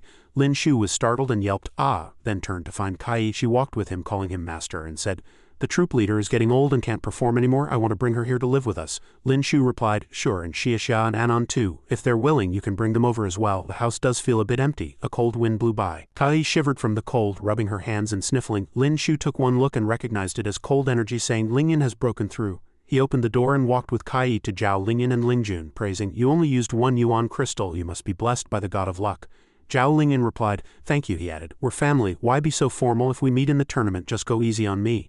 Zhao Lingyin blushed and hummed in agreement. Just then a maid called out, "Madam." Zhao Lingjun looked at the maid, who continued, "There's a young lady outside looking for you. She said her name is something like Yako." Zhao Lingjun said to the maid, "It's Amano, please let her in." The girl walked in and said to Lingjun, "Long time no see." Zhao Lingjun also called out, "Rin, your Daxia language has improved a lot in 2 years." Lin Shu looked at her and recognized her as Amano Rin, the 9th-ranked prodigy from Fusong. He stroked his chin and looked at her, marveling. This cute girl is actually a top 10 powerhouse. Zhao Lingyin crossed her arms and commented, "Look at you, you can't take your eyes off a pretty girl." Lin Shu thought with a blank face, "I've seen plenty of Fusong women and all of them were naked. I'm already numb to it." Amano Rin said to Lingjun, "I've come to visit you this time to have a friendly spar." Zhao Lingjun readily agreed. Amano Rin drew her sword and said, "Be careful." As soon as she finished speaking, she unleashed a sharp sword chi. Zhao Lingjun easily dodged it. Amano Rin's eyes turned red, and in an instant she flashed in front of her, raising her sword to strike. Zhao Lingjun looked over, and she had already unleashed 49 sword slashes, illuminating the entire place. If anyone were hit, they would probably be meeting their maker. But Zhao Lingjun was not shaken at all. Instead, she moved gracefully through the sword chi. Lin Shu watched the fight seriously, thinking, "Is this the power of a top 10 prodigy?" Amano Rin rushed towards Zhao Lingjun with a solemn expression, then landed in front of her but then flashed behind her, smiling triumphantly, making Lin Shu think in surprise, spatial power. Amano Rin thrust her sword, but Zhao Lingjun had already raised her hand and blocked it with her psychic ability, stopping her in her tracks. Zhao Lingjun still smiled politely yet displayed her strength. Amano Rin sheathed her sword, turned, and said bluntly, "You're much stronger than 2 years ago." Zhao Lingjun chuckled lightly and said, "You too." Amano Rin said with some annoyance, "Farewell." At this moment Lin Shu spoke up, "A friend has come from afar, why not stay for a meal before you leave?" He also thought, although her spatial ability is of a higher level, I should be able to copy it. Amano Rin stopped, glanced back, then turned her head again and said firmly, "I'd better not disturb you." Zhao Lingyan watched her back and asked, "Is she only ranked 9th on the prodigy rankings?" Zhao Lingjun replied, "Last time half of the top 10 prodigies were over 25 and can no longer compete. Rin has improved a lot, maybe she can rank 5th this time." Zhao Lingyan looked at Lin Shu and said, "See that? That's the power of a top 10 prodigy." Lin Shu also said sharply, "Just you wait," he sneered, thinking sinisterly. "Enhanced spatial ability, you can't escape." The scene changes. Amano Rin is being blocked by 3 hooligans, who ask, "Miss, are you from Fusong? Do you speak Daxia? Let's have a meal together and try our local delicacies. The best restaurant in the capital is just ahead."